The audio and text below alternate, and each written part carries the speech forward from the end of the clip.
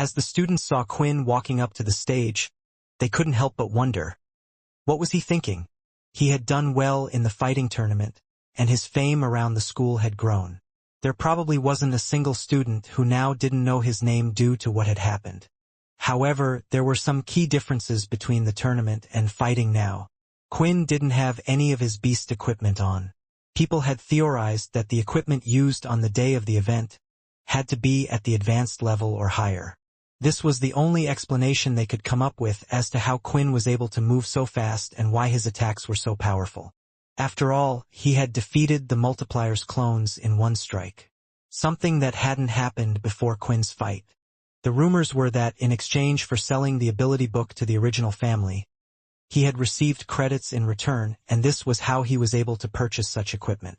Of course, Quinn's equipment on the day wasn't at the king tier or advanced level. At the time, he was simply using intermediate tier equipment. The speed and power he displayed were down to him. The other difference was, in the beast class, most of the time they weren't allowed to use their abilities. Especially as first-year students, and right now it was the case as well. They could only guess that the reason the multiplier was defeated was due to Quinn's ability. When the dome was created and the words spoken by the multiplier. Hands. The hands that were used at the event couldn't be used here, so the students didn't have much hope for him successfully hitting Del. Although many of them wanted to see Del lose after his arrogant act. A large smile appeared on Del's face while looking at Quinn standing opposite him. The same thoughts that were running through the students' heads were the exact same thought that he had as well. "Come on, let's get started," Del said. Quinn moved in, but not as fast as he did at the tournament. Too many people were watching, so he couldn't use his full speed.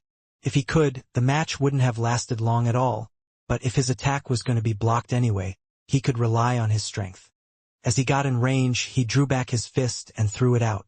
No special techniques were used, and to everyone it just looked like a regular punch coming from below. The shield was placed in the perfect position, so Quinn's fist would hit the center and bang. The sound of the fist hitting the shield was heard throughout. The students started to look away as they imagined the pain Quinn must have been feeling right now. When one would see their fist was going to be blocked by a shield, they would usually draw back their power or not attack at all for fear of hurting themselves, but Quinn didn't one bit. When moving his hand to perform another punch, a bloody mark could be seen left on the shield. Del quickly moved the shield in place again, blocking the attack from his right side, and again a large sound was heard. Inspect. Intermediate tier, currently advanced tier. Durability 96%. The shield was stronger than Quinn thought. It was at the intermediate tier level, but he never thought Del would be so shameless to be using his ability to strengthen his shield. Even with his full strength behind his attacks, it was only damaging the shield by 2%. With his bloody hands, Quinn continued to punch the shield at full strength, and Del blocked each one, with a smirk behind it, unaware that his favorite weapon was slowly starting to crumble away. Durability 60%. Eventually, Quinn had stopped. Any further than this and cracks might start appearing in the shield, and Del and the students would get suspicious. "You want to stop?"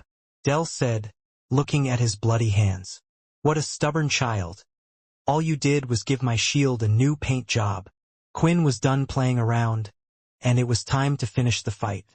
"If you are using your ability, then I'll just use mine," Quinn said. Seeing Quinn was throwing a hook to the right side of his head, Del moved his shield to his side in a position to block the punch. He was then waiting for the usual clang to be heard, before predicting the next blow. But the clang never came, and instead a fist was coming right for his face. "What? I was sure I saw him throw a hook to the right?" It was too late. The bloody fist dug into Del's face, and as his head flew backwards through the air, two of his front teeth could be seen dangling, holding onto his gums. His whole face was bloody, and it was hard to tell if it was Quinn's blood or Del's. A clanging sound was heard as the shield had dropped to the floor, and soon after Del did as well. "Hey, the teacher. He's not getting up. Does this mean the class is over?" "Not just that. Quinn hit a teacher. Won't he get in trouble for this?" "I don't know, it was the whole point of the exercise, right? What I don't understand is, Dell was blocking perfectly up to that point, and it was clear a punch was being thrown straight at him, so why did he move the shield to the side? The answer was one only Quinn knew. People like Dell had weak minds, and Quinn was confident of that.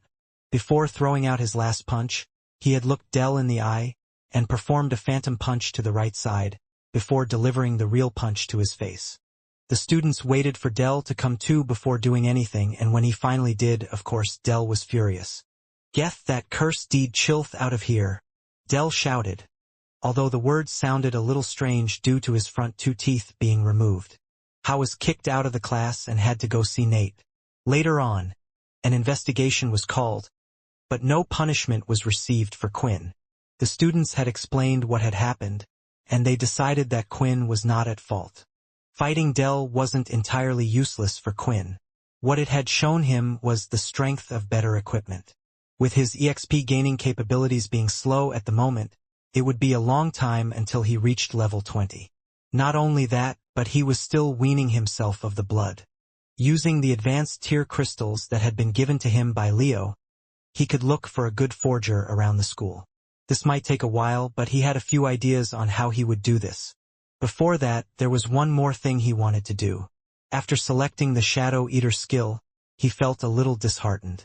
He still had no clue what it did, and the system didn't seem to know either. However, he still had 30 skill points to be used, so there was a chance for him to unlock a new skill. Over the next few days, Quinn had unlocked one of the shadow skills, and unlike with the Shadow Eater, he was greatly pleased. He would switch between going on to the private servers to practice using it, and going on to the military servers to gain EXP points. After the incident with Dell, the beast classes were a lot more different as well. His face had fully healed thanks to Haley, but he no longer tried to cause trouble for Quinn, or show off to the other students. Instead, he just stuck to the scheduled lessons that were meant to take place. Quinn still hadn't gotten his new equipment made yet, but he had planned to put that into motion very soon. As the days continued to go past, it looked like summer would soon be upon them. However, in a certain individual's room on their computer, the screen was flashing. It continued to flash in a green color, and on it, a sequence of numbers were displayed. The portal device in Logan's room had finally been unlocked. Her mind was split on figuring out just what to do, but now it was already too late. James had entered her for the agent exam, and they had finally arrived, where Erin would have to take the test. She had been struggling with herself about what the right or wrong thing to do was, and the reason for this was Layla. At some point, she was hoping Layla would eventually return to the pure base, where she was hoping she would have the answers to the many questions Erin faced while being at here. There were just things that didn't quite make sense to her. She had taken note to not do anything serious and just comply for now while looking at what was happening to her surroundings. She found that other students had the same questions as her, and those that did and brought it up, or expressed their wish to leave pure, would be taken away and had come back a few days later no longer having those questions in their minds. It was a facade. They told everyone they were free to leave when they wanted, but if they tried, they would be re-educated and always come back. But ultimately, most people at Pure were like her. They had no place to go, and Pure had become their home, their safe place where they knew they could survive. Felt like they had a debt to be owed. If they are fighting for freedom and equality, why are they so intent on keeping us all inside, locked away? I'd rather be out there doing what I want in danger of others than stay here. At least that's my own decision. Erin did not feel the same way as the others. Now that she knew Layla had broken off communication with Pure, there must have been a reason for it. Did something happen to her? This was where her dilemma kicked in. The only people that were allowed to leave the Pure base were agents. Numbered agents were those who worked outside of the base. The others would only be called upon when a big operation was taking place. And with not knowing where she was or how to get out of the base, it seemed like becoming an agent was her only way of finding out what was happening on the outside. Knowing that she was unable to get her way out through complaining or asking, she worked her hardest learning what she could from them. The test had started, and right now she was sitting at a single desk in a room with 8 other people, including Bart, who she had a tough time sparing with the other day. The exam had started with a bunch of multiple-choice questions. There were answers she wanted to put down and the answers they wanted, but she continued on putting on her own facade of being obedient. The next test, several objects were placed in front of them, some of them Erin recognized from the military academy. They were to assemble and reassemble the components of equipment, removing any trackers, recorders, and so on. When putting them back together, they would be scored based on time and how well the piece looked when being placed back together. After that test, there was a recording was played. The recording had several conversations going on at once. After the recording was finished, questions would be asked about a specific discussion. It was hard as they needed to listen to all of the conversation going on at the same time, and only extract the useful information. With everything complete, it seemed like the test was over. Erin thought she had done pretty well, as she was most of the time the first one to finish out of the lot. She tried her hardest at each one of the tasks, and the others watching noticed it too. Inside the room there was a female examiner, and watching at the back were 4 high-numbered teachers. This includes James, number 15, then the other teachers 16, 17, and 18.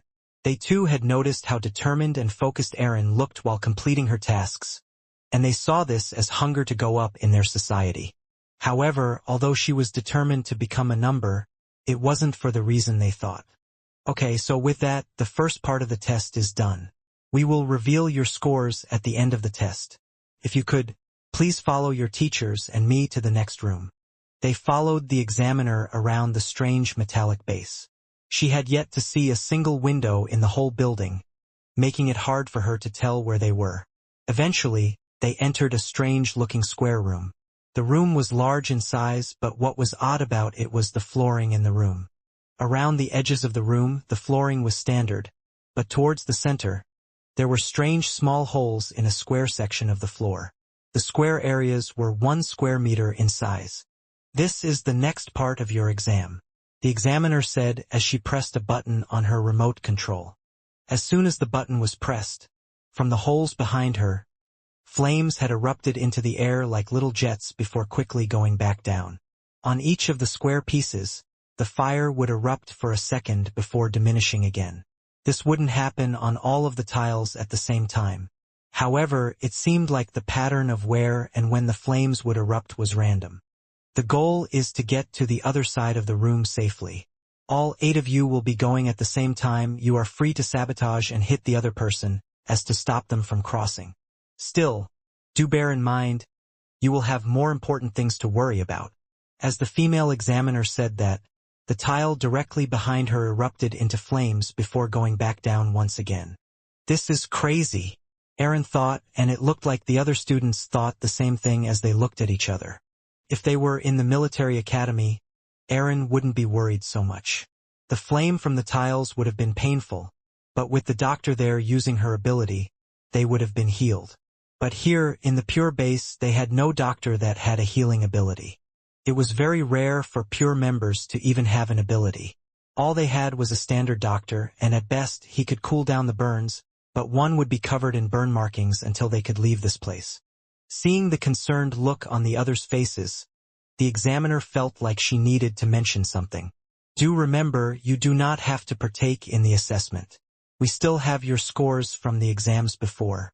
And just because you do take this, does not mean one will make it to the other side successfully. The other students started to look at each other until, eventually, one of them raised their hand. I'm sorry, but I can't do it. I would like to drop out of this part of the exam. The student said. Very well, the examiner replied. After the first student had dropped out, many followed. It was expected. The flames continued to go off behind the examiner and even Erin, trying to find a pattern of which tiles to jump on at the right time, couldn't find one. It was simply too dangerous. The only ones that hadn't replied yet were both Erin and Bart. Looking at the tiles one more time, Erin thought there was a chance her reactions would be fast enough and maybe she could do it.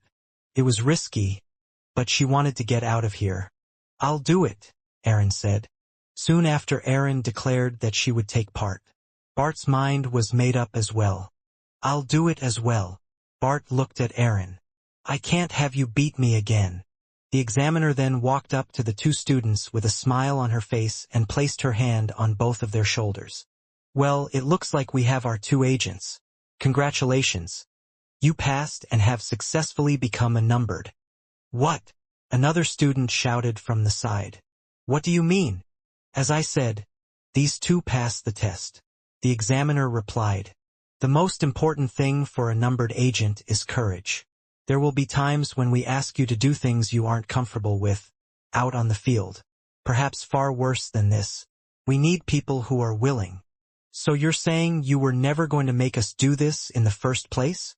The student complained again. The others continued to moan and groan but knew it was pointless. They had already made their decision. However, Aaron felt like the words spoken by the examiner were not truthful at all. If they really never intended for people to take the test, then why was the room built in the first place? And if they had all said yes to taking the test, would they have made them not take it? It seemed like a convenient outcome had just come to them at the time. With the two agents selected, a few days had passed and eventually, both Aaron and Bart were awarded their numbers. Aaron was given the number Agent 99, while Bart was given Agent 100.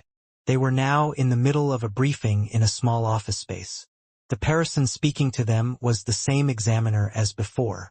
She began to explain what their duties and tasks would be, as well as handing them standard equipment that every agent carried in a small little suitcase. Now that everything has been explained to both of you, it's time to tell you where you will be based, said the examiner. Now this may or may not be your permanent post, and agents can be told to move at any time, and there will be times where we call you back to the base. So please remember to keep in contact at all times. First, Agent 100, you will be traveling to the planet Holden. You will be going with Agent 17 for the first month. They will help you with your tasks and explain what to do. Shortly after you will be left to your own devices, but there will be a weekly report due, as well as a monthly checkup, from a high number until a year has passed. This was finally Aaron's time to go outside. Unlike Layla, she wouldn't be posted at a military school. Her face was known and she had an ability. You will be heading to the planet Lantarnia with James Agent 15. Latrina. Planet Latrina wasn't just any planet. It was the planet that she and James had first met on, and also was where her watch was thrown off on the cliffside. If I get the watch back, maybe I can contact the others again. A new hope was suddenly lighted inside of Aaron. On planet Latrina at the beautiful cliffside that overlooked the Blue River and shelter, a portal had opened up near the base of the cliff. Out from the portal came Aaron first, and next after her was James. The two of them were wearing what everyday travelers would wear, which tended to be a mismatch of beast equipment. It would give people no reason to suspect them for carrying weapons and at the same time, not make them associated with any group. Aaron had been given a basic tier beast armor to cover her whole body. Most of it was in some beige type color, and one could tell from a look it wasn't cut or crafted well, as if she had been given leftovers off someone's dead body. The more she started to think about it, the more it made her worry that it might have actually been leftovers from one of their dead agents. She couldn't help but stare at an oddly faint red marking that wouldn't go away no matter how much she rubbed at it. However, if she was to kill or defeat beasts while out on the field, she could use that to improve her own equipment. Or each time she ranked up to a different number, she would also be given a hefty bonus in credits. As soon as the two stepped out of the portal, Aaron started to look at the top of the clifftop. It was where they had last left, and where James had thrown her watch. Do you mind if I go up there and check the view? Aaron asked. It's been a long time since I've been out of that base. Sure, James said. I'll go with you. She was hoping James wouldn't have replied like that, but at least she was able to go to the clifftop. As she moved, she noticed James stayed a few feet behind her and it never seemed to change. She slowed down her pace going up and he slowed down his. If she sped up hers, he sped up his as well. Due to her training at the base, it was clearly apparent he was tracking her. The two of them had finally reached the top, and with him around it would be hard to look clearly through the grass to see if she could find the watch. But she slowed down her stride and did just that.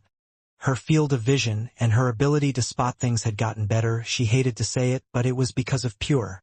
This was all part of their training, but no matter how hard she looked, she couldn't see it at all.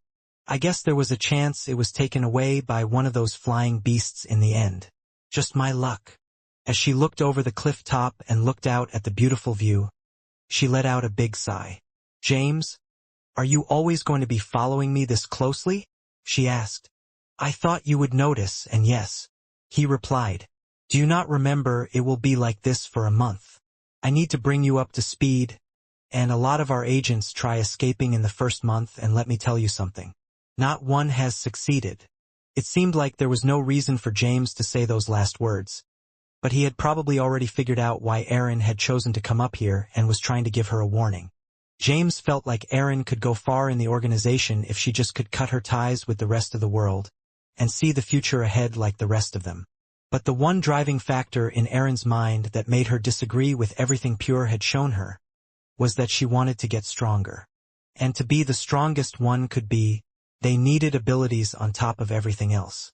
In Pure's mind, there would be a world with no conflict, so there is no need for power, but Erin could never imagine that happening, even if powers were taken away. So she wanted to be the strongest she could be to protect everyone. The problem she felt with the world right now was the ones with the strongest powers did nothing, and there wasn't one person who was supreme over all the others. If there ever came the chance where one person would be stronger than all the others without question and also did things the right way, then the world could change for the better. If she couldn't find that person, then she had to become that person. "So, what exactly are our duties here again?" Erin asked. "It's actually quite simple for the most part. It's just to act like a normal traveler while gathering information and news. Keep up to date with what is going on this planet." James explained.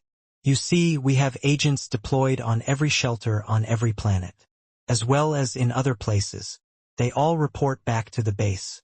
This allows them to get a big picture of what is going on and how things are moving. Even though we have fewer people than the military, our information gathering and our eyes are just as good. Sometimes, when you have too many people in a charge, it actually gets harder to do things."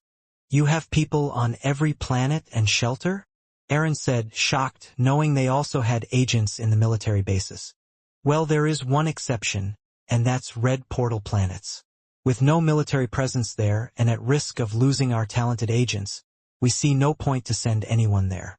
Although you may get the very top single agents on those planets from time to time, since those are the only ones strong enough to survive in a place like that." The two started to head down from the clifftop towards the shelter. They would need to look for accommodation they could pay to stay while there and set up all of their equipment. Everything would be covered by Pure. It made Erin wonder how they managed to get such money in the first place, to create a base and pay for all these operations. The only thing she could think of was with what James had mentioned earlier. Maybe that's why she hardly ever saw the high single number digits around the base apart from Agent 5. It seemed like 5 was always in charge of the base because the others were never there, and as for number 1, the person rumored to have a demon-tiered weapon, she had never even seen him once since she had joined. Once entering the shelter, it seemed easier than others to find accommodation and all sorts. The people who were running the place seemed to be happy that travelers had decided to stay. They were even given jobs on the spot to protect the shelter as a part of a shift duty once a week. When looking around, Erin noticed there were quite a few travelers who seemed to be working as guards. It seemed a bit strange to have this many people protecting this one peaceful shelter. Technically, this planet was classified as a green planet. The highest level of beasts that would be seen here were intermediate tiers. So why so many guards? The two of them had entered a nice-sized apartment. It had a large living room that doubled up as a kitchen area, and then 2 separate rooms with a bathroom each. It was definitely more cozy than her living quarters at the Pure base or the military base. The two of them, after unpacking their belongings, did the standard checks in the room. Sensors were set up by the door, secret cameras were placed in the corners of the room, and they themselves checked if there was anything wrong with the place. After everything was done, the two of them sat down on the table together. "Okay, let's see how well you've done so far," James said. "What did you notice about the place?" "This place is quiet, really quiet, and all the people look happy. It's as if the shelter has never experienced an attack before. Yet, for some reason, there's an absurd amount of guards all over the outside of the shelter. It's as if they're hiding something or protecting something." "Good," James replied. When I first came here, I noticed the same thing too. So I decided to do a little digging. However, even for us it was hard to find out who was funding everything. The only information we could get was the shelter was being privately financed. A shelter not protected by the Big Four or the families or by the military. There aren't many people in the world who would be rich or powerful enough to look after a single shelter like this, so that narrows our suspects down a little. But just like you, it does seem strange, and our task is to find out who and why they need to do this. My research tells me there's a dojo that had just been finished being built not too long ago. Apparently, there's a crazy young person. He's the only one that lives there. If anyone tries to get close, he tells them to go away. This will be our starting point. At the same time, in that very same dojo, Leo was meditating in the main hall. He sat down on the floor, crossed-legged with his eyes closed. The pains and urges in his body had gotten stronger, and he was trying his best to suppress it. He knew how to get rid of it instantly. The answer was to consume blood. But Leo was trying to look for a different answer. Quinn had told him that some vampires had managed to eventually wean off blood completely. That he himself had become addicted and was in the middle of the process of trying to be less reliant on blood. This gave Leo an idea. Perhaps there was a way of using his ki. He would be able to suppress hunger and stop his body from feeling what it was feeling. So far every day, when getting such pains, using his ki seemed to work in suppressing it. However, if he used a blood skill, it would get harder the next day. It looked like if he wanted to use the blood powers, there was no way of avoiding consuming blood. But if he just wanted the other advantages, such as increased strength and speed, the suppression of ki was enough. So he wouldn't have to consume blood on a 2-day basis, as Quinn had first suggested. It was a good result. "Sir," the young man said, rushing in. Luckily, Leo had just finished meditating. Otherwise, the interruption would have made him start the whole process again. It wasn't a quick one, as it would take about an hour to make the hunger go away. "Oh, sorry," the young man said as he saw Leo sitting on the floor as he entered the room. "You know, you haven't been here that long, and I'm not used to this. I'm used to having the whole place to myself, relaxing and—" "Please, what is it?"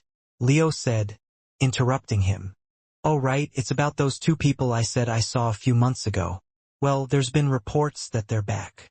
Leo started to think about the watch he had found at the clifftop, that was currently in his room. If it really did belong to Aaron, he wondered what they were doing back here. "Maybe I should go see what they're up to," Leo said. Although the travelers and shelter officials didn't know who they worked for, they knew who to report to.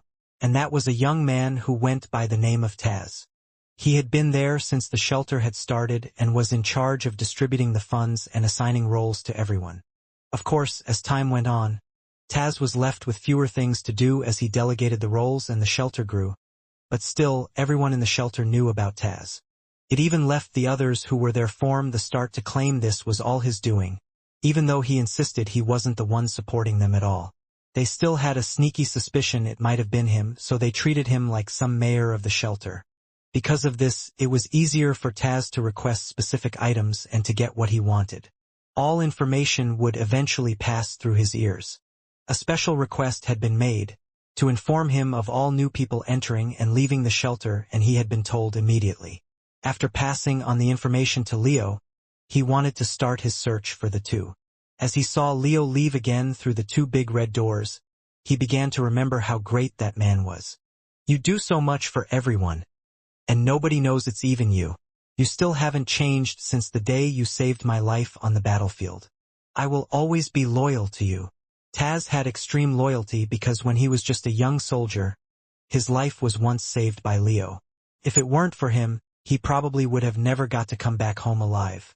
He and Leo were both privates at the time, so when he heard he was going to become a sergeant, Taz thought it was well-deserved and wanted to help make his life more comfortable at any cost. As Leo began his walk outside, he didn't really know where to go, only that they would be in the shelter. Although he could remember Erin's aura quite well since she used to be in his beast class and was one of the best students compared to the others. Surprisingly though, it didn't take as long as Leo thought it would to find them. A little away from the dojo, just down one of the streets to the central plaza of the shelter, he could see 2 people walking his way, and one of them was Erin. The two continued to walk, but Leo made sure not to say anything. The instant she had seen him, he could hear her heart beating rapidly. On top of her not saying anything, and doing her best to carry on, it all felt a little weird. Something's wrong, and I have a feeling it's to do with the person behind her, Leo thought. The two of them didn't do anything, and Erin, who carried on walking as if she didn't know who Leo was. What's he doing here? She thought. Shouldn't he still be at the military base? Has the school come here on an expedition? But the timelines don't add up. It doesn't make any sense. She started to think of why Leo could possibly be here, but she had no clue.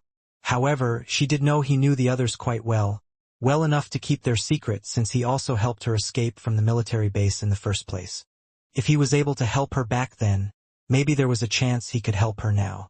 James was still following her, but from a distance away as he usually did, while Leo was doing well to keep up his act of slowly walking completely blind. One look of his eyes and people could usually tell he wasn't faking. As the two of them passed each other, Erin whispered as quietly as she could, "I need your help. The man behind me is with Pure. They have agents on every corner." She quickly said, even though the time they passed each other was short. She continued to whisper. Knowing that Leo hearing was better than others, she hoped he could still hear her. "I don't know where to go. I can't go to the military base. But if you can get me somewhere safe, I can stay in hiding until everything settles down. Please, if you can, help me." She didn't know how much he had heard, and she felt guilty asking for his help after he had done so much for her before. But as soon as she saw Leo, images of Layla and the others had popped into her head. Seemed like she missed them more than she had thought. Her pride would no longer get in her way like before. She would willingly take all the help she could get. What Erin didn't know was, Leo's hearing wasn't just good. It was excellent. The abilities of a vampire had significantly increased his senses, and he had managed to hear everything.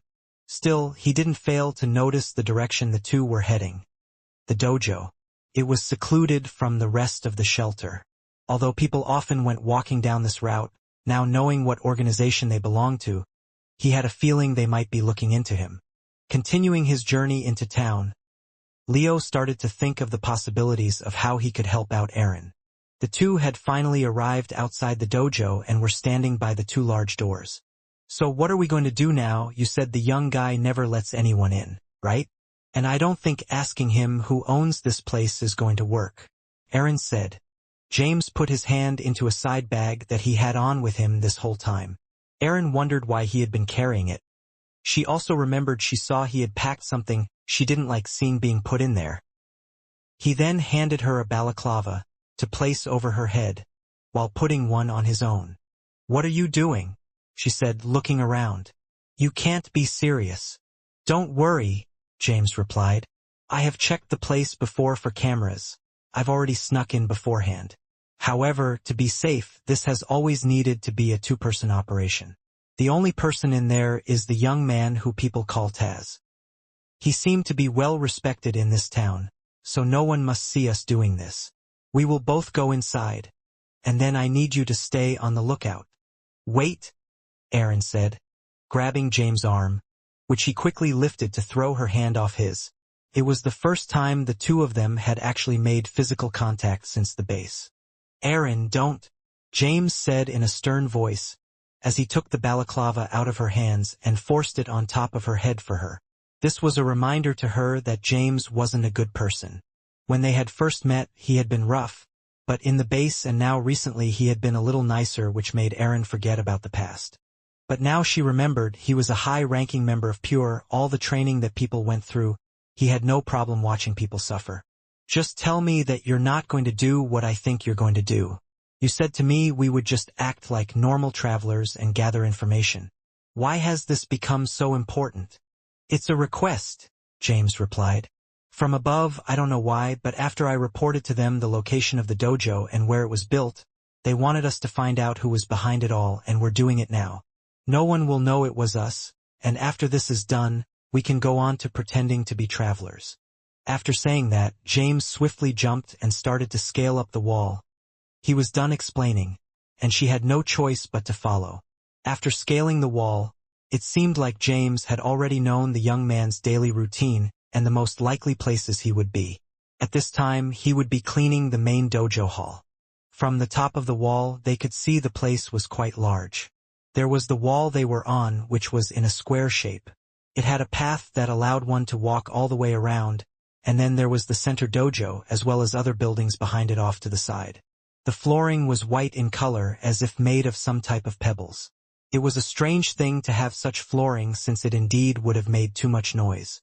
When looking at it, Aaron started to think. Wait, didn't Leo come from this direction? Don't tell me this place belongs to Leo? After asking for his help, and what the two of them were planning to do, she didn't know whether Leo would help her after this.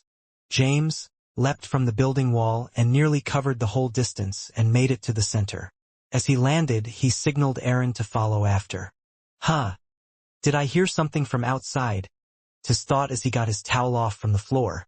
It was cleaning duty for him today, and he wanted to make the place spotless for Leo when he came back. Even if he couldn't see his hard work, he knew he would appreciate it. Just as he was about to check it out, the sliding doors opened, and a man wearing a balaclava came running out to him. The door was swiftly shut from behind, and Aaron stood outside as the watch guard. The man's hand was firmly over Taz's mouth, and he had already swiftly cuffed his two hands behind his back. All the actions had only taken a few seconds. Now, I'm going to ask you some questions, and I want you to answer them honestly otherwise. From his side bag from earlier, James had brought out a toolbox, full of different sharp objects. Who has been funding the shelter? I know you are Taz, you're the only person who would know everything going on here, and my guess is they have something to do with this place. You were nothing but a private when you left the military. There is no way you could afford to live in a place like this or get a position here. So tell me now. Removing his hand from Taz's mouth, James had thought that would be enough. Just the threat was often enough for people to give in. In reality, torture didn't work. People were scared beings, and they would just tell you what you wanted to hear, hoping to let you go. But all he wanted was a name. Go to hell, Taz said with a smile as he spat in James' face. Wrong answer. While Aaron stood outside waiting, she was extremely worried. She was meant to be on the lookout to see if anyone was coming. But her mind was elsewhere, because right now, all she could hear were the muffled screams and the shouts of the man behind her. When she saw the toolbox and what James had said before, she knew something was up. Should I stop it? But he's too strong. I'm still weak, Aaron said as tears ran down her face, and how she was doing this to the person who had helped her before. A few minutes had passed, and the muffled noises had continued. Then finally, Aaron couldn't take it anymore and fell to her knees. At the same time, when she looked in front of her, the red doors had opened and in came Leo. It looked like her guess was right. However, a look she had never seen before was on his face. I'm sorry, Aaron said with tears rolling down her. I smell blood, Leo said. After Leo had gone past Aaron and the mysterious man, he wanted to give enough time for them to do what they wanted to do. He had no business with Pure, or at least he thought he had no business with Pure. So he gathered that perhaps they were just curious about the newly built dojo or who was running the shelter. Maybe they were even going to Taz to try to recruit him over to the Pure side. Still, just in case, Leo decided he would circle around and come from a different direction and would do some spying of his own. Doing a short wrap around in a circle back around to his place wouldn't take long. But when he started to walk from the other side, a sweet smell had entered his nose. A scent so strong that it felt like a strongly scented flower was placed right in front of his nose. He had never smelt such a thing before. Then the pains in his stomach had returned. These were enough clues for him to figure out what it was. It was blood.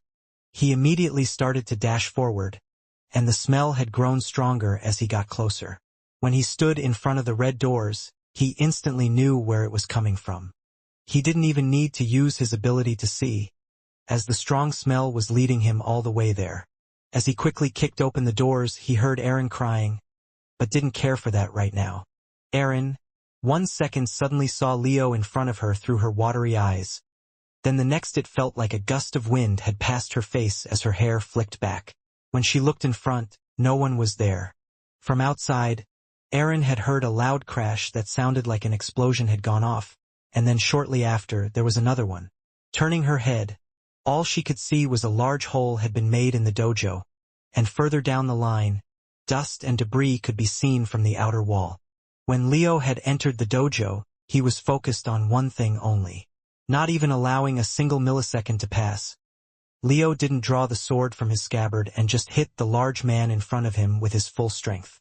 Quickly rushing into the dojo room, Aaron could see Leo standing above a man who laid there on the floor. His teeth were missing, his fingernails were bloody, and one of his ears had been cut off. The man slowly opened up his swollen eyes to see Leo standing above him. "Sir?" Taz said in a shaky voice. His mouth and lips were busted and swollen, making it hard for him to speak. He went to try to grab onto Leo to pull himself up, but then realizing his hands were covered in blood, he refused to ruin Leo's clothes. He quickly pulled his hand away and tried to push himself off the floor, but it was useless. I promise," Taz stuttered. I did not tell them anything." With that, Taz had finally collapsed onto the floor. "Aaron!" Leo shouted. "Take this man to the medical center quickly." Leo then drew his blade from his sheath. The wave-like pattern shined in the sunlight. "You wanted me to help you, correct? Then I will get rid of the problem." Aaron was frozen for a second. She didn't know what to do and never thought things would escalate so quickly. If it's a choice out of believing in Leo or believing in Pure, she thought as she clenched her fist. "Then, I will believe in you, Leo," she shouted as she quickly picked up Taz from the ground with all her strength and ran out of the place. "Now the distraction is out of the way. I can deal with you," Leo said. There were two reasons Leo had asked for Aaron to leave with Taz. The first was even though Taz looked severely injured and was passed out, he still wasn't dead as a heartbeat could still be heard. The second reason was that it took a lot of energy to fight the urge he had inside him. Something was pulling him towards Taz's body, and it wasn't his usual self. Leo hated not being in control and would have to consider this for the future if he would go for a prolonged amount of time without blood. James started to lift himself from the debris. Part of the dojo wall and the outer wall had fallen on him. It was a strong blow, and it felt like a cannonball had come out and hit him from his side. But his strong King Tier leveled armor had protected him well, as there wasn't a mark on him. "Who the hell are you?" James said as he started to lift the sword from his back. But he could see a broad line of blue aura coming out towards him. Quickly, using all of his strength, he channeled it, lifting out his sword and managed to knock the strike away. Soon after, more started to come his way, and James needed to concentrate, using every bit of his power in knocking them away. "Isn't this? But how does he know?" James thought. He knew blocking them wasn't going to be enough, and he would have to strike back. Stepping to the side and running along the edge, he decided to block some and allow his opponent to hit him. He had strong armor so he could rely on it and go on like this for some time. But then, one of the strikes had hit him in the chest. Once again the force formed the blow had sent him back, crashing into the wall. When looking down at his chest, a large dent could be seen. Something that had never happened before. His King Tier armor had been damaged. "Who is this guy? He is also using that." James had made a miscalculation. He was unaware that Leo had actually attacked him with the first attack while the blade was still in its scabbard. Now that it was out, it was a lot sharper than before. If I were to meet his sword head-on, I would be dead right now. With nothing else to lose, he had no choice. The air blade strikes continued to come forward. Instead of blocking them, he started to charge up the energy inside him. Of course, through Leo's ability, he could see everything that was happening inside James's body. The energy was rising from his belly and was being transferred out sword to the sword. Then when James went for a swing of his own, a blade of blue aura, a bit larger, had come out and had utterly destroyed all of his. As he left the dojo, a strange feeling overcame over Leo. It was the first time James was seeing his attacker clearly. "That's the blind man from before? Is he the attacker? Tell me," Leo shouted. "Tell me now. How do you know how to use chi?" The words spoken by the blind man had only confirmed James' own thoughts. He had been using chi this whole time. This was a skill that was taught to all the agents that went from rank 6 to 20. A secret that was not to be passed on, and at the same time a reward for those who were trusted enough. But this blind man in front of him James had never seen before. Instead of answering his questions, James decided to respond with another large slash of his own. The chi attack was more powerful than Leo's due to the extra support from his weapon. His weapon was larger and focused more on power, while Leo's focused on speed and sharpness. Against well-armored beasts, he would find it difficult, whereas Leo would have an easier time. But Leo was a little unprepared, for he had none of his gear on. He had never expected an attack this soon while at home, and had only his blade was with him. Seeing the large slash coming towards him, Leo didn't want to run away. The sight of Taz was still fresh in his mind. He placed his sword back in the sheath and started to concentrate his chi. But not only this, he was adding something a little special to this attack this time. As the attack drew close, he still hadn't moved. James was carefully keeping his eyes on the blind man, waiting for him to move or throw his next attack, knowing he needed to keep his distance. Just as the large chi strike was upon him, Leo unleashed his sword from his sheath at an amazing speed, and a chi attack of his own came out. Still the same size as the previous ones, only this one was different. It was dyed in the red-blooded color. As soon as it touched the large chi source, it completely destroyed the attack, but something unexpected had happened after. When James tried to look to dodge the chi attack, he could see nothing.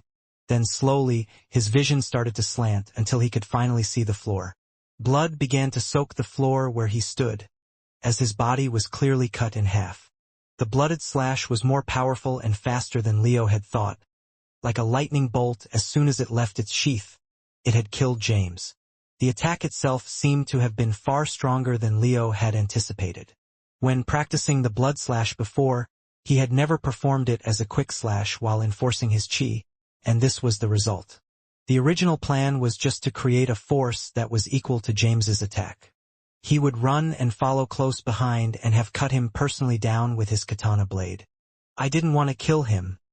There were questions to ask and answers I still needed, Leo thought as he walked over to the body. There was still hope that there might have been something on him that would be of use.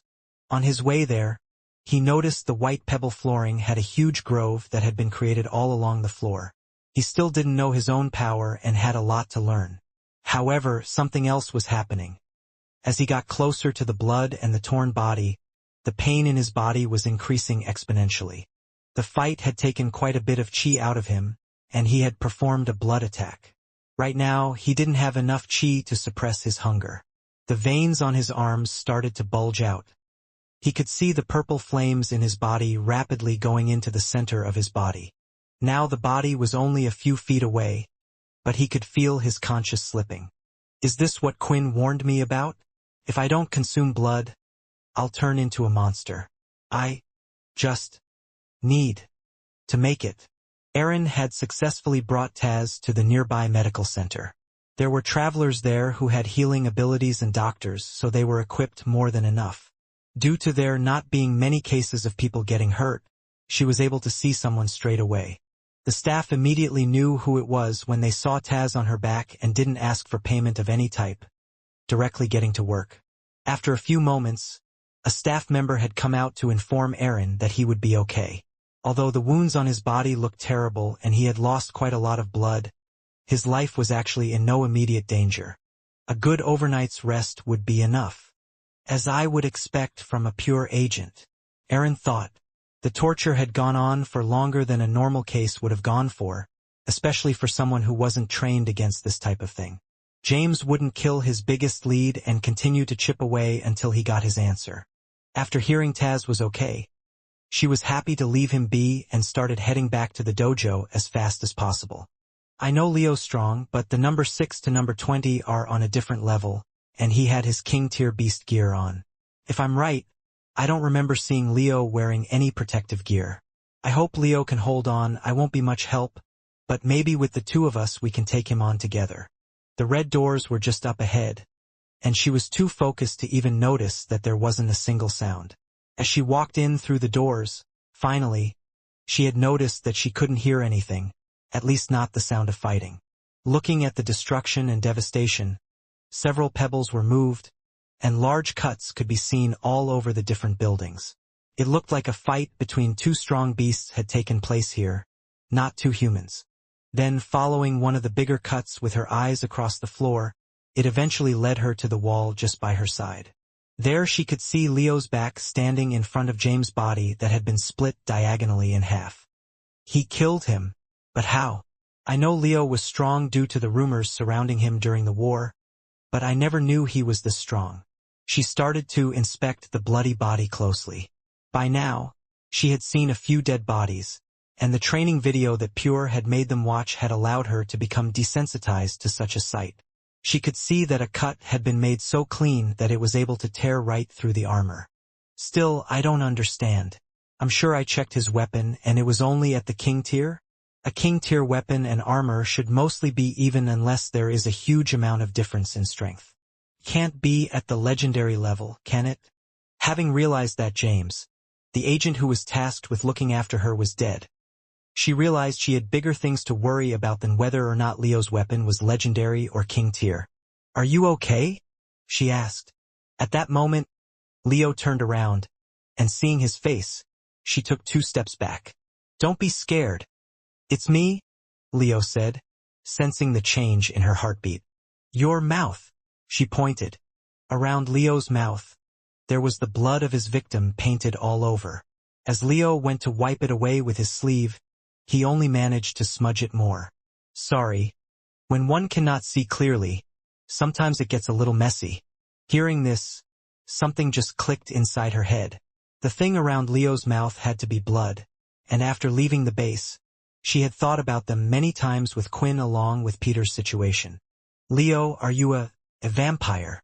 she asked, a little surprised himself that Aaron had said these words. But not entirely, since she used to belong to Quinn's little group. "A lot has happened, young lady, in the time you were away. Care to lend a hand?" Leo said, pointing at James's body on the floor. The two of them got to work, with Aaron first closing the doors to the dojo. Shortly after, she went inside to grab some large bin bags. When she returned, she noticed that Leo, using his blade, was able to cut through James with ease and had made his body almost unrecognizable, as it looked a little similar to minced meat. Although she was desensitized towards such scenes due to the countless videos she had watched, the videos couldn't correctly emulate everything, such as the smell and the feeling. It was starting to hit her a little as she felt nauseous. After placing the body in a few bags, they went to an old-fashioned blacksmithing area inside the dojo's grounds. It was quite large, and the weapons that Leo had before were now placed here. The body parts were then thrown into the hot furnace until it would burn to ashes. "What happens if people find out? Aren't you going to get in trouble for this?" Aaron asked, looking at the flames and smelling the body. "From who? I own this place. Unless I report myself or lock myself up, nothing will happen. You don't have to worry about a thing." The two of them left the furnace to allow it to carry on burning while heading back to the main dojo hall. It didn't look the same as before, and there were still traces of Taz's blood and a large hole in the side from when James was hit. Grabbing a few towels and such, Aaron started to clean up a little while also cleaning up the remaining blood on Leo's face. She had offered and Leo had accepted. He could see wireframes using his ability, but he couldn't see specific details. "You're quite good at this," Leo said as he sat down on the floor. "My parents used to own a dojo like this a while ago. It brought back some memories for me," Aaron replied as she sat down opposite. While the two of them were cleaning up, Leo had explained to her what had happened. He gathered that she already knew Quinn's truth from what she had asked, so it was safe to tell her. After that, Aaron had a few of her own questions she wanted to ask. "Do you know what happened to Layla?" Aaron asked. "When I was still at the base, she was still there. I didn't even know she was a part of Pure. I don't believe anything will have happened to her in such a short amount of time." It was a relief for Aaron to hear that, but still, she couldn't be completely satisfied with that answer. "Thank you for looking after Taz. But I'm afraid I went a little too far in my scuffle and killed your friend." "He's not my friend," Aaron replied instantly. But I do think we have a bigger problem. Pure members are to report back to the base every week. Every agent has a different device they use to report back. I don't know about James. Perhaps he was even meant to report back even more. They might send someone else here, looking for me. About that, do you know anything about James's power or the skills he used? Leo asked. Power? I'm not quite sure what you mean. He never really displayed his full power in front of us. None of the higher numbered do. Although what I do know is once you reach the ranks of 20 and above, they get sent off for some special type of training. Is he with Pure? Leo thought. Maybe that's why they were so interested in the dojo I built. I did so to bring attention and it looked like it worked, but why not come himself then? Why go so far? Do you still hold a grudge against me for what happened on that day, Master? Leo was trying to think hard about the best course of action for the future, not just for him but for Aaron and more for the people in the shelter. He didn't want to cause them any trouble or alarm. They deserved a peaceful life, but at the same time he needed to do something. Maybe it's best if we both leave this place, Leo said. After what happened, they will be after me as well. I don't want to put the lives of people living here in danger. But where would we go? They have people at every shelter, and I can't go back to the military base. Also, what if they send someone here again and go after Taz? Aaron asked, hoping he would have an answer. If my hunch is right, I know someone at Pure very well. I'll have Taz crush the dojo and put someone else in charge. He's not interested in their people here. He's interested in me. At this point, Aaron was a little lost. She had no clue what Leo was talking about, but just knew right now he was her only hope. As for your second problem, follow me, Leo said. Before leaving the dojo, Leo went to access something in the room's corner. After inputting a code, a small door opened, and he grabbed an object from it. Then, using another device, a digital screen appeared with a sound wave. As Leo spoke, the sound wave would move. After listening to what Leo was saying, she realized it was a digital message left for Taz. Our time together has been great, but I'm afraid it has come to an end. For the goal and person I have been looking for is insight. I'm sorry for what happened to you today. I believe I am to blame for this. With this, I will give you your final and last task. 2 gold credit cards have been left behind. I would like you to select a person who you think will do well in looking after the city. Someone you trust. I believe you are better than anyone to decide this. Pass the card on to him. When I can, I will apply funds and continue to support this shelter. As for the second gold card, that is for yours to use. There should be enough money for you to last a lifetime, as long as you don't go and squander it. There is no need for you to risk your life to put food on the table. Enjoy it. When I leave, have the dojo and all the equipment in it destroyed. And stay as far away from me as possible and cut the connection with people you know here as well. The 2 of them left the dojo and went outside to another building located in the same large square that Leo owned. It wasn't as big as the main hall they had just left but was the second biggest in the whole square area.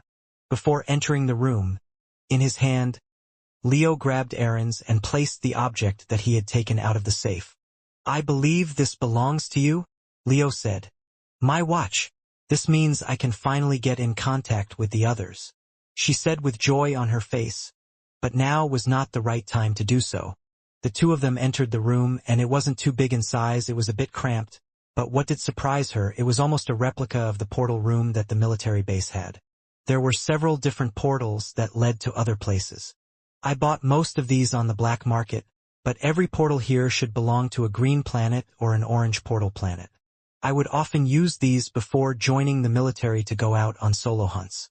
Then with the beast's crystals, I would sell them to fund the shelter. At first, Aaron thought that maybe one of these portals would be her way out of here.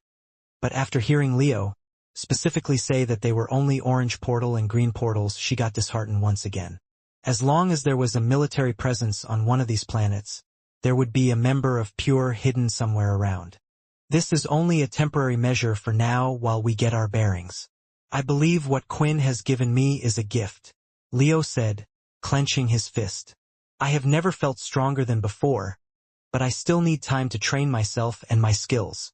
If you wish, I will train you too. If you want to see your friends again, I suggest you take me up on my offer. Once the two of us are strong enough, we will come back, and Pure will fear us. Going to one of the teleporters, Leo pulled it from the side and into the center of the room. Then once activated, the small waves in the air could be seen. However, the color that Aaron was expecting didn't appear, for it was a portal in red color. What? How did you get this? Aaron said. Isn't it dangerous? Wouldn't this be worse than running from Pure? This portal used to be an orange portal planet, you don't know this, but the students were sent here on an expedition. The highest tier beast on this planet is advanced tier beasts. It turns out that there were many advanced tier beasts. It was enough for the military to decide to abandon it and classify it as a red portal planet. I am confident that if there are only advanced tier beasts, we should be able to avoid trouble. There may be the odd king tier beast here or there, but it was clear that there aren't many. This will be the perfect place for us both to train. Although Leo didn't mention it, he had one more worry, but it was unlikely they would meet. She thought about it, but in the end, it really was the only option they had. They could carry on running in disguise from shelter to shelter, being chased, never having a place to settle. Or she could take a risk, grow stronger with Leo and no longer have to be afraid of hiding. 1 year, Aaron said. I want to meet up with the others when they leave school. I want to be strong enough to no longer have to worry about True Dream or Pure. If you can do those things, then I will come with you. Aaron took Leo's hand, and the two of them slowly started to walk through the portal together. On the muddy ground, inside a hot jungle where the trees were so tall as if touching the sky and the tree trunks were as thick as houses.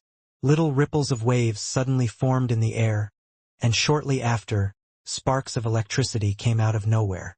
A portal had soon shot open, and out of it came both Aaron and Leo, stumbling and placing their hands on the ground, trying to balance themselves. Ah, we're here, Aaron said, wondering what the place looked like. But when she lifted her head, she was greeted with a sharp, pointy spear. Intruders. We have 2 people who have come through a portal, the man holding the spear said. When looking around, both Leo and Aaron noticed that they were completely surrounded by about 30 people, and they had their beast weapons in their hands, ready to engage in a fight. I thought you said this was a red portal planet, Aaron whispered. There shouldn't be people here, right? There used to be a shelter here, Leo replied, but I thought they had abandoned it, or at least the military did. Up high on one of the trees, there was a wooden house at one of the platforms, built bigger than any other. Inside, a young man came rushing into the main room. Arthur, Arthur, the young boy shouted. There are 2 people who came through a portal together. What should we do? Arthur stood up from his comfy chair he was in and started walking to the open outside entrance. I know, I can smell him. He's one of mine. A rare expression was seen on a student's face today, one who rarely did ever show his emotions, but he was over the moon. Why? Because the long-awaited project that he had been working on for the whole year now was finally complete.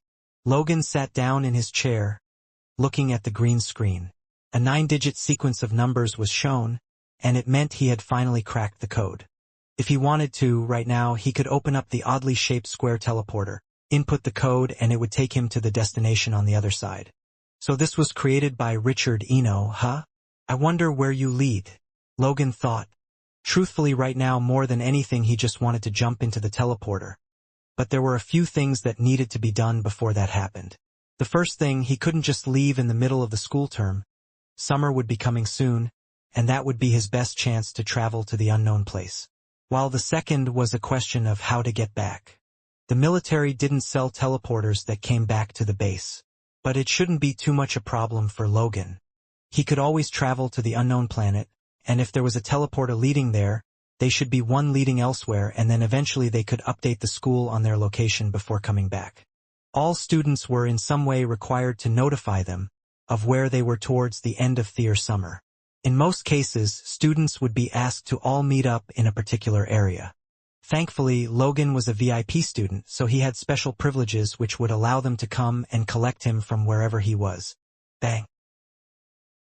Suddenly, The sound of Logan's door was heard being slammed wide open. There was no knock, no nothing, and it truthfully startled him. "Don't touch that teleporter," Quinn shouted, imagining in his head that Logan had already gone in. A few moments ago, when Logan returned to his room, he had seen the green screen, and as promised, he had sent a message to Quinn. Quinn tried his best to make his way there as fast as possible, afraid that perhaps Logan would be too tempted to do some type of test. What if he's already gone in? What if it all goes wrong? Maybe I should have told him where it led to. He might have even accidentally connected them to us. But in the end, it was all in his head, and Logan was peacefully in his chair. "Quinn, can you please not do that? What if I was working on something important and you jolted me? You're lucky I was alone in my thoughts," Logan replied, but the two sides of his mouth suddenly rose up once again to show a creepy smile. "Is that a smile?" Quinn asked. When looking at him, it looked more like a creepy doll smiling, where its teeth weren't showing. The two of them sat down and talked, and Logan explained to Quinn how he thought it would be best to use the teleporter in the summer. This was it for Quinn. He had been trying his best to figure out how to stop Logan from using it, but in the end, the only thing he could do was tell the truth. "Logan, I don't think it's a good idea we use the teleporter, and before you ask why, it's because I know where it goes. When Fex was here, he spotted it in an instant, and he gave me a warning. These square-shaped teleporters, they're all linked back to where the vampires' homes are." Logan remained silent. The smile on his face wasn't present anymore, and he placed his hand on his chin. It was his thinking pose, and Quinn knew not to interrupt while Logan was thinking. "Isn't this a good thing then?" Logan replied with a surprising answer. "I mean, now we have a way to save Peter, right?" "What are you saying, Logan?" Quinn replied. "Look, I want to save Peter as well, but I think for once you're letting your emotions get the better of you. Why didn't you try to save him in the dungeon in the first place?" "It was because we had no information on the school dungeon, and it was risky. The place where the vampires live, we know absolutely nothing at all. Say we were able to get there and sneak in. Then what would you do about your smell? Vampires and humans have a distinctive smell from each other, and it seems to go even beyond that. I know you want to help Peter, and I do too. But not now." "Correct, Quinn. Not now, which was why I was suggesting in the summer," Logan explained. "Your growth in strength so far has been rapid. Don't think I haven't noticed. I made some rough calculations in my mind, and I have never seen anything like it before. Eventually the vampires will come after us, right? But we have no clue when, and we have no clue where yet. They know about you and you don't know about them. This is the chance for us to gather the information needed. What's one vampire among?" For a moment Logan stopped there, realizing he had no clue how many vampires they were. "My point is, sometimes the best hiding place is one right under their noses. Between now and then, do whatever you can to get stronger, because I'm telling you, Quinn, I have made up my mind. I'm going. This isn't just about Peter. Of course, I feel like I failed him many times and want to help him, but this also goes down to my research. This is my whole life. Not just mine, but my family's as well." "Logan!" Quinn shouted, but could see when looking at him, his expression was one of determination. He was going to go through that teleporter no matter what. "Logan, I'll think about it. Will you tell the others?" Logan asked. "Did you guys tell me when they came to get Peter?" "Honestly, this matter doesn't involve them," Quinn replied. "I would disagree with you, Quinn. Your shadow ability is a trait that only vampires can use, correct?" The second warden declared that his family was protecting that ability. "His whole family is now involved, whether you like it or not. Peter, he was changed and became a vampire because of you, and now Layla the same. They have nowhere to go now and no one to rely on but you. The only person that still isn't directly involved in this mess is me, but I am volunteering and choosing to go. You don't have to make up your mind now, but I think I already know what your answer in the summer will be. So Quinn, get stronger, get as strong as you can, and if there's any way I can help, let me know. Damn it. Can he read my mind or something?" Quinn had already decided. Too many of the people around him were leaving because of him. If Logan was to go to the vampire world, he would do anything he could to protect him. He didn't want another one of those who were close to him to disappear. "Oh, before you go, about that scent thing," Logan said. "I was wondering after the trick Fex pulled to disguise the smell and trick them into thinking Peter was you, I was wondering if maybe there was some way to replicate it. All I need is a bit of your blood. Well, this is a change, usually I'm the one asking other people for blood. But here Logan's asking for mine." "Sure, go ahead," Quinn replied. After taking some of Quinn's blood, it was stored away in what looked like a specialized fridge. The computer screen started to do its thing as it was analyzing the contents inside it. While watching everything Logan was doing, it made Quinn think. "I remember you did quite well in the crafting tournament. If I gave you some advanced crystals, do you think you could make me a pair of new gauntlets?" Once again, Logan placed his hand on his chin as he thought. "The problem isn't making them. I can pretty much make anything since I can just look for a standard blueprint online. The problem is, I'm not a forger. Although I would say I'm better than the average forger, I also don't come close to those at the top. Not once have I ever, when creating a weapon or armor, have I been able to create an active skill along with it." Is it what Leo was talking about, how the top foragers, without even realizing it, are implementing a part of their chi while making the weapon? "Do you know anyone who can?" Quinn asked. "Sadly, I do not." If he allowed Logan to make the gauntlets for him, he thought it would just be a waste in the end, but he could always use it as a last resort. Then, while in the middle of thinking, Quinn started to think about his boots. Shadow equip. The shadow surrounded his legs and his boots suddenly appear around his 2 feet. These were the only items that he owned which had the active skill Windwalk. Inspect. When using his inspect skill, the basic information about the stat points, the active skill, and finally the name of the creator appeared. "I think I have a way to find a good forger," Quinn said. The advanced crystals that had been given to Quinn couldn't be used to get any of the items from his system shop. Usually the items that came from the system shop were better quality and more powerful than the ones he could find online. The only downside was, many of the items required specific crystals for them to be created. An example of this was the intermediate crystal Quinn owned, that could now be used to create 2 short swords for Vorden. Although, he didn't quite have the funds to make it for now, as it still required him to purchase 2 more intermediate crystals. He was already low on funds and didn't know how much a forger would charge him to create the advanced weapon. This all put him in the situation he was in now. He had no choice but to head off in search for a forger. On the weekend, the school would set up a market stall inside one of the school's gyms. Here students were able to sell items they didn't need or items that they had made. This included beast equipment.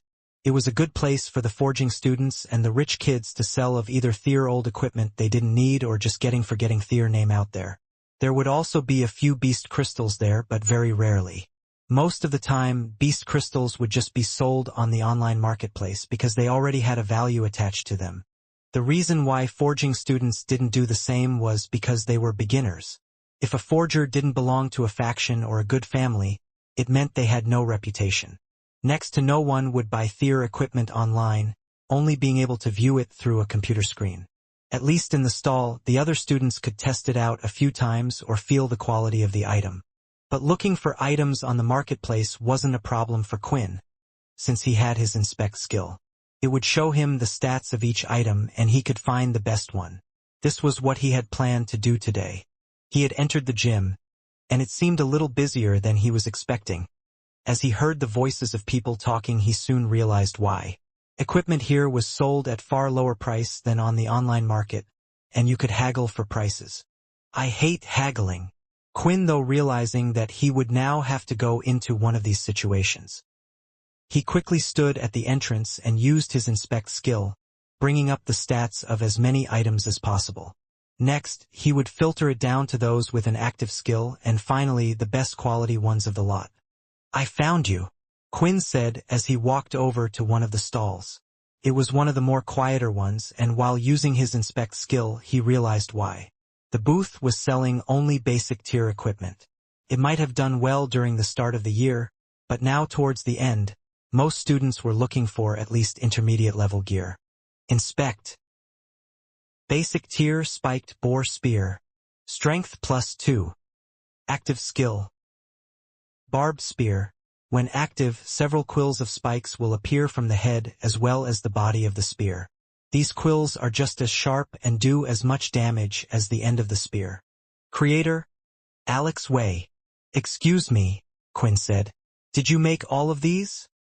Pointing to the spears off to the side. Oh, a customer.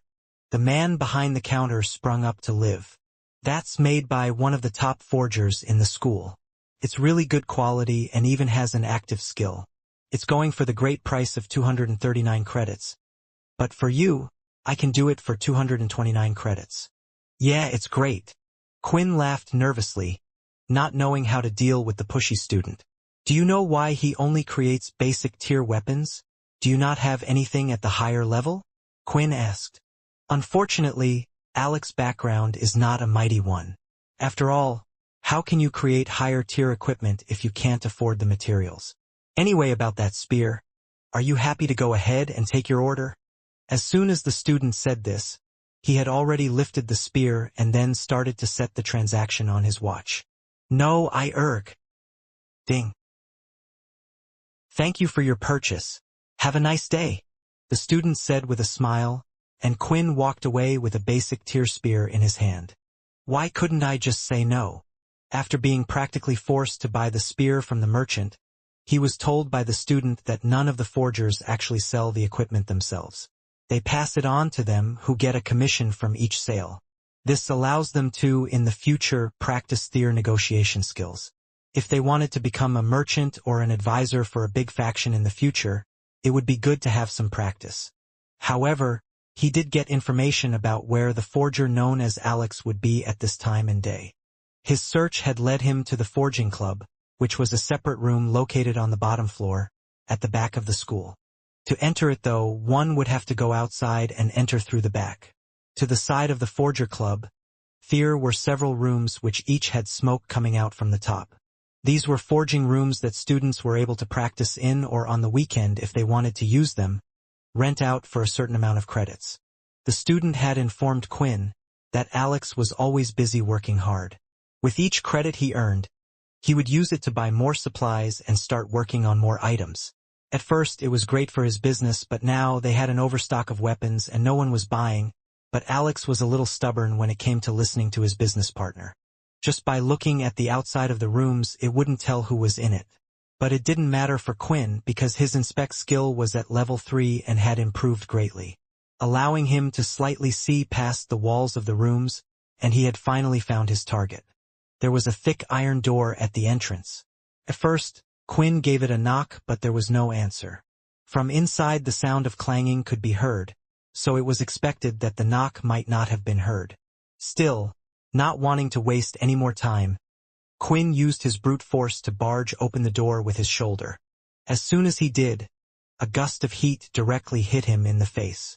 It was so hot it was causing him to feel slightly faint, and he was already feeling that way due to the sun. Darn it!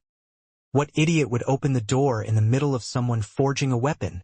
Alex shouted as he threw down his metal hammer on the floor and lifted the goggles off his face. He quickly went to the furnace to turn it off, trying to save all the energy he could. Great, he said, looking at his weapon that was half done. It's ruined. Alex was quite a skinny lad for a forger. Usually, they would be quite large and muscular in size due to all the hammering and lifting of metals they did all day. But on a closer look, Alex did indeed have muscles even if he did have a small frame. He was still tall though, and it seemed as if he just ate a bit more he would have been in great shape. He had short blonde hair that was styled up a little, and all over his body he was sweating. His clothes looked like he had gone for a swim, and Quinn just couldn't imagine how long he had been in here with this heat to look like that. Alex walked up to the student he had never seen before and held out his wrist, showing his watch. Quinn could see it had the number 3 displayed showing his power level, but didn't know what Alex was trying to do. Come on, pay me. Pay me for the materials that you just ruined. Quinn looked completely confused. As he had just opened the door, what was Alex talking about? Well, no wonder you opened the door without thinking. You changed the temperature of the room, which destroys the whole crafting process. Again, Quinn was equally confused, but he was no forger. He had seen Logan make a few items before and he had never complained about temperature, although thinking back, Logan's methods also seemed unconventional compared to normal forgers. Perhaps all of this talk of heat was what allowed Alex to make the perfect weapon.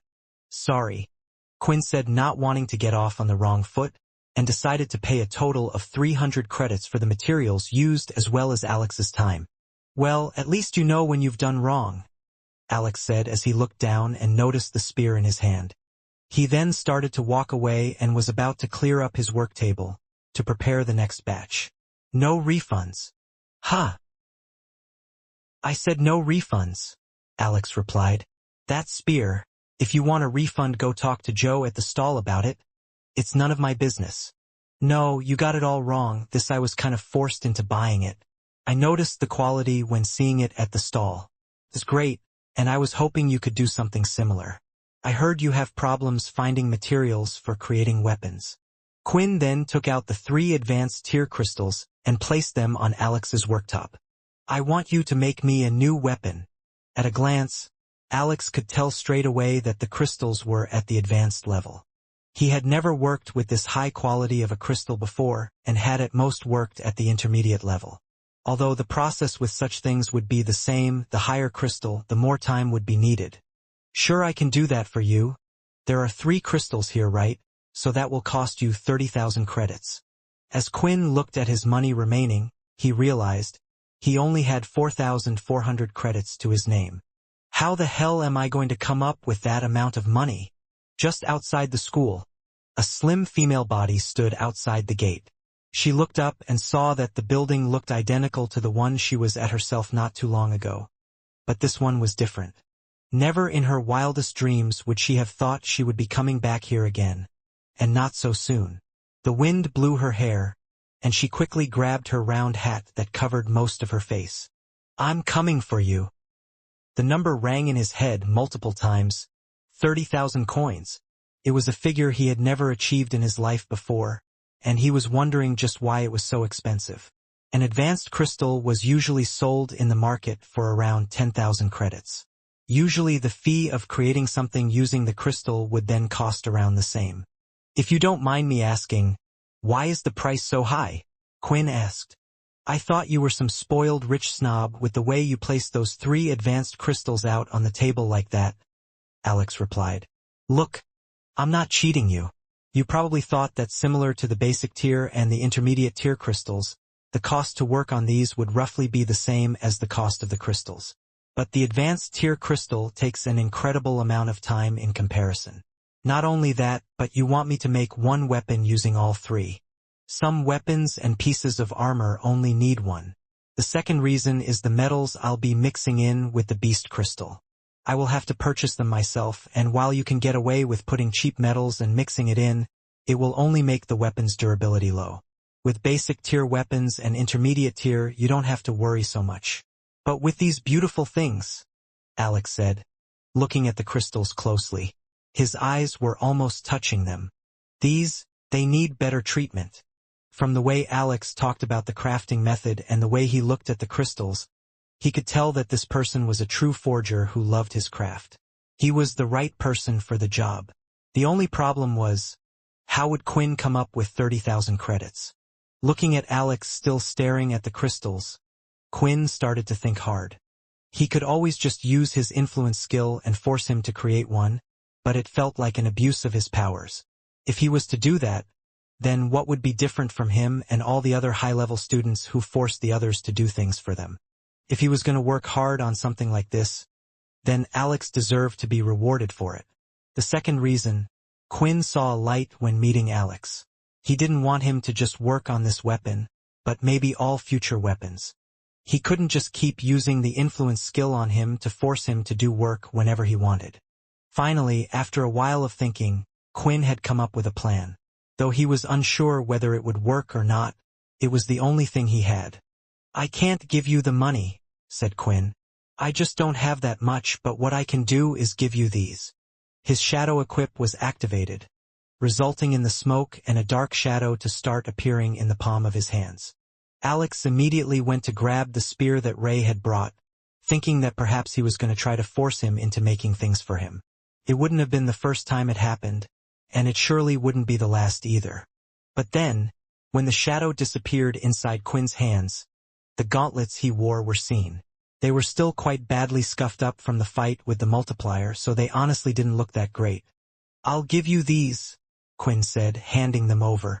Alex took a brief moment to have a look all over, and there were a few things he noticed but didn't say anything. For intermediate-tier weapons, it was some of the best quality work he had ever seen. "Who made this?" Alex asked. "I don't know. I found it on a planet in a storage room, and that's not the only weapon I have either. Not only that, but these weapons seem to be one of a kind. On the marketplace, I couldn't find anything that came close to or to like it. It's the same with the other weapons as well. My suggestion is for me and you to become business partners." "Business partners?" Alex asked.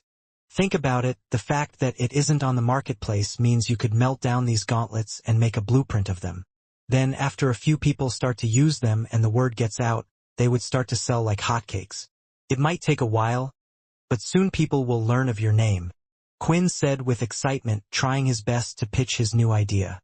"But gauntlets, they are not exactly the most popular item. I do agree that at some point it would have the selling effect you're talking about, but that could take years. I checked the weapon and it has no marking, which is strange. Every forger usually puts their marking on their work, which is why I'm inclined to believe you about no one having this up on the market. Even if I did, putting my mark would claim the blueprint as mine. My problem is, what do you get out of this? You could sell a blueprint that hasn't been distributed yet for a lot more money than what I asked for," Alex said. "To answer your first question, don't you remember I said I have other items as well? For this deal, how about I chuck in a pair of short swords?" Alex was thinking hard, and Quinn could see this. It seemed like his plan was about to work. But there were a few more details he needed before getting him to agree. "As I said, we would be business partners. In return, I will do everything to protect you," Quinn said, lifting up his level 6 power watch. "As well as that, I would want a royalty. Let's say 30% of all your sales, and you make me my advanced weapon for free. You could, of course, carry on your day here as a talented forger, and when you leave school you may get scouted to work for a top faction, or maybe even one of the big four. But is that all you want to do? Work for someone else? This is your chance to start the grounds to make your own company. I know you care a lot about making the perfect weapon, and not mass-producing it like the others. This can be our selling point of why our weapons work better. So what do you say? Do we have a deal?" Quinn's offer sounded very enticing to Alex. He had always struggled with credits before, and truthfully, he wanted to work on an advanced weapon because he had never done one before. Only practiced it in theory in his head. It was rare for such a student to be given this type of offer. Honestly, Alex loved crafting weapons so much that he would have done it for free for Quinn. The reason for giving the price was to cover the cost of the materials, but thought that if someone was able to get 3 advanced crystals easily like that, they should also have plenty of credits. "If you bring me those short swords, and I check they are the same as these gauntlets, and there are no forger markings, then we have a deal," Alex said. With that, Quinn quickly headed off to his room to use the remainder of his credits to purchase 2 more intermediate crystals. "Sorry, Vorden, you're gonna have to wait a little longer." Then, while accessing the shop, the 2 short swords appeared in front of him once again. It had cost him all his credits, but it was a lot cheaper than paying 30,000 coins. Before Quinn had returned, Alex did a little research of his own. He tried to look at the marketplace to see if anyone was selling anything similar. It was hard to tell just from a photo and description, but even the design was something he just couldn't find online.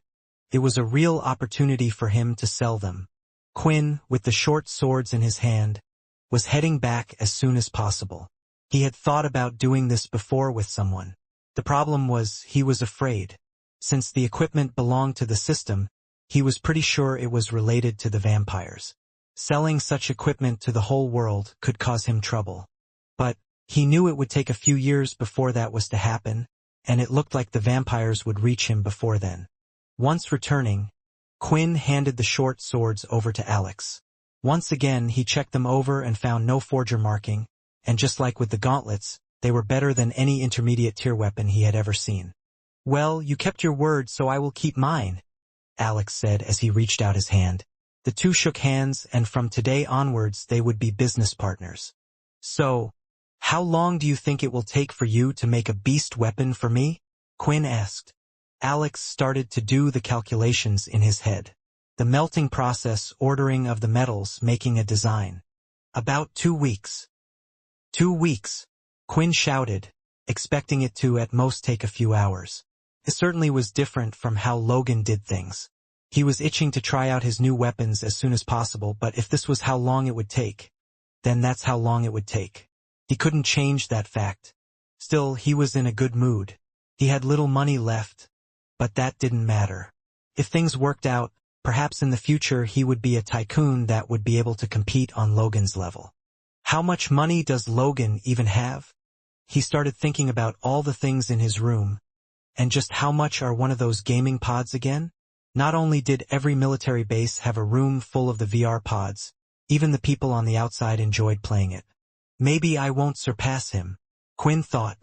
With the day over, Quinn thought he would get one of the best nights of sleep he ever had. A few hours into the night, and into his sleep, he was suddenly woken up by a strange smell.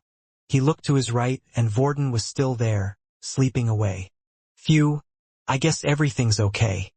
But the strange smell hadn't disappeared, and he knew what it was straight away. Another vampire. Have they come already? Should I wake up Vorden?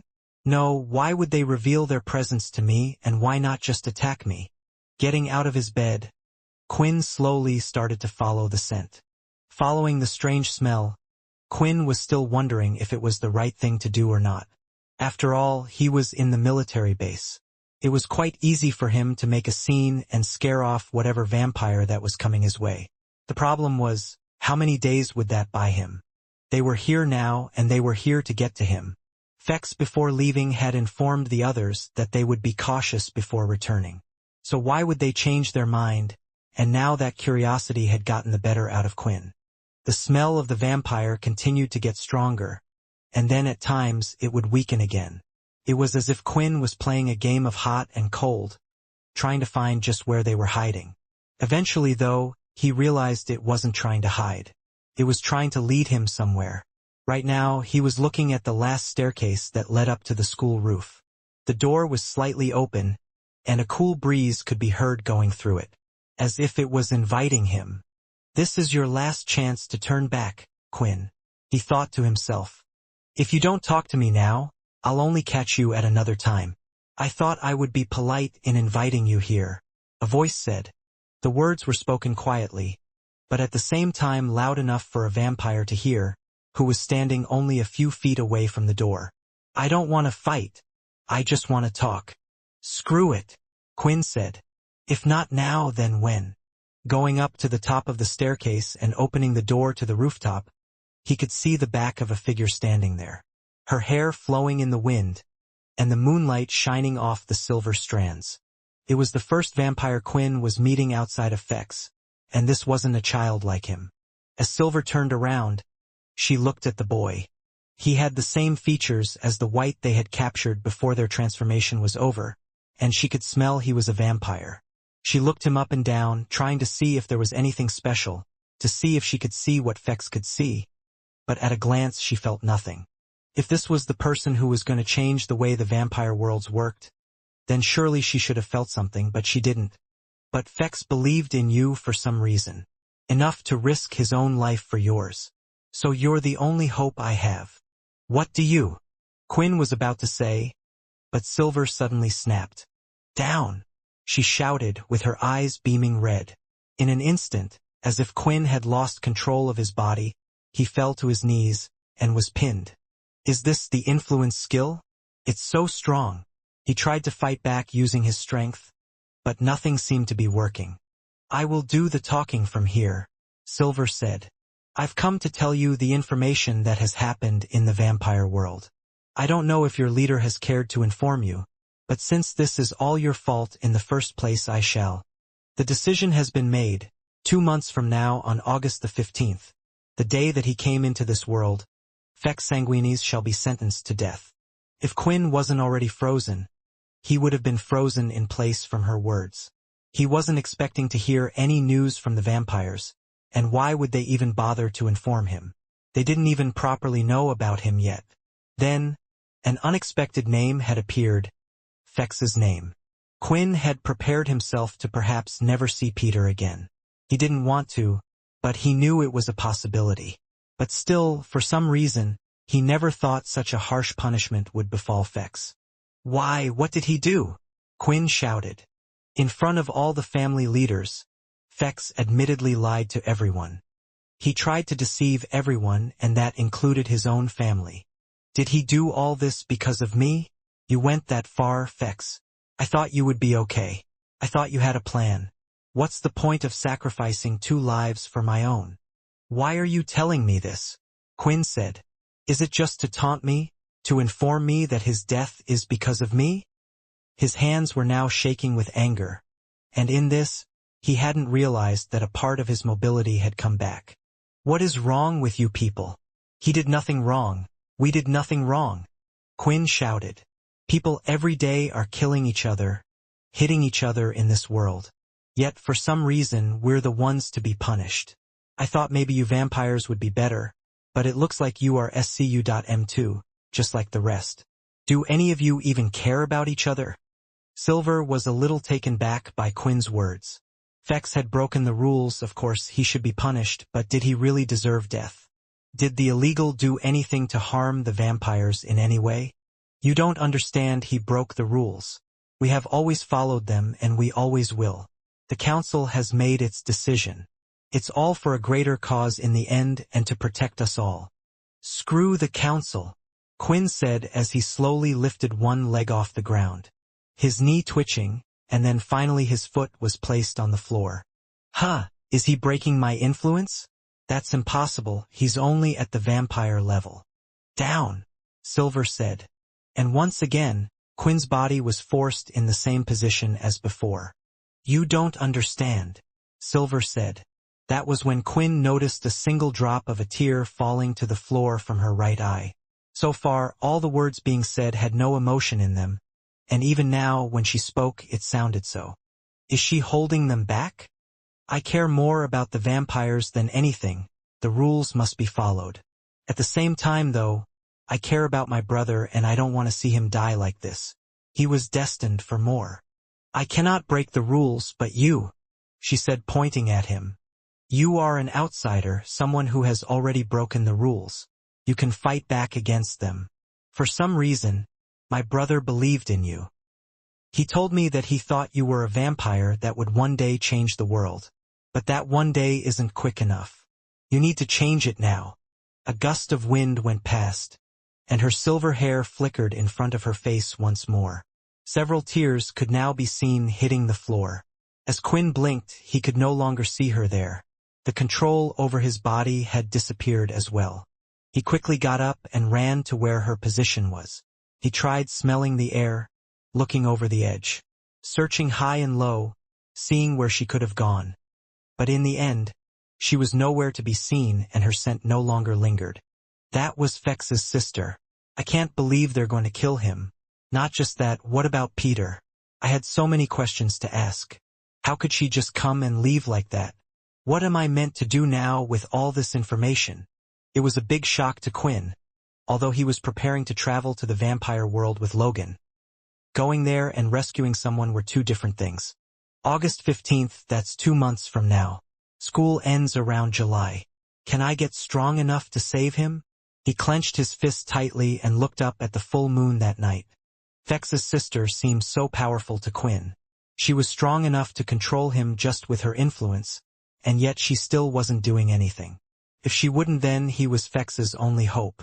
"No, I will save him. I'm coming for you, Peter and Fex. Just wait for me. Don't give up yet, at least not until I've given up on you." The ball of energy could be felt swirling around in his body. The first day when practicing, Quinn was able to remember what Leo had taught him and what he had felt that day.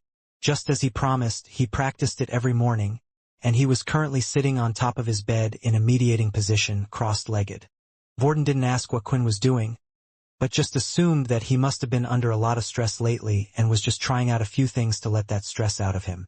Breathing in deeply, he could see the ball of energy. Before, it was the size of a ping-pong ball, but now it had grown to the size of a tennis ball. Each day it seemed to be growing in size as he managed to gather and control more chi around his body. The next step was moving it around into the different parts, and this was the tricky part. Moving the energy from his fingertips to his toes is what Leo had told him to do. Thus, if he wanted the chi to naturally enhance his entire body, he would have to flatten the ball so that the energy spread out all over the body. It was clear that he had a long way to go, but he also had no clue whether or not he was improving fast or slow. Still, he decided to trust Leo. It only took him 30 minutes to practice each morning. Anyway, Quinn thought.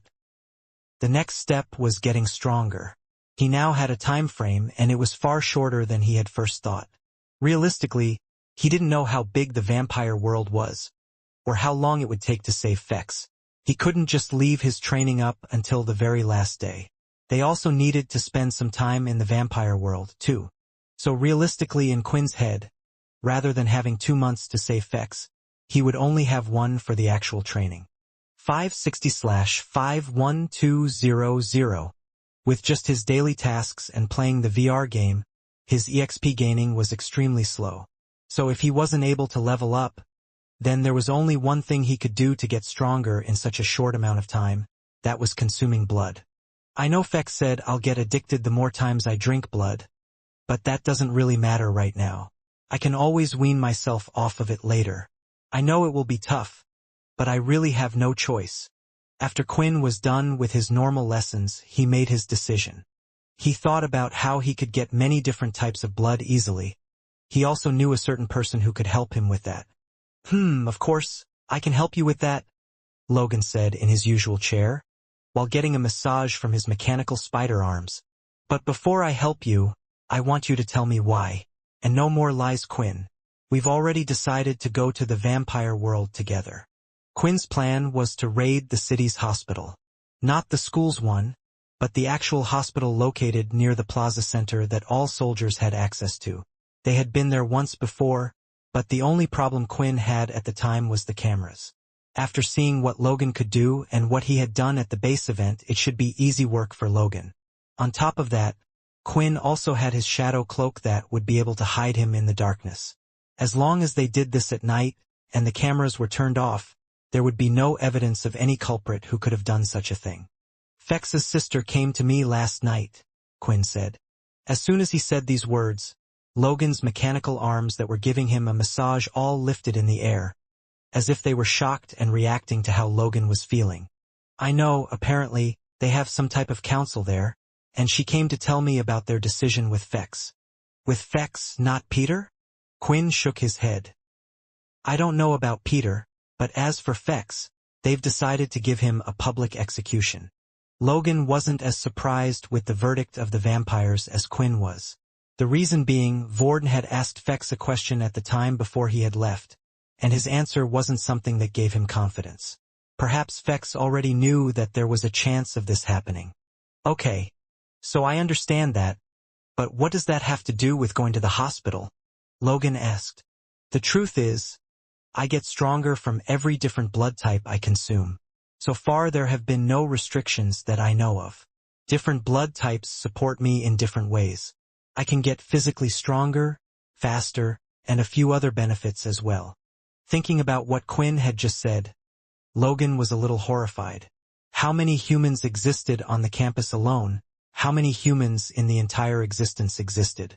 If what he was saying was true, at some point Quinn's strength would be unmatched. He would become a vampire god. "Are there other vampires like this?" Logan asked, now having slight second thoughts if this was the case. "No, it seems to be special and related to my system." "All right, I'll help you, Quinn, of course I will. We won't waste any time. What you've told me has only given me more strength to work. I have been working on some new suits for myself. I'm not so naive as to believe that we won't get in any scuffles while there. Oh, and while we're at it." Logan quickly went over to his specially designed fridge. Honestly, Quinn didn't know what to call it, but that was the closest thing he had in his head. From the fridge, he pulled out what looked like a small bottle of spray. It was a dark red color, which he then proceeded to spray it all over his body without saying a word. But as soon as he did, Quinn knew exactly what he had done. "It works. You actually made it work." Quinn said in excitement. For now, I can only make the smell last for up to an hour, which is a bit of a problem, I think. I can make it last a bit longer, but I can't get it to work as a permanent solution. The look on Logan's face was now serious.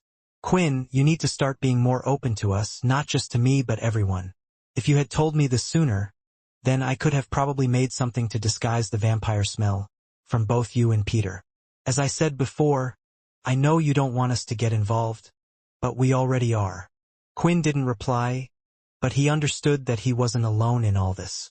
Before in the past he might have been, but right now he had people who were willing to help him, and they were reliable people too. We'll meet tonight, at around 8 p.m. That'll give us 2 hours before the curfew to get in and get out, which should be plenty of time. Thus, with all that, the plan was set in motion. After Quinn returned to his room, all he needed to do now was to wait until it was time to head to the front gate. With Vorden not in the room and no one to talk to, Quinn thought it would be a good chance to practice his chi again. However, just as he was about to, the system had spoken out to him, which was a rather rare occurrence. You shouldn't be doing this, you know? The system said. But Quinn decided to not reply after their last confrontation. If they find out you're the 10th leader, then... The system stopped there, not going further. Then what? Quinn replied. Then they will find out Peter isn't an illegal, that Fex did nothing wrong, and then both of them will be set free. Stop acting like a child and just listen, the system said. I keep telling you you're too weak. Do you remember the girl from the rooftop? She was a vampire knight. There are many more who are just as powerful as her. And on top of that, you also have the vampire leaders who are all at the lord level, yet you're still just a vampire, not even a noble. Do you really think you deserve a seat next to them? Deserve a seat? Quinn repeated. I don't care about any of this vampire business. I just want to protect those who are close to me. Tell me, is that so wrong? That's not what I was trying to say. This is not how I feel, but I know this is how they will feel. If they find out you're a leader, then the others will target you. They will just see you as someone weak, someone who they can easily knock out, just so they can attain the throne.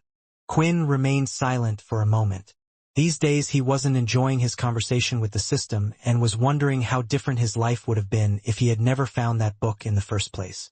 You were one of the old leaders, weren't you? Quinn said. I know you won't confirm it, but it's the only reason why you know so much. I can see you have made up your mind, the system said. I tried stopping this, but they will find out sooner or later, once you obtain one of the council seats as a leader, willingly or unwillingly. I will tell you everything you want to know then. That is, if you even live to get to that point. It was nearly time for the two of them to meet. Standing outside the school gate, Quinn waited patiently for Logan to arrive while looking down the path. His mind was full of thoughts, but was mainly focused on just getting stronger. While waiting, he noticed 3 kids making their way back to school. 3 boys to be precise. 2 of them had their arms wrapped around the one in the center. The 2 on the side were cheery and joking about, but at the same time they seemed to be a bit rough with him. When looking at the boy's face, one could tell he was nervous. He didn't seem happy to be hanging around with his friends, and his frightened heartbeat that could be heard from a distance just confirmed it. Looking closely, Quinn managed to catch a glimpse. He was a level 2 power level, while the other 2 around him were level 4s. It was clear what was happening. The same thing both Quinn and Peter used to go through still happened all around the school. Ever since the base event, most of the students had decided to stay clear of Quinn. There were still a few others that approached him and tried mocking him, getting him to fight them, but in the end they would never act first like they used to when they thought he was a level 1. Not now, Quinn. You don't have the time. Truthfully, now that Quinn was forced to be reckoned with in the school, he would usually stop instances like these. He remembered what Berg of the Sunshield family had said to him. How him helping would only help temporarily. But in the case of Berg, he himself had never been in the same situation as Quinn. He knew when one was being bullied they would have liked even for a second, if just someone helped and reached out to them one time. If they could ease the pain for a second, they hoped that it might stop eventually. But this time Quinn could do nothing. He didn't need eyes remembering where he was, and they were on a close time frame as well. It is now 6 o'clock, Logan said. I am perfectly on time, And as I said, the sun set about 10 minutes ago. We are in complete darkness, which is perfect for a job like this. Do you have everything? Quinn asked. Of course, Logan replied, unzipping his shirt and showing a shiny piece of armor. It was his spiders. They had formed a thin suit under his standard uniform. With them both being ready, they headed off into the city. It would take half an hour to reach the hospital at a fast pace, and another half an hour to come back. If Quinn didn't have to slow down for Logan to catch up, he could have made it even quicker, but it was only because of him that they even could do such a thing in the first place. Finally, they had reached the hospital. It wasn't too busy, and there weren't many that would come in with serious wounds. Only those that felt ill or had an accident during training would come in. Although there were still some people like that. The soldiers that were on duty on other planets would often have medical treatment at the shelter. There would often be more than enough supplies to be equipped with everything, but still, from time to time, you would have the odd person that needed to be sent back to the base. On the way there, they had set up their plan. Quinn had enough MC points to stay hidden the entire time, as long as nothing happened. So before they reached the inside of the hospital, Quinn performed his shadow cloak skill and just waited outside, right around the corner of the hospital in the shadows. There was a major problem with the shadow cloak though, one being that it wasn't perfect in light. If one was to move, then ripples in the air could still be seen. However, in the dark it would be perfect. Logan had entered the hospital ahead of Quinn and had sat down in the waiting area. He then let out his spiders to do their work. Research was already done beforehand. Thus, unlike the dungeons, he was able to easily get the layout and structure of the hospital. Sending out his spiders, he commanded them to go out in multiple directions. They spread to all the areas between the entrance and to where Quinn needed to be. Then finally, when all of the spiders were in position, there was a clear signal for Quinn to enter the hospital. 3, 2, 1. Logan said, and in an instant all of the lights turned off. However, Quinn didn't have a long time. Logan had given him a set of instructions beforehand, about where to go, and hence Quinn needed to hurry and get to the room. Even though the power was cut off, hospitals always had a backup generator for emergencies. Still, Quinn wasn't just fast now, he was extremely fast. As soon as the light turned back on, Quinn was already in the room he needed to be in, and not a single soul had seen him. There were 3 different storage rooms where they kept the different blood types. Some blood types were kept in a special type of a freezer in which they could be stored for a year. Although they could take the blood bags back with them, Quinn wanted to consume the blood now while they were still in the hospital. This way, they wouldn't have any evidence left with them. The room Quinn currently in was a blood refrigerator. This was where they especially stored the blood that was to be used on demand, and it would then be kept for at least 42 days. The blood was kept in special types of packs in containers up against the wall. There were rows and rows of blood, and Quinn couldn't imagine how many stat points he would be able to increase from this. His inspect skill was cast, and a pair of gloves could be seen on his hand for hiding his fingerprints. The inspect skill allowed him to see each blood type there was, and they seemed to already be categorized into blood types for him, with a positive and negative being next to each other. When looking at the blood packs, it was time for one of Logan's special inventions to get to work. The blood packs had a special type of seal on them. Blood would usually be extracted through some type of tube, but to show that they hadn't been opened before the seal was placed upon them. Logan didn't want to be unethical. People needed blood to live, and Quinn only needed a small amount to get his stats.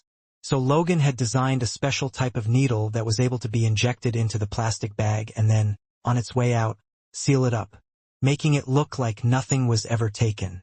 The problem was, there was only one needle, so Quinn would have to consume the blood then and there, and repeat this process again quickly. This wasn't a problem though, as Quinn got to work pulling out the A blood type packs and increasing his stats one by one. The A stat gave him strength, and he could see it slowly rising with every different person blood. A+ blood type has been consumed. +1 to strength. The message continued with each one, and every time, Quinn felt a surge of energy, but for the first time he also felt something different. He could tell the taste of the blood was getting better each time. He had never consumed so many blood types in one go before, and now he could tell the addiction was coming. Still, it wasn't a bad feeling, It was just one that put him off for a brief second before he continued. Finally, as though something strange had happened, he had received a message he never thought he would get. A+ blood type has been consumed. Strength 40. You have reached the maximum amount of stat points in strength. To proceed further, you must evolve. The message had come as a surprise for him. The system had said nothing about a cap before, and now suddenly this message had appeared. But Quinn did remember that the system often said that it didn't create the system himself. So there were some things even he didn't know, and this could have just been one of them. Still, not wanting to waste any more time, Quinn decided to continue onward to the next set of blood packs. Even if he had maxed out on one, it didn't mean he had maxed out on the others. After drinking what they had of type B blood, the same message appeared once again. 40 agility points reached. Moving onward, Quinn continued in this fashion, taking a small amount of blood from each one until, eventually, all of his stats had reached the top. Strength 40. Agility 40. Stamina 40. Charm 40. His stats before were around the high 20s, and now, they had not only surpassed 30 when he felt a significant power increase. They had even reached 40. His entire body felt different. He felt like a completely new person. His cells were vibrating with excitement, and the increase in his power was addicting and exciting. He didn't know what was coming over him, but he felt like he needed to get rid of all this excess energy right this moment somehow. But right now, he was in the hospital. If he was to do anything excessive, they would quickly find out. Quinn, you need to calm yourself down. You've taken in too many types of blood. The rush you are feeling right now, it's the addiction, the system said urgently. But hearing him and doing what the system said were two different things. He could hear the heartbeats of the humans that were walking by the door, and the blood that was pulsing through their veins. All he wanted to do was to rip the door open and continue his feast. What do I do? Quinn thought while huffing and panting. Then a thought suddenly came to him. There was something he did every morning that seemed to relax him, and it also would help him gather his energy. Quinn quickly sat down on the icy floor and closed his eyes. He started to gather the energy that was raving inside of his body. He focused and started to think of the small ball. Usually, when looking within himself, the energy he could see was almost white in color and was around the size of a tennis ball, but right now it had expanded to become big as a basketball and was tainted red. This has to be the blood energy as well. It's going wild around my entire body. Trying his best, he tried to focus and did the usual thing he did every day. But the red energy was a lot more wilder than the white energy, and it took an extreme amount of focus for Quinn. Even in the cold room that he was in currently, his body was still sweating heavily from the concentration. After a few minutes had passed, the white energy and red energy started to combine.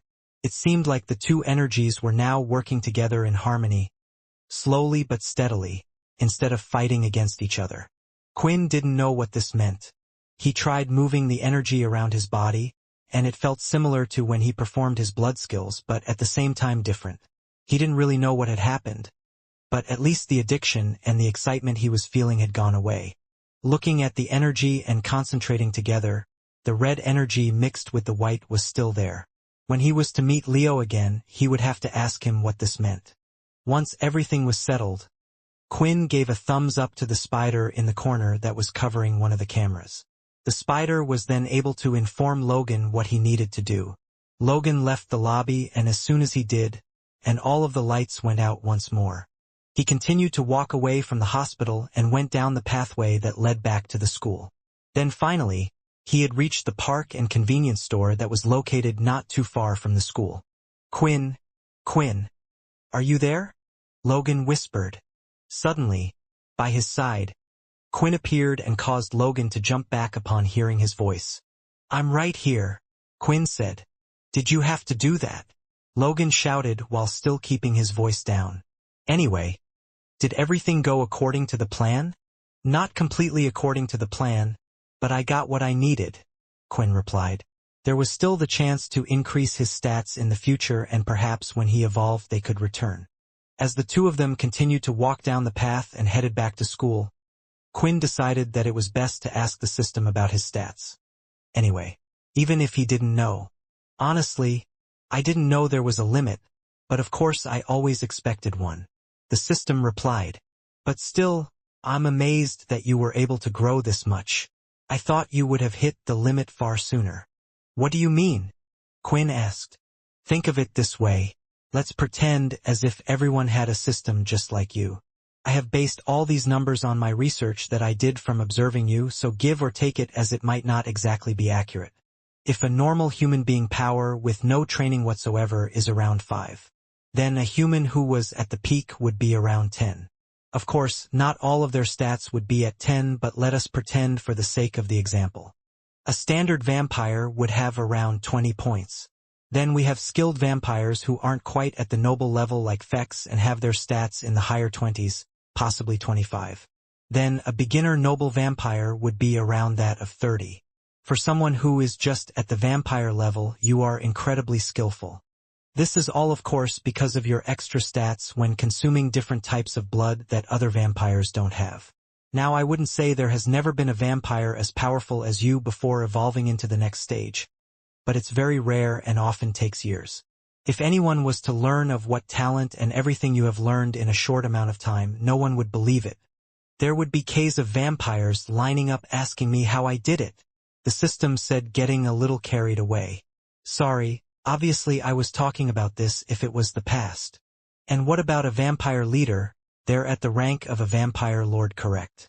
Am I anyway near them? Quinn asked. The system decided to remain silent, which in a way was an answer in itself. He could tell this even with the other vampire, as she was beyond a noble's level. I thought as much. I still need to get stronger. But now I've been capped until I can level up. The problem now was how. The only ways to gain EXP at the moment was to do his daily tasks, which gave him minimal EXP, and hadn't changed since he first became a vampire. It had become a daily routine for him to complete them by now, so he never even thought about them. The second way was what he had been doing by playing the game. The problem with this was that the game only gave him half the amount of EXP he would get if he was to fight them in real life. It was a serious problem, and even with a hard grind, it would take a long time for him to level up. And when he had entered the game with Nate, the quest for the instant level up had never appeared.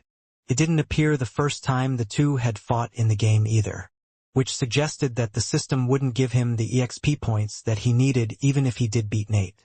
The desperation was starting to get to Quinn, and he was truly trying to rack his brain, thinking of any type of solution that was possible. Before he realized it, Logan and he were already inside the school. All right, Quinn. I'm going to head off to my room, Logan said. I still have a lot of things to work on myself for our trip. Even Logan was working hard in the middle of the night for their journey. Quinn needed to do something. He started to walk through the hallway and was heading back to his room when he spotted a student crouched up and in a ball outside one of the rooms. On a closer look, Quinn realized it was the same boy he had seen with the other two earlier. His hair was soaking wet. His face was covered in bruises, and his eyes were puffy from the tears. The boy looked up as he heard someone's footsteps walk past. The scene reminded Quinn of what had happened to Peter that one time, and it looked like it was happening to others too. Crouching down, Quinn and the boy were now looking at each other. Are you okay? Quinn asked. The boy continued to sob, but he still gave an answer back while doing so.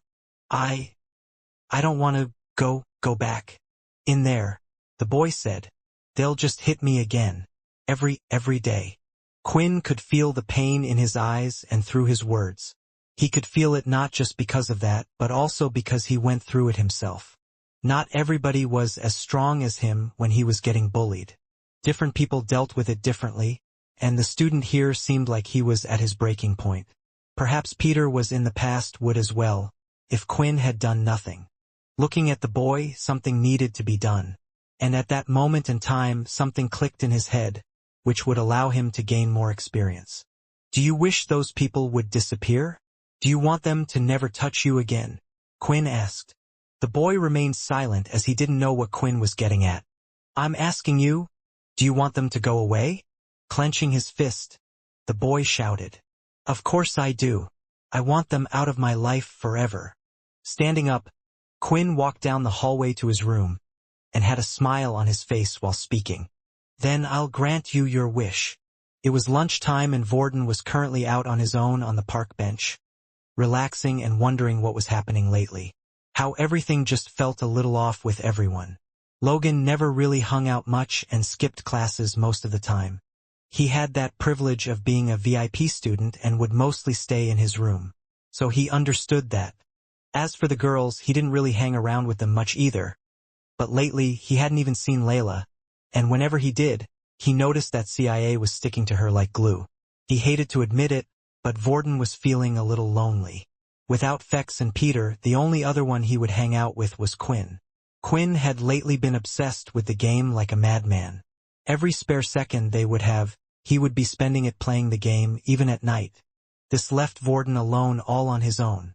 "I wonder what I should do for the summer?" Vorden said while looking up at the blue sky. "I'm surprised my family didn't contact me about that whole protecting Quinn situation. Maybe they're just waiting for me to go back and give me a telling off then. Ah, this is not good for my mental health." "You're telling us," Ratton said in his head. "Don't think about going back.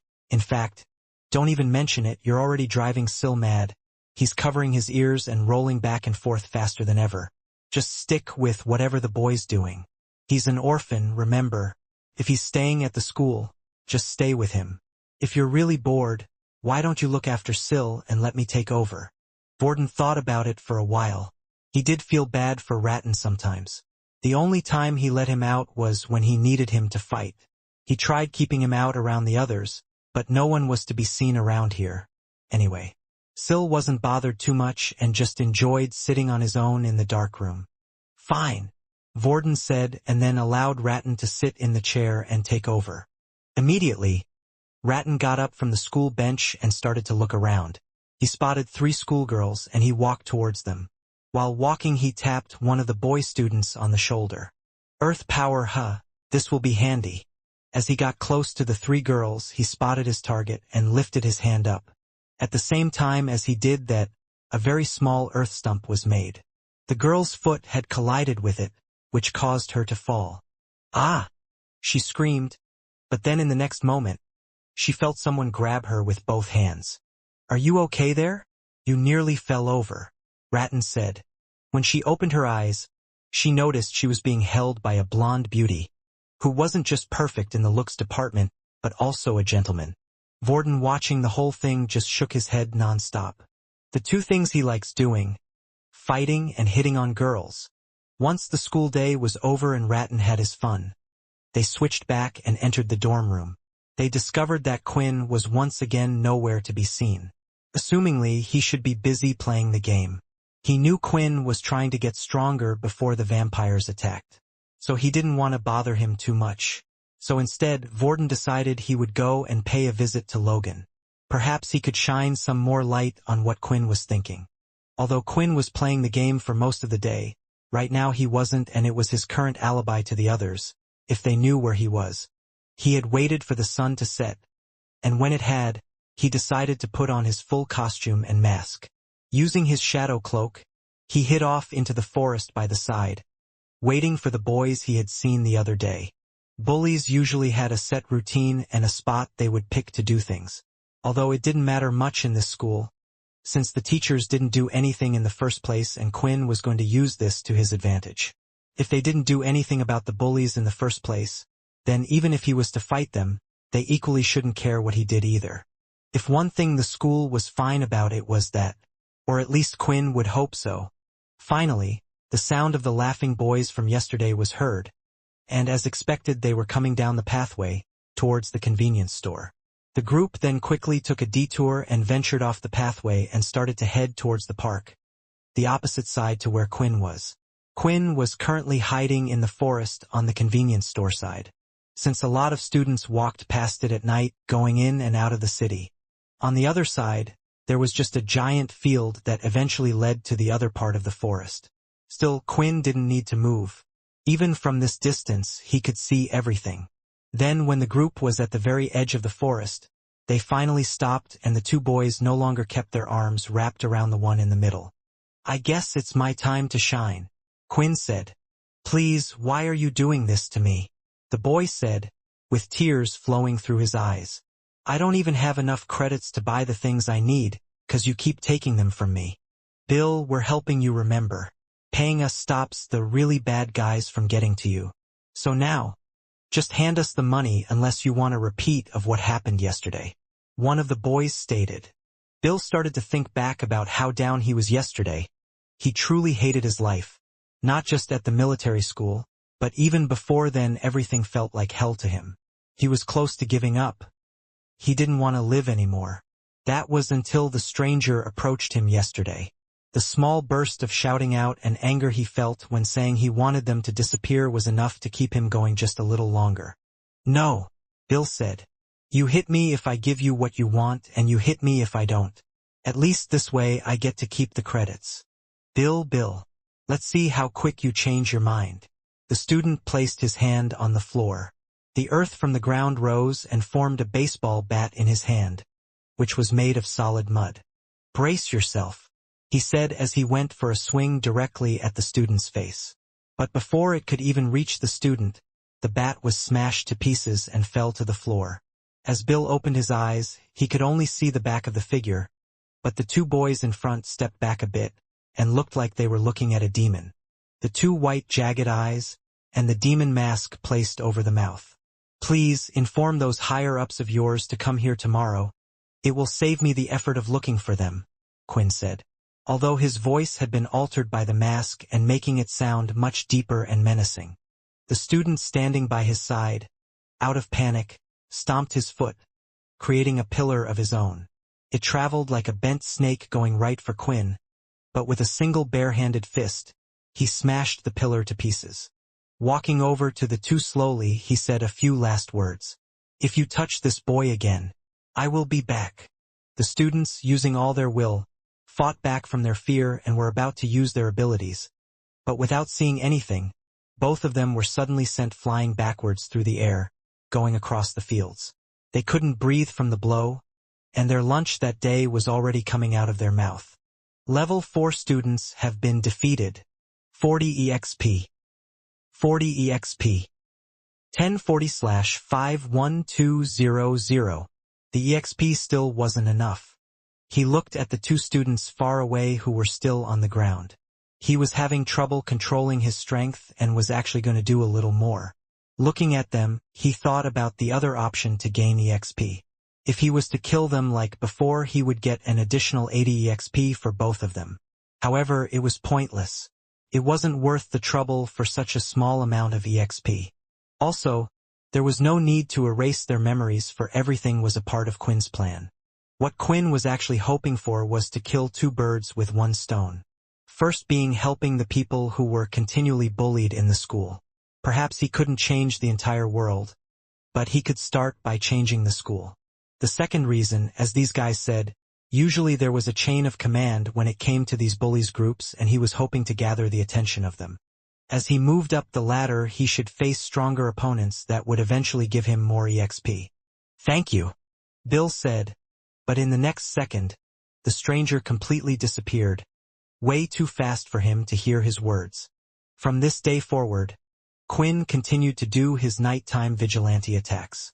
He would scout out potential targets, and then when night came, he would stop the bullying victims and earn EXP from the side.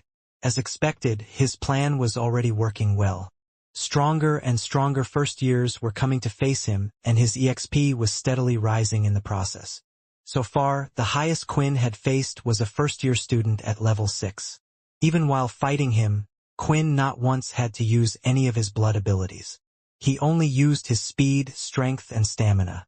With how much his stamina had increased, he could perform the flash step a number of times, nearly avoiding everything. He was simply too fast and too strong for their abilities to even matter. Eventually, rumors of the night demon who would attack people started to spread around. The effect was even better than he thought. The low-level bullies were too afraid to touch the low-levels anymore, for fear that the night demon would come to attack them. What Quinn didn't know was how much this was having an effect at the whole school, including those at the top.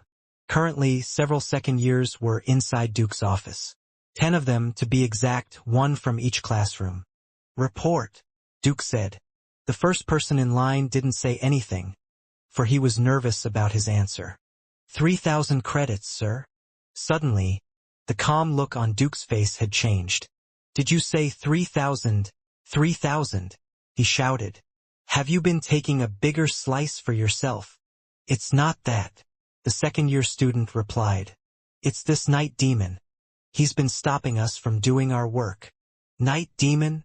Duke started to look at the student as if he was thick and slowly walked up towards him. The boy was now shaking in his boots, but luckily the others spoke up before he could do anything.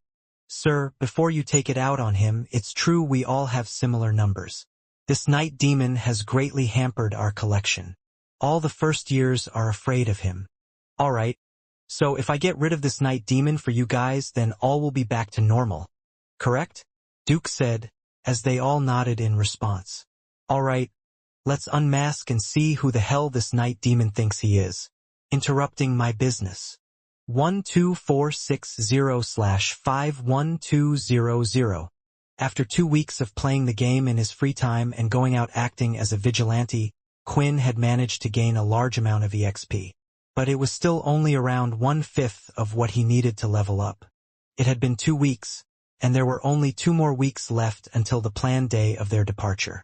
Still, even if he didn't reach his goal by the deadline, he would still go. Being as close as possible to leveling up would also help him, and perhaps there were some unknown beasts he had never faced before there. However, during lunch period Quinn had a different place to go to, rather than sticking to his normal routine of going to the VR center. For 2 weeks had passed, and this meant that he could now go and collect his specially prepared gauntlets. The excitement could be felt in his footsteps as he went to leave the school and headed on towards the forging area. On his way, Quinn couldn't help but hear the kids talking about something he had an interest in. Did you hear the night demon struck again yesterday? The student said. Yeah, and this time its target was a level 6 student. Doesn't that mean it has to be one of the level 8s who is behind it, most likely a second year as well? Well, that's the thing, right? People are trying to guess his ability, but they have no clue, because he hasn't even used it once during a fight. But I heard it was super strength. I heard it was super speed. Well, it can't be both, can it? The theory is that the armor he's wearing significantly improves his stats, so it might perhaps just be a normal student. They say it's a weak student who used to be bullied, but perhaps came across a treasure. At the demon tier armored level. Is that where the name comes from? Well, I think it was based more on his appearance, but more and more people are thinking of this theory. After all, if they were this strong all along, why act now? Of course, the person the students were talking about was none other than the infamous night demon. Quinn was amazed at how quick it had spread and was pleased with the results. Less bullying was happening around the school, and it was all because of him. When he first found out he had gained so much power, this was what he wanted to accomplish. The problem was that many things kept popping up and getting in his way, and there was always the chance he would meet someone stronger. But right now, he felt a little invincible when comparing himself to the students. Finally, Quinn had arrived at the forging house. There were a few times he had come by before just to check if it was done any earlier, but Alex would always give the same reply, telling him to bugger off and wait the initial 2 weeks. Can you count? Alex would say. Then stop bothering me or it will only take longer. It was like a little kid who was too excited about receiving his Christmas presents and was asking someone if he could get them earlier. Now when Quinn arrived at the forger, he would always wait for his reply before entering. There were a few things he noticed. Alex always used the same forging room. Apparently, the other forgers knew of this as well. Alex wasn't exactly popular with the others. He was known to be quite crazy. Things always had to be done a certain way and always needed to be put in a certain place. There weren't many who were willing to work with him. Based on their first meeting as well, Quinn kind of understood why. A few loud knocks were placed on the door, and Alex told him to come in, as he was already expecting him. The furnace wasn't burning like last time, and on the table, Quinn could see a few items. There were a couple of gauntlets that looked identical to his old pair. The only difference was they weren't all scratched up like the last time he had seen them, and then there were also the dual swords. Rather than just one, though, there were 4 blades kept out on the table. Are these them? Quinn asked while looking at the gauntlets, a bit disappointed that they looked exactly the same as his old ones. "No, you dingus," Alex replied. "There was another reason why your gauntlets took longer than the usual time frame. After seeing the weapons you gave me, I wanted to know what made them so special. After melting it down, I was even more struck back, as there was a material mixed in that I had never seen or heard of before. I tried searching on the marketplace for it, but still couldn't find anything like it. I thought you had cheated me, and I was nearly going to sell your advanced crystals on the marketplace to make up for your lies." "You were going to do what?" Quinn shouted. "Calm down," Alex replied. "I didn't know. After melting down the swords you gave me, I noticed that they used the same material in them as well. It started to make me think, maybe you didn't know about this after all. In the end, I tried searching for a replacement that could come out with something of similar quality, and the only thing that worked finally was glathrium. The reason I did this was that I wanted to replicate the techniques and materials used in the creation of your advanced tier weapon. As you can see, the results were great." Using his inspect skill, Quinn could indeed see that the gauntlets had the same exact stats as the ones from the shop. This made him believe he had made the right choice in choosing Alex for the job. His gut feeling was right. Unfortunately, glathrium is extremely expensive, and I only had enough material to create 2 pairs of short swords, a pair of gauntlets and your advanced tier ones. So, unfortunately, I won't be able to make any more of these until I sell the gauntlets and swords. So the plan might just take a little longer. Alex explained. This was good for Quinn. Right now he was in no rush to get money in the first place, but was happy that Alex had managed to find a replacement for the unknown material. It was most likely something that was only found on the vampire's planet. However, this might turn out to be for the better. If a vampire was to get a hold of Alex's weapons, perhaps they would be able to see the difference and just claim it as a coincidence. After all, there were slight differences here and there, but the overall shape was similar. "Take one," Alex said. Quinn was surprised by this. When he first met Alex, he thought he was a greedy person, one who would do anything for money, and now he was telling him to take one.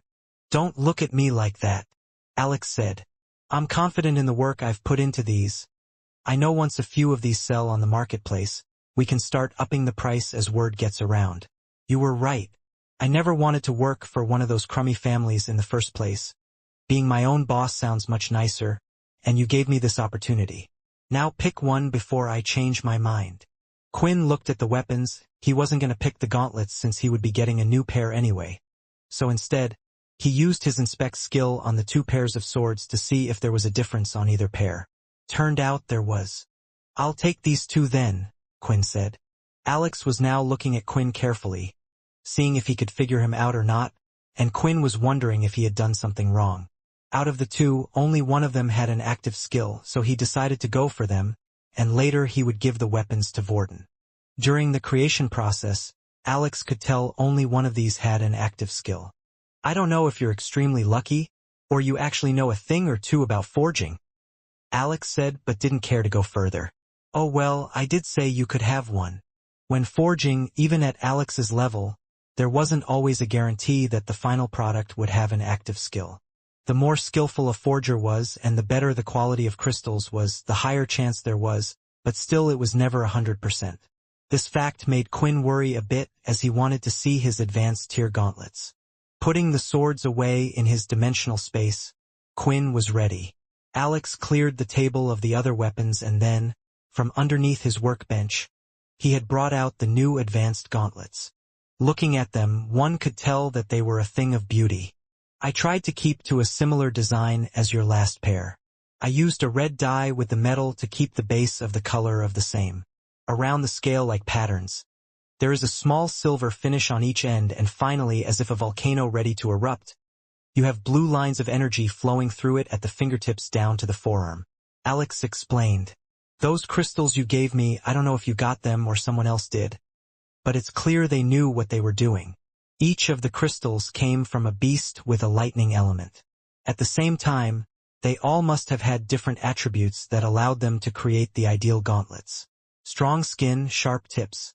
This is a complete way original created by me. This is another reason why I let you have one of the weapons. I want to thank you for how much fun it was to work on such a thing of beauty. Looking at the new gauntlets, Quinn couldn't wait to use his inspect skill. It had to have an active skill from the way Alex was describing things. Leo, wherever you are, thank you for your help, he prayed. Opening his eyes, this was the moment Quinn had been waiting for. Inspect. Inspect. Advanced Tier Gauntlets. Name. Red Voltaic Gauntlets. Strength +10. Defense +6. Active Skill. Thunder Coat. Thunder Coat is an active skill. When activated, it will charge up the gauntlets using the power of the melted beast crystals. The blue lines on the gauntlets overcharge themselves, releasing a coat of electricity, shocking the user. This skill does not affect the user in any way. Skill cooldown 30 minutes. The cooldown may be shortened if an additional source of energy or outside source of energy is used to charge the gauntlets. Reading the description, Quinn was over the moon with the results. It was more than he was expecting, and he was finding it hard to hold his smile in. Alex noticed this as well, and now his suspicions were confirmed. For whatever reason, it seemed like Quinn had an eye for things. He couldn't have been a forger himself though, otherwise why would he have the need to seek him out?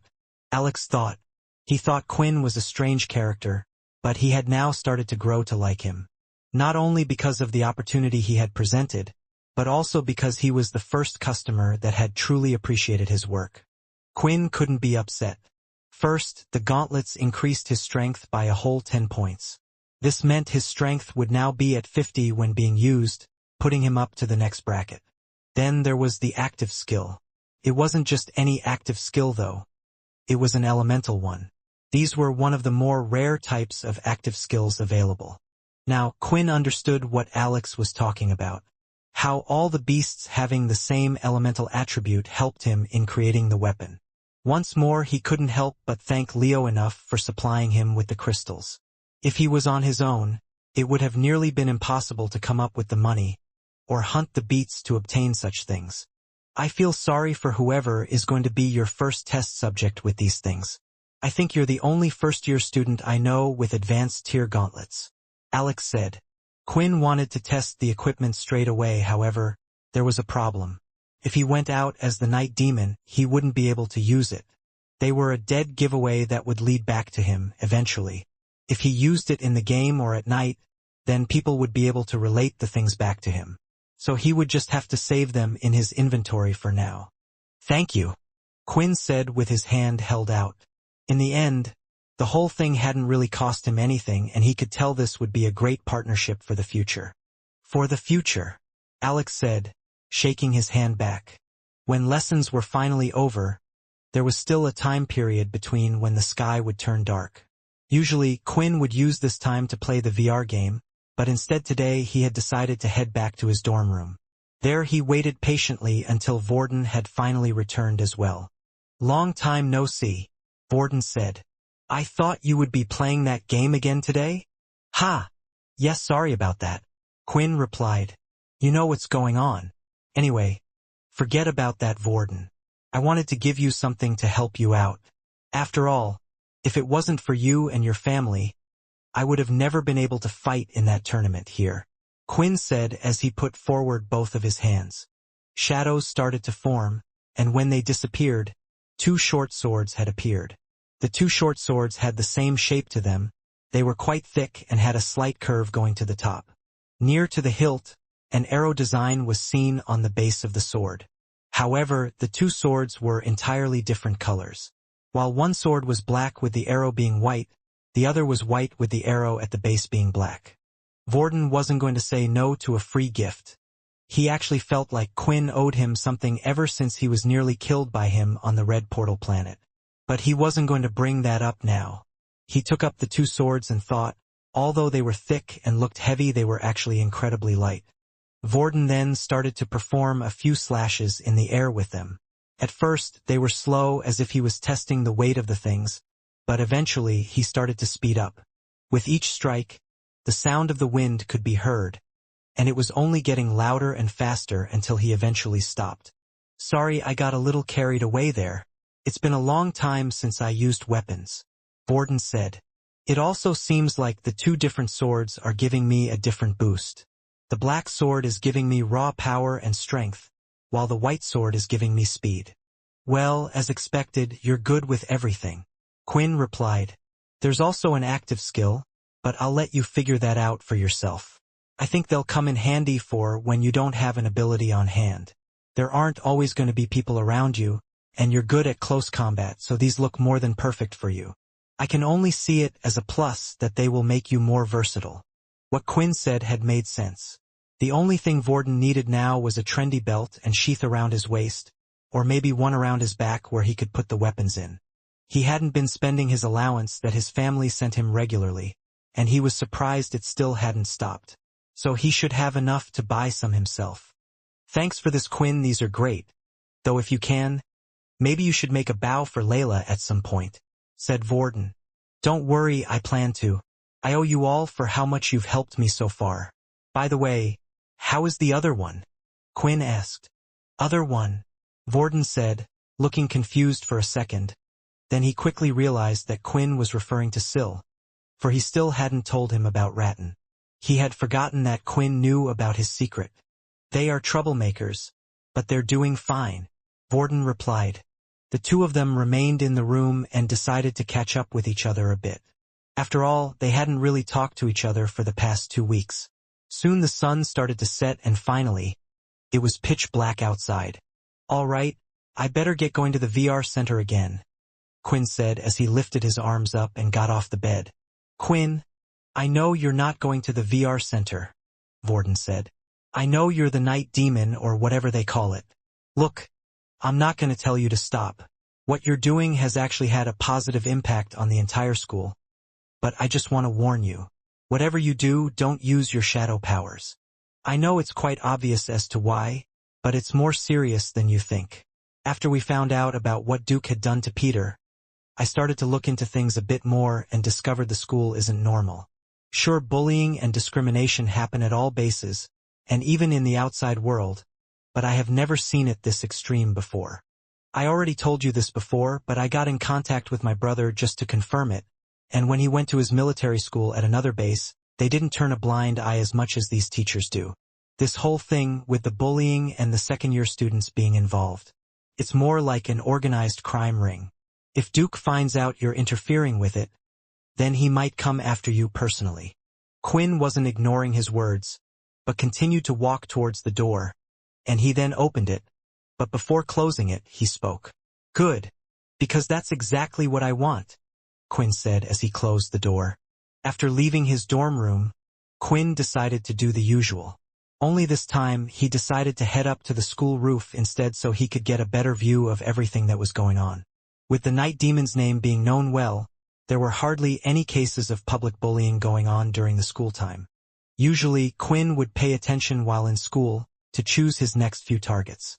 So instead, the only thing he could do right now was rely on those that wished to actually face the night demon or hide their actions in secret. His improved eyesight with his level 3 inspect skill was extremely helpful when looking out for things. But there was one thing that was even better than that, his hearing. Before, his hearing was excellent, but all the conversation around him would be heard all at once, and it was hard for him to concentrate. Then he realized something. When practicing his chi control in the morning, he entered a special state. If he entered the current state now, and moved the chi to focus on his ears, he found it easy to hone in and focus on all the conversations that were going on at once.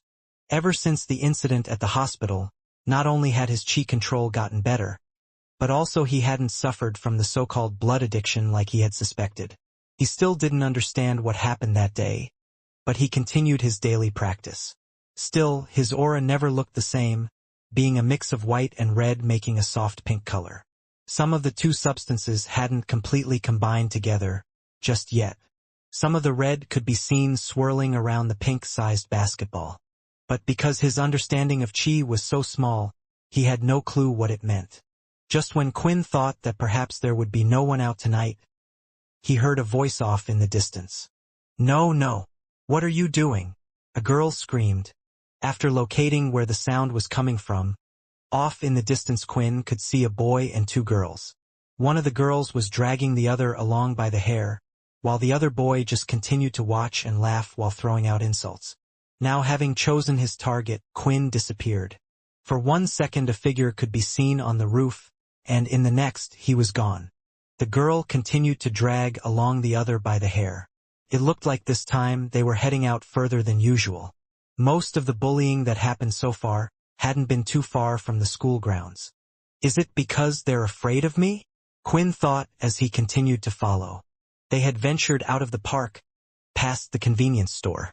At first, it looked like they were about to head to the main plaza of the city, but they started to take a detour.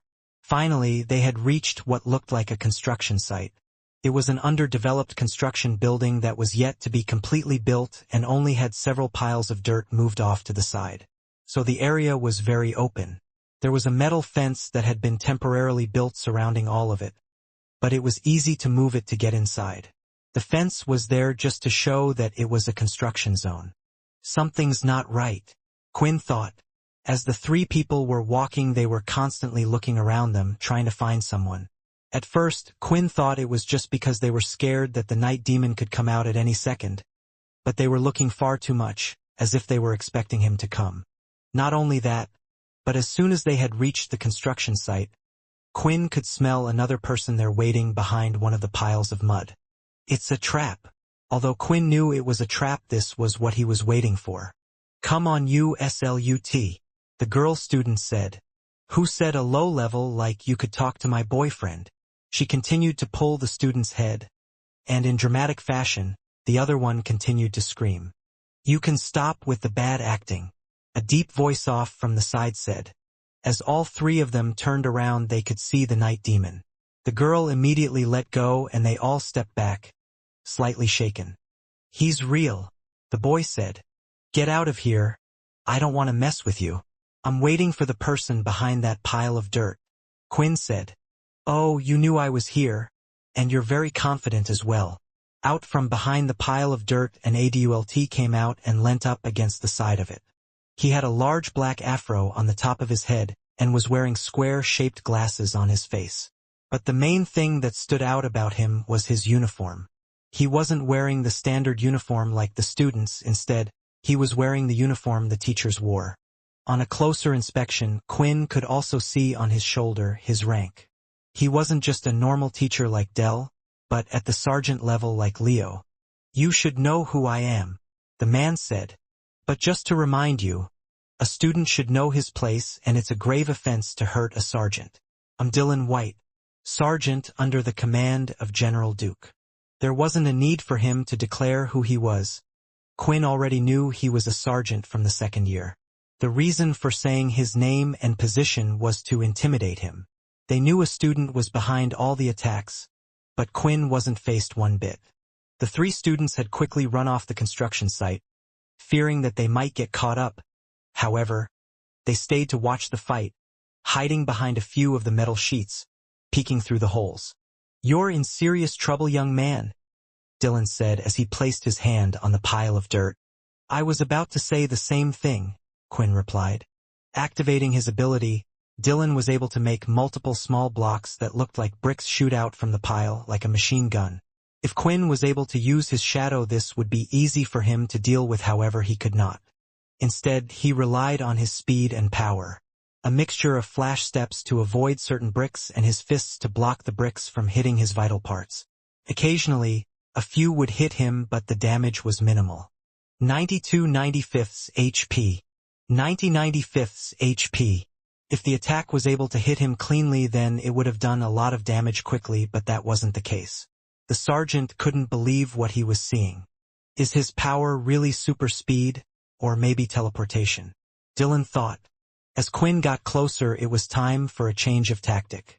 The pile of dirt had gotten smaller in size, which was perfect for him. Now he was able to control it easier, forming two giant hands slightly taller than a human out of it. The two hands reached out to grab Quinn from both sides, and it seemed like there was no chance for him to escape. However, another flash step was performed by Quinn, avoiding the blow completely as the two hands collided into each other. And before Dylan knew it, Quinn was directly by his side. A fist was thrown out fast and planted right into Dylan's stomach. Although the blow had landed, Dylan had remained in the position he was in. "Ha, that's advanced tier armor under there, boy. Your weak attack with your fist isn't going to hurt me," Dylan said with a smile on his face. "Advanced tier armor, you say? Well, that means I can punch at full strength," Quinn replied, pulling back his other arm. The next second another fist was planted into him and the blow felt 3 times heavy than the last. This time his legs were lifted off the ground. The blows didn't stop there as they carried on coming. He was getting hit too fast to even react to it. "Punches aren't the only thing I can do," Quinn shouted, as he delivered a kick to Dylan's face while he was still in the air. The front of his foot hooked onto his head, and Quinn managed to fling him down onto the ground so hard. His body bounced lightly off the solid ground. Coughing out blood from his mouth, Dylan knew he was in trouble. He quickly placed his hand on the floor and shifted himself away with the ground to the other side. "Who the hell is this? How are they so strong? I shouldn't have gone easy. I have to use my soul weapon." But suddenly, Dylan realized he couldn't see Quinn, who was on the other side. "You think I would let you do that?" While still on the ground, surging the energy from his feet, lifting it up through his body, Quinn started to perform the hammer strike, only this time downward. A loud crack was heard as the ground beneath him started forming little fissures and the armor had been broken. It was like a hammer hitting a nail on the ground, and Dylan was no longer conscious. "Congratulations! 10,000 EXP awarded. 22470/51200. Well, I knew he wouldn't level me up based on no quest being received." The 3 students who had been watching couldn't believe it. They were waiting for the sergeant to get up any second now, but he remained on the floor unmoving. They knew they were in danger and didn't want to stay there any longer. Thus they decided to bolt out of the area. It was easy for Quinn to catch up to them and stop them, but he didn't want to. He wanted Duke to find out about this. He needed someone stronger than a sergeant. As Quinn left the scene by himself, he started to think about the sergeant's strength he had just fought. Sure, he had underestimated him and hadn't used his soul weapon, but Quinn hadn't used his blood or shadow abilities either. He really had grown in strength. But what he really wanted to do was compare them to the vampires he had met. Based on his experience on knowledge from the system, earlier he would say the sergeants were at the same strength as a vampire noble. Leo, of course, was an anomaly. His power was far greater than a sergeant but remained at that rank for personal reasons.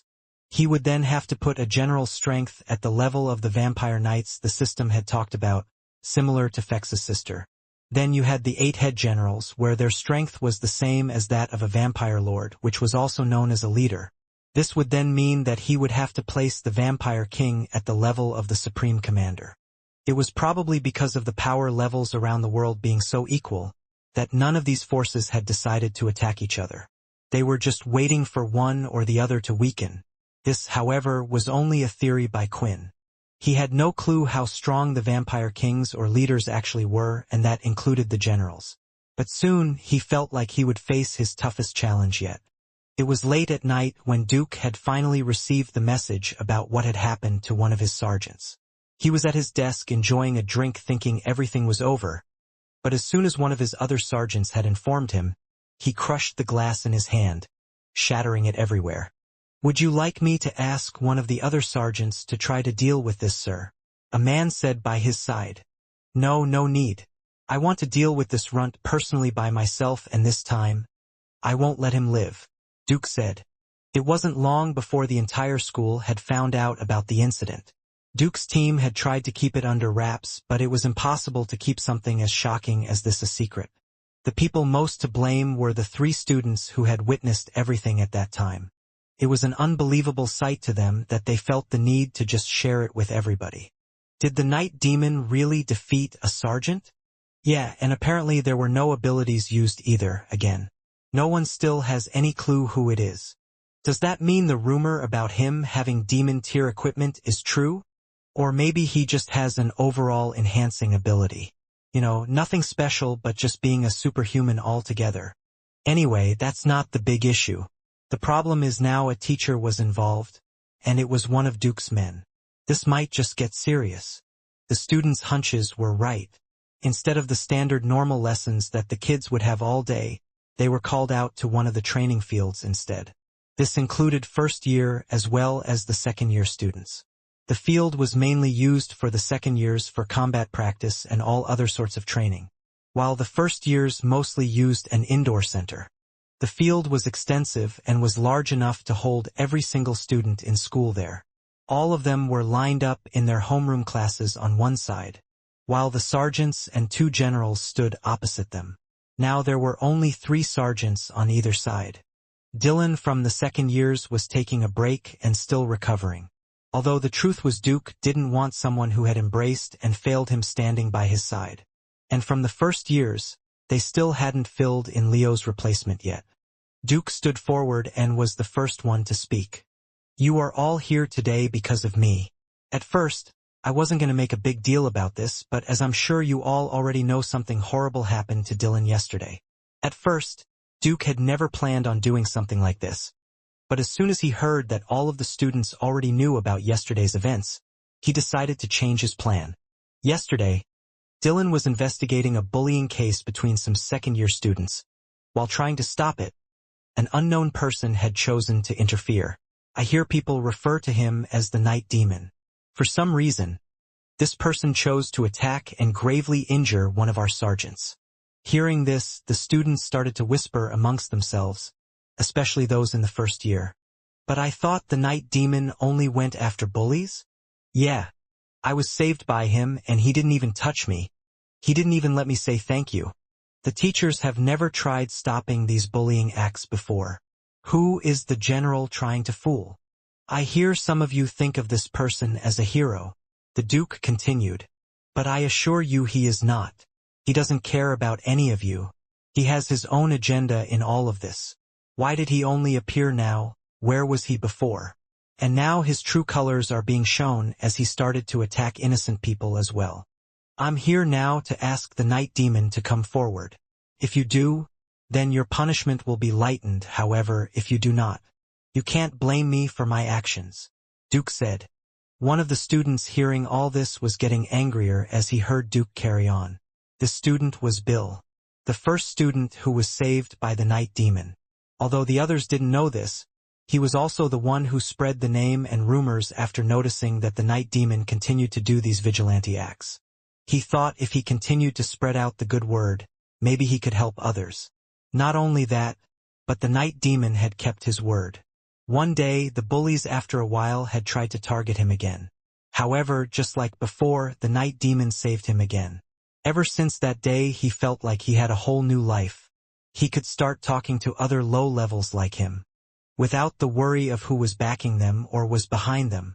The Night Demon changed his life, and he couldn't stand what lies the Duke was saying about him. He clenched his fist and then did something he never thought he would do.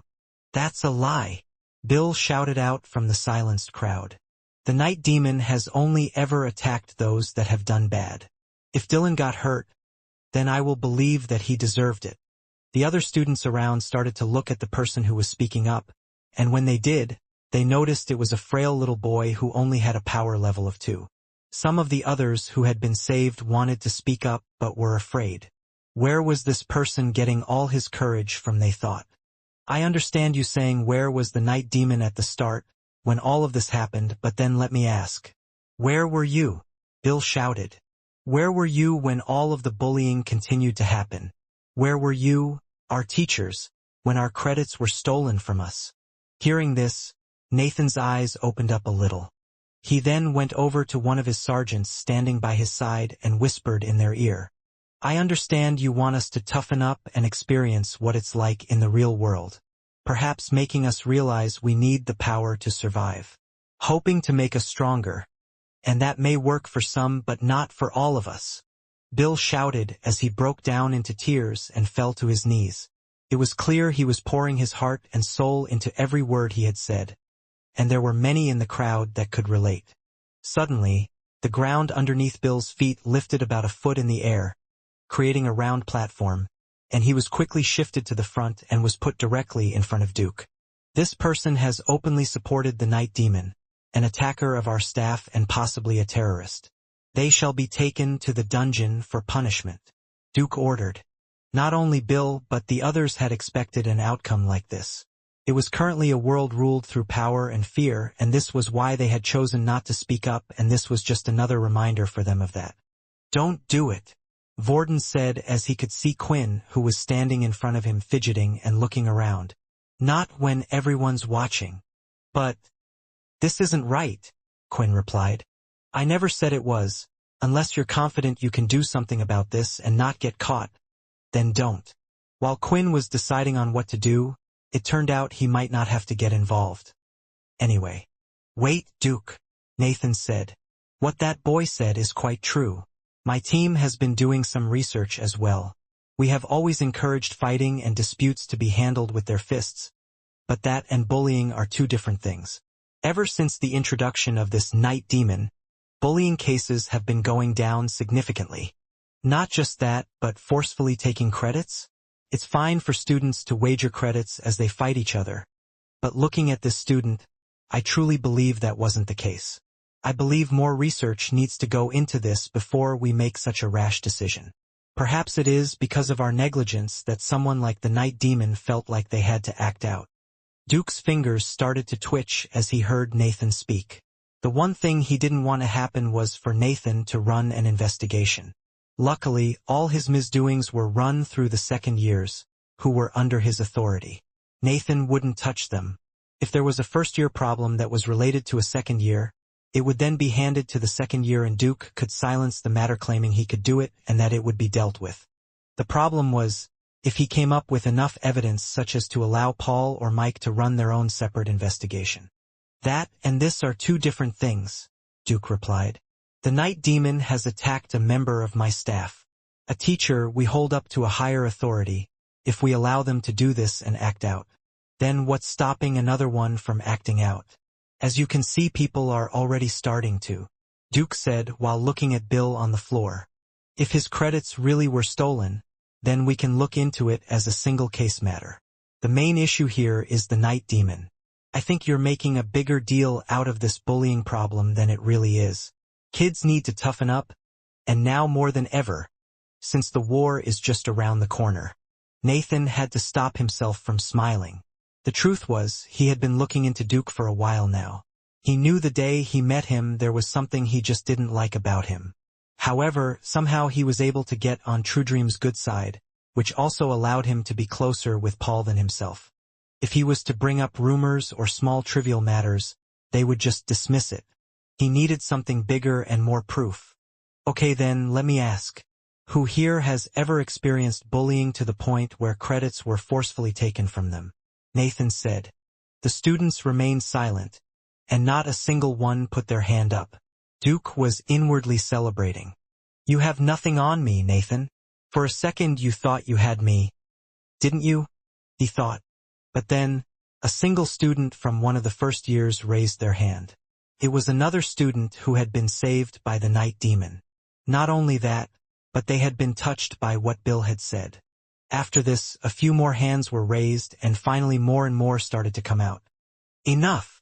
Duke shouted as he stomped his foot on the ground, causing the whole floor to rumble slightly. The students were tilted slightly off balance for a little bit, before regaining their footing. All of you are suspected of working with the night demon.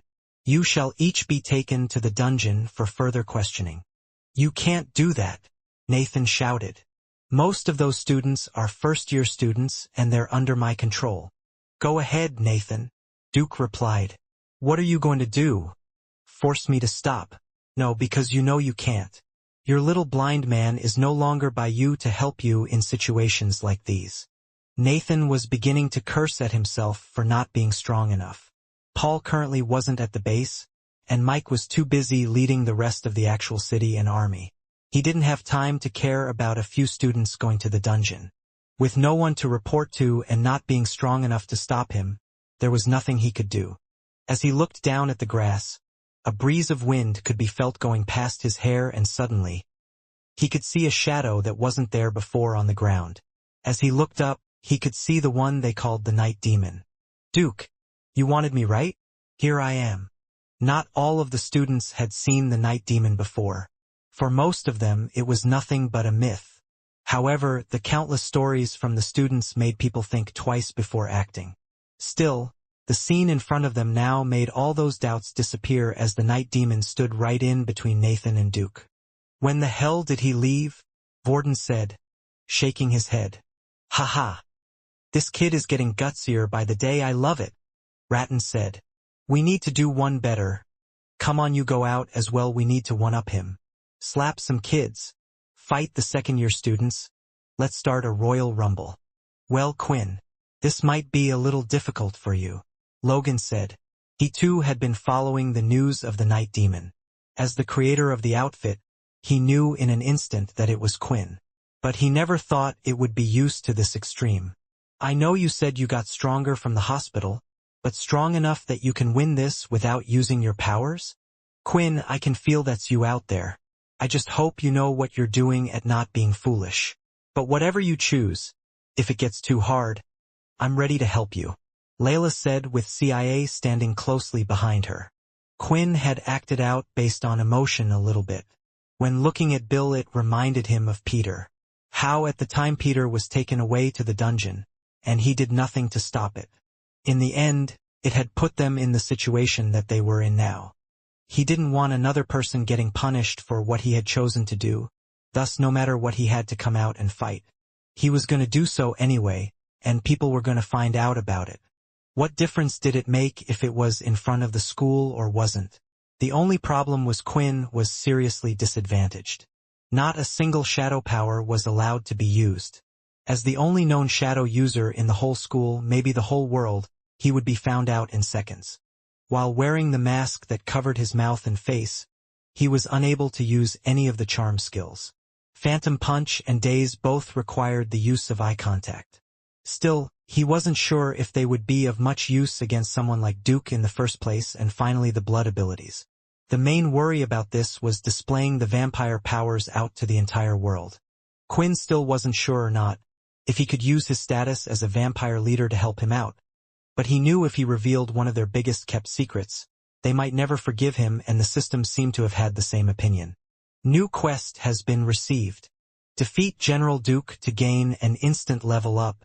The quest had appeared, which meant the system deemed Duke powerful enough to be worthy of an instant level up. This was unlucky for Quinn, for it was the same problem he had at the tournament. If he was to defeat Duke here, his evolution process would begin.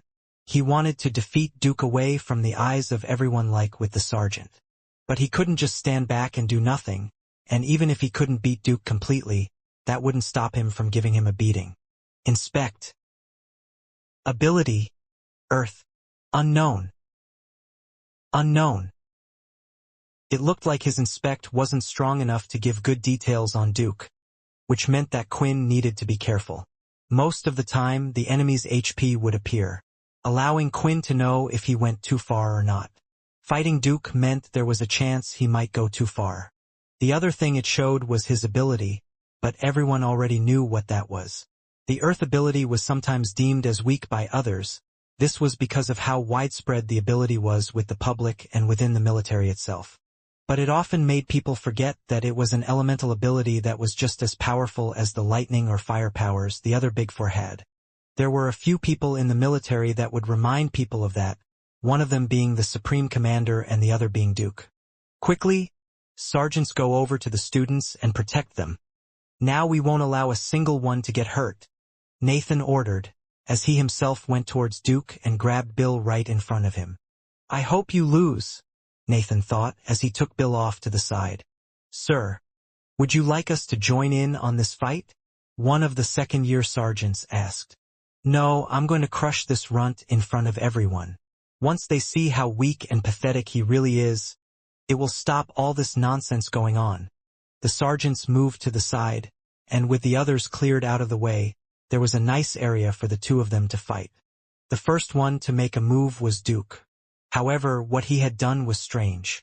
He stomped his foot on the ground, and then in an instant, a ball of earth from the ground wrapped around him. As he was surrounded by the solid ball, others were wondering what he was trying to do, and Quinn had a good idea. Approaching the ball running at his full speed, he managed to cross the area in a few seconds. Is he even faster than before? Layla said. How did he get that strong so quick? When he was close to the ball, an odd movement could be seen on a section of the ball, as if it was alive. Suddenly, a spike appeared, shooting out of it at an amazing speed. Still, what was even more impressive was Quinn, who managed to dodge it. As he took a step back, the spike retracted back into the ball. Nathan, who was standing by the side, knew what Duke was doing. He wanted to shout out and give the night demon advice, but he couldn't even if he wanted to. If he did, then it would only make his entire case invalid when going after Duke. They could try to claim the whole thing was set up by him. Taking a step forward, a spike immediately came out from the earth ball again, but Quinn was able to move his head, slightly avoiding it. But that wasn't the only one. More and more started to shoot out from the ball and retract at amazing speed, while Quinn carried on running around it, dodging every attack. Eventually, inching his way closer and closer to the ball, his movements were slight, so no energy was wasted. Who is this night demon? Haley said, standing next to Nathan.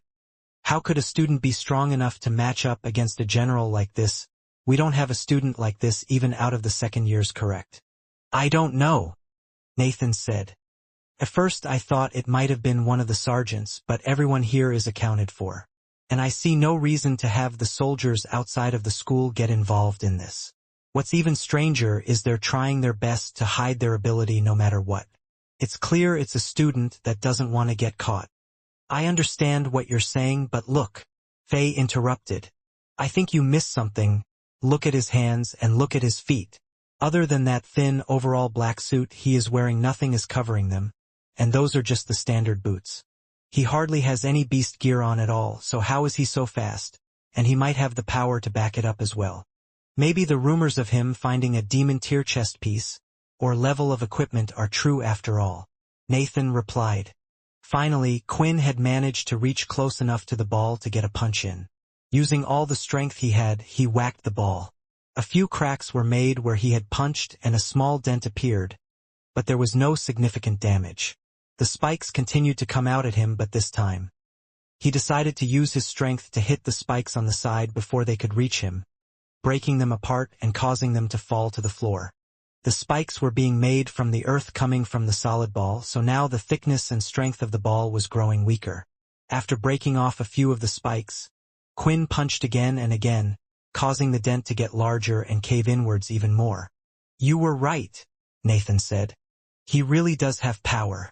I've never seen anyone being able to break the ball before. Finally, noticing that he had significantly weakened a part of the ball, Quinn lifted his leg above his head and swept it down as fast as he could, hitting a section of the ball with the heel of his foot.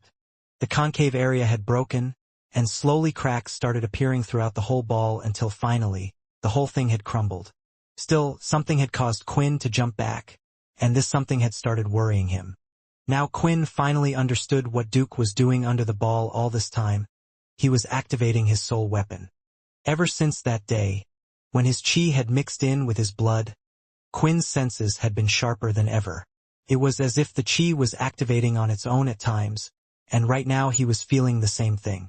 As soon as the strange mud ball had broken, his senses were telling him to fall back, and he did well to listen to them by moving out of the way.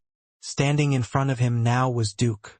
The reason for being in the ball for so long was to ensure that he had enough time to equip his soul weapon. Right now, from head to toe, his body was covered in a strange rock-like substance. His size was nearly twice the size of what he was before, and the only humane feature that could be seen on him was his eyes. He looked like some type of rock beast made out of, well, rocks. I guess he's not going to take it easy on me the same way as the sergeant did. That armor looks sturdy and I don't have my gauntlets either.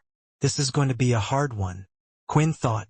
Suddenly, as Duke lifted his hand, giant columns of rock appeared shooting out from underneath, moving and swerving left and right at the very tip of the column.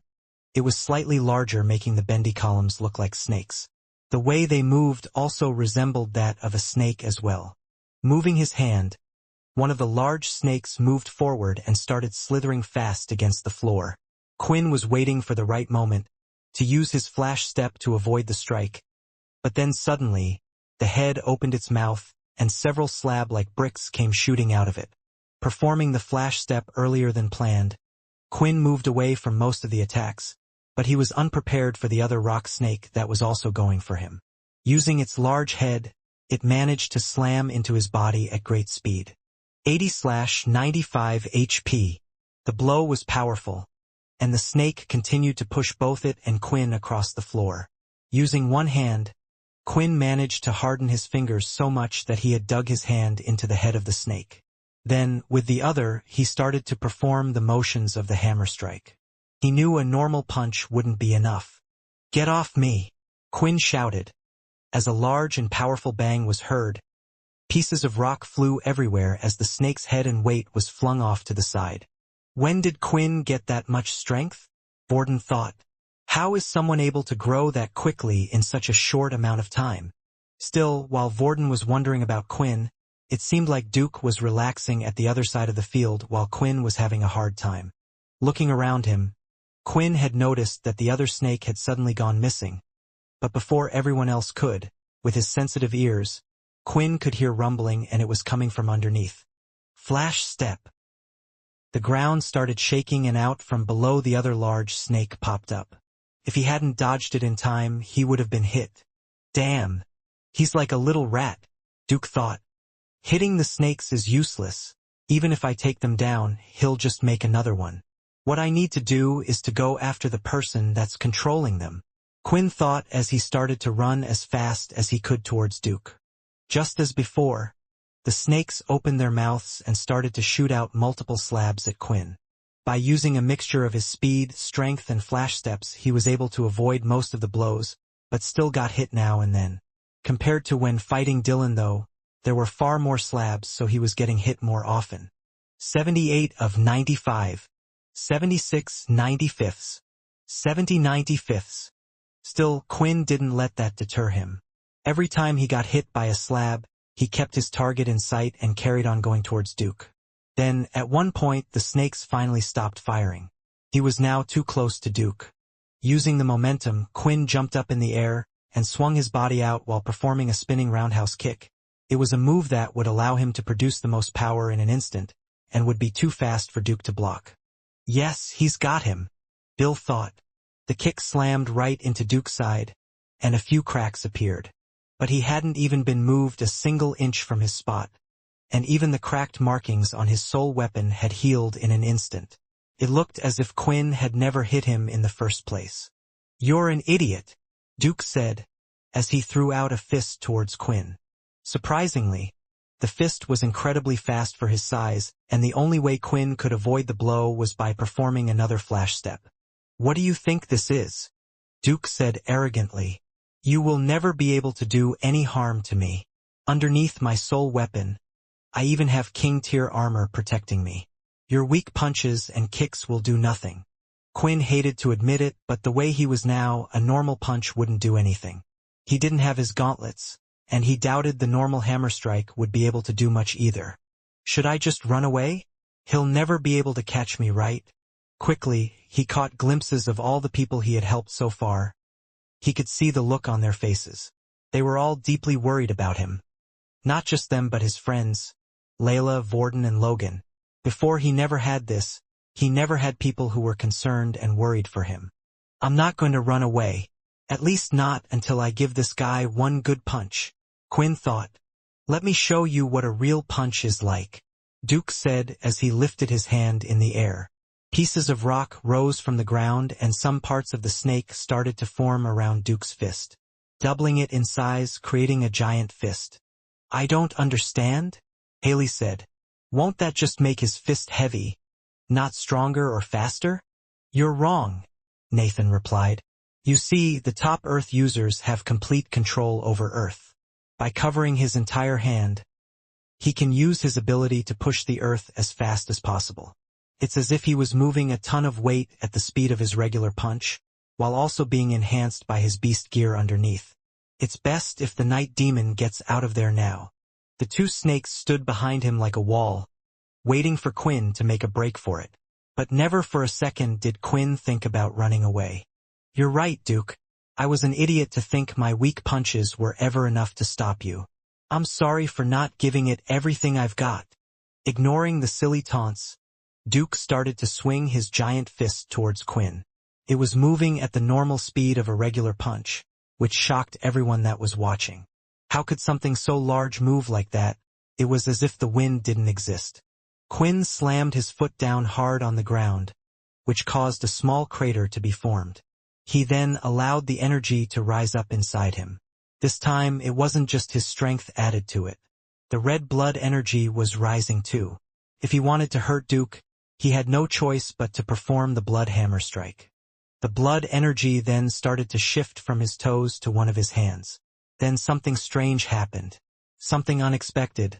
But it was too late for Quinn to stop now. The strange pink chi energy started to move about with the blood energy. Still, Quinn didn't care about it and continued trying to perform the strongest punch he could possibly do. Blood hammer strike. Snapping back and firing off his other hand like a shotgun. An extremely loud thunderous clap was heard. The two fists had collided. There was no equal force of power, as one of them was the clear winner. Duke's giant stone fist immediately started to crumble, as all of the earth used to create it was shot backwards. Screams were heard as giant pieces of rocks started to crash and fall to the ground, and dust had also been thrown up everywhere. What happened? Did the night demon die? Is everyone okay? Nathan shouted out. As the two fists had hit, a large dust cloud had spread out blocking everyone's view. The only thing that they could hear and see was the thunderclap and the large rocks falling on the floor. As the dust started to settle, the place where the night demon once was, he was now nowhere to be seen. Then Nathan and all the others quickly went to look at Duke. Gasps were heard throughout the whole crowd at what they were seeing. "Someone get the doctor quick," one of the sergeants called. A pool of blood was at Duke's feet and his whole right arm from his shoulder was no longer there. "I'll kill that bastard." While dust had blocked everyone's vision, Quinn had to act fast, and there were more reasons for this than just one. Truthfully, he wanted to continue the fight, but now, when looking at his right hand, it had completely shattered. The skin had been torn off and the bones had fractured completely as well. The attack, what was that? Did the blood mix in with the chi? He thought. It was clear, though, that his body was unable to handle this power currently. With no protection from gauntlets whatsoever, Quinn's fist had also taken Duke's attack head-on, which might have had something to do with it as well. But this wasn't the reason why he had to stop fighting. He had already used up his blood bank skill in an instant and his arm was already starting to heal on the spot. It was a lot of damage, but this wound was nowhere near fatal and Quinn could continue on. That was, of course, if it wasn't for the fact that part of his suit had been destroyed in the punch as well. The suit was designed to cover him from head to toe. There would be no gaps. The attack, however, caused the suit to break, which meant outside in the middle of the day, his skin was exposed to the sunlight. He was far weaker than he once was. Still, Quinn was a lot faster than a regular human, even with the sun outside. His stats had improved so much so that he was as strong as when he had first evolved. The dust was a big bonus, and while it was starting to settle, Quinn was able to rejoin back with the others. Everyone was far too focused looking at the fight ahead to notice he wasn't there and someone had returned. In fact, many of the students were jumbled up, as they would constantly move out of order to get a better view of the fight.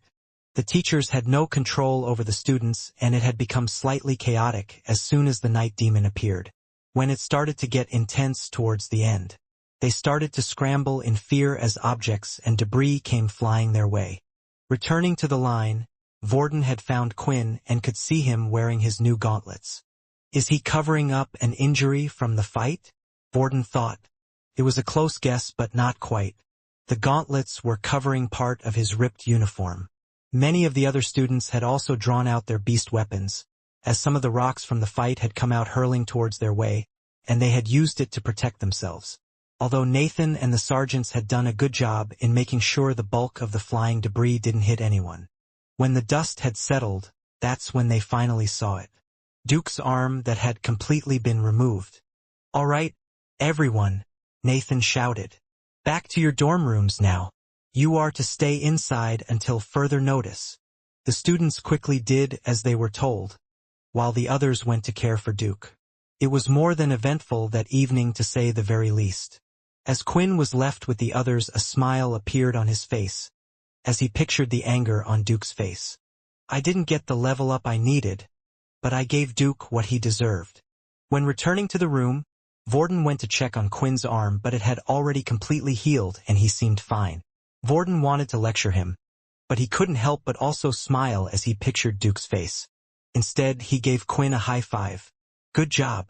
He finally got a little payback. Vorden said, but please don't give me a heart attack like that again, or at least warn me beforehand. For the rest of the night, Quinn was trying to figure out just what had happened when he had used the blood hammer. Somehow, he had used his chi in the attack as well. Right now it was too powerful for his body to handle, but he knew that it was incredibly strong.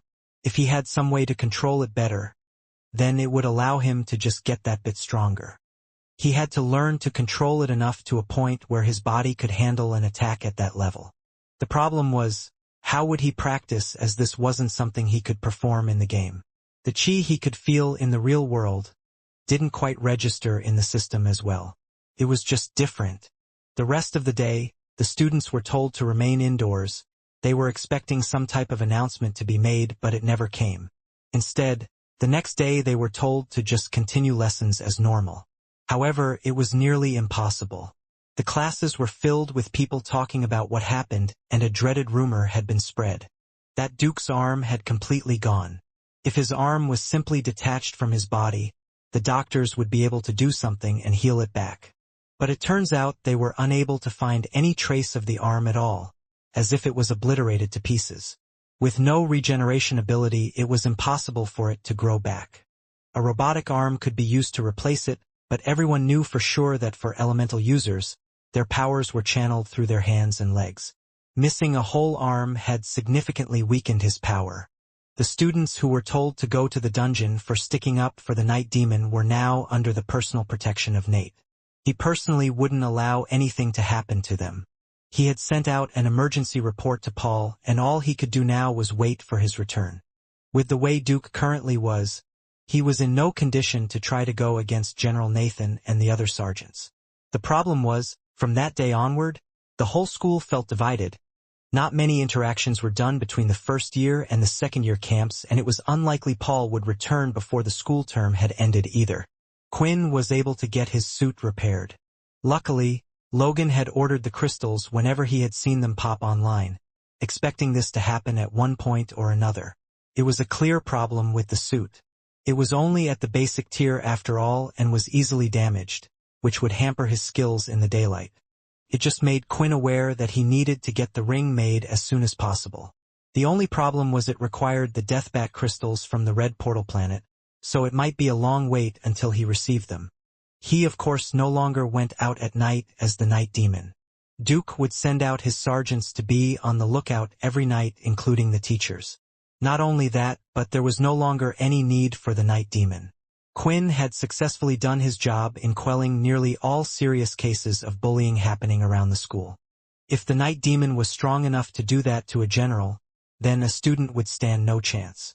This was the thought in their heads. For the remaining 2 weeks, all Quinn could do instead was to continue to train in the VR center to gain EXP. With no one starting any more fights, it was even hard for him to fight normally. If he did, then he would be the one causing problems starting fights. Thinking back to the fight with Duke, Quinn could tell that he had improved a lot. Never in his life would he have dreamed of being able to do something like that. He had a good feeling that if he was able to use his blood abilities and shadow abilities from the start, he might have won. In the end, he had run out of time and was unable to level up. However, he had learned a lot about his chi, gained new weapons, and learnt an entire new shadow skill in that time. He was now ready. The first day of summer was right around the corner. Finally, it was the first day of summer. The school term had ended, and it was the only time students were allowed to leave the military base if they wanted to. All the students who had planned to leave would meet up on the second-year field. On there, a large teleporter would be placed which would take them all to the same Earth station. From there, students would make their own way to wherever they needed to go. However, Quinn had other plans, and unlike the other students who were packing and getting ready to leave, Quinn was patiently waiting in his room for most of the students to go. It was already midday, and he had decided that he would get a nice long rest before heading out. When he finally did wake up, he noticed that Vorden was no longer in his bed by his side. Most of the students were pretty excited that they would finally be able to go home and had packed beforehand, ready to go back any second. He must have gone back to his family. I wonder what Layla will do? Quinn thought, since she was no longer a part of Pure, and he had chosen not to inform her of his plans. Luckily, before Vorden had left, Quinn had decided to ask for some blood to fill up his blood bank. He had actually also tried to get the materials to make the flask and ring in his item shop, but as expected, they were nearly impossible to find. Hopefully, the vampire planet is a dark one. It should be, as Fex said, only when vampires reached a certain stage would they be sent out for a quest to obtain the materials for the ring. Leaving his room, Quinn chose to look out of his window onto the field. The last few students that were remaining looked to be entering the portal with their belongings. He watched them go in one by one and time continued to pass. I'm just delaying it, aren't I? Everything Quinn needed was either in his system inventory or was in the dimensional space in the shadow. They had no clue where they would land once entering the portal, so it was best to be prepared. They might even just land in the middle of a whole vampire city, and they needed to be ready to explain themselves. Finally, not wasting any more time, Quinn decided to enter Logan's room. Come in, Logan said. As Quinn opened the door, he was greeted with something he had never expected. Inside the room wasn't just Logan, but Vorden and Layla were there waiting as well. Huh? What are you guys doing here? Aren't you going home? Quinn asked, trying to figure out what was going on. No, they're not, Quinn. I decided to tell them about what was happening because I knew you wouldn't. I told you before, they are equally invested in this, just as much as you are. Logan replied. He's right, Quinn, Vorden replied. You should let us make our own choices, and you have to remember. Peter and Fex aren't just your friends. They're ours as well. Layla then started to walk up to Quinn and looked him in the eyes. You idiot, she shouted. Why do you think I wanted to turn myself in the first place? It's because of how weak I felt when being around you, how I felt hopeless. I did this thinking I could finally help you, and then you go and chose to not tell me. We are part of the same problem, we have a connection. Layla said as she stopped and walked off back near the others, fearing that her emotions would have gotten the better of her. Look, I understand, but I was just looking out for you, Goo. Quinn stopped in the middle of his sentence. He finally realized that what he was doing was exactly what they had done for him when the vampires came for Fex. He remembered just how upset he was. When they didn't tell him, he felt the same way. You're right, Quinn said. It's your decision, but Vorden, you can't copy vampire abilities, and other than Logan's, which is difficult to use, it might be troublesome for you. These vampires are incredibly strong. Didn't you just give me these? Vorden said, turning around and showing the white and black curved swords on his back. I'm pretty sure I can fend for myself. Not just that, Quinn, what about you? If you get hurt, you're going to need your little blood bank, right? Quinn didn't know why, but whenever he did need blood in the past, he used to always go to Vorden or Layla. As for Logan, he tended to avoid asking him the question. In a way, Logan's blood just didn't seem or sound as appetizing. It probably had something to do with his diet of strange sandwiches. So you all know what's happening then, right? About how they're going to kill Fex.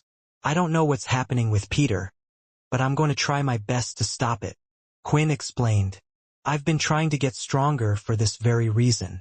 We could be going up or even fighting against them to save him. Quinn, we already know that, Layla said. Sorry to interrupt, Logan said, as he pushed a button on his table, allowing for his bedroom door to slide open. Suddenly a person came crashing into the room with their face planting against the floor. The door quickly closed behind her. As they all looked at the person, it was someone they all recognized. I'm sorry, I didn't mean to eavesdrop, she said with her head down on the floor begging. I just came here for Layla. The person who was on the other side of the door was CIA. Don't worry. She didn't hear anything. This room is soundproof and locked. Like an aircraft, I created my own ventilation system that I order the parts for and replace once in a while. Logan explained. No wonder I couldn't smell her outside? Quinn thought. Layla had quickly gone down to help her up, and CIA now stood closely behind her, while peeking at all the others. Seeing how different CIA acted before and after the memory loss was making Quinn feel a bit queasy in his stomach. Quinn, I think she should come with us, Layla said. What? Quinn blurted out. Wait, look. She knows nothing. She remembers nothing. She has nowhere to go, and right now I'm the only one she's got. I don't think she would betray us, and she helps me with my powers. I promise. I'll explain everything to her, and you can make her my responsibility. The room was silent for a bit, as Quinn couldn't believe what Layla was suggesting. At one point in time, CIA was the enemy. Could removing someone's memory really change them that much to a point where they could trust her? Of course, Quinn now trusted Layla, but he barely knew CIA. Please, Quinn, Layla said, with a glint in her eyes making her look like a sad puppy dog. I think we should take her, Logan said. We need all the help we can get. Her ability was extremely handy when we were fighting the King-tier beast, and also, it will allow Vorden an ability to copy as well. Why don't we have a vote? All those who wish to bring CIA along.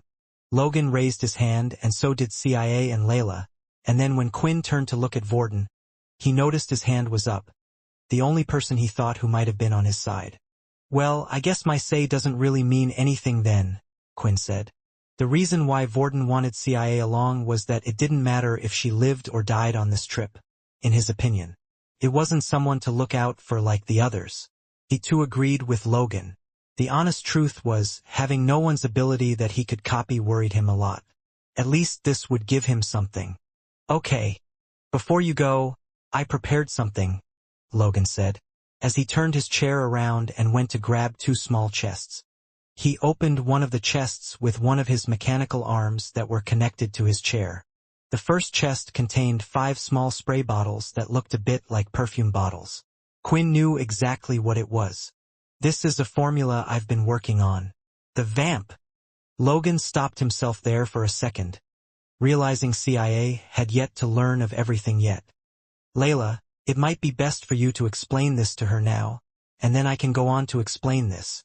Layla then took herself and CIA over to the bed that was on the other side, while the boys patiently waited for her explanation.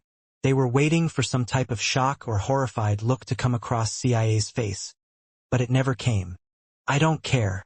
I'll do whatever you say. I just want to be with you, CIA said as she leapt across the bed and jumped on Layla, giving her a huge hug. The boys looked away at the awkward scene and interaction. Didn't CIA used to have a thing for you?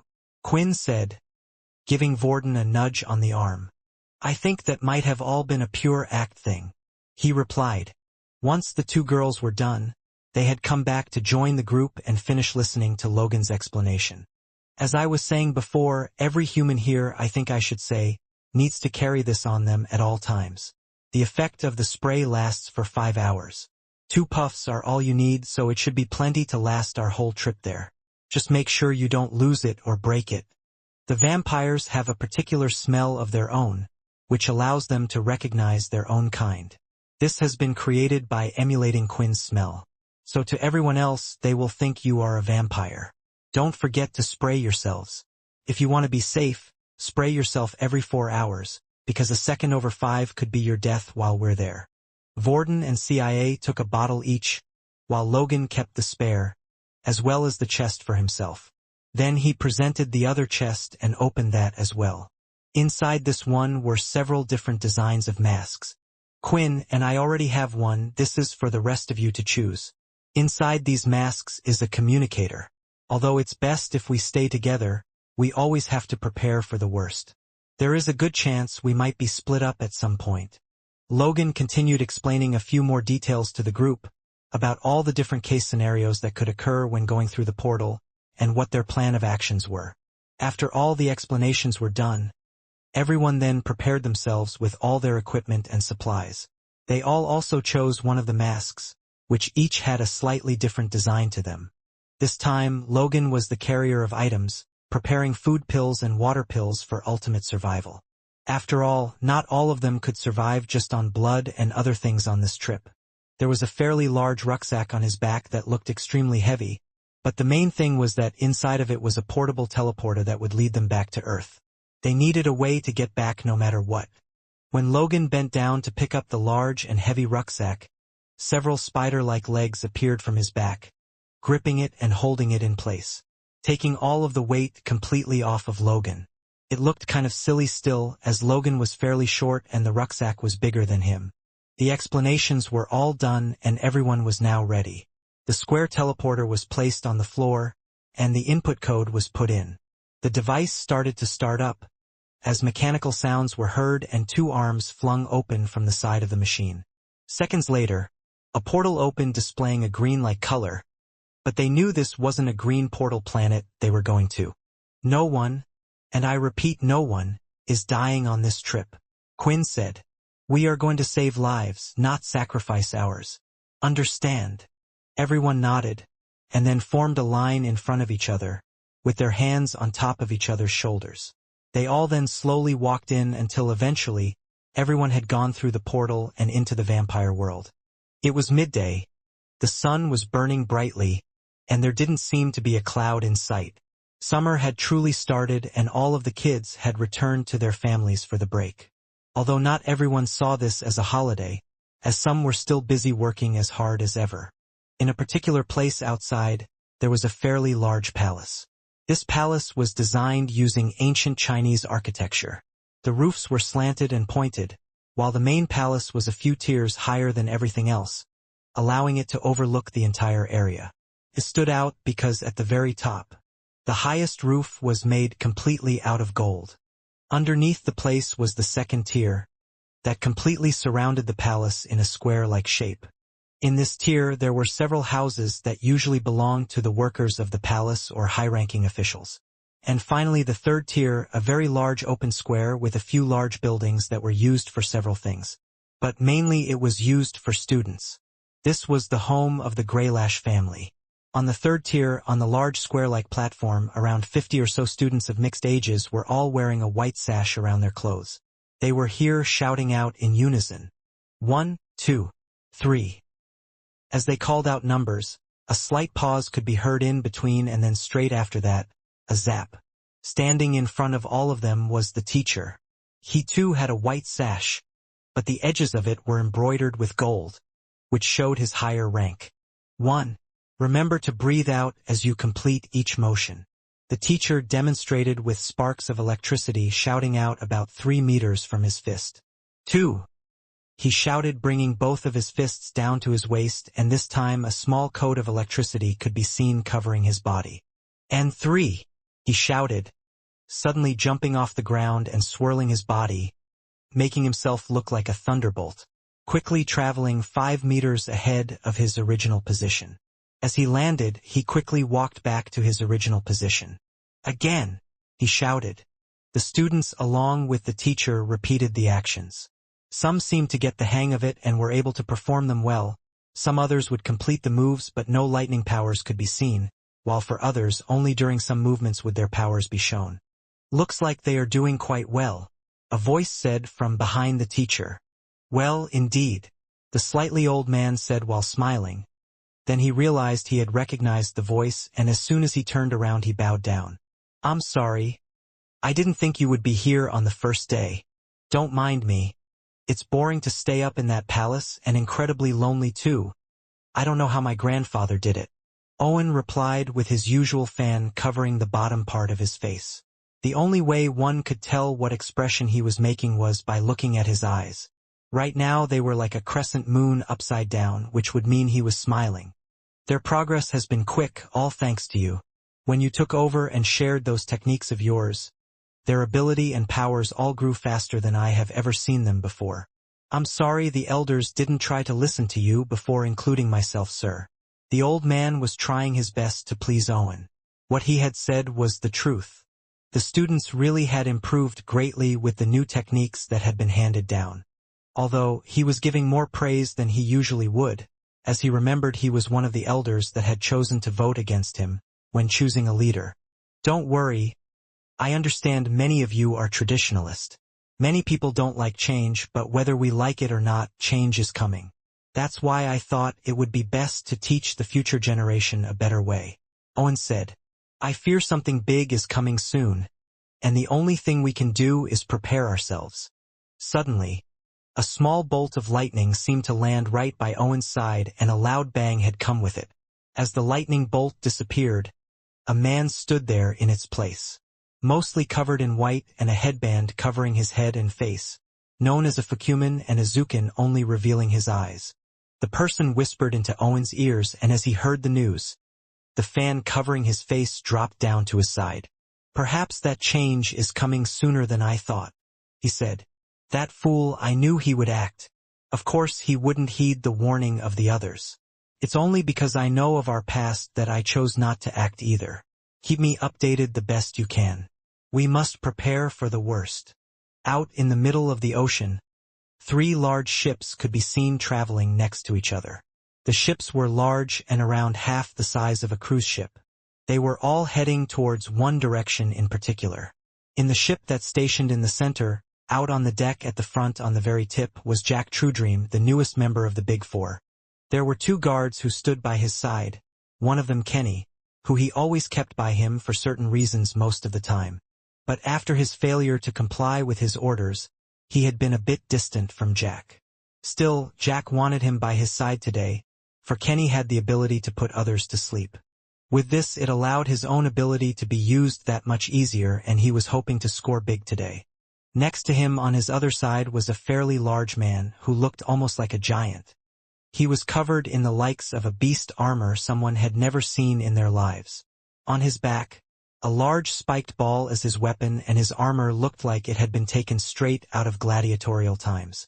On this ship alone there were 500 men, all with a mixture of abilities, but they were his very best.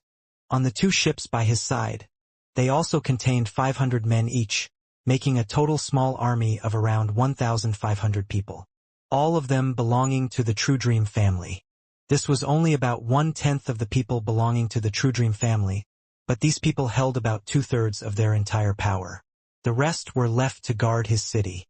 None of the public knew what he was doing at this moment, as they hadn't been made aware of it, and he wanted to keep it that way. For today he was starting a war with the Blades family. I bet they thought they were quite smart, hiding their family on an uncharted island in the middle of nowhere, Jack said. But you underestimate my information gathering. Even if you are powerful, I would love to see how they deal with it when 1,500 of the strongest ability users in the world turn up right at your doorstep uninvited. Jack then started to hysterically laugh at his own genius. Once he got rid of the Blades, he would not only obtain their power, but also the shadow power along with it, and perhaps many more secrets that they were hiding. If all the others were scared of the Blades before, they would be terrified once they found out that Jack had not only defeated them but also taken their power. The teleporters are ready, sir, Kenny said by his side. The group would have loved to invade by teleporting right to the island. However, there was no such way. The only way to reach the island in the first place was to travel via a ship or an aircraft. Still, they needed a quick way back home. Finally, the fairly large island could be seen in sight. Even from a distance, a large mountain could be seen that seemed to have been flattened. At the very top of it, a strange giant castle-like structure was seen, and behind that what looked like a very large stone tablet. Impressive, but soon all of this will be mine. The ships had reached shore, and the invasion had begun. On the private island, on top of the hill, there was a fairly large castle that had been built. Just beside it, a fairly large stone tablet was also present. The stone tablet was at least double the size of the castle itself, and even the castle was huge. Inside the castle, there wasn't a king or a queen, and there weren't many people who lived there either. In total, only 100 or so people lived there. Inside the castle, in the throne room, some people who looked like a regular family were sitting down, eating dinner at a large dining table. At the head of the table was a large muscular old man. He had a short scruffy beard and also scruffy spiky hair that had completely grayed out at this point. They were currently dressed in their everyday clothing, and the old man himself was in a regular sleeveless top that showed his large bulging muscles. His arm itself was as wide as a regular person's thigh. The rest of the family were all dressed a little nicer, but none of them were wearing beast gear. However, if one was to look around the room, they could see beast armor all over the dining room being put out on display, that too in multiple different styles. It seemed as if they were merely some collector's items. Also sitting at the table was a younger man, who was only graying at the sides. His hair was neatly swept to the side and blonde in color. Sitting next to him was a female who was similar age. Opposite the two of them were a pair of young brother and sister, both of whom were blonde as well. They were twins who seemed to be in their mid-20s. "So, are you really going to do nothing about Syl then?" the young boy asked. "Yeah, Grandpa, if we did something like that, then you would have already sent us back to the castle. It's not fair," the girl complained, sitting next to the boy. The old man stuffed his face with a fairly large chicken breast before putting it down and laughing. "You know I have bright plans for that boy," he continued to laugh. "Not fair." The girl sulked. "Why has Syl always been Grandpa's favorite?" "Come on now," the father said. "You know he has his problems. He was affected by the training worse than all of us. But at the same time, he showed better results than everyone here." "Your father's right," the mother added. "If Syl can return to what he once was, then perhaps he would lead the family one day." "PFT, yeah right? If that crazy kid led this family, then we would all be doomed," the girl said. Suddenly, their meal was interrupted as a knock was heard at the door. "Come in," the old man shouted. A man walked in calmly, as if there was nothing to worry about at all. He was dressed in a nice suit and gave a quick bow before giving his report. "Sir, it seems like the island is about to be under attack," the man said. "Really, by who?" the old man replied. "It's True Dream, sir, and he appears to have brought an army of over 1,000 men."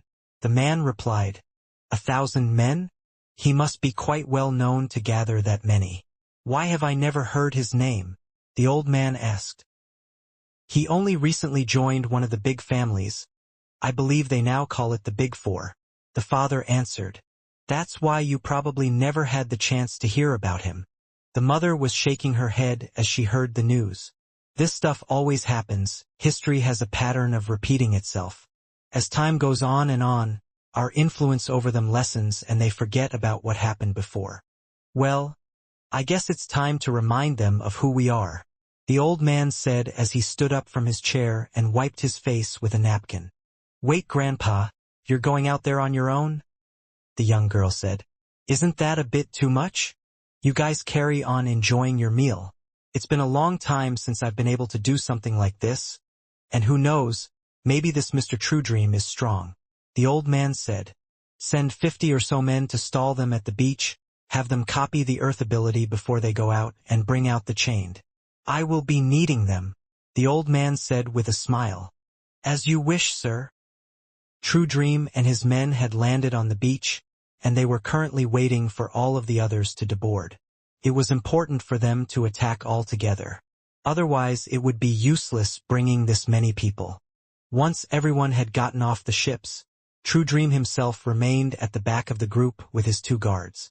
Also, another group of around 10 people with portable teleporters too remained at the back of the group.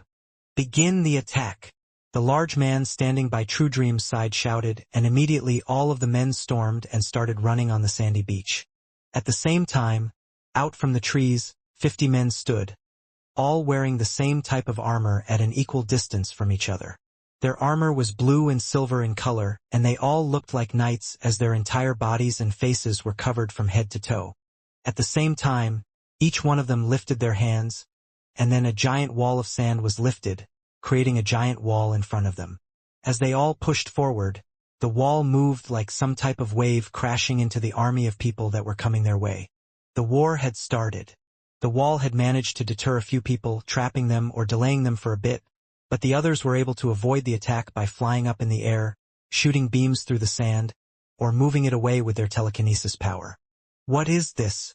Are the Blade family just a bunch of Earth users?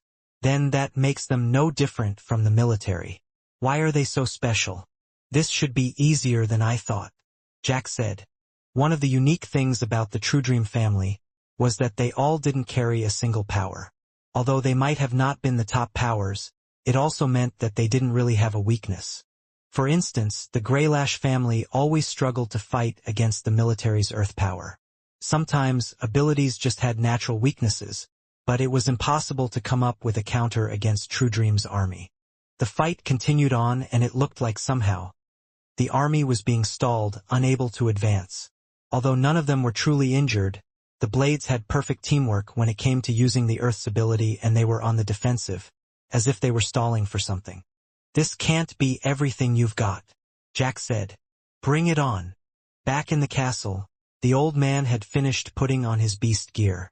He wore a sleeveless chest piece to allow him free movement in the arm area, and normal trousers with crystallized boots.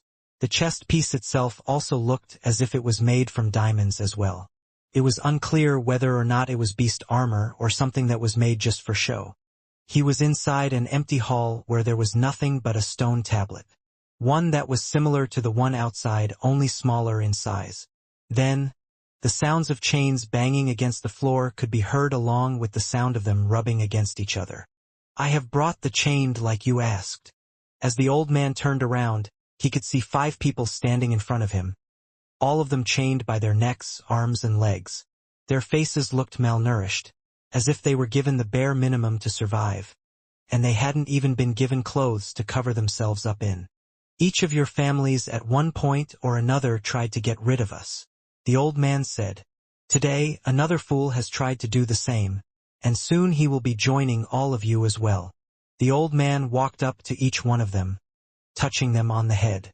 As he did this action, it looked as if they hadn't even noticed what was happening around them. Their eyes were as if they were already dead. "Let's go deal with this fool." Finally, it looked like the 50 or so Earth users were tiring out. They couldn't hold back 1,000 or so powerful men forever. Although Jack had never expected so little people to come face him. The problem with having a big army was not everyone was able to directly fight at the same time. Sometimes in war, strategy was needed, and Jack had planned to do this, but after seeing how little people there were, he decided against it, and his plan seemed to be working as he began moving further up the island and opposing men had started to move back. A special green beam came shooting out through one of the sand walls and managed to hit one of the Blades' knights on the shoulder. However, although the attack was powerful and managed to knock the knight over, the attack itself seemed to have bounced off, going into the air and causing no damage. On closer inspection, it looked as if a lot of the attacks were merely bouncing off the armor, and it was also the reason why they were able to last for so long.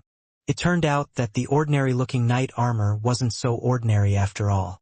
Still, it didn't matter if the front row managed to move forward, because then suddenly, several large blue thunderbolts came shooting outward. It moved so fast that no one was able to react to it in time. As it hit the first person, the electrical power seemed to pass on to the next until the whole front row had collapsed and fallen onto the floor. For a second, everyone on the battlefield had frozen. One of True Dream's men, who was just behind the front row, quickly knelt down as he went to check on his companion. He tried shaking him, hitting him, doing anything he could until he eventually pressed his ear against the person's chest. It stayed there for a while until, "He's dead," the man said. Then he turned and looked at all the others in the front row, and none of them were moving either. "What is going on?" Jack thought. "Isn't that the Greylash's power, and a powerful one at that? Is the family head here? What are they doing on the island?" But as the 50 or so men moved back into the jungle and headed back to the castle, a single large old man wearing a crystal chest piece and boots stepped out from the jungle and onto the sand. His right hand was completely covered in blue lightning racing up and down, from his shoulders, all the way to his fingertips. Knowing what just happened, many of the men were a little stiff and unwilling to move. There wasn't a single person on that island that was wearing armor below that of the king tier, yet still they had been taken out with a single attack. "My name is Hilston Blade. I'm the leader of the Blade family," the old man said. "The reason why I am telling you this is because you should all at least know the name of the person who will be taking your life." As Hilston, the old man stomped his foot in a certain direction. In the next instant, the sand that was below them had been hardened and turned into spikes, piercing many of them. With his other hand, he fired more lightning bolts. "What are you all doing? He's only one man. Kill him," True Dream shouted. Of course, the army had the confidence of having multiple people on their side, and some of them were filled with anger at their fallen comrades. As they came close to him, though, they could suddenly feel it getting hotter. An extreme heat was being emitted from the old man's body. Throwing out a kick with one of his legs, a vertical line of flames had come out of it, knocking all the people away who had come close. As for those in the sky, they continued to be shot down by thunderbolts. "What is this? How is this possible?" Jack said, as he continued to stay at the back. "He has earth power as strong as the military, fire power, and lightning power from the other big families. The only one he is missing is from the Bree family. Not just that, this level of power is not normal. Nothing like this was recorded in the fight against the Dalki. How has a secret like this been kept for so long?" At this moment, Jack was starting to panic a little. But he still had plenty of men left alive, and as long as they continued to fight, he was sure that eventually all of the old man's MC cells would be used up. Every person in the world had a limit, and this included True Dream himself. The stronger the power that was stored inside him, the less powers he could store at a time. Roar! Suddenly, though, a loud roar that spread throughout the island was heard. It had interrupted Jack in the middle of his thoughts completely. "Ah, my little pet. It took you a while." The old man smiled. The sound of something heavy flapping was heard, and then a large shadow overcasting the whole beach was seen. As they all looked up in the sky, they could only see what could be described as a dragon. One of the men shouted. In the air, a large dragon the size of an aircraft was seen hovering about. Brown and gold in color. Of course, dragons were nothing but mere legends and myths. This was something that only looked like a dragon. If it isn't a dragon, Jack thought, then that means it's a beast.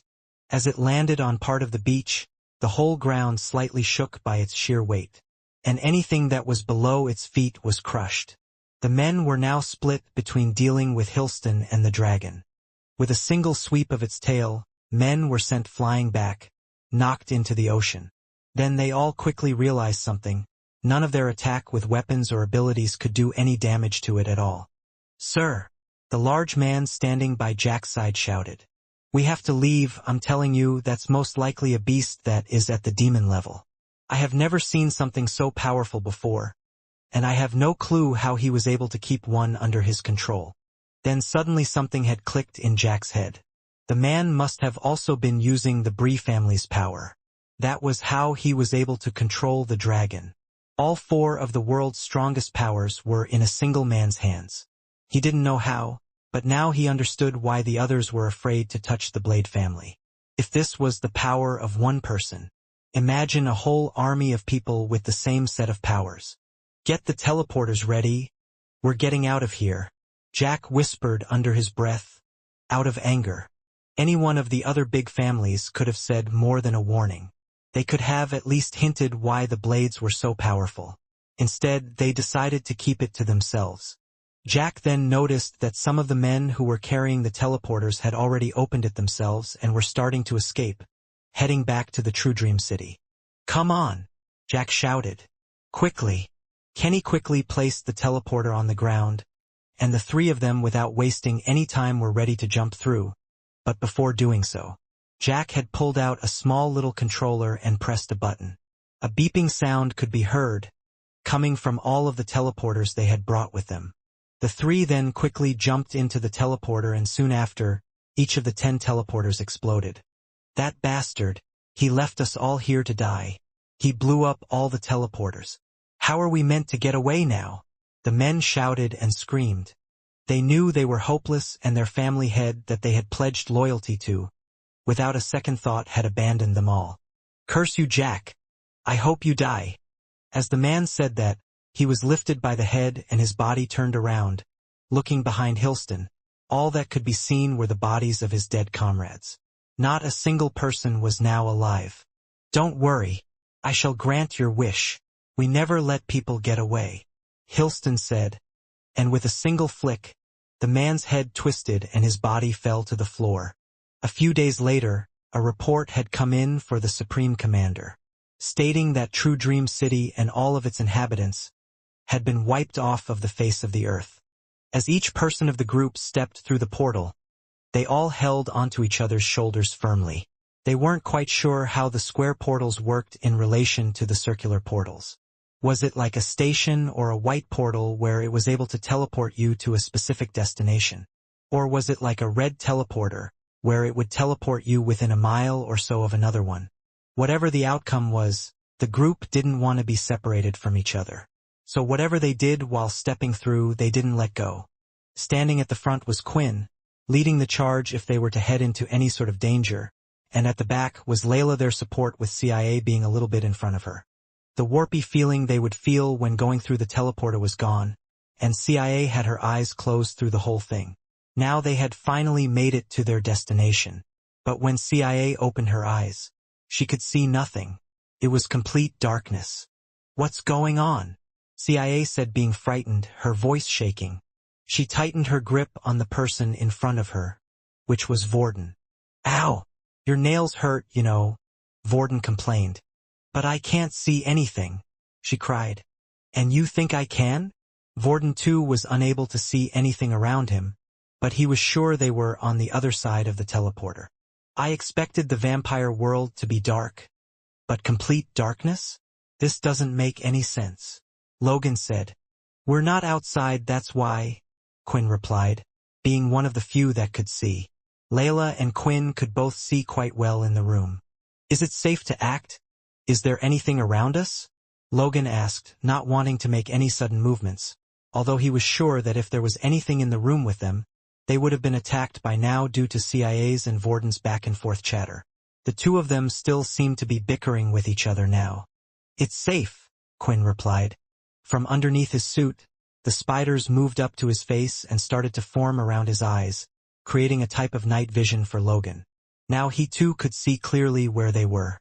As soon as he realized what it was, the adrenaline started to run through his body.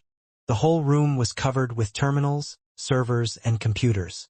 Not just that, but where they stood there was a circular platform and above them some type of contraption. In corners of the room there were chemical gadgets and all sorts. But what was getting him excited more than anything was the layout of the room. If he was to move all of his research to a place like this, it would be exactly how he would organize it. "All right, everyone, don't panic. Just wait here for a moment," Logan said as he let go of who he was holding on to and started to investigate one of the terminals. There were many buttons that Logan had no clue what they did. He could have guessed, but if he did it wouldn't exactly be accurate, so instead, he placed his hand on the machine. Using his ability, he was able to directly communicate with it and give it orders. It was easy to tell which was the main terminal, and soon, several lights opened all over the room. "Ah!" Quinn flinched as the lights turned on, and Layla had done the same. "Could you warn us beforehand the next time?" Lights didn't hurt Quinn like the sunlight did, but sudden exposure from dark to light would startle him a bit. Now the whole group could see quite clearly that they seemed to be in some sort of science lab, although it also looked to be abandoned. Some of the computers and equipment had rusted, and there were cobwebs over everything as if they hadn't been touched in 100 years. "All right, let's try to spread out and look for clues or something," Logan said. "Now I must remind you, I said spread out, not split up." "Got it. Stay in this room. We all know what happens to the first person who gets lost in a horror film, right?" "Is it really the right time to make that type of joke?" Layla asked. "When we're on another planet with a load of blood-sucking vampires." "I'll take your point on board," Logan replied. Logan had signaled for Quinn to come with him as he wanted to confirm something, while the others tried to find any details of where they were. The room was strange. There were several numbered doors on one side that didn't seem to open no matter what they did. Then there were two larger doors on each of the other sides, but none of them opened either. In a way, it seemed like they were trapped. There were no windows or anything similar that indicated where they were. "Would you mind using your system to try to figure out who made these items?" Logan asked, pointing forth at the weird claw-like object above the circle platform they had landed on. "Inspect." A teleporter created by Richard Eno. Quinn then went ahead and looked at a few other items, and although the system couldn't tell what most of them were, it did tell him they were all created by Richard Eno. "It's a teleporter," Quinn answered. "I thought as much," replied Logan. "At least now we have our way back. I can activate it whenever I want using the terminal over there. Although everything looks old and damaged in here, it's quite advanced. Some of this technology has only recently been introduced to our world. Makes sense why it says they were all made by Richard Eno," Quinn said. A teleporter created by Richard Eno had led them to a laboratory created by him as well. It was clear it wasn't a coincidence. The question was, had what Feck said correct? Were they really now in the vampire world? Or had he made a mistake in just recognizing the teleporter as one of their own? They wouldn't know until they dug deeper, but other than that, the two of them started to think along the same lines. If they were in the vampire world, then what was Richard Eno doing here? There were a few possibilities. He was a vampire himself that later migrated to the human world. Or a human who worked with the vampires or was doing research on the vampires. All of these were a great possibility. "Quinn, thank you," Logan said with a smile on his face. The two of them continued searching until they eventually reached another working terminal. This one had several different screens, 6 in total. Each screen seemed to be linked to a camera and all of the rooms looked exactly the same. It was a square space with nothing inside. It reminded Quinn of certain mental asylums. "Look at this," Quinn said, pointing to the screen. Logan had seen it too. The rooms had marks of blood all over them. The wall, ceilings, and floor. However, they were quite dark and looked like they had been there for a while. "Maybe the rooms were used to run experiments of some sorts," Logan said. "Live subjects? Human subjects, or other vampires? Well, if we can get to where those cameras are, I can actually check the blood. Maybe it will give us more answers to what type of place this is, and who exactly Richard Eno was, because I don't know why, but this place is giving me the chills." While Layla and CIA were sticking to each other like glue, Vorden was looking at the wall with the several doors that had different numbers on them. There were 6 doors in total, each with a number on the front. He saw the girls looking at them earlier but didn't really attempt to open them much. Feeling a little trapped, he was looking for an exit. As he approached the first door, he looked around to see if there was anything, but there really was nothing. At the same time, over to where Quinn and Logan were, they had just figured out something. Logan's hand was pressed up against the computer. "It's telling me if we press this button, it will open a door to one of the rooms." Pressing the button, the door had opened, and a slight steamy sound was heard. When they looked up at where the door had opened from, they could see Vorden standing in front of an open door. Vorden could see a room in front of him but was cautious about stepping in. But nearly in an instant, something had grabbed him, pulling him in. The doors soon after immediately shut again. "Level 1 trial initiated. Open the door," Quinn shouted. "I can't," Logan replied. "I don't know what's happening. It's not listening." Vorden was trapped. Logan now had both of his hands pressed on the terminal, and his expression was one of struggle as he started to sweat a little. This was the first time Quinn had seen him panic like that. This only meant they were in a tough situation. "I can't open the door," Logan shouted. "It can understand me and it's listening to me, but it's the first time a machine has ever been able to outright refuse my request like this. What's going on?" He tried and tried again, but it was clear that right now there was nothing they could do to help Vorden. The two girls were not too far from the other doors themselves, and before anything could happen to them, Quinn quickly called them over. "Come over here," Quinn shouted. "We don't want any more surprises." All of them were now carefully watching one of the screens on the terminal that clearly showed Vorden in the room. Inside the room, Vorden had felt a very strong force pulling him by the back of his collar. He was practically chucked into the room, but as soon as the door closed, whatever that was pulling him had stopped. He immediately turned around, and as he did, he drew out both of the black and white blades, ready for anything. He had touched CIA before, so he also had her ability, but nothing else, and hers wasn't an offensive one in the first place, so the only thing he could rely on right now were the weapons. Now, standing in front of him, he could see one thing in the room. It was a robot, although not a humanoid-looking one, to say the least. Its upper body was like that of a human, having 2 hands and a chest frame with a head on top, but after that nothing else looked human. Where its head should have been there was a single eye that looked like a pair of binoculars, and as for the legs they were non-existent. Instead, it was a pair of triangle-shaped wheels, with the tire being a band that would move along with the robot, emulating a treadmill. Since it was the only thing in the room, Vorden could only guess that it was this robot that had pulled him in. Although it looked weak, for a brief second, he had felt its strength and was extremely cautious. As he backed up with his blades continually drawn, he didn't break eye contact even for a second.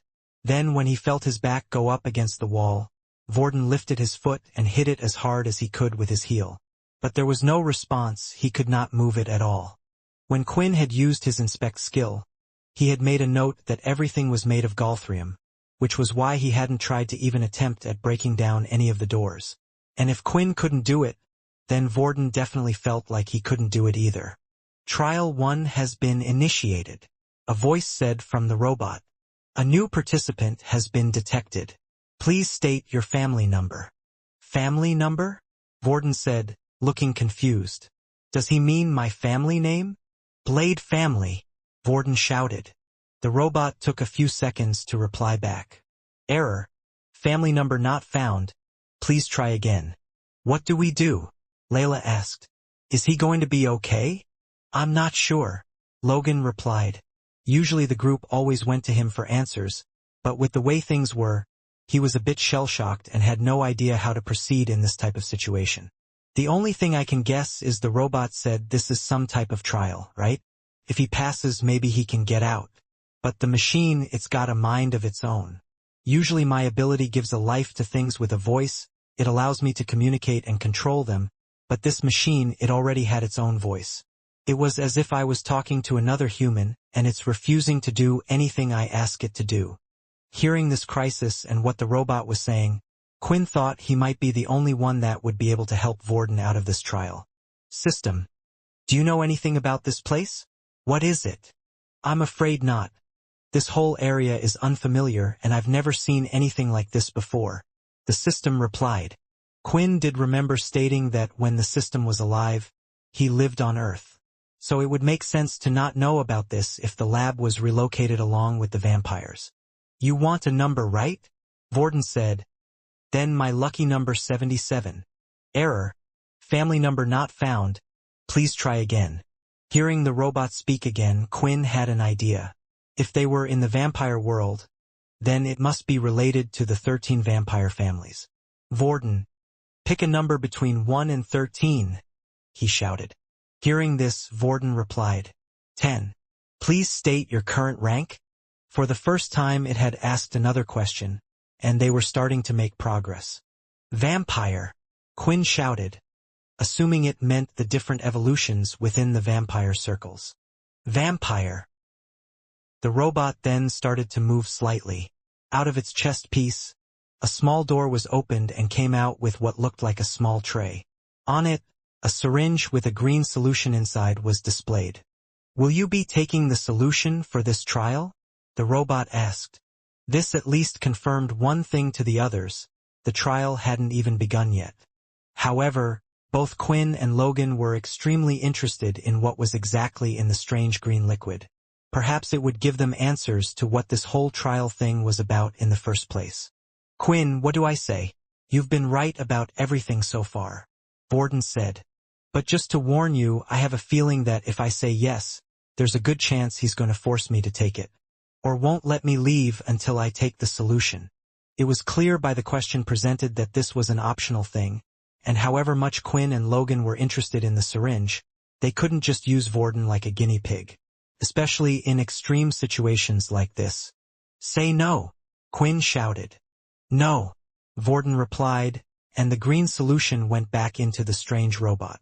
For the first time, the robot had moved from its place and went to the back of the room up against the wall. All of these actions, and the anticipation of what was about to happen next, was making not only Vorden nervous but the rest as well. Suddenly from above, a hole in the ceiling had appeared and then closed nearly just as quick. In the short time it had opened, something had fallen from the ceiling and made a loud thumping noise below. The first thing that came to Vorden's senses wasn't the appearance of what had fallen, but instead was the smell. He had wanted to immediately lift his shirt to cover his mouth, but was aware he couldn't. The smell was extremely bad. It smelled as if food had been left out for several days. Then, when looking at what had dropped on the floor and where the smell had come from, he could see something had been wrapped up in a black rag, and on the outside of it was blood. Moving forward towards the black ragged item, Vorden pointed his black sword forward and reached out, pushing it with the side of his sword. The item had unwrapped itself from the rag and rolled out, revealing a severed arm. Immediately outside, CIA had to look away from the screen. She could take all of the things Layla had said, but seeing this, reality started to hit her about what type of place they were really in. Looking at the arm closer, Vorden could tell that it clearly wasn't a fresh one, for it was very pale in color and most of the inside looked rotten. After dealing with Peter, he had seen his fair share of fresh limbs that had been cut off. The trial will now begin. An announcement was made. Once again, one of the panels from the ceiling quickly opened, and this time on the other side of the room, something larger had fallen to the floor. It was curled up in a ball, but it looked to be human. Its bony spine could be seen, and it had no clothes, apart from a rag covering its privates. It was bald and almost gray in color. GRGRGR. GRGRGGR. GRGRG. Strange sounds could be heard coming from the figure, and Vorden proceeded to take a few steps back slowly, not wanting to make any noise. Slowly, the figure started to uncurl from its ball-like shape and stood on its 2 feet. It was tall, nearly 7 foot, and looked just like a human. However, it looked as if the creature was made of nothing but skin and bones, as in its ribcage, kneecaps and several other areas could be seen clearly. Then when looking at its head, all that could be seen in its eyes was white. Gra-hi! The creature screamed, and as it opened its mouth wide, it revealed several razor-sharp teeth. Similar to a vampire, only every single one of its teeth was just as sharp. Quinn, the system said with horror in its voice. That's a Wendigo. Wendigo, it was a word that hadn't been mentioned in a while, and it had long shifted to the back of Quinn's mind. But suddenly all of the bad thoughts came rushing out his head as the system had said those words. The Wendigo was one of the evolutions a ghoul could evolve into. It was one of the options that Peter was able to evolve into, but instead, he turned into a wight.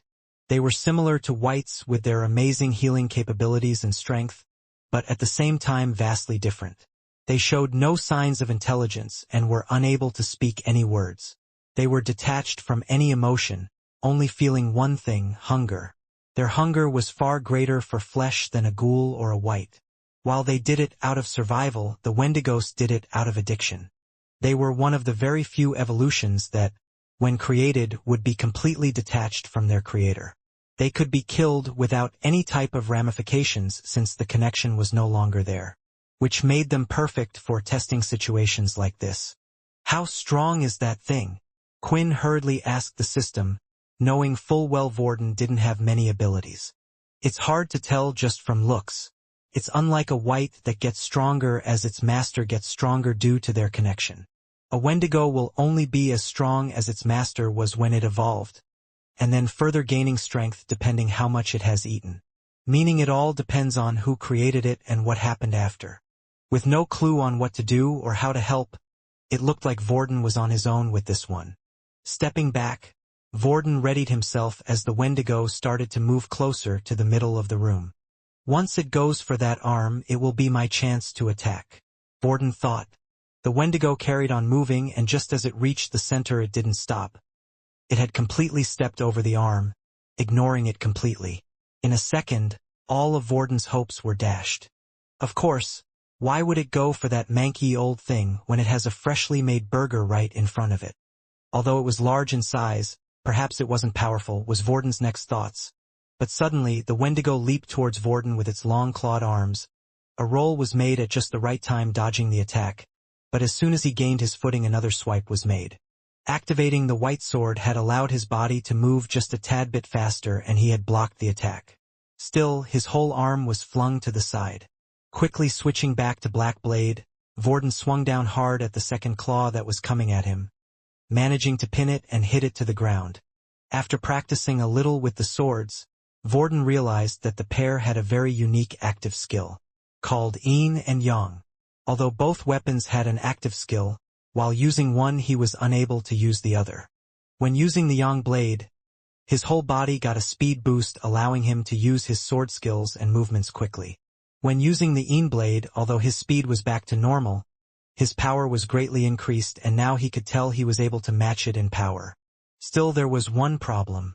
The Wendigo was both faster and stronger than his natural self, making it difficult as he quickly needed to switch between the two as he did then. This was not only taxing for his mind but for his body as well. Lifting up the bulk blade, he quickly activated the white blade's power and started to move back, avoiding the next set of swipes that came his way. "Will you please give me a break?" he shouted, as the Wendigo carried on coming at him like a wild animal. There was only one thing left that he could do. He threw the black blade up in the air while using the white blade to dodge the fast attacks. This meant that now his other hand was free, and he was able to use the spirit spear. Throwing it outward, it had stabbed the Wendigo in the stomach.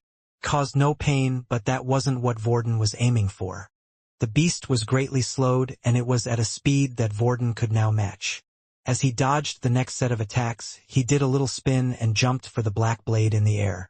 As soon as he did that, he activated the black blade's power and swung both blades right at the Wendigo's head, cutting it clean off. Its body quickly fell to the floor, and Vorden was huffing and panting greatly. His breathing was completely off and his chest was hurting. The constant switching was also messing up with his body's natural rhythm, even causing his heart to misbeat in some areas, which was extremely dangerous. Any longer and he could have been in serious trouble. "I don't know if that boy is lucky or just has really good instincts," the system said. If he was to cut off any other part of the Wendigo's body, it would have almost healed on the spot, prolonging the fight. Cutting off the head is the only way to kill an undead. "And you don't think he could have used that advice during the fight?" Quinn said back, annoyed at the useless system. The fight was far too intense to allow any distractions. Telling you to tell him would have made his chances of survival decrease. While Vorden was still holding his chest in the White Room, there was one thing he was sure about. If he needed to fight another one of those things, he wasn't sure if he could make it out alive. The robot once again started to move over to the Wendigo's body. It pointed one of its hands towards the body, and after a few seconds that hand had completely transformed into what looked like an oval-shaped cannon. Out from it, a large laser-like substance was shot. It wasn't harming the room in any way, but as it touched the body, parts of it quickly turned into ash. "I guess I did the right thing to not try to fight that thing," Vorden thought as he gulped. As soon as the whole thing was turned to ash, like a vacuum it started to suck up the ashes until there was no trace of the Wendigo left at all. The same process was then done with the rag and arm as well. The robot then moved back towards the center and finally made an announcement. "Trial 1 has been completed. Would you like to continue on to the next one?" the robot asked. "Hell no," Vorden answered immediately. "Get me out of here." Trial put on hold. Rewards shall be distributed. The robot once again opened up the tray on its body. Only this time, a red round-shaped pill was placed on it. The door had yet to open as Vorden looked around, and it looked like nothing would happen until he took the pill. "Damn it!" he thought as he picked up the pill, but at the same time the steam sound of the door opening behind him was heard. He only needed to take the reward and not actually consume it. He was never happier to leave such a place, and not waiting a second, bolted out of the room. When he left, the door behind closed once again. "Vorden, are you hurt anywhere?" Layla said, running up to him and looking around. "I'm fine. That thing didn't even put a scratch on me," he replied. "It did look like you were having a hard time in there, but I'm just happy I wasn't the one that caused your death," Logan said. "Do you mind if I take a look at what that robot gave you?" Quinn asked. Vorden showed Quinn the small little red ball pill, and Quinn used his inspect skill to see what it was. Inspect. A special pill designed by Richard Eno. It will permanently increase one's strength. The description was short, and for a second Quinn had to read it again. He had never heard of any type of pill that could do such a thing before. But now what he was more worried about was if there were any side effects to such a thing and if anyone could use it. "Do you know what it is?" Vorden asked. "Kinda," Quinn replied. He decided it was time to explain further how his vampire powers worked. It didn't make sense to hide it any longer, and it was only making things more difficult. Just because they knew it was a system wouldn't change a thing. So he proceeded to tell them about how the system and his vampire powers worked. Now they all knew how Quinn was able to get stronger and why he had known so much information about things. The only thing he still kept a secret was the AI system related to the system. Even he didn't know much about it, and that would just complicate things. Anyway, when using my inspect skill, it says it can permanently increase a person's strength. Honestly, it sounds similar to when I consume an A type of blood. But I don't know if it will even work or if there are any side effects. Vorden thought about it for a while before giving his answer. "I think it's best if I keep it for now. Maybe we will find more information on it. Or when we get back, Logan can do more research," Vorden replied. Finding out about the effects of the pill had only made Quinn more interested in what the green liquid in the syringe was. "Do you think we could start the trial again?" Quinn asked. The others turned and suddenly looked at him like he was a type of madman, while Logan seemed to be the only one on the same wavelength. "Listen him out. Right now we have no way of getting out of here," Logan said. "Even after using all these terminals, none of them open the doors out to this building. The only thing we have seen, though, is stranger things enter it through that room. Who knows if there are more creatures, we might even be in a large facility, but we still need to find a way to get out of here." Quinn also wanted to go and inspect the blood on the walls, to see if it really was from a vampire or human. "I should be fine if it's like before and a Wendigo comes out. I'm confident I should be able to beat it fairly easily," Quinn replied. "And this time I'll stay in the room to see if there's anything I can do from the inside." The others didn't like it, but honestly there was no better option. Quinn prepared himself before entering and had chosen to go in the same door. The other doors were unknown variables. Most likely they all did the same thing, so they could run 6 different tests at the same time, but just to make sure it was safe, he chose to pick the same room. Here they at least knew a little bit of what could happen. "Open the door," Quinn said, and Logan pushed the button, allowing the door to open. As Quinn stepped into the room, the robot was already there, waiting for him. The door behind him then closed and the robot started up once again. Resuming trials, Trial 2 will now begin. Entering the room, an unexpected message had occurred, but the door behind Quinn closed instantly.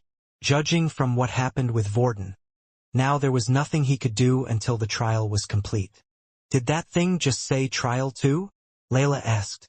"And not Trial 1? They all thought the same thing. When entering, they thought the robot would recognize Quinn as a new subject, starting the process all over again from the beginning. Seeing that this wasn't the case, Logan naturally tried looking for answers. He placed his hand on the terminal, trying to communicate with it one more time. Machines, robots, they all followed a set of code, instructions, rules. However, he was only met with disappointment.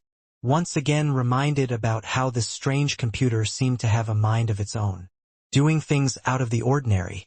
Quinn was unafraid, confident in his new skills and newfound power. He was able to get a good gauge on the Wendigo's strength watching Vorden, and if he was to face something a little harder, he knew he could get through it. Instead, multiple thoughts were running through his head, thinking about how they could get out of this place. What exactly was this place being used for?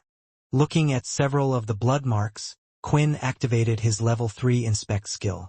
A little window popped up above each one of the blood, giving out little bits of information. What had surprised him a little was how the blood marks were a mixture of human as well as an unknown blood type.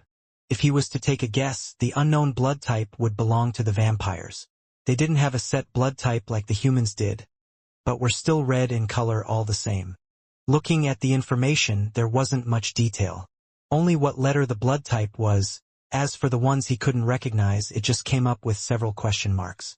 Before the trial would start, just like last time, the robot opened up its little tray from its chest piece and revealed the green solution. Inspect. Unknown. A 10% increase in all stats, once consumed. Will last 1 hour. Although the inspect skill once again couldn't tell where the green liquid had come from, seeing that message caused something to click in Quinn's head. The effect he was looking at now was the same effect when he had consumed the Dalki's green blood. Couldn't have been a coincidence that the liquid in the syringe was green in color, on top of having the same effect. There was a high chance that it was Dalki blood. Are the vampires and the Dalki really related after all? Quinn thought, but there was another confusing thing. The system had seen Dalki blood before, so why didn't it register it? Instead, it just came up with question marks. Will you be taking the solution for this trial? The robot said. Yes, Quinn replied. What are you doing, Quinn? Vorden shouted, hearing his answer. It's a risky thing, and maybe the robot won't start the trial until you actually take the thing. We can't guarantee it will be like the rewards. But Quinn had another theory. He was 90% sure this was exactly the same as the Dalki blood. When he consumed the blood before, there were no side effects and only positives. The way he was now, it was unlikely he would die by such a thing, and it was clear they were testing this out on vampires and possibly humans as well. They wouldn't just outright give them a solution that would kill them. Taking the syringe from the robot, he waited for some type of response.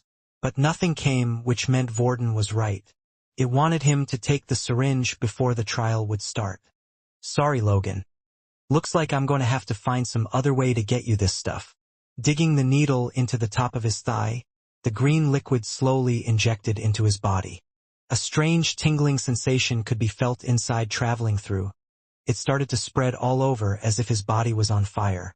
It reminded him a little of the sensation he had felt at the hospital after consuming too many blood types.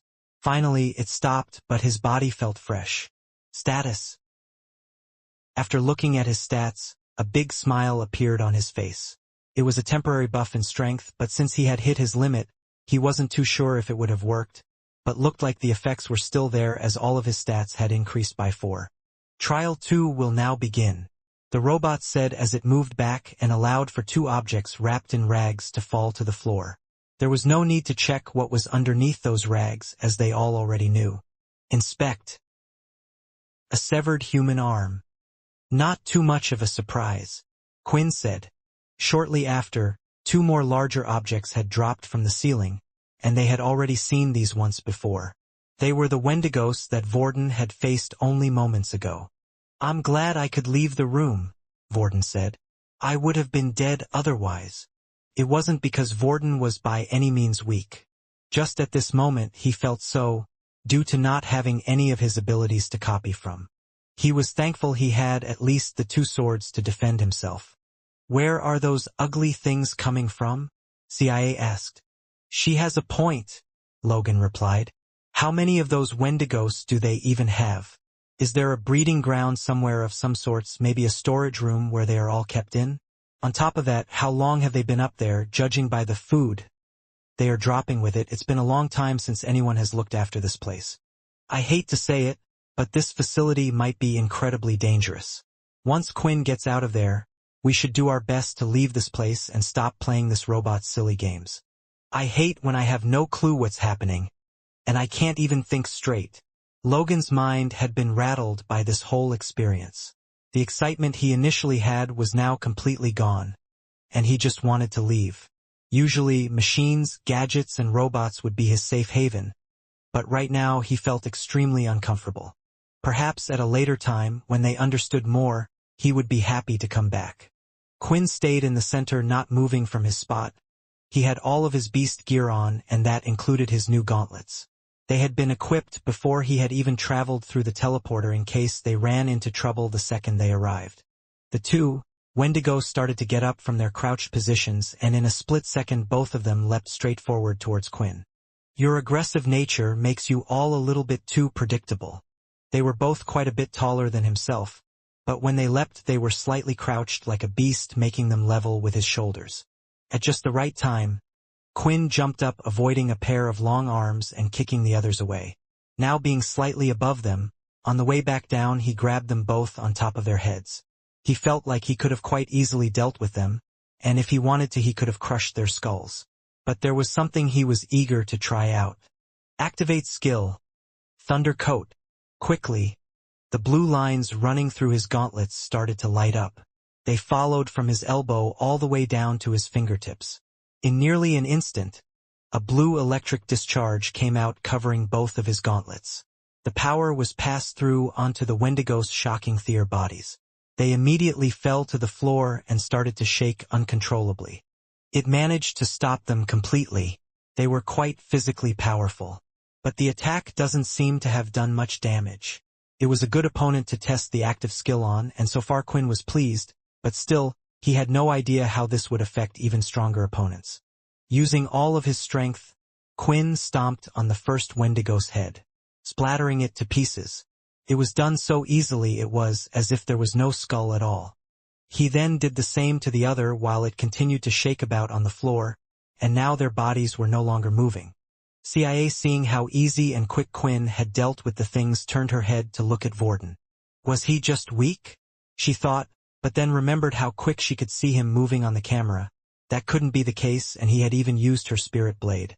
It just meant the person she was watching now was incredibly strong. I'm glad he's on our side. I would hate to be his enemy. A Wendigo has been killed. 400 EXP gained. 400 EXP gained. First time kill bonus reward. 4000 EXP. Current EXP. 29690/51200. There's still a long way to go. They're just not strong enough, Quinn thought. After the robot had finished cleaning up the mess, it did the same as last time. Trial 2 completed. Please take your rewards. This time, 2 red pills were displayed. One was the exact same one that Vorden had. As for the other, it looked the same but gave a different effect. Will permanently increase the user's agility. After taking the 2 pills, the robot started again. Would you like to continue on to Trial 3? Although Quinn thought it might be a good idea to continue on playing around with the trials, he didn't know how long they would go on for, and if it would even result in them leaving the place. No, Quinn replied. The door had instantly opened, and in that brief second, Quinn had activated his boots, giving him a 10% increase in speed. With his stat increase, the strange green substance, and his boots' active skill, his speed was now beyond 50 points, taking him to the next level. In the short time, using all his strength, he picked up the strange-looking robot and ran as fast as he could out of the door. As if everything was playing in slow motion in his eyes, he could see the door already closing, but it was far too slow for him now. As the door shut behind him, Quinn had the robot safely placed above his head. This should be a nice little gift, huh? Quinn said. As soon as Quinn had come out with the robot above his head, the others immediately started to duck behind terminals, tables, and desks. They had all seen through the video feed what it had done to the Wendigo's body, and hence they were all starting to panic, thinking the robot might suddenly go on some sort of rampage. But, after waiting a few seconds, they all started to lift their hands off their ears and peeked over the objects that they were hiding behind. What are you all so worried about? Quinn said, with the robot now standing upright by his side. Looking at the robot closely, previously its single eye on its head would be glowing red, especially when it was giving orders, but now they could see no such thing. Although Quinn wasn't 100% sure, as soon as he said no, he could see the robot's eye color dim as it deactivated itself. Even if it did start firing lasers everywhere, Quinn was hoping he could overpower it. Moving its arm and pointing the laser at one of the doors, making their exit out of the place. In all honesty, he was a bit disappointed that it didn't start shooting lasers because they still had the overall problem and struggle of finding a way out of the place. What were you thinking? Layla said. Did you want to keep the robot as a pet or something? Layla's heart was still beating fast, seeing as she was a little startled. Ever since her change, her emotions were a little higher strung than usual, but being in the strange lab didn't exactly help things either. Now instead, it looked like CIA was the one calming her down and giving her comfort, telling her to take deep breaths in and out slowly. There are a few reasons, actually, Quinn replied. First off, I was hoping to use the robot's laser to try and pry the door open. I know it probably won't work, but we don't have many options. The second reason is we have no clue how many trials they are, or if it will even lead to us getting out of this place to begin with. What we do know is Mr. Tin here, Quinn said. slapping him on the head. Has been giving us all the rewards, and I thought it would be a nice possible shortcut to the end. Maybe the last reward is a key. Approaching the robot, Logan was greatly interested in it. He got Quinn to lay it on the floor and stand nearby in case there were any sudden surprises. As he went to place his hand on top of it, Logan hesitated for a second. The fear had gotten to him, the fear of failure. Perhaps, just like with everything else, there was nothing he could do. His hand stayed a few inches above the robot's chest, shaking, and Quinn noticed this too. "What's wrong?" Quinn asked. "What if I can't do it?" Logan said. "Does that matter? It's not like any of us could do better." "Don't you want to be better than Richard Eno?" Quinn asked. He had been around Logan long enough to know what spurred him on, and he only needed a push to get back to his usual self. "Well, here's your chance, right? Everything in here belongs to him, and it seems like you've already given up. You never thought it would be so easy as to just use your ability to beat him, right?" Thinking about Quinn's words, he knew he was right. For the first time ever, his ability hadn't worked on a machine and it had completely startled him, but others who didn't have this ability of his still went on to do great things in the past. Was he nothing without his ability? No, he wasn't that type of person. Placing his hand on the metal robot, he waited, but just like the terminal, he was unable to communicate with it. Although this time there seemed to be no response at all. If he couldn't control it, then there were other ways of doing things. Using his spiders, they started to form Logan's tool glove over his hand, and he got to work immediately, determined to prove that he could do something. If Richard Eno was able to make something like this, then I should at least be able to dismantle it, Logan thought. Unlike the terminal, if they were to dismantle it, it would give no such rewards. The software was the brains behind the operation on that. But here Logan could do work with his own two hands. The others waited patiently, not wanting to make a sound so as to not disturb him, until finally, click. After a few minutes, a clicking sound was heard, and the front panel had finally opened. Inside, 5 different compartments could be seen. Slowly, one by one, Logan took them out and laid them on the floor next to the robot for the others to see. He had separated the items on the floor according to how he had found them inside the robot. The first one was a single syringe and nothing more. The second compartment was completely empty. The third held a syringe and 3 red balls. The fourth, a syringe and 5 red balls, and the fifth, another syringe with 5 red balls. Using his inspect skill, Quinn could tell the balls were the same as before. Only some of them gave different effects. One of the new ones he could see was a way to permanently increase one's stamina. The more he thought about what the balls were able to do, the more Quinn started to relate it all back to his system. The balls were essentially a replacement for his different blood types. As for the syringes, they all had the same effect as the one Quinn had taken in the beginning of the second trial. I think it's safe to assume why the second compartment was empty. That's probably due to Quinn completing the second trial. The other compartments must be the rewards for the next 3 trials, making 5 in total. Unfortunately, this doesn't seem to help us with our problem of getting out of here, Logan said. But Quinn, are all these balls the same as the others? Kind of, Quinn replied. Some of them have different effects. Speed, strength and stamina. As for the green liquid effect, it's only temporary. It allows for a power boost for an hour. Although I have to be honest with you guys, the system revolves around me. Everything it tells me is based on what effect it will give me if I consume it. So I don't know if it will have the same effect on you, or if there are even side effects for you guys. Grabbing the items, Logan placed it into one of the many special boxes he had brought along with him from his bag, and placed them all inside for safekeeping. I think it's best if I take these for now. At some point perhaps I can look into how it will affect us, by that I mean the humans of the group. Sorry, Layla, he said, looking at the small little bumps on her head. Unsure whether or not the rewards were worth it or Quinn's quick thinking plan had helped them. Once again they were stuck in the same scenario as before. Looking ahead at the 6 different doors, he started to wonder if there was a similar robot behind each of them. The Wendigo had given him a good amount of EXP, and if he was to complete the trials, fairly this time in the other rooms in turn, then they would get the other rewards. They would get more green liquid as well as what Quinn would now refer to as blood pills. In a tough pinch, the green liquid could be the turning point on whether or not he would win a fight in the future. Perhaps completing the trial and killing all the Wendigos would be enough EXP to even level him up to the next stage. Trials 1 and 2 were quite easy. I wonder if Trial 3 would be similar. Would they all just increase the amount of creatures I have to face? Quinn thought. If the 5th trial was just defeating 5 at one go, it would be a pretty easy job with his shadow and blood abilities to deal with them. Somewhere above the laboratory was a large, dark space. Not a single light source could be seen, but the sound of growling and howls was constantly heard. Inside, the Wendigos would consistently and aimlessly wander around. Some didn't move at all while others bumped into each other as they walked past.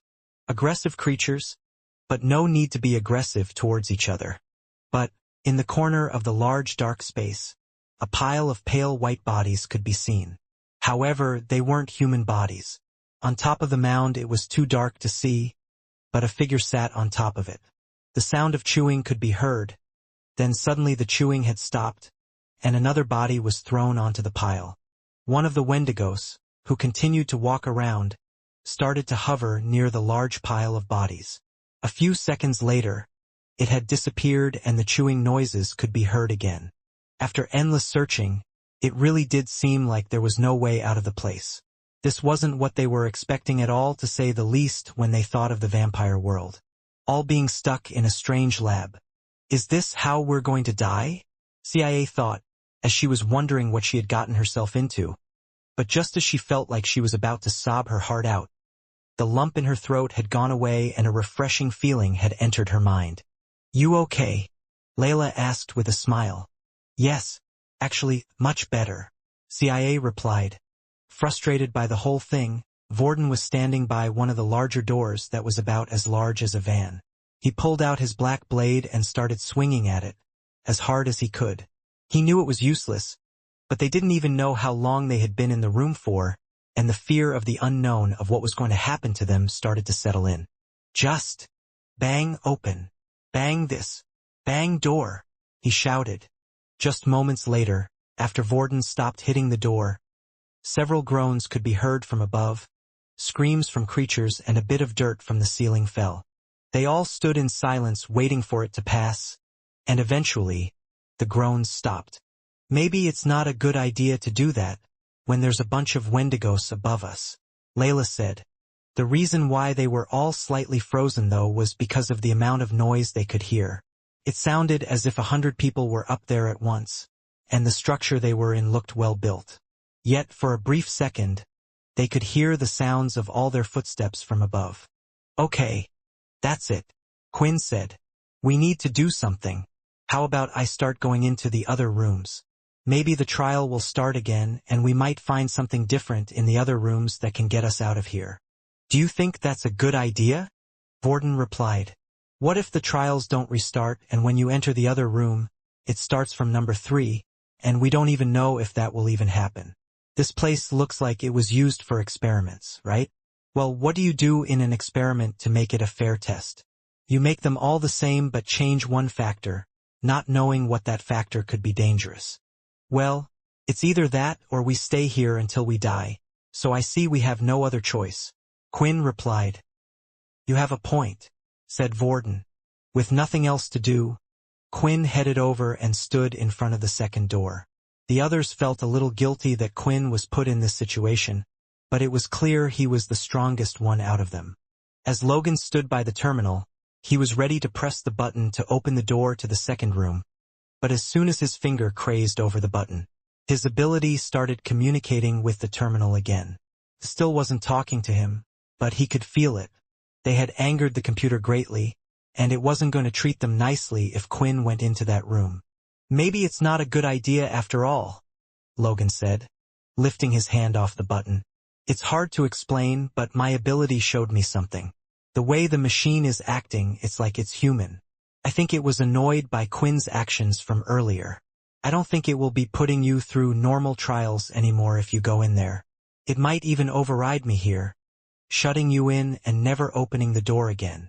This was something Quinn didn't like the sound of. Truthfully, He assumed that completing the trials wouldn't open the side doors and only amount to more rewards and the possibility of leveling up. However, the risk and reward just weren't worth it. Walking around, Quinn stood back outside door 1 and started to think. Those Wendigos came from above, right? And we all heard them up there. Which means they have to be coming from somewhere, right? You can't be thinking of trying to go up there? Layla asked. Did you hear how many they were? Even for you, that would just mean death. Quinn shook his head. Not up there. But I was thinking. Every time a trial started, what happened right at the beginning? It would always drop a severed arm. Only then would it drop the Wendigos in after. Which means the human body parts and the Wendigos are stored in 2 different places. I mean, if they were to put it together, all the food would be gone. Maybe if we go up there, we can find something. And how do we get in the room? CIA asked. I have an idea. Once again with his finger hovered over the button, Logan was ready, and so was Quinn by the original first door, while Vorden stood by the robot. Logan had said it had been deactivated by himself, but it was better to be extra safe. The two gave a nod to each other, signaling they were ready. As Logan pushed the button, the door opened up again. Then instead of entering the room, Quinn decided to stand directly in front of its path. A short time had passed and the door tried to close. Maybe I can't break the doors, but I'm pretty sure I'm strong enough to stop you from closing. Using both hands, Quinn pushed against the door, pushing it back into its slot. It wasn't as hard as he thought, but at the same time it wasn't easy either. Can you hold it? Vorden asked. Yeah, I should be good for a good while, Quinn replied. All of the group apart from Logan then ventured into the room from before. The robot hadn't activated, and a trial hadn't started like the times before, which was a good sign. Just in case anything happened though, Logan would stay outside. Do you remember where the arm dropped from? Layla asked. It was right here, Vorden said, as he went ahead and tried to cut the square ceiling directly above where the arm had fallen from. At first nothing happened, but the ceiling panel had slightly moved. He tried again a few times and then success. The panel had been slashed in half, falling to the floor, but with it, small amounts of blood had dripped down and fell onto Vorden's cheeks. Yuck! He shouted. The group allowed the blood to drip from above a little, and when it finally seemed to stop, they looked up. To them it just looked like a dark hole, unsure whether it led to a room, or how the arm even came down to them in the first place. How did you know the ceiling might not be made of glathrium? Layla asked Quinn, who was still holding the door back. It was when Vorden did his little act earlier. Glathrium is extremely rare and hard to mold, so some of it might not be pure like the doors. But when part of the ceiling had crumbled and fell into the room earlier, I checked it out with my inspect skill. Turns out it wasn't 100% glathrium. The problem was, I wasn't going to go and start blasting the ceiling, possibly dropping hundreds of Wendigos on top of us. If the ceiling in there wasn't pure glathrium, then maybe here it wasn't either. They all continued to look at the hole above them, each just staring at it, wondering what was up there. Can someone please hurry up and go in? Quinn complained. This is tiring, you know. Oh, I thought Vorden was going to go in? Layla said. So did I. CIA replied. Why me? Aren't you the one with the magic powers now? Vorden replied. An angry look appeared on her face, but she didn't say anything, and CIA too was staring Vorden down. Fine, Vorden replied as he looked up at the hole in the ceiling. Here we go. The ceiling from the floor wasn't too high, however. It was lucky that Vorden was quite a tall person. Standing up, he was able to reach the ceiling if he raised his hand with his sword. With a little jump, he could perform an attack while doing so as well. This was how he was able to break the panel in the first place. Still, he needed a little assistance from the two girls to push him up so he could pull himself inside. Since both Logan and Quinn were busy right now, that only left him with two options. Right now, Vorden was standing on top of the girls carefully. He had one foot on the top of each shoulder, like a cheerleader, spreading his weight. Vorden, how much do you weigh? Layla said, struggling. I never thought. Small girls like us would be doing this. Shouldn't it be the other way round? CIA said as she tried her best to keep still, otherwise he would be off balance. Will you two stop complaining? Vorden snapped back at them. This is the least you can do, unless you guys want to stick your head first into a creepy dark hole that you just saw a couple of severed arms fall from. Oh, and let's not forget the human-eating flesh monsters that are above us as well. From that point onward, the two girls stopped complaining. Vorden carefully first placed his hand onto one of the other panels for a few seconds and then brought it back down again. Okay. Nothing bit my fingers, that's good. Right? He then did the same thing again but tried to yank on the panel quite hard, seeing if it would fall when he pulled himself up. But it was pretty sturdy and he decided it should be safe. The girls watching this wanted to say something, because they felt like Vorden was taking extra long, and wasn't sure if he was now doing this on purpose as a form of payback. Finally, he took the plunge and using both hands pulled his body up. He was unsure whether or not he would be able to fully stand, so he stayed low for a little bit. But when he looked ahead, there were a few light sources here and there across the walls, all blue in color. They allowed him to see the whole area he was in. Standing up fully on his two legs, he quickly realized he was in some type of cave. Above it was quite a large empty space, and on the side, the small lights could be seen. Looking at the hole he had just climbed up from, there was a conveyor belt leading up to it, and the small lights also went along the way, leading to a different area of the cave. When turning around, the conveyor belt looked as it pathed off into the first room. It then carried on going into what looked like a hole, which Vorden would have only been able to fit through if he was to crawl. Perhaps they lead to the other rooms? Maybe all the trials are the same in each room. The changing factor being the participants themselves. Looking in front at the other path, it looked a lot more friendly, as there was no need for Vorden to crouch and he could simply just walk. But the conveyor belt took a turn around the corner where he was unable to see anything up ahead. Are we underground? I don't like it. I remember what happened last time we were underground, Vorden said while drawing both of his blades, ready for any type of beast to come running around the corner any second now. What do you see? Layla shouted. When the noise entered through the hole, it started to echo and bounce off the cave walls. Putting his head back through the hole, from the side the conveyor belt wasn't on, Vorden replied. I think we're underground. It looks like some type of cave, but there's a pathway that's been built. I'll go ahead and follow it to see if there's a way out, or if a way back round to you guys. If there is one, I'll come back. The reason why Vorden wasn't too afraid to travel on his own was because, like Quinn said, it seemed like this part of the cave was perhaps separated from the others, due to placing the food in one area and the rest in another. Also, when Layla shouted, if there was anything here, her voice would have caused some reaction from the creatures. After all, they had sensitive hearing, at least the Wendigos did. But Vorden didn't want to think about anything else that was hiding up here. Following the conveyor belt, Vorden could see that there were blood marks on it. He carried on until eventually the cave led him around the corner, and then finally, he had entered an even bigger cavern. This one was a huge empty site, and it looked like another facility altogether was situated in there. If he continued on to follow the conveyor belt, it eventually led him inside the large warehouse-looking factory. There were now two pathways. Vorden could either choose to go around the warehouse or go through it. When trying to look closer to see where they both went, it seemed like the final destination was the same. The one thing that was on the plus side was that, just like in the science lab, the entire area looked to have been untouched for many years. The metal was slightly rusted, and covered in dust and dirt from the ceiling above. What are you doing, you wimp? Ratton suddenly said. Were you just about to go around the warehouse? Go look inside, you might find something useful. Vorden wasn't stupid. He knew what had come out of the conveyor belt, or most likely, he knew what was inside the warehouse as well. However, Ratton did bring up a good point, and perhaps it would help them leave this place. Walking back, he went to the double doors on the side of the warehouse, and braced himself as he walked in. In an instant, a strange smell had hit him in the face, and it reminded him of when he was in the trial room on his own.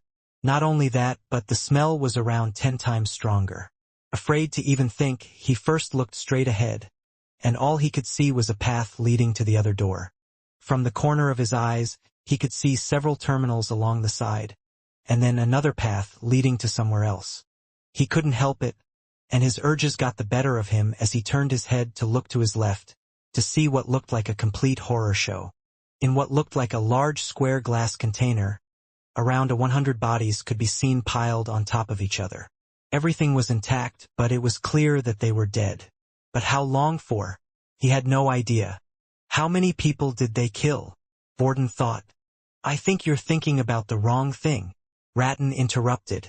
If there's that many bodies, then that's a lot of food, and if they need that much food, how many Wendigos do you think they have? Suddenly, a mechanical sound could be heard, as if the machines in the room had just turned on. What's going on? Inside the large glass container, suspended above, was a claw-like machine. It went down into the pile of bodies and picked one up. Shortly after, it moved to beyond where he could see and dropped the body. I don't like what's happening. Back inside the first trial room, everyone was waiting patiently for Vorden to return back with some good news. Him taking a long time was possibly a good sign, but at the same time they could take it as a bad sign as well. Then, while Quinn was at the door, it no longer kept on trying to push back against him. For a second he thought maybe it had given up. Then the next thing he knew, the door came out again trying to slam into him. But he was ready and fast at pushing it back again. The door continually kept on doing this, as if it was trying to ram Quinn of the thing. This thing is clearly annoying. What the hell is it doing? Quinn said, as it was starting to hurt a little, as the door constantly hit him. The two girls started to laugh at the sight, as it did look a little comical. If it was any type of situation, then perhaps Quinn would have complained, but he thought it was nice to see them laugh, even if it was at his own expense. It had been tough for all of them since they had arrived in this place. Thud. The loud sound of something dropping and hitting the floor caused the girls to immediately stop. It was covered in the usual black rag that they had seen on the screen before. Usually, what followed after the hand was the Wendigos. 3 panels from above had opened, and at the same time, 3 of them dropped from the ceiling. I hate it when I'm right, Quinn said. Seeing the strange claw machine move, Vorden had a good guess of what was going on. He was in a state of panic. Should I go back and try to help the others? Maybe it's best if I try to find an exit quickly. After all, we could be going up against a whole army. It was hard for him to make up his mind. Quinn, you can protect them all, right? Vorden could trust Quinn's strength, especially after seeing how easily he dealt with 2 of them. Even if a whole army came down, most likely Quinn and the others were able to hold them off for some time. What was important was to try to find a way out of here so that they didn't have to risk fighting anymore. And with that thought, Vorden dashed towards the other door, exiting out of the warehouse. He carried heading down one of the paths, hoping to find a way out, now moving faster than ever. Still needing to hold the door back, Quinn did the only thing he could as soon as he saw one of the Wendigos. With one hand he held the door as it continued to barge him, and with the other, he swung it out, performing a blood swipe. However, just as he did, the door had barged into him once again, and had slightly nudged him, causing his aim to be slightly off. As one of the Wendigos stood up, the swipe continued and had completely cut through one of the Wendigos' arms, causing it to fall to the floor. It screamed and howled in pain. Its attention had moved from the girls, and was now focusing on Quinn. Unable to move his hand freely while giving it the most power possible, it caused his attack to be weaker than usual. Still, it seemed like it was strong enough to deal with the Wendigos. It only took a few seconds before the Wendigos' arm had regrown. It was an amazing sight, and Quinn thought that it was probably faster than Peter's regenerative healing speed. He didn't have time to admire that though. Girls, move! Quinn shouted. As he could see the 2 girls stuck in the middle, about to be trapped from both sides by the other 2 that had fallen. But he was more concerned about something else right now. Now, using both hands to hold the door back, he wasn't being nudged as much. Then he threw out a front kick as straight as he could. Blood crescent kick. A vertical line came out from his leg that was too fast for the Wendigo to react and had completely sliced the creature in half. The attack didn't stop there and continued moving forward, right where the 2 girls were moving nervously. As soon as they moved though, one of the Wendigos had come quicker than the other. Their movements caused it to leap at the 2 girls that were coming their way. Holding out her hands, Layla did the only thing she could do. CIA was shaking with fear. She was scared before, but now with the creatures directly in front of her, she didn't know how to act. But this was perfect. Layla could use this energy and was now confident in her own skills. She had tried multiple times to use the ability on her own, but still, she hadn't gotten the hang of it where she could do so on demand. Often it would be a 50-50 chance. But with CIA along for the ride, it didn't matter. Spiritual chain, Layla shouted, and the black ball came outward. It hit the Wendigo, dead on in midair, and black chains wrapped around the beast in less than a second. At the same time, Quinn's attack that had carried on going forward had arrived at the perfect time, slicing the creature's head off. Now there was only one Wendigo left, and the person closest to it was CIA. After Layla had used her ability, the fear that had taken over her body and heart started to settle. She didn't know why, but now she was a lot more calm and knew what she needed to do. She started to throw multiple spears into the Wendigo, slowing it down as much as possible. Layla then turned and drew her bow, but before she could even fire, the Wendigo's head was already cut off and it had fallen to the floor. All she could see was Quinn smiling behind it, still being pushed by the door. Clang, clang, clang. "Hey, can you hear me?" Vorden shouted. Logan, who had stayed by the terminal, could hear a voice from his side. He then noticed that it was coming from the large door on his left. It was one of the exits from the lab. "Vorden," Logan said. "I didn't find an exit yet, but I found a way to this door. There are too many tunnels. I think it's best if we go together. Especially if the exit from this place leads to here, anyway," Vorden continued to say. As Logan was just about to reply, the steam sound used to open the doors had interrupted him. As he turned his head, he could see that all of the other doors to the 6 other rooms had opened. "This can't be good," Logan said. "Vorden, stay there. We'll come meet you." While running to the first room, Logan could see multiple things that were dropping in from the ceiling into the other rooms. They could no longer stay here, and he was unsure if they could even come back. It was best if they left now. "We have to go. Start climbing through the hole. They are coming down from the other rooms," Logan said as soon as he entered the room. Quinn then let go of the door, and it had completely stopped trying to hit him. Listening to Logan, Quinn quickly threw the girls up into the hole one by one, and then Logan shortly after. He could now see the Wendigos enter the large lab that they were in. Using all his strength, he was able to jump quite high and grab onto the hole, pulling himself up. "Come on, follow me," Layla said, as she was able to see better than the others. The light certainly helped, but without Layla or Quinn leading the way, they would have probably crashed or bumped into some of the walls on the way. Although Quinn was faster than everyone else, he chose to stay at the back of the group, in case any of the Wendigos had caught up with them. But just as they were about to turn around the corner, he looked back, allowing the others to continue running ahead. "They are not following us. Can they not jump up that high?" Quinn thought, but that couldn't be it. The creatures were tall and powerful. Something like his should have been easy for them. With nothing following them, Quinn went to try and catch up with the others. When he managed to see the large warehouse, he entered the double doors, only to see the group staring at something. When he turned his head, he noticed they were looking at the glass container with all the dead bodies. "Come on," Logan said. "We can't do anything about it now. We can think about it later. Let's keep moving or they might catch up soon." Quinn knew that wasn't true, but he too was unsure what they were planning and wanted to leave as soon as possible. There was only one tunnel from the warehouse, and it eventually started to head downwards, until finally it opened up to a large space again. Now there were a few different tunnels splitting into multiple directions, each lit up with small blue lights along the way. The blue lights, and being underground, started to remind Quinn of the orange portal planet, when he had discovered the blue crystals in the cave as well. "You guys made it," Vorden said, leaving the metal shutter-type door and coming over to the group. "I could hear some noises coming from the other side and I was starting to get a little worried," he said, laughing nervously. "Where do we go now?" Layla asked. There were 3 tunnels in total, one of which they had come from, and then 2 situated opposite the large metal shutter door. "I don't know," Vorden replied. That's why I thought it was best to call you guys. If this is the exit from the lab anyway, even if you managed to open the doors, we would just be in the same position. Just as they were about to decide where to go, a loud bang was heard. Bang, bang, bang, bang.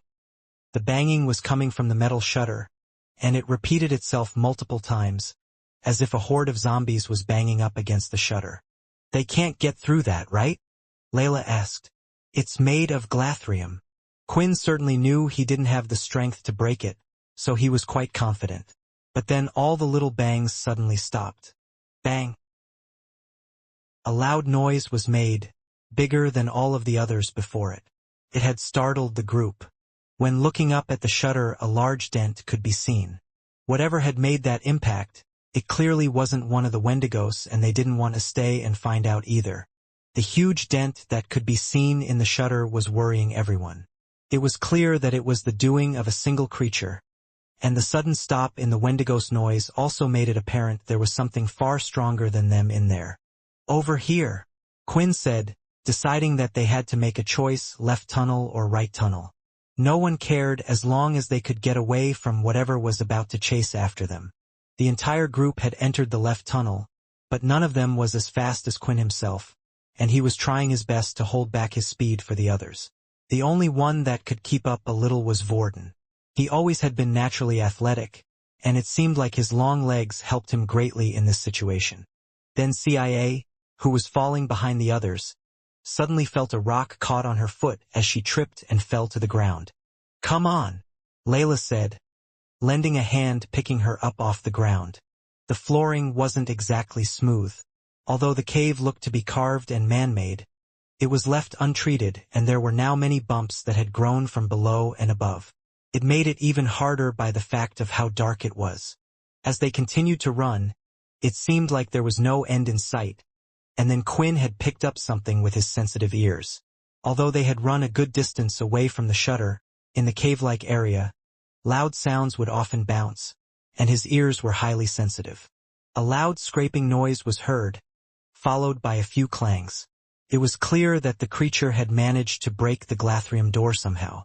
Straight after that, cries and shrieks followed, and the sound of hundreds of footsteps were heard coming after them. The Wendigos were now free.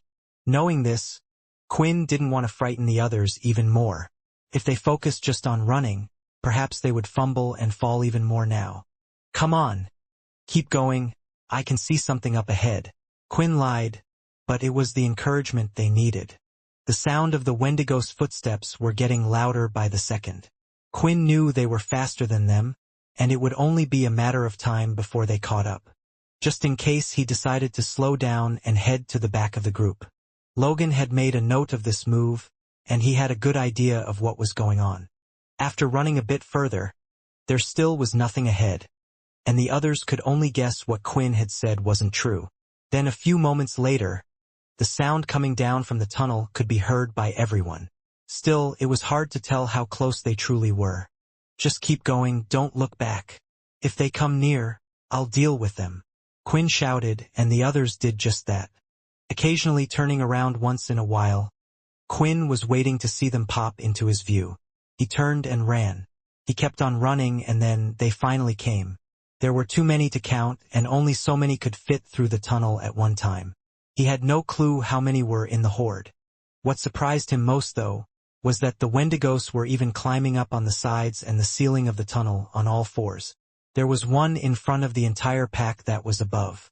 Seeing this, Quinn paused and threw a blood swipe directly above. Slicing off its legs and causing it to fall to the ground, its legs soon started to heal, but that didn't matter. For the others behind continued to run forward, trampling over the fallen creature. Get back! Quinn shouted as he threw out a few crescent blood kicks, but the distance between them was still great, and somehow most of them managed to move by scaling the walls in certain areas. If the attack did hit, they were able to stop it from hitting their vitals. I see something, Layla said. Up ahead. It looked like a true exit really was in sight for them all. Hoping to slow them down, Quinn directed one of his blood swipes at the cave wall, hoping it would collapse. Even though it had caused a deep groove, it didn't have much effect, due to how thick the cave walls were. Finally, as Vorden rushed ahead towards the tunnel exit, he thought perhaps there would be freedom, but instead he paused for a brief second looking around him. The tunnel had led to what could only be described as a bridge, linking to another tunnel at the other end. The bridge didn't have anything below holding it, and from the side there was no telling how deep it was. As the others joined him, they had done the same by looking around. "Keep moving, it will hold our weight. Don't worry," Logan said. "It was used before. Can't you see, the sides still have the blue lights." Logan continued forward ahead of everyone else, and the rest of the group soon followed. As they got up to the halfway point, Quinn was still a little behind everyone else and had only just arrived at the start of the bridge. "Quinn, hurry up," Vorden shouted. Picking up speed, Quinn zoomed ahead to the center and turned around again. "You guys keep going, I think I can get rid of a good chunk of them on this bridge. I'll slow them down as much as possible and I promise I'll catch up." Vorden wanted to argue a case, telling him to come with them, but seeing the girls and the others huffing and panting, he knew they were slowing down. Eventually, they would be caught if Quinn didn't do anything. As they were starting to gather on the bridge, Quinn threw out a blood swipe after blood swipe, knocking many of the Wendigos off the bridge. However, some were able to crawl underneath and started to make their way to the center, trying to attack them. But Quinn was strong, knocking them away and off with a single strike. Another group of them came towards him, and with his palm open, he started to shoot out the blood spray, knocking them back and a couple off the edges into the never-ending dark pit. Still, using the blood ability was taking up his life force, and he would need a better solution soon. The only good thing was some of the Wendigos were dying in the process, giving him a good amount of EXP, but it didn't seem like all the ones that were falling off the bridge had the same effect. Finally, the group had reached the end of the bridge and was at the entrance of the tunnel. "What about Quinn?" Layla asked as she turned around and saw him fighting the Wendigos. "He'll be okay," Vorden said hesitatingly. Then something strange started to happen. "Look," CIA pointed. "They're heading back." The Wendigos were no longer pushing forward and instead started to slowly crawl back to the entrance. But then they made way, making sure not to block the path. A lot of them then proceeded to curl up into balls, and if one was to look close enough, a slight shiver could be seen. There was only one time when Quinn had seen a similar action happen before, and that was when the king-tier beast appeared underground. A large footstep was heard, and out from the shadow they could now all see what had the other Wendigos all startled. It was a beast that looked similar to them, but a bit different at the same time. His body was pale, just like theirs, only wider and larger in size. Its forearms were longer, and at the end it had 3 claw-like fingers that stretched out about half a meter long. Its arms laid there by its side, and its fingertips scraped across the floor. Its eyes looked completely dead. As soon as Quinn saw it, he knew he was in trouble because the system had reacted. A ding in his ear was heard and the notification screen in front of him appeared. Quest granted. Defeat the Bone Claw. Rewards unknown. Optional quest.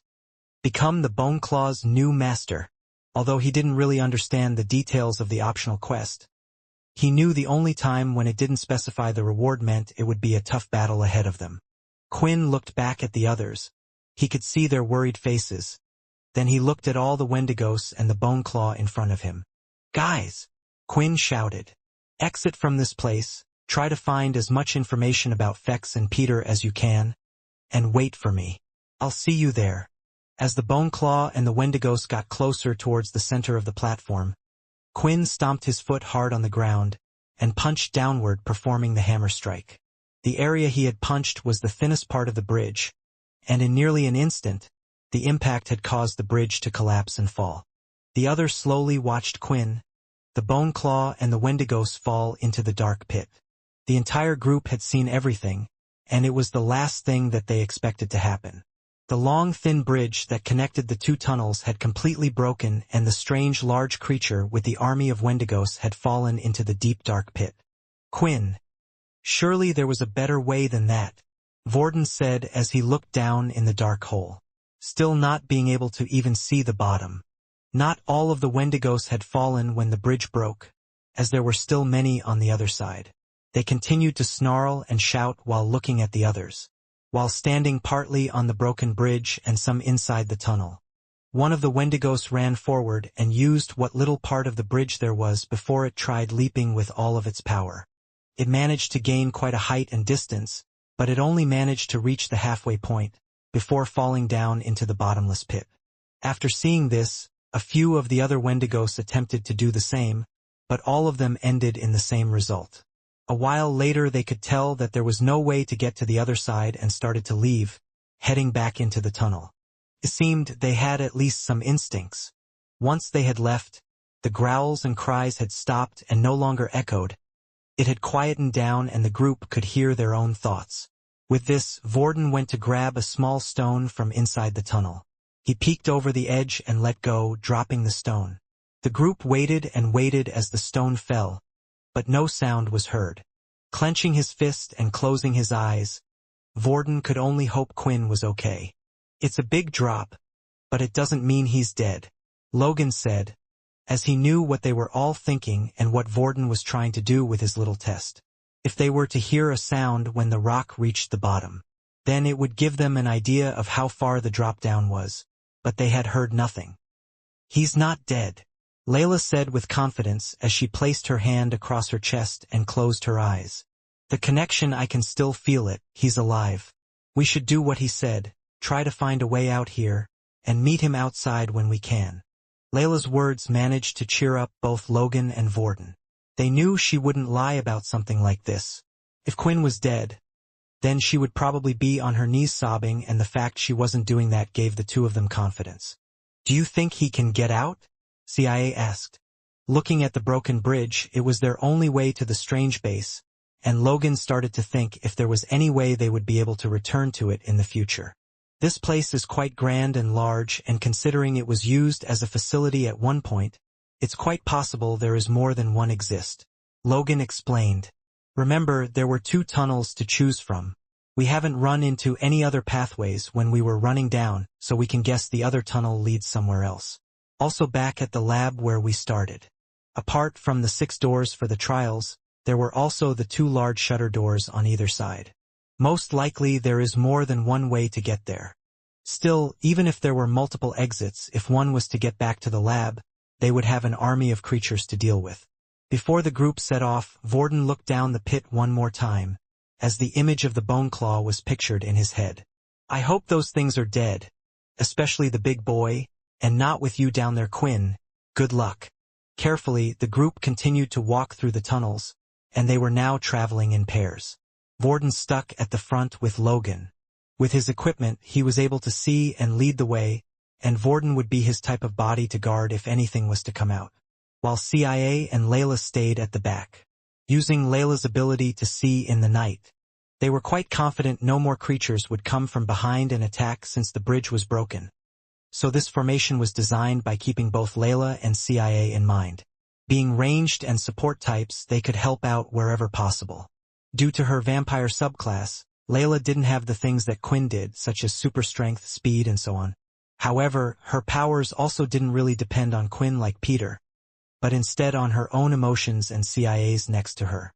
Proceeding cautiously through the tunnel, they slightly jumped a few times, formed strange noises, but most of it was just a water drip from above, or someone kicking a stone across the floor.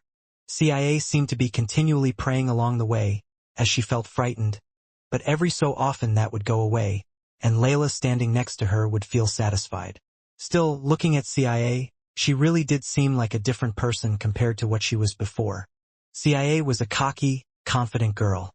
Was it all because of the pure training? Can it really change a person that much?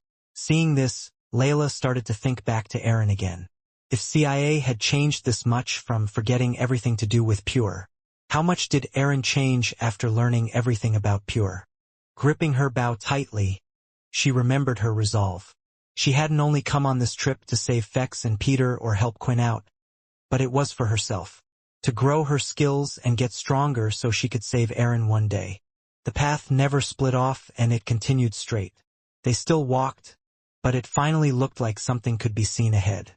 It was still dark, but a little bit of it was clear enough that it was different compared to the whole cave. Not just that, but it looked like the blue lights stopped ahead as well. Then they started to feel the wind breeze up ahead, and a smile appeared across all of their faces. "That's the exit, right?" "I'm right. That's the exit, yeah," CIA said excitedly.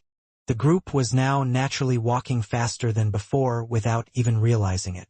The idea of getting out of this place was urging their tired and weak legs to walk faster, and then finally, they had stepped out of the cave and were all fully outside. CIA and Layla, who were the most tired, immediately fell to the ground as they rested their bodies, while the two boys started to look around, taking in the scenery they were at and where they had just come from. The sky was dark and 2 moons could be seen in front glowing. It allowed them to see without the need for night vision equipment, but it was still dark outside. However, it made one thing clear, that they were definitely no longer on Earth. In front of them, just out of the cave entrance, was a dark forest. The trees looked dead, but on a closer inspection, their leaves just weren't green in color like they were used to, and instead were a light gray in color. The forest blocked most of their vision, so they weren't able to see beyond. As they looked behind them, to see what they had just exited from, it appeared they were inside a fairly large mountain this whole time. "Maybe if we climb up the mountain a bit, we can see where we are and what's around us," Logan said. "What already?" Layla complained. "Can't we have a brief rest before moving?" Honestly, Logan didn't think it was a good idea. They were in an unknown place, and by the edge of the forest. Who knew what creatures remained here? "Don't worry," Borden said. "I'll go, you look after the equipment and protect the girls. Then take this," Logan said as a spider ran down his sleeve and hopped onto Vorden's shoulder. "When he comes back, I can see what you saw." The mountain wasn't too steep, and although there wasn't a direct pathway, Vorden was able to scale it with ease. Before climbing, he looked at it for a little while and had chosen the best path. It was all in his head as his foot pushed off from one platform to the other until eventually he was in a high enough place and stopped. Wasn't his ability just to copy others? Logan thought. He has a lot of skill. "He reminds me of a ninja," CIA said. While on the top, Vorden looked out from the platform over the forest outward at their position. The forest was large, but it didn't look like it went on for too far. But past the forest, it looked like they could see what they were looking for. Lights were shining from the vampire settlement, and a giant castle stood at the end, surrounded by 7 castles on each side. His heart started to thump louder and louder, looking at the place. It was a beauty, a sight to behold, and soon they would be making their way there. The sound of water dripping could be heard constantly falling into a large lake. Each time it fell, a ripple would spread out. Floating in the pool of water, several bodies could be seen, bobbing up and down in the water. Some on their fronts with their heads stuck in the water, some on their back. One of these bodies was Quinn lying on his back. His body continued drifting away, unaware of what was happening. Then suddenly, a large object came crashing down from above in the pool of water, causing waves that pushed Quinn's body off to the side, until it had eventually caught on a piece of the cave flooring. His body pressed downward on the floor, with his cheek on the hard and cold surface. Slowly, his eyes started to open, unable to see the sight around him clearly, yet he could still feel the cold water on his legs as his bottom half was still submerged. I'm alive, Quinn thought, but the thoughts came slowly as if he couldn't quite piece things together. However, what little he could see was blocked by a notification screen, and he managed to make out a few of the messages he had received. "You have received critical damage. Your health is falling. 9/95 HP.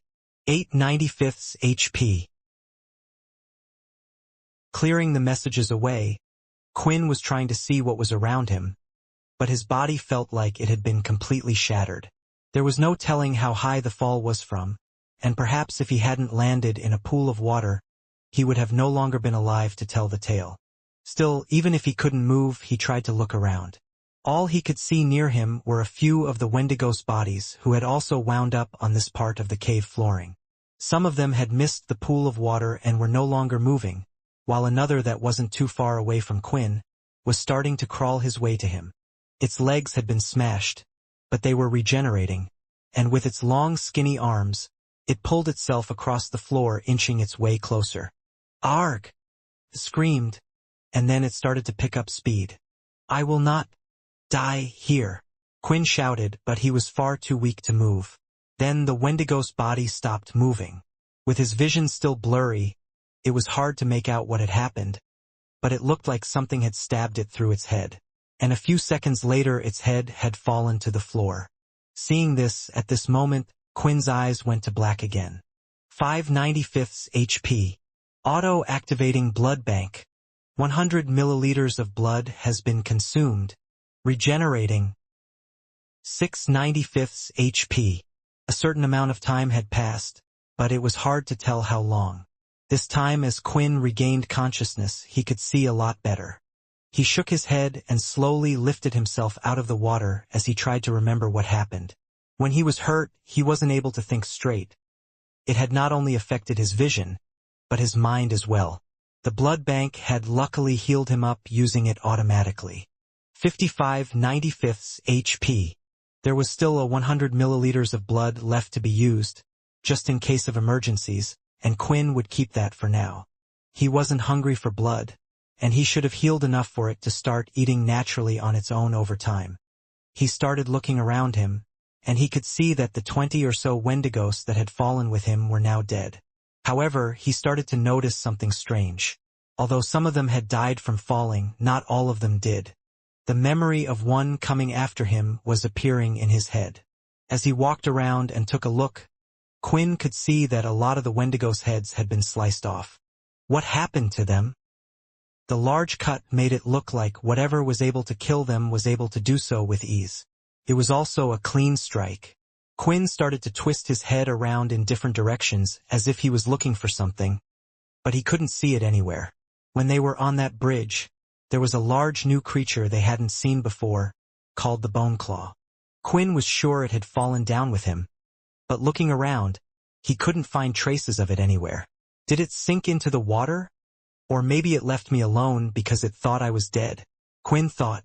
When on that bridge, Quinn knew what he was doing. He wasn't just being reckless.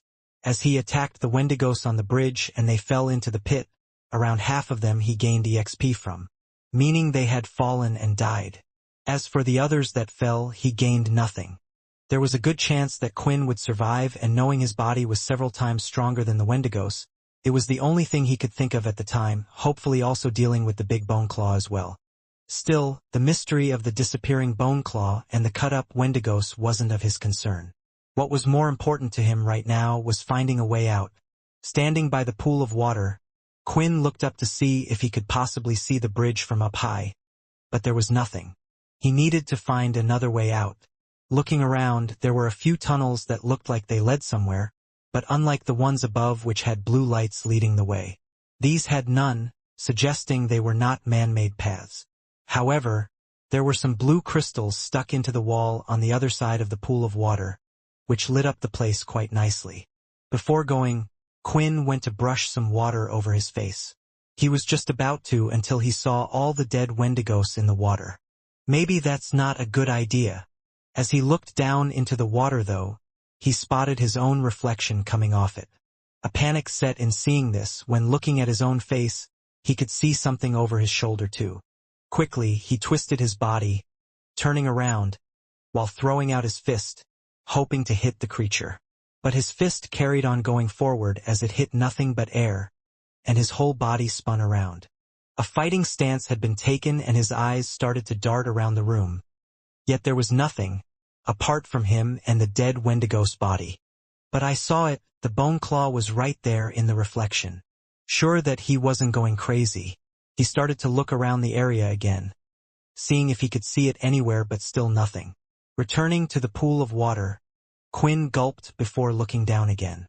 And there it was, staring right back at him at his own face, but by his side the Bone Claw as well. Turning his head again, there was nothing there. Turning back to look at the reflection, the Bone Claw was there again. Still afraid that it might all be a trick, Quinn punched the reflection in the water, causing large waves to crash.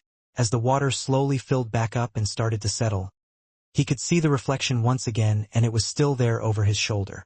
Seriously, am I going crazy? Trying to look out of the corner of his eye, he went to see if it was there, but still nothing.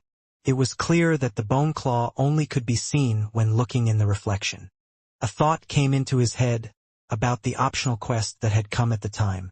Also, the notifications that appeared that he got rid of. Maybe the answers were in there.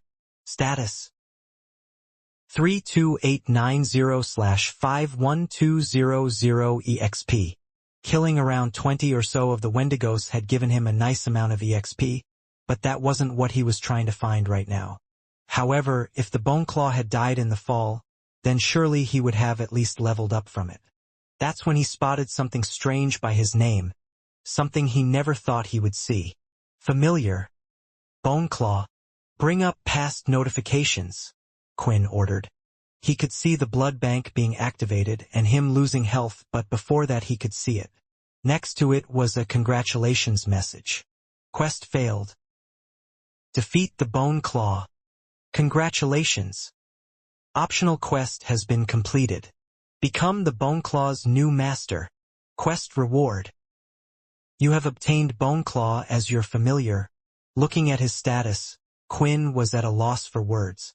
It was an understatement to say that he was shocked. He truly didn't understand what was going on at all. And there were far too many questions he needed to ask and answered at once. Somehow, he had managed to complete an optional quest, and all of this was done while he was passed out in the water. How is that possible? What happened? Trying hard to think back at any possibilities, there really was nothing that he could think of. Even if the bone claw had been defeated by the sudden fall, then why wasn't the first quest complete? And what even were the conditions to become the bone claw's master? Luckily, there was one person with him who could probably answer his questions. Although he wasn't heavily relying on him for help, because there were many times he had failed him before. Okay, I guess I should start with a simple question first, Quinn said, looking and staring at his status screen. What's a familiar? I thought you started to hate me because you hadn't talked to me in so long. The system replied. Well, I can safely say that we are in my domain now. So any questions you have on this type of topic, I can freely give you all the information you need, it said in a cheery voice.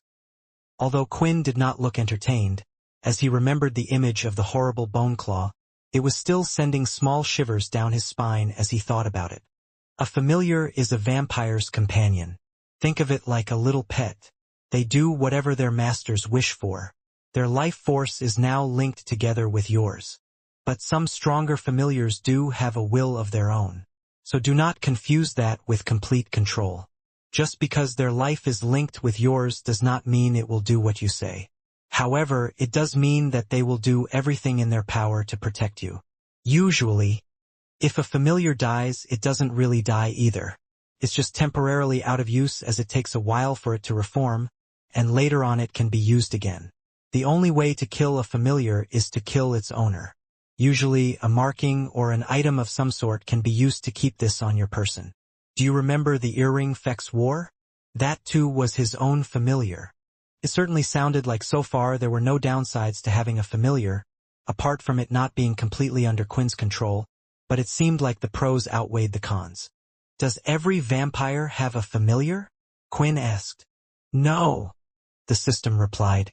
Familiars are, in a way, not of this world. Or you can even go as far as to say not of this universe. At least that's what my research showed me. The vampires from time to time are able to bring these families from their universe into our own. While this is a type of contract that is usually only formed when they agree to help each other, they tend to only attach themselves to the strong. You see, most of the time, the main goal of the familiar is to stay in this world, but they also have their own wishes. Over time, perhaps a natural bond will be created and they forgo these wishes, but at the start they are a picky, strange type. If they believe that their master can no longer satisfy their desires or wishes, they will attempt to kill the owner. They would rather die than be with someone so weak. Because of this, a special rule was put in place. Only the vampire leaders, as well as their successors, are able to have a familiar. Since this rule was implemented, I don't believe there has been an incident. Not during my time, anyway. Over the years we learnt more and more to make it less dangerous. So in truth perhaps more vampires could have familiars as well. but now it has become a tradition to only allow the leaders and their successors to have them. As expected, there always seemed to be a downside to something like this. Couldn't have all just been one way. But nothing in life was like that. There had to be some kind of a balance. The image in his head had appeared of the Wendigo being stabbed through the head again. Then Quinn started to think about all the Wendigos that were dead around him. Was that all the doing of the Bone Claw? If that was the case, then instead of killing Quinn, did the Bone Claw decide to choose him as his master? Why me? Why did the Bone Claw choose me? Quinn asked. Well, although I said I could give you answers to everything, I can't read the Bone Claw's mind. However, there is someone we can ask. Why don't we ask the familiar himself? Knowing that the Bone Claw had chosen him, Quinn didn't think it would decide to kill him this early on. It was still too early on to tell whether or not he was worthy, so it shouldn't be a risk. How? Take off your shirt, the system ordered. What? Quinn said, a little embarrassed at the request that he made. Don't be silly now. I have no interest in a young boy's body? Who do you think I am? The system said, half annoyed. The reason why I'm asking is that there is no object, and when you look in the water, you are able to see the Bone Claw's reflection, correct? This means the Bone Claw has attached itself somewhere on you. Perhaps there is a marking of some kind, and right now I can't see any markings on you. I'm just hoping it's below your shirt and not anywhere else. Hearing this, Quinn too was hoping that the marking wasn't in some type of strange place. As he complied with the request and started to take off his shirt. Ah, there it is, the system said with joy. It looks like the marking is on your back. The marking was a circle the size of a fist down his back, and when looking closer it looked more like a strange-looking skull, as it had two dark eyes and the mouth of a demon. It looks kind of cool. It suits you. Go on then, now we know where the marking is, why don't you summon it? The system said. That's what I was waiting for you to tell me how to do, you idiot. Quinn said, as he was starting to get frustrated with the system more and more. Hey, it's been a long time, and I can't tell you everything. Most of the time it comes from a special feeling. Why don't you just try to think of the Bone Claw, maybe it will appear? The system shouted back. In truth, if one was to watch the argument that was going on right now, they would only be able to see one person here, Quinn shouting, and no one else. For when the system spoke, it would speak in his mind. Still, while the two were bickering loudly, the voice managed to attract some unwanted attention. One of the Wendigos who was in the water was still alive. It slowly started to paddle its way towards the noise. While all of this was happening, Quinn was unaware, still bickering away. A loud splash was heard as it leapt its way across the pond out, and with its long arms stretched it was coming towards Quinn. The loud shriek had shocked Quinn, but what surprised him even more was before he could even do anything to kill it, directly in front of him, the very thing he was trying to summon was there. The creature's body had blocked the view of everything. Its back was large, blocking Quinn's view, so he was unable to see anything that happened. Then when it turned around, the blood could be seen covering its long dangling fingers. Not even for a second did Quinn even feel like he was the master of such a powerful-looking scary thing. But it stood there right in front of him doing nothing, and the system also noticed the marking on his back had disappeared. Inspect. Bone Claw. Large undead, who always seem to be suffering in hatred and pain. When searching for master, it specifically looks for those with the strongest source of evil intent in the area. It will do whatever it can to fill this need of its master's desires. They love to torture their victims and hide in the shadows. They have the ability to constantly teleport within a small area and will use their hardened bony fingers to slice their enemies. While some bone claws do appear before their masters and fulfill their wishes, at times they will go out on their own, fulfilling their master's subconscious desires. Reading the information in front of him made Quinn equally confused. He had no evil desires, or at least to him he thought he had no evil desires, so why did it choose him? Or was it just stuck in the facility for so long that it had chosen to attach itself to the first thing it could see? Plucking up the courage, Quinn decided to ask. Why did you choose me? Quinn said. The system wanted to interrupt Quinn, asking him what he was doing. If this confrontation ended badly, then there was a chance it could change its mind and try to kill Quinn, forcing a fight that they had just avoided. Bone claws were incredibly strong, and the truth was the AI had never heard of a vampire managing to obtain one as a familiar before. At least not a normal vampire. The last one that had done was the Vampire King during his time. The bone claw didn't reply and simply lifted its finger, pointing to one of the tunnels. "I think he wants you to go this way," the system said. Shortly after, the bone claw started to disappear in front of Quinn, like a shadow slowly fading, and eventually, the mark on his back had appeared again. Putting back his clothes on, Quinn felt like there was nothing he could do for now, and he would just have to go along with it. The bone claw chose him and it didn't want to kill him. That was good enough for now. As long as it didn't try to stop him from trying to save Peter, then that was okay with him. Out of all the tunnels that he could have chosen to go down, Quinn eventually decided to pick the one that the bone claw had chosen. It was clear it didn't want to kill him, so perhaps it was trying to show him something. After a long walk down the tunnel, he was finally greeted with a few stairs. Walking up the stairs, there was what looked like two slanted doors. Pushing them open, the outside sky could be seen. He had finally exited from the cave. Returning down from the hill, Vorden explained to the others what he had seen. While the little spider hopped back over that was with him and was able to pass on the information to Logan. He could now see everything as if he was on top of the hill and had seen everything himself. They decided to move a little away from the entrance but not too far so they were out of sight of the exit. They found a small covering. It looked like a dent inside the mountain, which made it nice for cover, but it didn't go in too deep. They stayed here while one person would keep watch on the entrance. The reason why they chose to do this was just in case Quinn would soon be out after them, but as time went past, it was becoming more apparent that he might not be coming out anytime soon. Still, everyone thought it would be a good time for them to rest before setting off again. They had just gone through quite a draining experience after all. "So, the castles and everything, this really is the vampire's home planet?" Layla asked.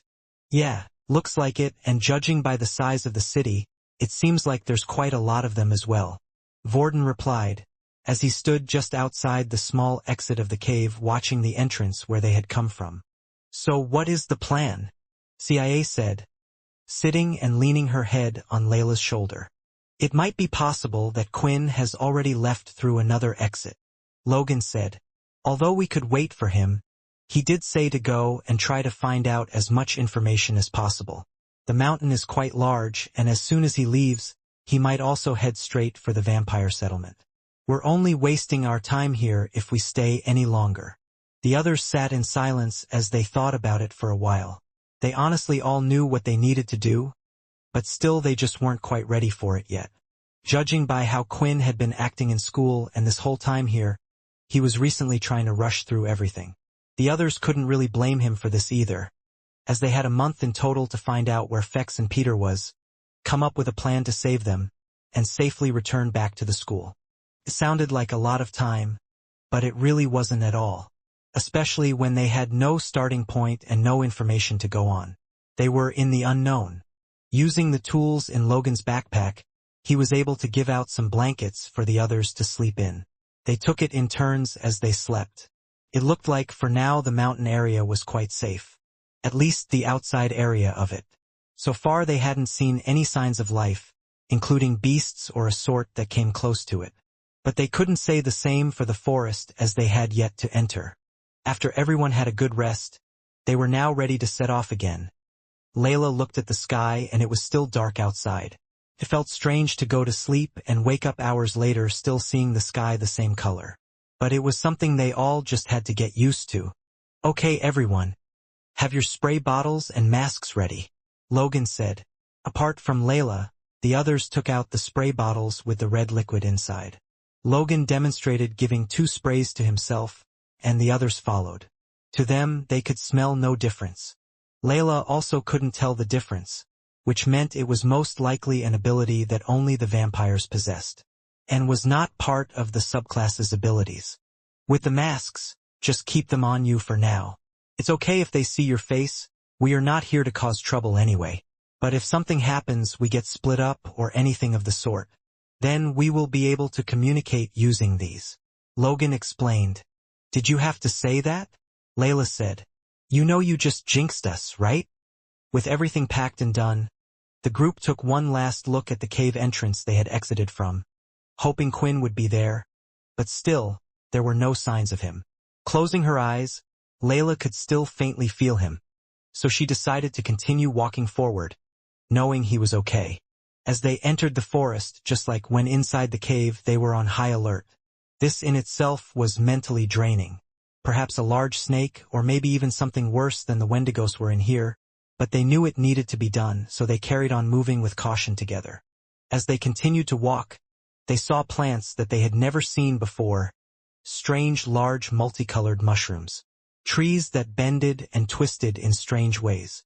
It was similar to a beast planet, but for some reason they just felt like everything looked 10 times scarier. The city shouldn't be too far ahead. Do you think we'll get in okay? Vorden asked. From what I saw, there didn't seem to be any gate or anything of that sort situated there. Logan said. Perhaps they are confident in their strength. Or maybe this is the first time their base has even been found without them knowing about it. And what happens if they find out we aren't actually vampires? CIA asked as she took a gulp. Taking a guess, perhaps we would be put in a class container like the last one. Logan replied. Fed to some creatures or pets the vampires own. Maybe our blood will even be used for food. I wonder if my blood tastes good. Would you please stop going into details? Layla replied, seeing CIA was now feeling a bit woozy. Maybe we shouldn't ask questions we don't want to know the answer to. Vorden replied. Just then, the sound of leaves could be heard rustling behind them. In an instant they turned around, but Vorden chose to not draw his weapons out. This was because the sound wasn't just coming from one direction. The rustling of leaves were coming from multiple directions. As they looked at what was happening, all they could see was black figures moving from tree to tree at an incredibly fast speed. And when it finally reached them, each of them was ready for a confrontation. A few seconds later, though, and nothing happened. The small black shadows that could be seen from the trees continued heading forward, heading towards the city. What were they? CIA whispered to Layla. I think it's best if we stop talking about our situation now that we are getting closer to the vampire settlement. Vorden said. We all know how good Quinn's hearing is. There are others who could be the same. Vorden didn't say it outright, but Logan understood why he had brought it up. It was a good chance that the things that were moving about in the trees were vampires. The group continued to walk forward for a little bit, this time not saying anything to each other. But then the rustling of leaves sounded again. When looking behind them, only with two of the trees this time could they see the leaves rustling from one onto the next. They were heading towards the group, and Logan continued walking while signaling to everyone that they should do the same. I told you we would be late. A voice shouted out loudly. I can't believe you wanted to try to look for something better. It's not my fault. When we all go in like that, they all run away. Well, hopefully this is a nice enough gift for our first day. Another male voice said. As the two boys jumped from tree to tree, a certain smell managed to enter one of their noses. When looking down, they could see a group of kids. Hey, do you think they know what time it is? One of them asked. What, walking at that speed? Of course not. The other replied. Suddenly, in front of the group out from the trees, two figures dropped directly in front of them. Both of them were male and looked to be around the same age as them. One of them was black-skinned in color with a crew cut named Fred, while the other had long wavy hair that split both ways, going down to his shoulders, named Snow. They looked like an odd pair of friends, but that didn't matter right now. Hey, do you know what time it is? If you guys don't hurry up, you're going to be late, Fred said. The others didn't reply to it, knowing that if they said something wrong or suspicious, it could become troublesome. Hence, they decided to leave it to Logan instead. Late, Logan said, and nothing else. What he was pleased about, though, was it seemed like they hadn't been found out and the spray had worked. Yes, late. They'll kill you if you're late, Snow shouted, looking concerned. The others standing at the back were getting more frightened by the words. Kill? Yeah. The teachers will kill us, Fred said. It's the first day of school after all. Walking through the forest, the group and the two vampires were now traveling together. Not much was said apart from their initial reaction. One, because of how much of an urgency they seemed to be in, and two, because the others didn't want to say anything either. At first, they were running through the forest. They were now not traveling up in the trees but by foot, and every so often they seemed to stop to check their position. This was good for some of the others, as they felt like they were outright sprinting just to keep up, rather than jogging, but soon they started to slow down as they got closer to their destination. Without saying much more, the group felt like they had no choice but to follow the students in front of them. They all had no clue how the vampire system worked, but one thing was clear: they were mistaken as students. Vorden, while looking at the others, couldn't really blame them either. Apart from him, the others looked like kids, perhaps even younger, especially Logan with his short body frame and small limbs. He was surprised he didn't get mistaken for a middle schooler more often.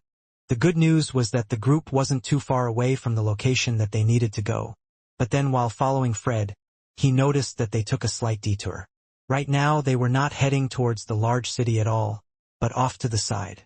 "Come on, you slowpokes," Fred said, annoyed. "I know we're nice to show you the quickest way and everything, but we don't want to be late." Just then, as they had exited out of the forest, the trees started to clear and they could see what only looked like a regular school campus. Maybe regular wasn't the correct word, as it seemed like the building was built in an old Victorian style. There were a total of 4 separate buildings. In front of that was a large open dirt field. A couple of hundreds of students could be seen walking inside. And off to the side of the main building, there were 3 old buildings to the right. Some of the students were heading that way as well, but far fewer. "Well, we got you here," Snow said. "So don't blame us if you don't hurry it up." The two quickly fled ahead and went to enter the school. "What do we do?" Layla asked. "This isn't the main city, right?" "By my calculation," Logan replied, "it shouldn't be too far from here. It should only be a few hundred meters to the right." "So should we just leave?" CIA asked as she continually looked at the students, although she had to admit most of them looked just like regular humans. But just as she thought this, she spotted a strange female student with wings and a tail on her back going off into one of the buildings. "No, they're not normal at all." "Maybe that's not a good idea," Vorden said. "We don't know the vampire's rules. Maybe all students around our age are required to go to school. If we were spotted around town, it would raise suspicion. Right now we know nothing about this world, and it could be a good chance to learn more about it." They knew Vorden spoke good sense. The humans had a drafting system themselves, and even in the past there were some countries that had laws that were different from others. The worst thing they could do is offend someone without knowing it, causing a big issue while they were here. "But won't they know we aren't meant to be part of the school?" Layla said. "You can leave that to me," Logan replied. "There's bound to be a computer system somewhere. It's clear they use technology. Based on the teleporters, it might even be better than our own. Also, I think we all missed one big point. Fex was the same age as us. Surely he went to school as well. This could be the perfect opportunity to learn what happened to him, or what is going to happen to him. We can regroup with Quinn and leave this place later once we find everything." With that said, the decision would be made. For now, they would pretend to be students learning about the vampire ways and world, also while trying to gather information on Fex. "Oh, and one more important thing, I don't think I need to say this, but I thought so just in case," Logan said. "Remember to spray yourself every 4 hours. The maximum limit is 5. Don't let anyone see you doing this unless you have to. And lastly, although the spray can cover up your outside smell, it can't cover up what's inside you." The girls looked a little confused about this. "I'm talking about your blood. Don't go causing trouble. Don't start any fights. If they catch a whiff of our actual blood, I'm sure the whole place will know in seconds that we are humans." They all nodded and understood, and it took a few seconds more for CIA than the others to pluck up the courage to start moving forward. But as long as she had Layla by her side, she knew she would be okay. As she turned her head to take a look at her, she gave a smile. As the group walked towards the school together, they made sure to stay close. It wasn't much of a problem as kids often traveled in groups, so it didn't look too suspicious. But suddenly as they entered the middle of the field, they heard a scream. "Aw!" A group of shrieks at the same time was made. As the group turned their heads to see what was happening, it was a group of 5 girls who looked a little odd. Some of them had tails, while others had more vampiric or demonic features. Even a bit of red skin on one of them. Did they find us out this soon already? Vorden thought as he started to feel his back sweating a little. Then one of the girls lifted their hands and pointed at Layla while they continued to scream, and the next second they had rushed over. "Oh my God! Oh my God!" the girl at the front said. She was a blonde girl with a fairly large rack and had her shirt open, revealing it as so. One of the most unusual features was the single horn on top of her head and the red tail that came out from her behind. "Wouldn't you want to just stick your head in those and shake them about?" Ratton said. Vorden honestly didn't have a response and looked away from the girl, so Ratton could no longer see. Although this didn't go unnoticed by the blonde girl in the front, and she quickly moved over to the side and started to go up Vorden's leg with the end of her tail. "Please don't," Vorden said, having grabbed the tail before it could do anything else. "PFT, you're no fun," the girl said as she went back to the other girls who had practically surrounded Layla and shunned CIA out of the circle. CIA was constantly trying to get in so she could stay close, but she couldn't in the end.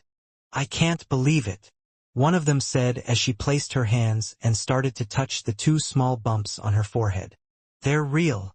The group of girls continued to stare at Layla as if they were starstruck, and Layla didn't know how to deal with this at all, as she continued to fidget, but didn't want to try to shove her way out of the circle. "Are you really a Hanya?" one of the girls asked. Layla knew what she was after. Logan and Quinn had informed her. She then went on to do some research of her own, and she was indeed the Hanya thing that they were referring to. Yes I am," Layla replied, in a soft, shy voice. "Wow, so she really is one. I've never seen one. Weren't they meant to be all ugly? But this one is so pretty," another girl said. "Come on," the blonde girl in front said as she grabbed Layla by the hand. She started to drag her off to one of the buildings located to the side. "We'll look after you. Otherwise these scary, boring boys will take advantage of you." She then quickly pulled her tongue out at Vorden, whose face had gone red at this point. "Wait!" CIA shouted, but Logan quickly stopped her from saying anything else. Logan noticed that the building they were heading to wasn't the same building that Fred and Snow had gone into. On closer inspection, it looked like different types of people were heading into different buildings. As Layla was being pulled away, she had to ask, "What's going on? Aren't we supposed to go to the main building?" Layla said. "Don't be silly," the blonde girl replied. "That's only for vampires. We're subclasses. You have category A over there. Then building B and us are in C. Looks like you didn't pay much attention to the information they sent to your home, but don't you worry, we'll look after you." Layla then turned her head, as she continued to be dragged away from the others, with a concerned look on her face. She had been separated from the group. But she wasn't the only one that was affected, as CIA too now felt like she was alone. Seeing Layla get dragged off like that was an unexpected outcome that they didn't plan for, but Logan knew this might be the case. There was a good chance that more unexpected things like that would happen. He hated the fact that they were in the unknown right now and he had no information about anything. This wasn't his way of planning or doing things. Not like this. More than ever he constantly was put on the spot, and needed to make decisions instantly before obtaining all the facts. However, he was least worried for Layla out of everyone else. For she was the only one that was actually a subclass of a vampire. Her identity was harder to be revealed compared to the rest of them. A single ring of a large bell was heard, signifying that it was time for classes to begin. One ring and then no more. The group, now having lost Layla, were making their way through the school halls. But they were now completely empty, void of students as soon as the bell had rung. The excitement and chatter that was filled everywhere just seconds ago had stopped. Hey, isn't this bad?" CIA said. "What are we going to do about Layla?" she asked while the group continued going down the hallway as if they were looking for something. Logan, for the most part, was concentrating on the information his little spiders were giving back to him. Right now he was looking for some type of server room where they kept the school files. As long as they had this and he could add their names onto the list, they would be okay. even if they got into trouble for being late to the class. Don't worry about Layla. She's a strong one. She's more skilled than you know. Vorden replied. And so are you, he said in his head, knowing full well that the two of them were ex-agents of Pure. Finally, it looked like Logan had found it, although to alter it, he would need to use his own ability directly. They carried on walking through the halls until they eventually found the room that they were looking for. It was unguarded, unlike the facilities at their own school. Perhaps it was because the vampires trusted each other, or they were too scared to do anything drastic like this. Logan entered the room by himself, while Vorden and CIA continued to stay outside on guard. They looked around, but it really did seem like not a single person was late for their classes or were scanning the hallways. The silence made it a little awkward between the two of them until eventually, CIA decided to break it. Hey Vorden, do you remember who I was, before the memory loss? As she asked the question, flashing memories appeared in his head, of all the strange advancement she had made towards him and all the compliments as well. Maybe Ratton enjoyed them, but Vorden certainly did not.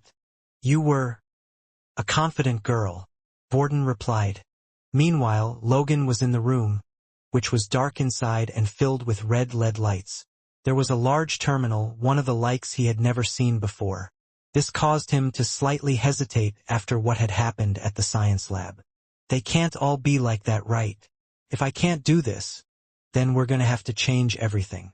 Placing his hand on the machine, he waited a few moments, his heart thumping loud and his palms slightly sweating. But after a few seconds, a smile appeared on his face. The machine was listening to him. After gathering information from the machine, Logan found that there weren't many students in the school at all. Altogether there were around 500 students, and that included the other buildings as well. The other thing he found strange was there seemed to only be a single year group. It was strange indeed, but the computer only had information on the school and didn't have the reason why it was like the way it was. Hopefully soon they could find out. At first, Logan was going to add them to the class with the least students, but it turned out nearly every class had a small number of students, going up to 20 at most. The computer system was also linked to the other systems around the campus, so Logan also altered the information on the other computer as well for Layla's sake. And done, Logan said. Exiting out of the room, it was time for them to find their classroom, which was the classroom D. The halls were split into different letters depending what side they were on, and eventually they had finally found it. No longer could the three of them talk about certain matters, and they would just have to find as much information as they could on their own for now. Before they even were able to step into the room, though, a female voice was heard. Are you going to come in or stand there all day? She could tell people were standing outside. Entering the room first was Logan, with CIA and Vorden behind them. Looking around the room, the female teacher could be seen standing at the front, in front of a digital display, while all the students were sitting in their seats that went diagonally up in each row, similar to a cinema. Two of the students in the class noticed who had just come in. It was the two students who had helped them get here, Snow and Fred. Whoa, they really didn't listen to us. They're mega late, Fred whispered. I know, I wonder what the... Stop talking, the teacher shouted as she flicked her finger and threw out what looked like a little red bullet that managed to hit Snow right between the eyebrows. His head was flung backwards, and he had fallen off his chair. The teacher then turned around to look at the three in the classroom. Now, who are you three? She asked. We are students of this class, Logan replied as he bowed down. Sorry we are late. The other two quickly did the same and apologized as well. Sorry we are late. It looks like you have manners, the teacher said, but I'm afraid you have made a mistake. All the students are already in my class. The list has been checked and everyone on the system is here and present. It would be best if you found your real class and let them punish you. Is it possible you made a mistake, miss? Logan said. Hearing the students say this, many of the students gritted their teeth together. Some felt like ducking underneath their desk in fear that the teacher was going to explode. They had all heard the rumors of how strict teachers were, and especially about this new one. She looked at the three carefully, and out of all of them, she could hear the heartbeat of the young girl the loudest. It was clear that she was frightened. Very well, I shall check again, But let me tell you, I am thorough and can't remember the last time I made a... But the teacher decided to stop herself there before continuing. As she went to her computer system, the three and the entire class waited in silence, and just like Logan had said, there were 3 names she hadn't recognized before added. I'm sure. There weren't this many students in the class when I got the schedule this morning. Did they shift around the students last second? Maybe, she thought. Leaving her computer, she walked over to the 3. Not wanting to admit that there was a chance she had possibly made a mistake, she said, "It seems like there has been a last-second shift in students from the other classes, and no one cared to inform me. But due to me being wrong and you being late, I have decided not to give you any punishments. Please take a seat." There weren't many spare places left in the class, so the 3 of them had to sit separately from each other. CIA sat next to a couple of girls. Logan sat near the back next to a large boy, and Vorden decided to sit next to the 2 they had met this morning, Snow and Fred. With everything done, it was time for the real class to begin. "All right, everyone. Since 3 people were late, I have decided to start the class from the beginning again," she said. There were no complaints or moans made from any of the students. She walked up to the digital display and wrote out her name on the board as she continued to speak.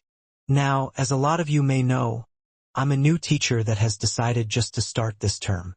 I'm sure you have heard many things surrounding my family and events, but I want you to forget all of that. You are my students, and I will do my duty that has been asked of me. All of you may call me." Moving to the side, allowing the class to see the screen, written out on the digital display were the words, Silver. "Silver," she said with the plain straight face she always had. Not a lot of people knew why Silver had suddenly decided to become a teacher. Usually due to the duties of a vampire knight, one was too busy to do such a thing. For some reason though, after learning about the events of her brother, she had decided to become a teacher after coming back from Earth. For her, it was something to take her mind off. She actually realized she quite enjoyed teaching back at the military base and thought she would give it a shot here. But what was even more surprising for the others was the fact that Sliver had decided to become a normal teacher. Her rank as Vampire Knight meant if she really wanted to, she could be teaching the direct descendants of the 13 families, the next potential leaders. They often got taken out of class and were given special lessons on top of everyone else that the others weren't allowed to access. So when people found out that Silver was actually going to be teaching normal vampire students, the word had quickly spread around, especially those in Class D. Sitting in the classroom right at the back, Logan was looking at all the students and noticed a standout thing between them all. That was the fact that all the boys seemed to be in the middle of a daze while looking at the teacher as she spoke. It took Logan a while as he didn't understand quite what was going on, as it seems like the girls weren't doing the same. Most of the girls, at least. "Okay," Silver said. "Now that my introductions are over, it's time for me to hear about yours. Please state your name and your family number. No one cares about what you like doing or what you like eating. So let's keep it short and sweet and we can get on with this lazy introduction." She looked around the room and pointed at the boy closest. "You up here and you can go first," she said, as the boy walked close up and went closer to her. His face then started to turn red. It was also apparent that he was fiddling with something behind his back. And that's when he pulled out what looked like a small little red crystal. "Teacher, I know you don't know me, but I brought this for you as a gift, hoping we can get on a good start to our relationship," the boy said with his hands held out. "Thank you," Silver said as she placed the gift on her desk next to her. Silver thought nothing of this. It was normal when visiting other families and the homes of lesser vampires for them to come bearing gifts like this. Although she wasn't entirely sure if it was normal for students to do so. Seeing this, Logan finally understood why all the boys were acting the way they were. When looking at Silver, it was obvious. It was because she was a beauty. The boys wanted to impress her on the first day. Although Logan wasn't really into relationships and that type of thing, he could at least tell when someone was beautiful or not, and he couldn't deny Silver's with her perfectly symmetrical looks. They say the more symmetrical someone's face is, the prettier they are, Logan thought. It seems her beauty has had quite an effect on these people. Perhaps there is a chance I can create a robot that's even more symmetrical. One with the perfect square head, a flat nose, and the eyes in the perfect spot. This will surely attract everyone. If other people were able to picture what Logan had in his mind as perfect, they would think he was a madman, or at least crazier than they already thought. My name is Tulin Dyfond, the boy said. I belong to the 9th family. My favorite things are. Silver cleared her throat, interrupting the boy. That's enough. The boy was now even more embarrassed than before and quickly went back to his seat. The introductions continued as they went around in a row, one after the other, and there seemed to be a similar pattern. All the boys had in one way or another given a gift to Silver. Some of them were red crystals, while others were special plants or items of clothing. Vorden, watching the whole thing, found it strange as well, that only the boys were presenting gifts and not girls. Perhaps it was a vampire tradition that he didn't know about, and since he would be one of the first boys, being called up before Logan, he would also have been the first boy to have nothing to present to Silver. Hey, I kind of have no gift for Silver, you think that will be okay? Vorden whispered to Fred, who was sat to his left. Fred quickly looked at Silver carefully, seeing if she was paying attention to their conversation or not. He didn't want what happened just moments ago to happen again, and that too to him rather than to Snow. You'll be fine, Fred whispered back. When all the boys found out about who our teacher was, we met up and decided to all go into the forest and try to get a gift for her. You know how well known Silver is and her beauty, and she's still yet to find a man. At that moment, Silver's head twitched a little, and Fred immediately straightened up his body and looked ahead as if he had done nothing wrong. With this little information, Vorden understood a little of what was going on, and why there were so many vampires rushing towards the school this morning. It was Class D. He felt a little safer now knowing he wouldn't get in trouble for bringing a gift. It was a peace in his mind, but soon that peace was ruined. Okay, you're next, Silver said as she pointed at CIA. Although Vorden was the first boy to be called of the group, he wasn't the first one to be called of the group, and looking at CIA shaking as she got up from her seat, Vorden was incredibly worried. Perhaps Quinn was right. Maybe bringing her to this world wasn't such a good idea after all. Vorden thought. As she went up to the front, everyone noticed how much her legs were shaking. It was unusual for one to act like this. Sure, some of them were nervous, but not at this point. My name is Bia, she said. Beforehand they expected something like this to happen, so they told everyone to use fake names that Logan had put onto the computer. However, Logan wasn't very creative when it came to the name-calling process and decided to just change a single letter of everyone's name to start with the letter B. Even if they were to use their first names, it was unlikely that the vampires would be able to track them down, as there were many people called Vorden and Logan in the world. Their names were quite popular in today's society. But it was better to be safe than sorry and to leave no clues behind. Still, Vorden couldn't help but shake his head at the dreaded naming sense that Logan had come up with. The next part was the more troublesome part for CIA. She remembered back at the facility they had asked a similar thing. The robot had asked Vorden to declare what family he came from, choosing a random number between 1 and 13. Whatever number CIA chose, the others decided that they too would choose the same. That way, if they were often together, it would make more sense to the rest of the class. And I come from the 10th family, she said, picking a random number. The atmosphere in the room was sudden, and Vorden managed to catch what Fred had said sitting next to him. No wonder she was so frightened when she walked up.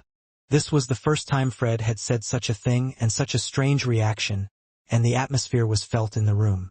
I just want to remind you all, Silver said, that at this school, while I'm your teacher, it doesn't matter what family you come from. To me, you all are considered to be in the pooling stage. The school is a chance for you to get out of that. She then looked at CIA and placed her hand on her shoulder as if to comfort her. Work hard in my class, and there's a good chance you will be able to catch the eyes of the other families and make a change. The introductions continued and the atmosphere soon turned to normal, with a few people chatting here and there and people clapping once an introduction was complete. Then another vampire boy came up to the front. He declared his gift to Silver like the rest and then stated his number as 10. All of a sudden it changed once again, and Silver had to remind the others to clap, as he quickly rushed off to head back to his seat. Then finally, it came to the point where it was Vorden's turn. While walking, he started to think about whether or not he should say a different number based on the other's reaction. But they had already decided beforehand. My name is B. B. B. For a second, Vorden stuttered at how ridiculous his name sounded, but he had to do it. My name is Borden and I'm from the 10th family. He quickly went to his seat before anyone could clap or do such a thing and allowed the introductions to continue. Hey, don't worry about being in the 10th family, Fred said. We'll look after you and make sure nothing happens. Vorden knew it, something indeed was different about the 10th family compared to all the others. But the question was, what? Finally, it was time for the last person in the class, Logan. When he came up, his introduction was quick and sweet. My name is Bogan and I'm from the 10th family. As he sat down, Silver could finally start her lesson. Okay, everyone. Now that the introductions are over, I thought it would be best if we did something more practical for our first lesson, and something you might all enjoy and find fun. Silver went ahead to write on the digital board and the words read out. Lesson 001, How to Drink Blood. Hearing the name of the first lessons that the group needed to attend sent all of their brains into a panic. They read out the words slowly, just in case they were not mistaken, but it definitely said, How to Consume Blood. Does this mean we might have to actually drink blood? CIA thought as she gulped down. Usually, the first day's lesson consisted of ice-breaking, the students getting to know each other, or perhaps a friendly tour around the school. However, they quickly came to the realization that this wasn't a normal school. So they wouldn't be taking part in normal lessons here, such as maths and English. More so than likely, they would be learning about biology, learning a lot about the human biology. After making everyone aware of what their lesson would be for the day, Silver went ahead and led the class to one of the school gyms. As they entered, the gym was fairly large, and with only around 20 plus or so students, it felt even bigger. Straight away, though, the three of them noticed something spread out across the floor, something that almost made their stomachs churn. If it wasn't for the fact that all they had eaten were Logan's small little food pills, then perhaps they might have done. Lying there on the floor was something that could only be described as a human body. Equally spread across the floor were 5 bodies placed in a star shape. Seeing such things, the students got excited. Whoa! Are they really human bodies? Someone asked. I've never seen a human before. They look like us, right? Don't you think they look kinda the same? You idiots, of course, that's not a human body. Heading to the center of the gym, Silver picked up one of the bodies of the floor. With a small menacing glance towards the chatty students, they immediately started to quieten down. As some of you have already figured out, this is not a real human body. Our science department has been able to create a material that replicates the way the human flesh will react almost perfectly. For a second, Logan thought that perhaps all the bodies they had seen in the glass container were also this so-called replicated flesh, but he quickly changed his mind. Quinn's system had confirmed it so, and the Wendigos surely would have been able to tell the difference. For even Logan could see there was a distinctive difference between the ones here and the ones in the glass container, and that was the smell. Real human bodies rotted. The humans were also able to create a material that would replicate the skin and organs. Doctors often used it for training, but Logan never thought he would see one in a place like this, being used like this. The bodies have also been filled with a fake liquid that is the same consistency as blood. Silver continued to explain. For obvious reasons, on the first day we have decided to avoid using real blood. We know some of you might not have as much control or a strong will as others, and we wouldn't be so cruel as to subject you to such things on your first day. Some of the students looked a little nervous before and now felt a little relieved after she had said that. Many of you may never see a human in your lifetime. Some of you will have jobs that make you interact with them. Still, we need to learn the proper way if an emergency was ever to happen, to extract blood from our victims and not to be found out. Does anybody know the best way to extract blood? Silver asked as she looked at the crowd of people and eventually decided to point towards Vorden. Me. Yes, you, Borden, Silver said. Hearing that name wanted to make Vorden hit himself, but right now he had to come up with a good answer. Your fangs? Vorden replied, pointing to his mouth. I suppose I should have worded the question differently, Silver said. Yes, the most efficient way to consume blood is using our fangs. They can easily pierce the skin while our saliva can be used to cover up the wound. But does anybody know the problem with that? She waited a few moments to see if anyone would raise their hand. But in the end, no one did.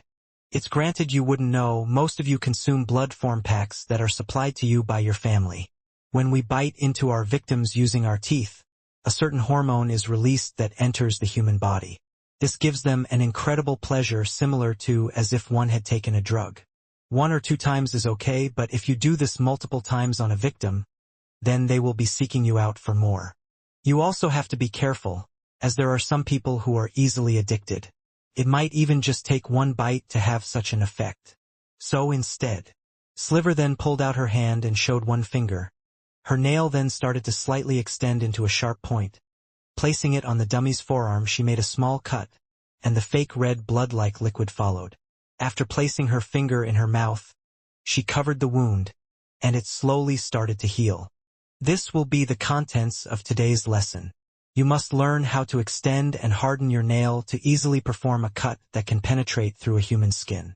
There are more things that you will need to learn in the future, of course, how to subdue a human without them noticing, how to clear their memories after. What are the negative effects and side effects to major memory loss, but for now it will just be this. These dummies are extremely hard, and the material is expensive to get. So we only have 5 of them.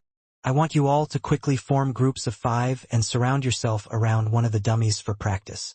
I will be coming around to give you tips and see how you do. Do you understand? Yes, the boys shouted, while the girls had answered in a more calm manner.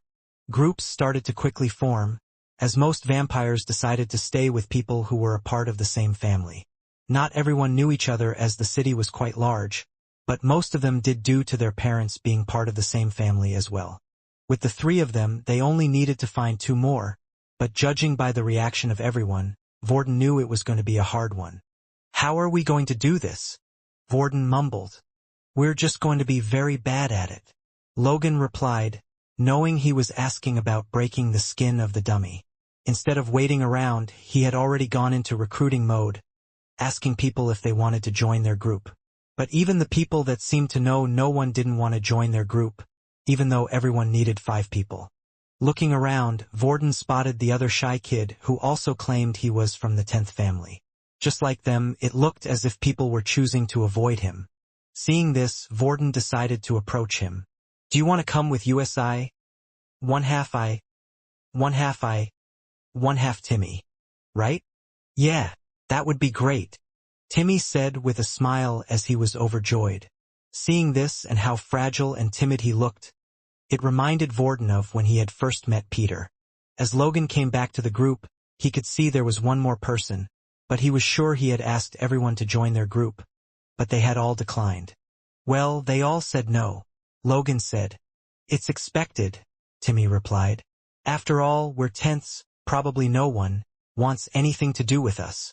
Vorden desperately wanted to ask Timmy what he meant by that. After all, it was the 2nd time he had heard something like that, and it was clear the people were acting strangely towards them, but if he did ask, it would also be obvious that he himself wasn't part of the 10th family. Fred and Snow were already in a full group together, but there were still a few strays looking to join a group, but they were refusing to go to the others. So much so that the strays were now asking if anyone was willing to swap with them. Hey, will any of you guys be willing to do a swap? A boy asked. Sorry, man, we're already a. Yeah, I'll swap, Fred said, as he left Snow and the others and decided to head over to Vorden's group. Hey guys, I came to join you lot. I thought you were all pretty cool this morning, so I thought I would join you, Fred said with a smile. Finally, they had their group of 5 and it was time to pick a dummy. But as they all walked off to head towards the dummy closest, CIA remained there, still in her spot. Hearing Silver say something had caused her to freeze in place. The words memory loss triggered something in her mind. Vampires, they have the ability to remove memories? Didn't Layla say we all used to be in a team together, right? And Quinn? He's a vampire? Not just any vampire, a strong one as well. Maybe I'm overthinking it. But is it possible? Did he remove my memories? When Silver was busy explaining the task and showing the others how to make a small cut, they all thought it was quite easy and simple, but it turns out it wasn't that easy at all. After trying it themselves and having a go, they found out a few things. The dummy was quite well made, and the internal structure inside was done as well. This made it more realistic, causing problems. Some of the students had grown their nails too long and when digging in, dug far too deep, going past the skin and cutting parts they shouldn't have cut. Others found it difficult to harden their nails or make them longer. Then, when trying to force a cut open, they managed to only make a faint scratch or was damaging the dummy completely. "Yuck!" a boy shouted, as the fake blood splattered all over his face. "You have to keep on being careful. Bodies are complex things," Silver said. "But this is why we practice. If you make a mistake, wait a while, put your saliva on the dummy to speed up the healing process and try again. Please also allow the dummy to completely heal before allowing the next person to have a go." Then finally it was Logan and his group's turn. CIA had finally snapped out of her thoughts and slowly walked over to the others that had surrounded the dummy. Her mind was a bit lost, and even though the others could see she was acting strangely, they didn't know why, but she had been acting strange the whole time they had been there.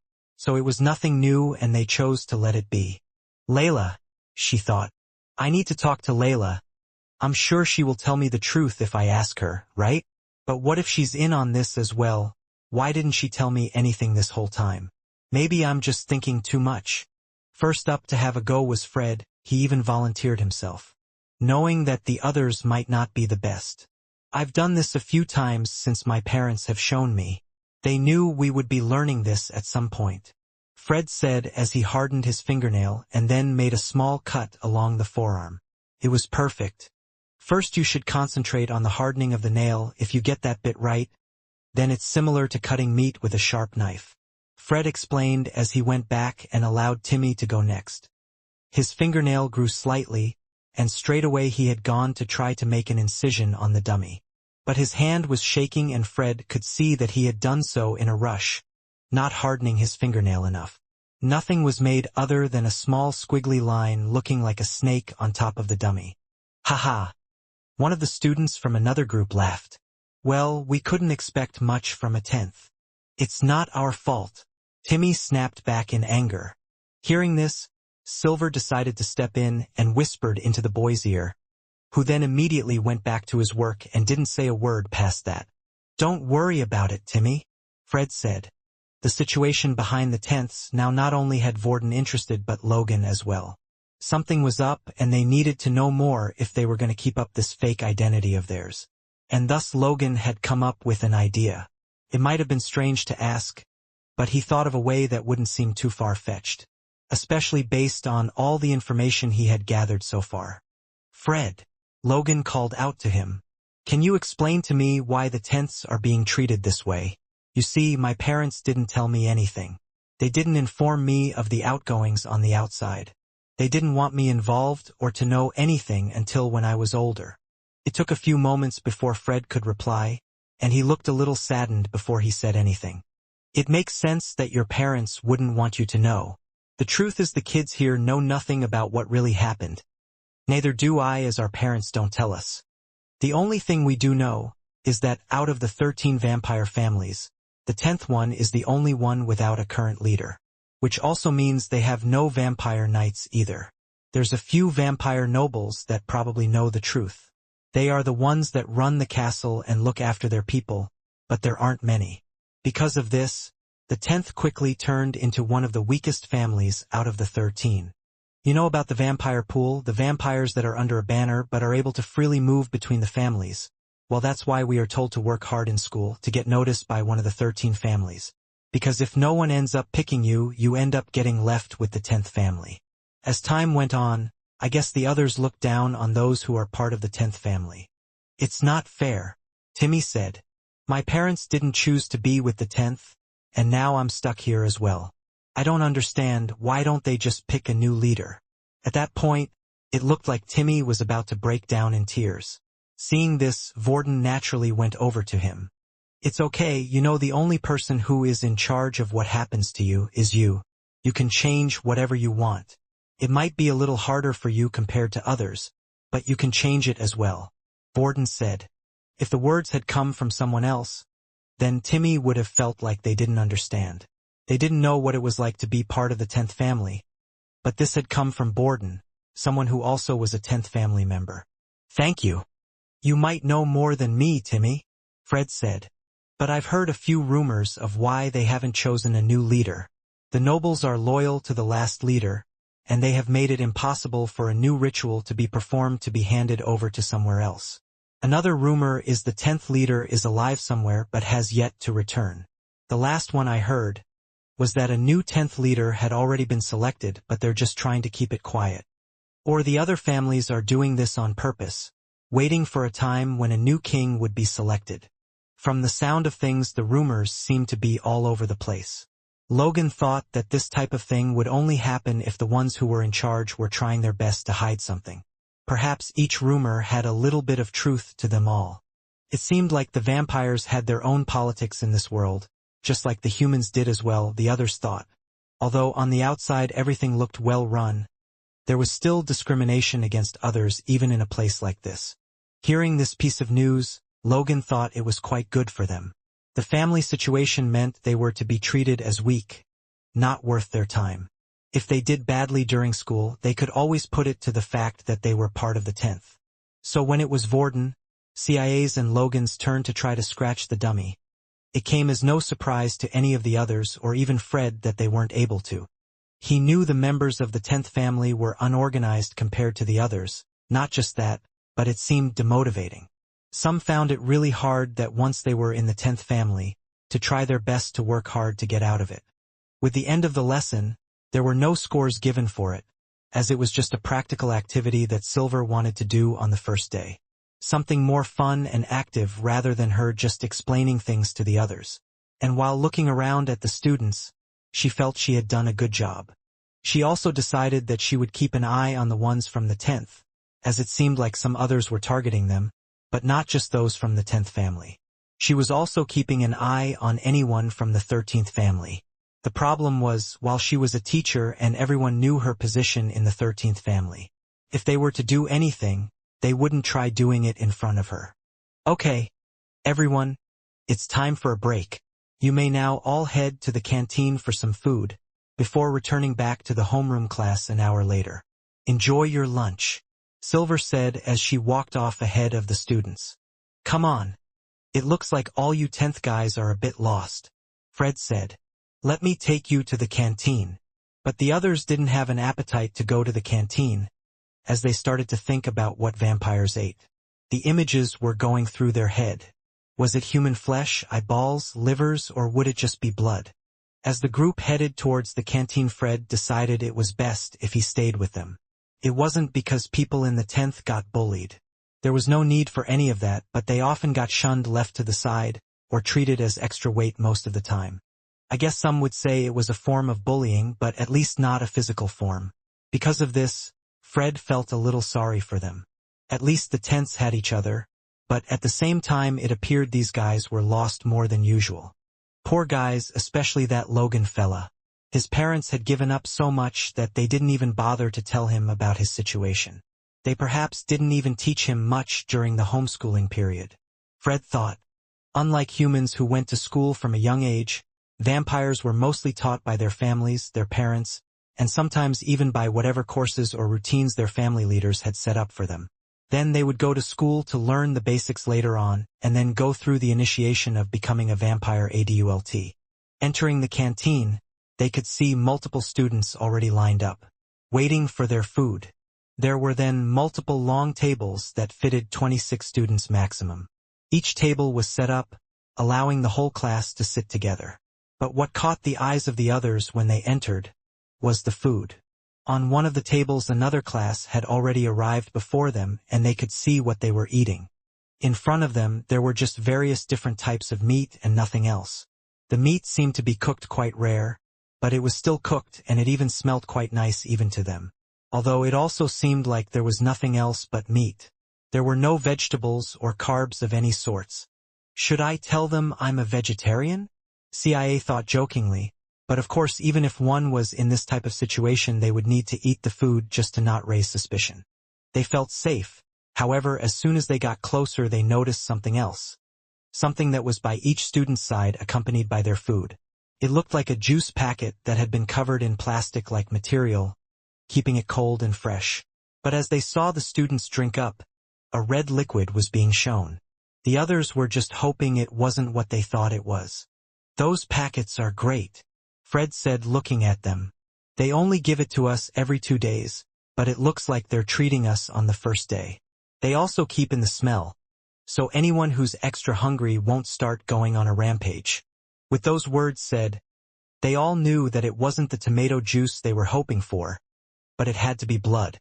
After getting their food, Fred sat down with them across towards the end of the table away from the wall, and they looked at the food in front of them. All of them started off by just eating the meat first, ignoring the drink beverage by their side, while Fred was taking a sip every so often while eating as well. Still, they couldn't delay it any longer, for they had finished eating their meal and now it was time for them to consume the drink. "Ratton, you're better at this than I am, right? Do you want to switch with me?" Borden thought. "Hey, I like seeing blood spilt. I'm not some sicko that likes drinking blood. You got yourself into this situation, you get yourself out of it. Besides, who knows where that blood came from? If it's from a boy, you can count me out. If it's from that girl from earlier, then you might be able to convince me to take one for the team." It was now or never. Picking up the juice pouch, Logan lifted it up and started to squirt into his stomach. It was hard, but he continued to gulp it down, but it was as if his whole body was refusing to take it down, as it seemed to want to come back up with the other food he had already eaten as well. "It's just tomato juice. It's just tomato juice." Trying to convince himself, he repeated these thoughts in his head. But the slightly metallic taste in his mouth was a constant reminder of what it really was. By some miracle and pure will, Borden placed the now empty pouch back on the table and was done. "Wow, you must have been really hungry," Fred said. "I guess you're one of those save the best till the last kind of guys." Borden didn't reply. In fact, he couldn't reply as he had his head held down to the floor, still trying to purge the memory of the last few seconds out of his mind, because if he didn't, there soon would be a big pile of mess in front of him. Logan looked at the pouch in front of him for a few seconds, before deciding to pick it up and pass it down the line towards Fred. "Here, I already had my fill today. I'm trying my best to not drink as much," Logan explained. "Also, think of it as a thank you for helping us all so much." In an instant, Borden turned his head. Why didn't he say that before I started drinking the BL Blue? I could have done the same thing." It was hard to even think about what he had just done without being sick. "Here you go, Timmy," CIA said as she also passed her pouch down to him. "It's the same for me. I already had some this morning." As Timmy turned to look at Bia, his pupils started to widen, and for some reason she started to look pretty then before. No one had ever done something so nice to him before, to give something so precious to him. "Thank you. I'll keep this and give it to my parents when I return home," Timmy said. As the group continued to talk, Timmy couldn't help but constantly look at Bia out of the corner of his eyes. However, their meal was soon interrupted by the clanging of a tray that had hit the floor. A few tables away from theirs, the tray could be seen on the floor and a student was standing covered in blood.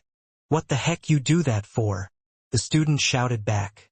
"You traitors don't belong here. You shouldn't even be allowed to sit with us," another student said. Then a few more students from the other tables stood up as well. "Are you referring to our family? Traitors. We're not traitors," another yelled. Then it seems like a few students started to back up the first offender who had thrown the blood on the first student in the first place, continuing to claim that he and those from his families were traitors. The bickering had continued for a while, but the teachers who were on the side intervened and quickly settled the matter. The teacher stood there in place, watching over them as they finished their meal, making sure nothing else would happen or was being said. "Are they from the 10th family as well?" Logan asked, assuming it was most likely the case. "What? Did you guys live your whole lives in the forest or something?" Fred said, surprised. "I guess there really are vampires like you who are oblivious to the politics and things going on at the moment. It was expected that something like this would happen, and why they assume Silver has decided to come into this school as well." Apparently someone from the 13th family plotted against the other families. Not much of the details are known, but what we do know was they all found out in front of everyone. But what made it worse was the student was a direct descendant of one of the leaders, someone who was in line to become the next leader. A strange hunch was coming over Logan, but he needed to make sure. Do you happen to know the name of this student? Yeah, Fred replied. It was Fex Sanguinis. Breaking off from the others, Layla was starting to get a little worried. She didn't know who these girls were and had never met them in her life before, and all of a sudden she was being dragged off to a separate building where she would have to take lessons all on her own. A worry was set in her mind, but not just about her, but about CIA as well. Although too soon to feel like they could call each other friends, in a way so far they had relied on each other. CIA used her as a comfort, and in return, Layla used her to feed her powers. Although she wasn't too afraid of getting caught, it did feel like a daunting task to her. As the group of girls continued to push her towards a different building, she started to get a grip on herself by breathing in and out slowly. Come on, Layla, you can do this. It's just like the first time you went to the military academy. You were on your own back then too, and it's basically the same thing. I'm just disguising myself as one of them. She hated to think about it, but her preparation with Pure and all the training did help her for situations like these. There were multiple times and scenarios she had practiced for when she needed to be fake and blend in, and in all of them she was on her own as well. Eventually the girls had all led her to the building. It was a few times smaller than the main one, but so were the other two buildings she also saw others go into. They entered a type of reception room before being taken down a hallway and eventually entering a classroom. What surprised her was, for such a small school, the classrooms seemed to be oddly big. Just like the classrooms in the main vampire building, they were organized the same, where each row was higher than the last and the very last row was the highest. Only the room was about 3 times bigger. When looking around, it appeared as if there were around 50 or so students already inside. And on a closer look, they all seemed a bit different. There were a couple that looked the same, but unlike the other vampires. A lot of them had distinctive features that made you realize they weren't exactly human. It would almost be impossible to hide. Looking at these, Liala was starting to be thankful that her 2 little horns on top of her head just appeared as bumps. It was easily able to be covered by moving her hair or placing a bandana on top. Right now, she could be herself though, and there was no need to worry about such a thing. Come on, let's go sit over there, the blonde-haired girl said, pointing to the front row, since all the other students had already taken up the other seats. When they arrived though, there were 6 of them including Layla, but there were only 5 seats present. The blonde girl had decided to go up to one of the other seats, where a boy was sitting. Hello there. Do you mind moving so me and my other friends can sit here? The boy looked over at the blonde girl, before looking over at the other girls as well. He then noticed one of the girls with small little bumps on top of her head. Layla, I'll move if you let me go out with her, the boy said, pointing at Layla. The blonde girl started to laugh and had a smile on her face. But a few seconds later, and a fist came down on top of the boy's head. I said move, she shouted, and the boy, not wanting to get hit again, quickly left and moved to another seat. Girls are scary, he cried as he went away. The 6 girls sat together, allowing Layla to sit in the middle and the blonde girl sitting next to her. I almost forgot my manners. My name's Amy. By the way, nice to meet you, she said with a smile. Layla smiled back, but honestly, she was having a hard time telling whether Amy was a good person or not. When the boy had pointed at her and looked her way in a certain way, a creepy feeling was felt inside her. It wasn't a usual way someone looked at a person, at least not a way she had felt. Because of this, she didn't really know what she wanted to say to the boy, but it looked like Amy had dealt with him already. She's strong-willed at least, reminds me a little of Erin, Layla thought. Amy, can I ask, how do I know this is the classroom I'm meant to be in? Layla asked. Did you not read the information they gave you? I know it was a bore to do. My Turner made me do it, saying it would help me. Anyway, it's because this is the only class in the whole school. As you know, there aren't many of us C-class type subclasses. On top of that, there aren't enough of them to go to school. Actually, some years they don't even bother doing classes, and tell the subclasses to wait until there are enough students. Amy explained. Finally, the teacher walked in who looked like quite the handsome man. He himself looked just like any other human and had short hair with round glasses on his face while wearing a nice suit. Hello there everyone. I'm Professor Phil and I will be your teacher for this semester. Now before we start, I want to take a good look at you all and see what we have. Phil said as he started to walk around the classroom and went up and down the rows. I see we have a succubus here, Phil said, pointing to one of the students. Oh, a banshee, and a witchess over there. Then when going back to the front of the class, he noticed one of the girls looking down as if she was avoiding eye contact with him. That's when his eyes started to light up, and he held out his hand. Do you mind coming up to the front, pretty miss? Phil said. For some reason, Layla found it hard to say no to the teacher, as if his smile was pulling her in. So instead she nodded as she was led to the front of the classroom with everyone else. As you all know, it's quite pointless for us to do introductions. Subclasses have no choice when joining a family because they have to follow the person who turned or created them. But that doesn't mean you aren't special. There will be times when you must work with others in your family, or maybe other vampires completely, and that includes each other. Phil explained. So it's important that we learn each trait of as many C classes as we can. So I will ask, does anyone know what was your name? Phil asked. Layla, she replied, still being embarrassed as everyone started to stare at her. When going into the computer system, Logan had added Layla to the system as well, but was careful not to change her name. After all, he was unable to tell her unless he used the mask to tell her what her new name would be. But if Vorden was here, he would have told Layla that she was lucky to not be called Bayla. Can anyone please tell me what Layla is? A few students had put their hand up, and that included the girls at the front. It seemed like more of the girls knew the answer to the question than the boys. Selecting one student, Phil waited for the answer. Ahanya, the boy replied. Excellent, so as you know here we have Ahanya. Now I want to tell you how special this is. It's very rare to see a subclass like this. Do you know why? This time when asking the question, Phil didn't give the others the chance to answer and continued to explain. Because Ahanya is the only known vampire class that is able to switch between evolutions on the fly. They have a total of 3 evolutions that they can choose from, and depending on the situation they are in, they are able to change.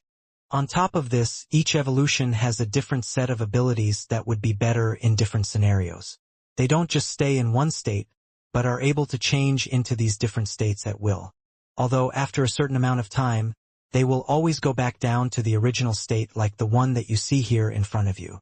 Thank you, Layla, please sit down. Layla quickly ran off and sat back down in her seat. Phil went on and started selecting more random students to come to the front. He would then do the same as he did with her, explaining a little bit of detail about each type. But Layla was far too distracted to focus, as she was busy thinking about what she had just heard from him. It was possible for her to evolve right now, yet so far she hadn't done so once. Perhaps coming to this school might drastically be exactly what she needed. The first lesson in the morning had taken quite a while for Layla, a lot longer than she thought it would take. Phil, the class teacher, had nearly gone ahead and introduced every different C-type class he could find in the room. And it turns out there were many. There were even a couple that looked to be the same type, but it turned out they were different. Although going through all this, Layla actually didn't find any bit of it boring. As he spoke, it was as if the words were floating right into her ears, and she was trying her best to pay attention to every detail that was spoken. She had learnt a lot that she never knew about herself and the others during that class. The bad news was Phil was only able to explain the basics of everything. He was quite a knowledgeable teacher, but when it came to certain questions about each different type, he would be a little hazy, which was to be expected with how many different types there were. But it wasn't too much of a problem, for the first day for them was all about learning about themselves. There was a library located in their building that had information of each subclass of vampires related to the category C. The first lesson had gone on for a long time and it was now time for lunch. But when they were to return, their tasks were to find out information about themselves. because some of the texts used complicated language. Phil would be there to help them explain anything they needed. Layla couldn't wait to return to class. It was a completely different feeling to when she was at military school. She always found the lessons a pain or a bore, but she was enjoying herself here, so far anyway.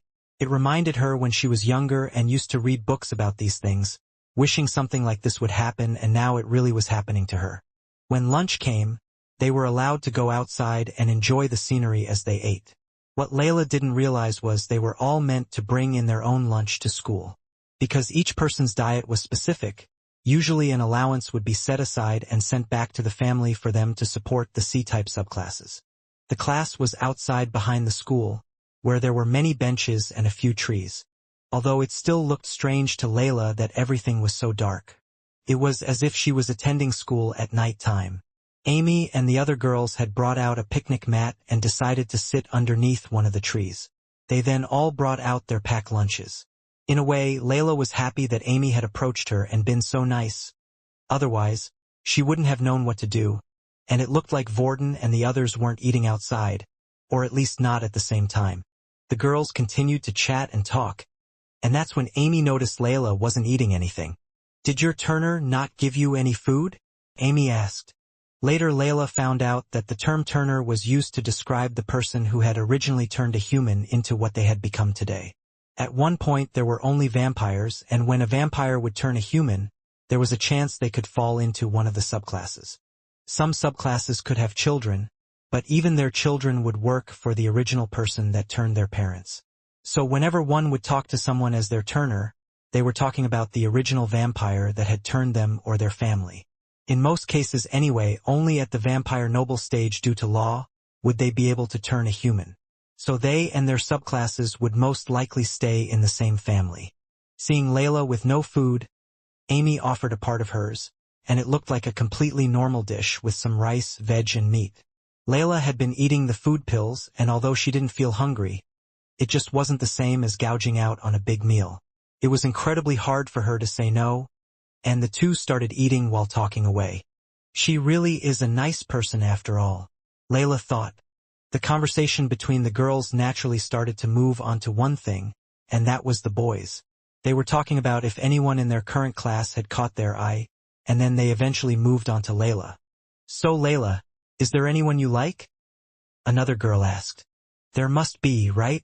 You're so popular all the boys already have their eye on you, so you need to be careful," another said. "They are," Layla replied, confused. Layla never considered herself as ugly, but at the same time she was never one of the popular girls at school or at the pure base. Honestly, she never had the time to worry about girly things like that. And now that she had two small horns that looked like bumps, she thought that quite possibly she would never get a boyfriend. Still, she started to think about the question quite deeply and was wondering if there was anyone she liked. "Not anyone. In the class," Layla said quietly. Amy snapped her fingers as a thought came to her head. "I know, you were walking with those 3 vampire boys earlier, weren't you? I remember there was that tall hot blonde as well, although he was a little shy." "Who them?" Layla said. No, not one of them. Although, there were times when Vorden was nice to me. We didn't get along at first, but he slowly started to get better." She thought. "Wait," another girl said. "If it's not them, and the reason why you don't want to tell us, is it because it's your Turner? Were you turned directly by him?" "Yeah, that has to be the case. I hear that a lot of humans who were turned by vampires, it was because they fell in love," another girl replied. Images of Quinn started to appear in her head, and her face started to heat up and her cheeks started to redden. She ducked her head into her knees, wishing to hide the embarrassment. "Well, that case has been solved. Well, if you were turned directly, then it might actually make some of the boys weary of you. So see that as a good thing," Amy said. "Anyway, if you were turned, who was it? It had to be a vampire noble, right? Or maybe even higher?" Not knowing how to reply or what to do, Layla was trying to think of an answer. She didn't know any vampire names, and she couldn't exactly tell them all it was Quinn. But just then a commotion seemed to be happening behind them. "Oh no, not him," Amy mumbled. "Layla, keep your head down, okay?" Not sure what was going on, Layla decided to do as she was asked. It didn't feel at this point that Amy would try to do anything to harm her. Well, look at all the pretty girls," a boy's voice said. "It was right for me to come over to the C campus. After all, you have the most and best-looking girls in the school." For some reason, Layla had noticed this too. The C-type subclasses were mainly female. In the classroom, over 70% of them were girls while the rest were boys. Perhaps that also had something to do when her evolution path was being chosen. "Xander, shouldn't you be at the main building right now? Lunch is nearly over," Amy said. "Oh, Amy," Xander said as he played with his hair a little, making sure it was perfect. "You grow more beautiful by the day. I decided to see if some of your friends here would care to accompany me after school today. Besides, you know I get away with more than I should, being the most promising student of the school and all." The girls started to whisper to each other as they now realized who Xander was. He was one of the vampires that belonged to the first family, one of the most skilled, and had been invited to also learn their family's ability. They soon realized why he had so much confidence, and it would be good for the girls to get on his friendly side. However, Amy too belonged to the same family. Although her Turner was a different person, they had spent a lot of time growing up together, and she never did like the arrogant air he seemed to show. "Oh, and who's this pretty girl I haven't seen yet? Would you care to turn around?" Xander asked. So far, Layla had been looking in the other direction while sitting underneath the tree, and right now she didn't know what to do. It would be strange not to turn around when someone calls you, right? What's the worst that could happen? As she turned around and Layla's face was in view, something had struck deep in Xander's heart. He gripped his hand over his chest and started to fumble as if he had been hit by an arrow. Those cute little horns, the white soft skin, and that innocent look in your eyes, Xander said. At this point, Amy wanted to stop it, but there were some things that she couldn't do. Being part of the same family, and Xander being in a higher position than her, if she was to try to do anything she would get into serious trouble.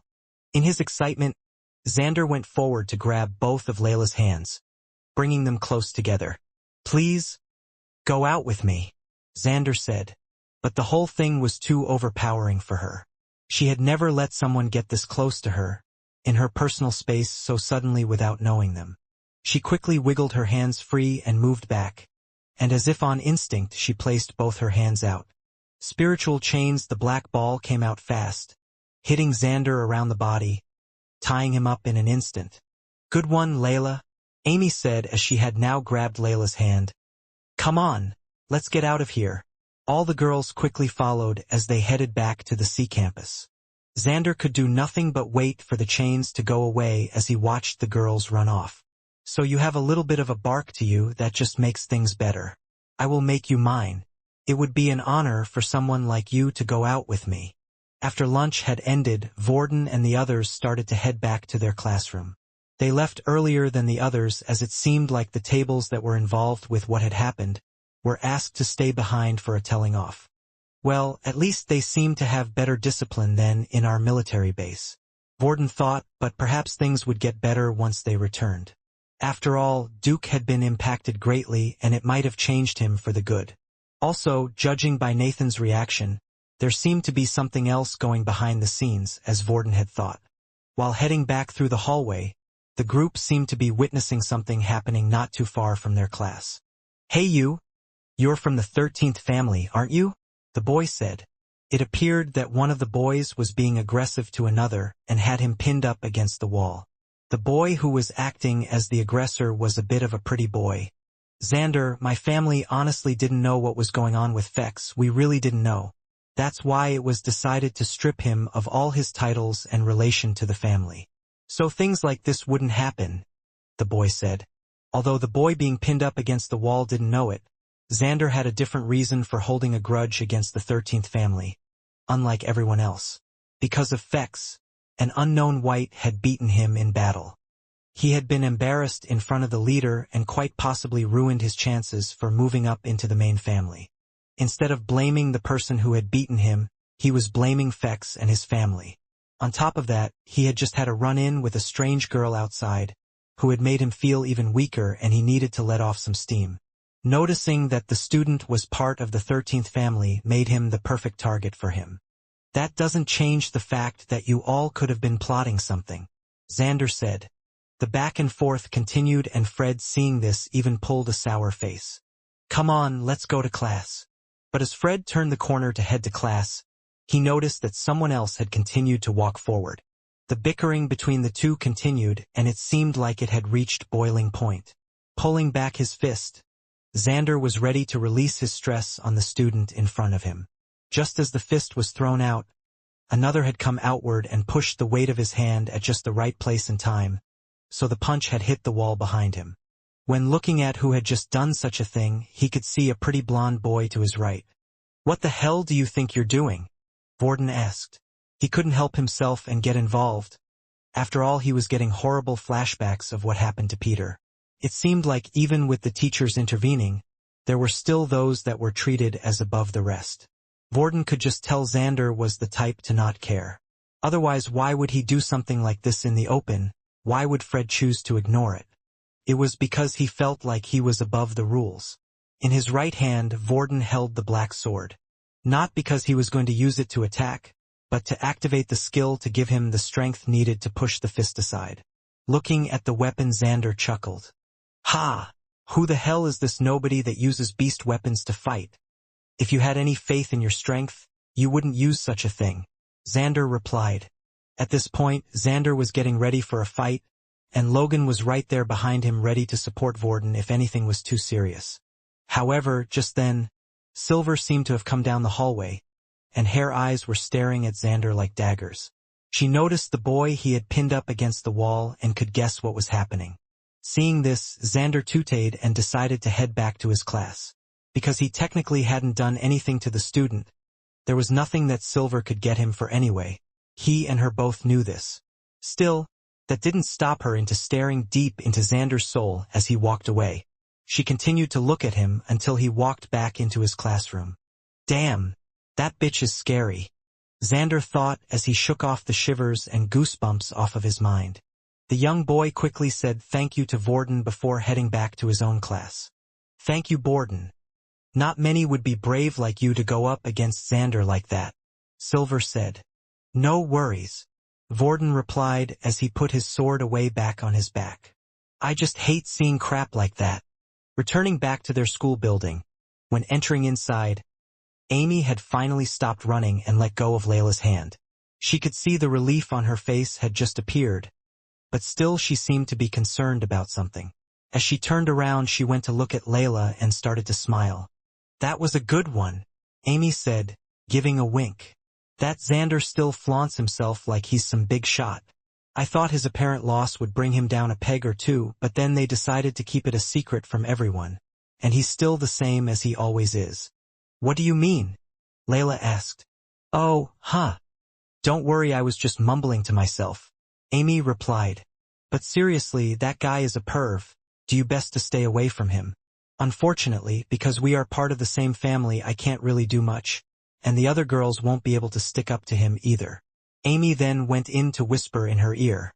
Actually, they might even turn on you to get on his good side, she whispered. But if anything happens, then it might be best to tell your Turner. I'm sure he's strong enough to sort him out. Although Layla was not too sure. She had no clue how strong the regular vampires were. The only two she had ever seen fights were Quinn and Fex. If Layla was in trouble with the top student at school, would Quinn really be able to beat him? She thought. With the strange encounter over, the group decided to head back to class as promptly as possible. Inside the class, Phil was already waiting for them. Once all of the kids had returned, a quick head count was done. After that, it was time for them to head to the library. The task was already explained beforehand, so when they entered, they were allowed to go ahead and try to find as much information as possible. The library wasn't very large, and there was only a total of around 6 shelves with books on them. But then when thinking about it, this was all the information they had on C subclasses, which meant there was quite a lot of information there if they thought about it further. The girls split up, as they too were interested to find out as much as they could about themselves. After all, sometimes their Turners didn't know much either. Even Quinn was only able to give Layla basic information about what she was. Going through the library was quite easy since it turned out they were sorted out in alphabetical order. When going to the H section, she then needed to look for anything to do with her type, and it turned out there was only one book she could find. She looked at the front and the book was titled, The Truth About Hanya. When looking down at who had written it, she noticed that the name at the bottom had been scratched off.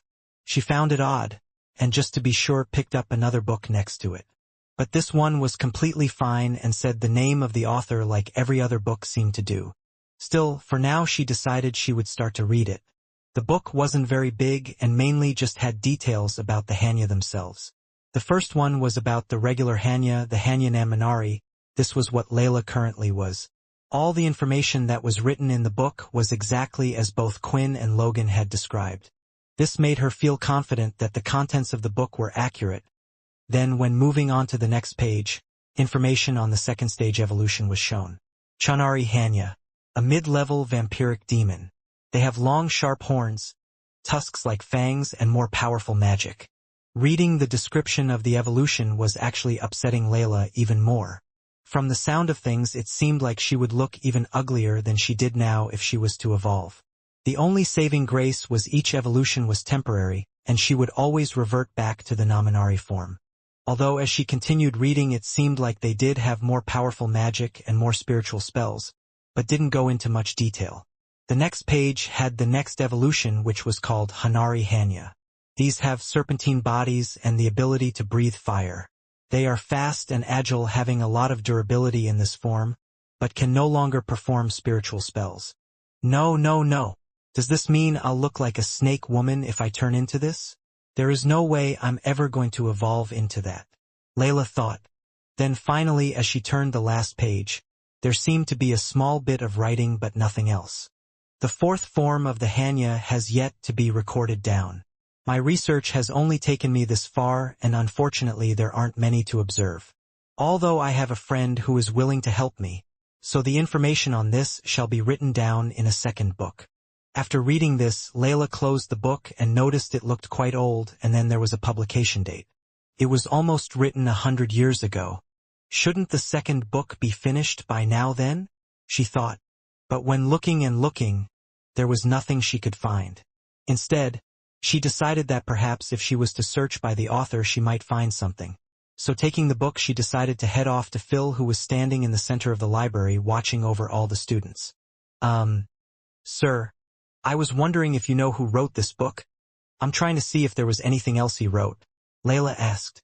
Oh, let's see, Phil replied, taking the book off her. Immediately, he noticed that the author's name had been scratched out. Actually, Layla, the scratched-out author's name means the book wasn't even meant to be in here in the first place. Maybe it slipped through because you're the only Hanya we have had in a long time, Phil said with a smile. Oh, but then do you know who wrote it? She asked again. Unfortunately not, he said with a smile. As Layla walked away knowing there was nothing else she could do, she decided to try to look at other books about subclasses that were similar to hers. The scratched-out name, I guess that means it belongs to him. I wonder how long it will be until you have been completely written out of the vampire history books, Phil thought. Even your legacy continues now, as these buildings were all founded because of you. The rest of the day, there wasn't really much to be done.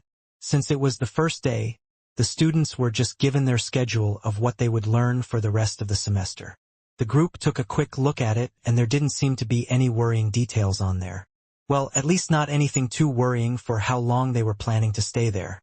And with that, the school had ended earlier on its first day than it usually would.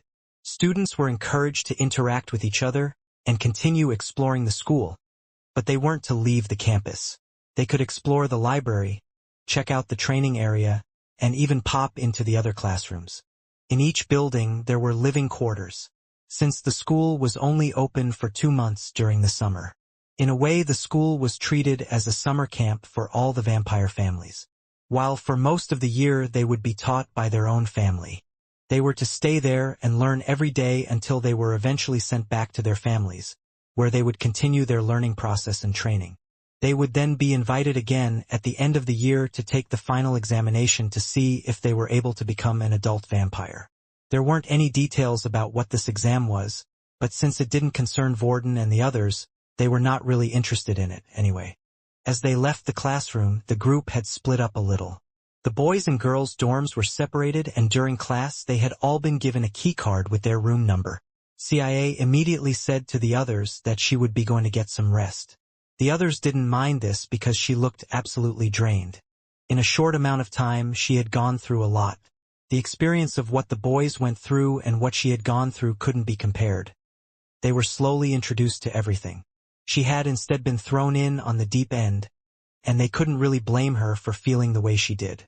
However, Vorden still felt like she had been a little quieter than usual for some reason. Apart from what she had just said as they were about to leave the classroom, she hadn't spoken or asked anything about what they planned to do. As the boys were just about to leave the class as well, Silver decided to give a bit of warning to Vorden, stopping and calling out to him. "For what you did earlier, I just want to give you a little warning," Silver said. "The boy you stopped before, he's one of the head teacher's favorite pupils, and he's linked to the first family.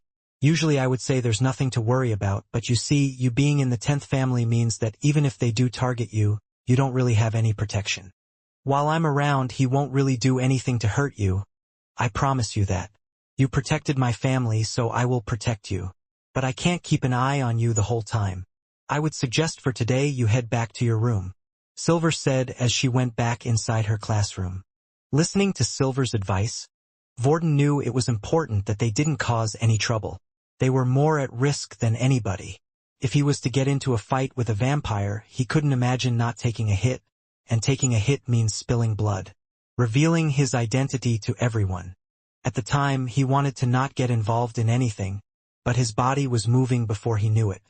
"Just go," Logan said. "No one is after me, so I'll be fine. Besides, I'm more careful than any of you lot. Anyway, I'll try to get some information about what happened to Fex and try to find out more about the tents." With that, the three of them had split up, but would be soon joining each other again. Spreading his little spiders out, and heading to the library himself, Logan tried to gather as much information from as many different sources as possible. After a few hours of research from gossip, books, and some old articles on the computer system, Logan was starting to get an idea of the structure of the place. Before returning to his room, he decided he would stop by Vorden's first.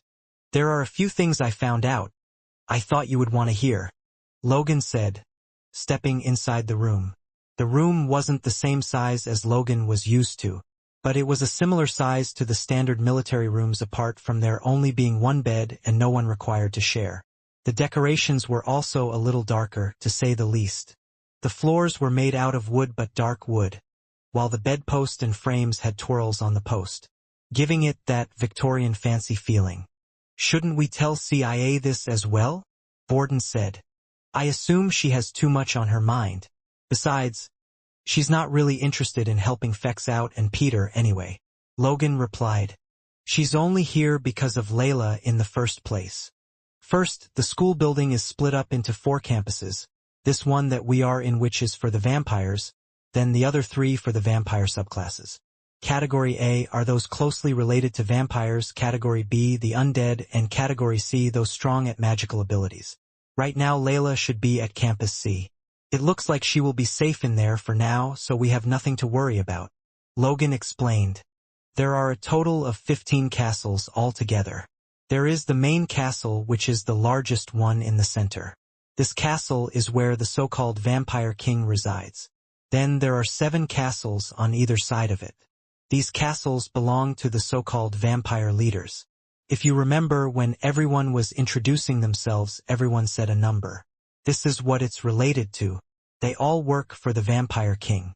Also, each family seems to have a special ability that only that family knows. An example of this is Fex's string ability belonging to the 13th family." "Wait a minute," Vorden said. "But I didn't hear anyone say a number above 13? This was what got me a bit confused as well," Logan replied.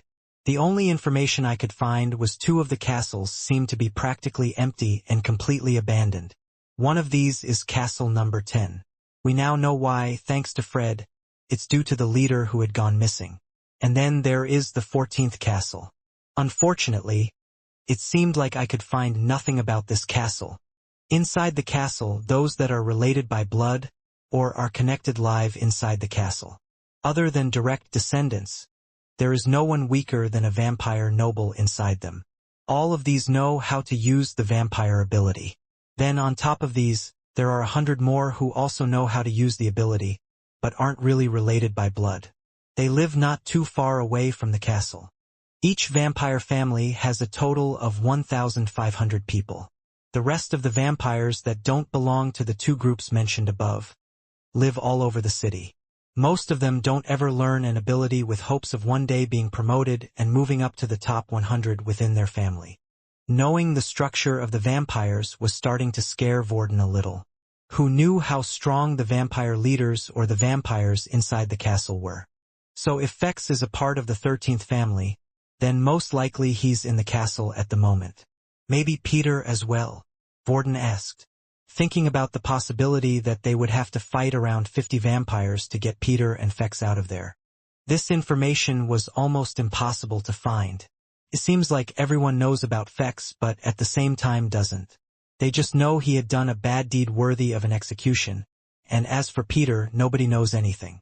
If I was to take a guess, I would say they have them both at the 13th castle, but we can't move until we get more information. Perhaps as days go past, more information will start to spill. I'll keep one of my spiders in each room and see what they bring. The day had come to an end, and the three tried their best to sleep, but it was nearly impossible. Vorden was starting to think that this whole rescue mission was a lost cause. Sure, Quinn was strong, but to possibly go against all these vampires. It just didn't seem like a sane thing to do. They had pulled off many operations before against big players like True Dream and during the event, but this just seemed like it was on a completely different level. As for CIA, she was starting to convince herself more and more about the possibility that a vampire had removed her memories. And the only vampire she knew of that was apparently close to her at the time was Quinn. She wanted answers, and she wanted them soon. Going up the stairs, one step at a time, Quinn could feel his heart racing. Looking at the dark sky, he knew he was in the right place. Not quite belonging here, but at the same time, something just seemed a little familiar to him. He didn't know if it was just in his head, or perhaps it was the vampire side calling out to him, but he didn't feel out of place or scared. As he reached the top, he had finally pressed his foot on solid ground, and it looked like he had finally reached outside. When turning around to look at what he had come out from, he could see the staircase with the slanted door going slightly underground, looking like a bunker. As for where he was, he had no idea. There was a forest with dark gray leaves and the sky, from which his direction he could only see a single moon out. "Is this the vampire world?" Quinn asked. "It certainly looks like it," the system replied. "What do you mean?" Quinn said. "I thought you said the vampires originally lived on Earth?" "I did, and what I said was the truth, but we had established our own separate place. Designed for us, and the trees you see here were something that could only be found in that special place. I'm starting to wonder how they managed to move everything over." Only knowing that he was in the forest, Quinn decided to see if he could try to get up high to some vantage point. Looking at the trees around him, he went and tried to find the biggest and tallest tree. Most of them were the same size, but if he got to the top, he should be able to see quite far, especially with his vision. It didn't take long, and scaling the tree with his strong hands was quite easy. Jumping from branch to branch, making his footsteps as light as possible like a monkey, he had finally reached the top and could look outward. Behind him there was a large mountain that looked to be a couple of miles away. Then on the other side he could finally see it. The large castle that stood in the middle and the several other castles that surrounded it. The vampire settlement. "It's a lot bigger than I thought," Quinn said. For some reason Quinn had in his head that the vampires were a sort of selective small group. Maybe there were only 13 households of families, but looking at this, it was an entire large city. Before Quinn had asked the system questions about this, but truthfully the system said it didn't know and didn't want to give an unrealistic expectation. The system seemed to mumble quietly. "It's the same. It's exactly the same as it was when I remembered it before, But how is that possible? If you don't know, how do you think I'm meant to know? Quinn replied. Now, seeing how large and grand the city was, Quinn thought perhaps the best thing to do wasn't to go straight to the city. Using one of his masks, he decided he would send out a message to the others to see if they would reply, but after waiting a while there was nothing. Closing his eyes, he could feel the connection with Layla, and it seemed she was safe. As for Peter, for some reason, even though they were on the same planet, he could feel nothing. But he wouldn't let that dishearten him. The system had reassured him that if he was put into the cells, then they would purposely try to block the connection. This way nobody would know where he was and attempt the very thing they were trying to do. We still have time then, Quinn said. Looking around, still at the top, he decided to see if he could do something else. Perhaps there were some type of beasts he could kill to gain EXP. Before going to the city and doing anything, he would have liked to at least have been at the vampire noble level, and his level up was now extremely close. There was the mountain, but it seemed to be in the opposite direction of the city and he didn't want to stray too far, especially if he thought the others were in trouble and he could feel something happening to Layla. When looking around he spotted an area that seemed to have fewer trees than normal. Listening carefully, he could also hear the sound of running water not too far. All living things, even beasts, needed water to live. So most likely there would be beasts around that area. Quickly, jumping from tree branch to tree branch, he made his way to the running water, until eventually he had reached his destination. It looked like a river and it was clear blue like regular water, there was nothing strange about it, and the water seemed to be coming downstream from somewhere. Still, he carefully waited in the trees to see if there was anything he could spot. Eventually soon there appeared what looked like a little white bunny with a horn on top of its head. It hopped over to the water and slowly looked around to see if there was anything there. Then it popped its mouth into the water and started to lick the water away. Well, it might not give much EXP, but at least it's something, Quinn thought, but before doing anything, Quinn decided to wait a little. After all, there was a chance a bigger prey might come for the bunny. That's when he started to notice unusual movements in the water. But it was a little too late, as then a loud snapping sound was heard, and black blood splattered in the beast's mouth. The little rabbit was unable to react, and all Quinn could now see out of the water was a strange crocodile. Snake-looking creature. It had the normal body of a crocodile while the neck of the snake. Then when it came to the head part, it returned to that of a crocodile with its powerful jaws but with the tongue of a snake. It was certainly an odd-looking creature that he had never seen before. Now that should give me some good EXP, Quinn thought. The snake crocodile had gone back into the river, and that left Quinn with thinking of the best way to lure the beasts out of the water and killing them. While thinking about it, he saw another horned rabbit appear. Perfect. However, there wasn't just one horned rabbit. Soon after another appeared from the trees and another. Eventually, it seemed like there was a whole army of them. Then finally, behind the 20 or so rabbits, a single black horned rabbit appeared, although it looked different compared to the rest. A black type of smoke appeared around its body, and its eyes were red.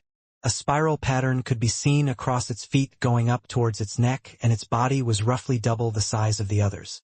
The black rabbit started to make a few squeals, and the other rabbits started to move in towards the river. It was clear just from watching this that the black rabbit was the leader of the other rabbits. The white rabbits then stood just at the edge, waiting while the black rabbit stood slightly behind them, and was bent over on its fours with its horn pointed outward. Then, the movements in the water could be seen once again. Finding the whole thing interesting, Quinn decided to continue to watch the development. Just what exactly were the strange rabbits doing? It was rare to see beasts have some sort of intelligence unless they were ones of the high level, or the humanoid type like the king-tier beast before. Then, the beast had snapped up once again, and this time the rabbits were ready. Jumping backwards at the right time, the beast's head had bitten nothing but thin air. Once avoiding the strike, all the rabbits had jumped on the beast's neck, pinning its head on the ground while part of its body remained in the water. Suddenly, the horn on top of the black rabbit's head started to trickle slightly, as it lit up in a blue color. Little sparks started to come off the horn, as if it was charging up. Its red eyes started to glow. Out from the black rabbit's mouth a squeal was heard, and the white rabbits reacted once again, letting go of the beast's head. It flung up in the air, and at the precise moment, a single bolt from the black rabbit's horn came shooting out, piercing a large hole in the crocodile beast's head. It stood no chance from the attack and immediately fell into the water, drifting down the river dead.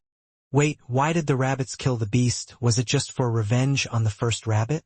If that's the case, then these rabbits are really clever beasts, especially the black one. Looking at the black rabbit, Quinn used his inspect skill. Inspect. Black horned rabbit. Class. Familiar. New quest received. Defeat the rabbit for an instant level up.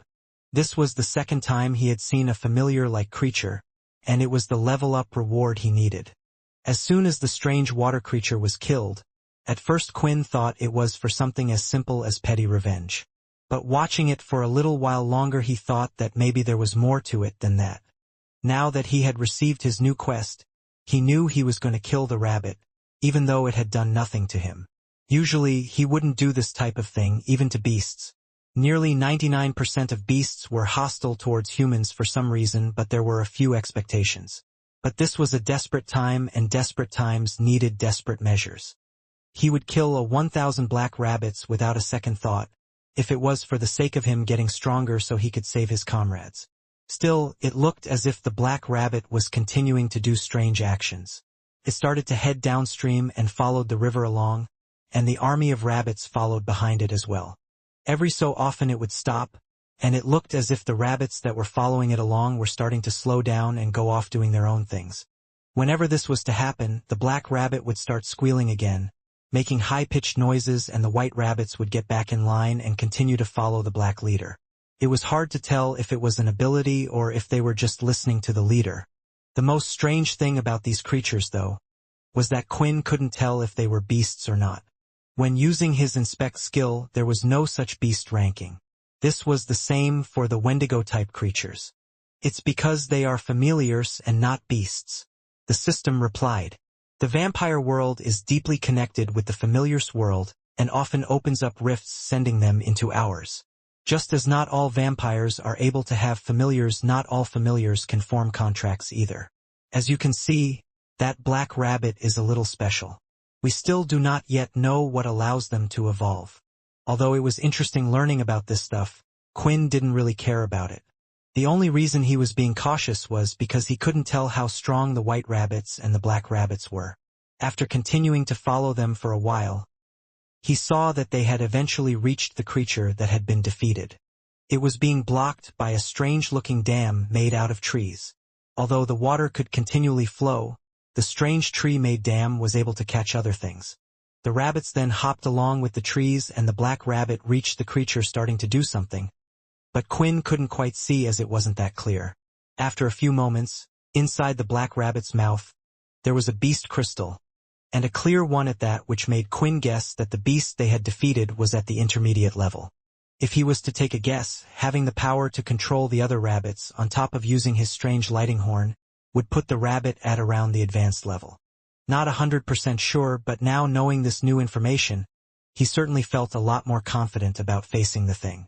However, he continued to follow the rabbit, wondering just what it would do with the crystal. They crossed the dam, and staying a good distance away, Quinn then crossed it himself later. Following them through the forest, it appeared they had finally left the forest area and entered a new area. Still, he made sure to be aware of where he was and where the city was. This area was covered in strange stones. The flooring had changed to a pebble-like feeling, and there were also many large rocks. Finally reaching what looked like a fairly large cliff wall, the bunnies had entered a cave. Perfect, Quinn thought. Not only would he find out why and where they had taken the beast crystal, but also quite possibly this was their home base. As Quinn took a peek inside the cave from the side, he could see that the cave didn't go too deep in, and there didn't look to be any paths. But what did surprise him was the number of glowing crystals he could see. There was a pile of beast crystals lumped in the back, and the black rabbit had dropped the current crystal in his mouth on top of the mound. There must be about 150 crystals in there. Most of them looked to be at the intermediate level, but it was hard to tell if there was anything higher due to them all being piled on top of each other. With only one entrance in and out, The bunnies were trapped, and quite possibly this gold mine was all his. Entering the cave and seeing all the bunnies, Quinn was ready. Not wanting to give them a chance, he opened up his palm. Blood spray. His hand slightly flung backwards, and a shotgun-like spray of blood had hit most of the white rabbits, while the black rabbit hopped over behind the pile of crystals. Some of the crystals went flying, hitting the back of the cave wall, but beast crystals were as strong as diamond and hard to break. They often could only be melted at extremely high temperatures. First white-horned rabbit killed. 200 EXP gained. White-horned rabbit killed. 100 EXP gained. White-horned rabbit killed. 100 EXP gained. White. The messages had appeared at least 20 times, giving him a good chunk of EXP. 35090/51200 experience points. Still, it wasn't enough, and if he wanted to do anything, he would need to kill the black rabbit. Suddenly though, as Quinn went to move forward, a blue stream of lightning had come out, and at the last second, he managed to move his head, allowing the attack to singe off a small part of his hair. The attack was incredibly fast, and it seemed like even if he was to use his shadow as a type of defense, then quite possibly it wouldn't be fast enough to block the attack. Not being able to see the rabbit clearly, but knowing where it was, Quinn lifted his hand, performing a blood swipe. The attack sent out 5 lines of red aura. Although he couldn't see where the rabbit was, at least he would be able to lure it out or quite possibly hit it, injuring it. But then, a small little black bolt could be seen running towards him, and the next second it had already gone past him. How fast is that thing? Quinn thought, but he knew for sure now he could kill it. It appeared to be a creature that mainly focused on speed, and the fact it was running away from him when it didn't run away from the other beasts could quite possibly mean it knew it wasn't strong enough to go against Quinn. Giving chase, he decided he would leave the crystals behind. Leveling up was more important than a bunch of crystals, and he quickly went to chase after the black rabbit. Windwalk, using his boot skill, as long as he wasn't hit during the active skill, he would be able to run around 10% faster. Now that his speed was far greater than before, the effects of the boots were too. With this, he was able to keep up with the black bunny. Now getting a closer look, he could see the sparks of electricity coming off its paws as they hit the ground. Quite possibly the energy it had used for an attack was now being used to power its legs. He continued the chase until they had entered the part of the forest they were in once before, but he knew it was pointless. Their speeds right now were the same, so their distance would stay the same as well.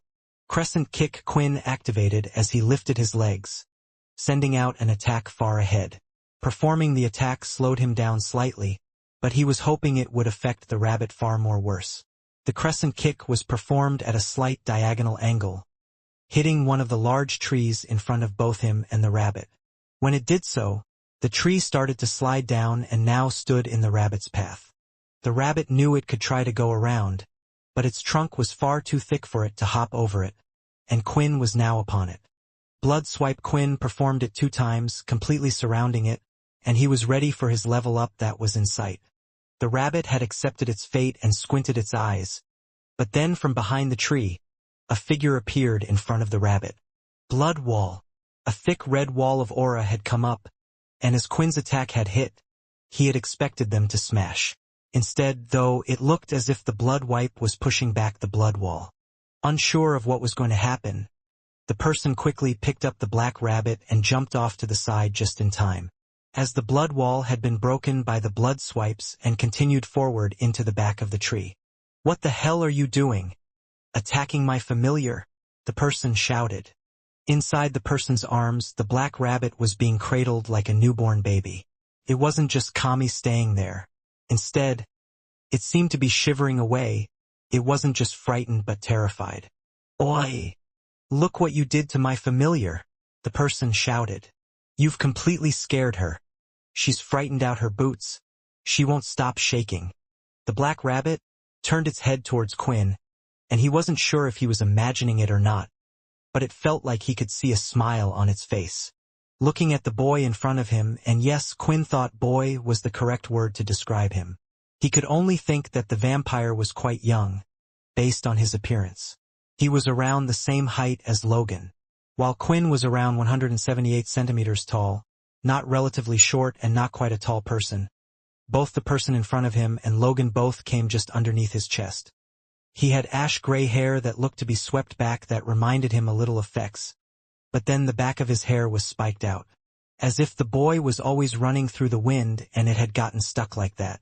As for the clothes, it seemed like they were dressed just like any other kid that age would have done, just a dark shirt and trousers. Hey, are you ignoring me? What are you going to do about this? The boy said. Are you going to compensate for this crap? Although the boy didn't sound it, he was actually being very cautious of the man standing in front of him. He hadn't moved from his spot, and if he thought he was going against a regular vampire, perhaps he would have taught them a lesson through a physical beating. The reason why he was deciding to be cautious was because his blood wall had been broken by a blood swipe. One of the most basic and weakest blood attacks a vampire could perform had shattered his blood wall. Through smell, he could tell the person in front of him wasn't a vampire noble. Although all vampires emitted a specific type of aroma or hormone that they could distinct from humans, it was slightly different with each evolution. So just how was he able to break his blood wall? That's when he decided the vampire in front of him couldn't have just been a regular vampire, but a vampire like himself. A direct descendant of one of the 13th. Sorry, Quinn shouted back. I didn't know that was yours. It looked interesting. The boy gritted his teeth, wanting to say something back. He wanted to snap. Interesting? He tried to kill and attack his familiar because it was interesting? Did he perhaps think it would make a tasty snack? Lately, though, he had been taking anger management classes and he started to put it into practice, imagining his happy place. He closed his eyes and was transported into a room full of beast crystals, slowly swimming away in a pile, up and down, jumping into them like a ball pit. Ah, the life! This boy is a little strange. Putting the black rabbit down on the floor, it started to turn into a slight black mist. It began to head towards the boy's neck and eventually formed a black collar. Seeing this, Quinn realized it really was his familiar. Unlike his own, though, the boy's transformed into a physical object that could be seen just like Fex's earring. The boy started walking up to him and held out his hand. If you are really sorry, then pay me, he said. Give me some beast crystals or... He then looked to his left and looked to right, checking if there was anyone nearby. A blood crystal if you have one of those, he whispered. While looking at the short boy, Quinn started to think back to the quest he had received to defeat the familiar. If he remembered correctly, familiars wouldn't really die. If he had killed the black rabbit, would he have gotten his instant level up? Or did the quest really mean to kill the boy, satisfying the quest? If the second one was the case, then it would be unwise for Quinn to take part. Although he felt he was stronger than the vampire in front of him, he knew nothing about the vampire or who he was. Perhaps if the boy was to go missing, they would throw a search party or would be aware someone was here attacking them. Laying low until they had gathered all the information they needed was what they had to do. Oh, I know, Quinn said, as if he had just gotten a light bulb moment. I just saw a cave in a different area. It had tons of crystals over there. Pulling his hand back, the boy now had a scrunched-up face and was starting to sweat a little. Wait, you saw that? Bingo! Quinn thought this would be the case. He couldn't imagine the black rabbit caring about the crystals. After finding out it was a familiar belonging to someone else, it now made sense why it was doing what it was doing. What surprised Quinn was how well one could control a familiar to do its bidding. It is practically farming crystals for him. I wonder if I will be able to control the bone law till the point it can do what I want? Then Quinn remembered the subtle text when reading about the bone claw, about subtle desires. Did all the familiars work like this? Maybe the boy's wish in front of him was to gather beast crystals. So that's what it was happy to do. While the bone claw was meant to complete his darkest desires, not wanting to not think about it anymore, he tried to move the question onward. Fine, the boy shouted. We're even. Thanks for telling me about that. I'll check it out later. Although he tried to keep his voice straight, he couldn't help but allow it to shake slightly. At some point, he would have to move the crystals somewhere else. Wanting the stranger to forget about what he had seen, he tried to throw him off track. So I'm guessing you haven't found a familiar yet. Is that why you were going after mine? The boy asked. You know, you don't have to beat them into submission. Familiars are cleverer than beasts. Sometimes you can just talk with them and make some type of deal. If you haven't found one now, then you don't have much time left until we have to head to class. Class? Quinn replied. I'm sorry, but I'm not a middle schooler. What? The boy shouted. You idiot, you thought that because I was a shrimp, didn't you? You're a descendant, right? That's why you're out here looking for a familiar. It's not my fault that you didn't complete the assignment before school starts.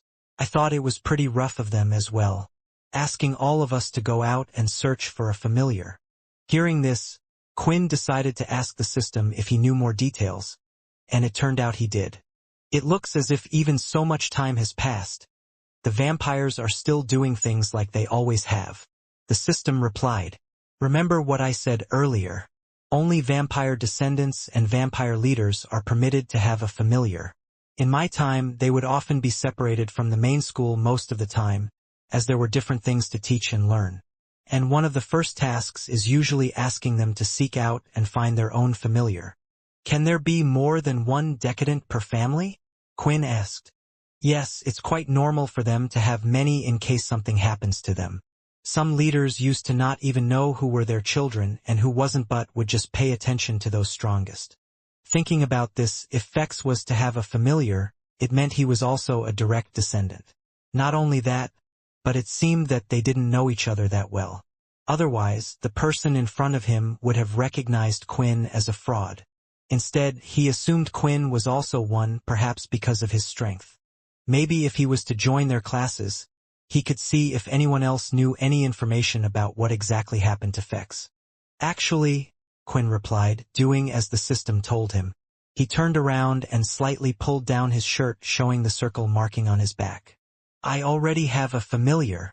Oh. So you just tried killing my black rabbit for fun, I see. I see. The boy was saying in an angry tone. If it wasn't for the fact the person in front of him knew about his stash of crystals, he would have done something by now. That was an accident. Let's start again. My name is Bin. When trying to come up with a name, Quinn didn't know why, but his head was telling him that the easier thing to do was just to place a B in front of his name. Letting out a bit of hot air from his head, the boy finally replied back. I'm Rokeen. With that, Quinn placed his hand forward, suggesting Rokeen lead the way, and the two of them headed off towards the particular training area for descendants. There was a second reason he decided to take this training up, and that was because if they told the others to just get their familiars now, then maybe he would also be able to learn how to control his.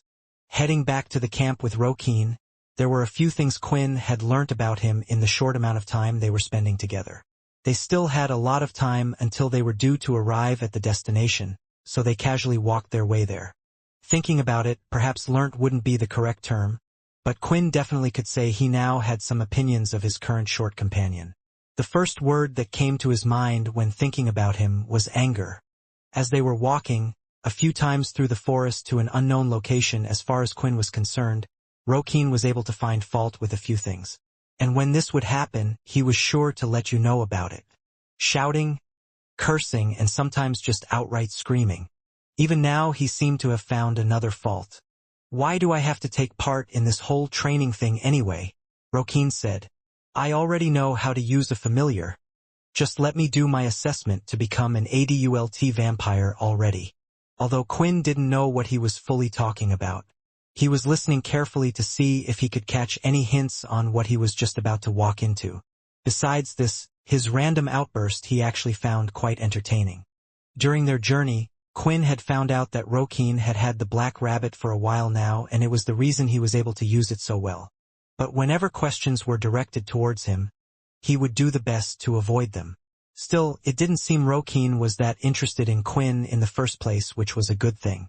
Some descendants would naturally come across familiars as they grew up, or families would even risk forming a contract with them at a young age. Although this method was more dangerous, and had a higher chance of the familiar killing its partner. If the contract was successfully formed, they had more time to form a stronger bond. Eventually, they had gone out of the strange-looking forest and went into a more laid-out open field area. The open field looked unnatural, as it seemed to be in a perfect square shape, and all across the side, the usual forest could be seen. It was as if someone had come along and just placed a football pitch in the middle of the forest. On the open field, there looked to be several tents set up on opposite sides of the field in a row. At the end of the row was a larger tent, and standing in front of that tent was a single adult male vampire. He looked quite young, having short purple dark hair and a mole just underneath his right eye. But the look on his face was also serious, never moving, and it looked as if even a strong gust of wind wouldn't affect him. Are all the adult vampires like this? Quinn thought, as so far the only two adult vampires he had seen were Silver and this man, and they both seemed pretty serious. In front of him, a few students had gathered, some sitting on the floor, some standing around waiting. There were only about 5 or so, and Quinn and Rokeen quickly went over to join them. The others turned their heads to look at the two newcomers, but quickly turned back as if they weren't interested. "Hey, it's okay. I don't like any of you sad people either," Rokeen said back to them, but they still continued to ignore him. Even if he didn't know all of them, it seemed like the few he did know didn't like him.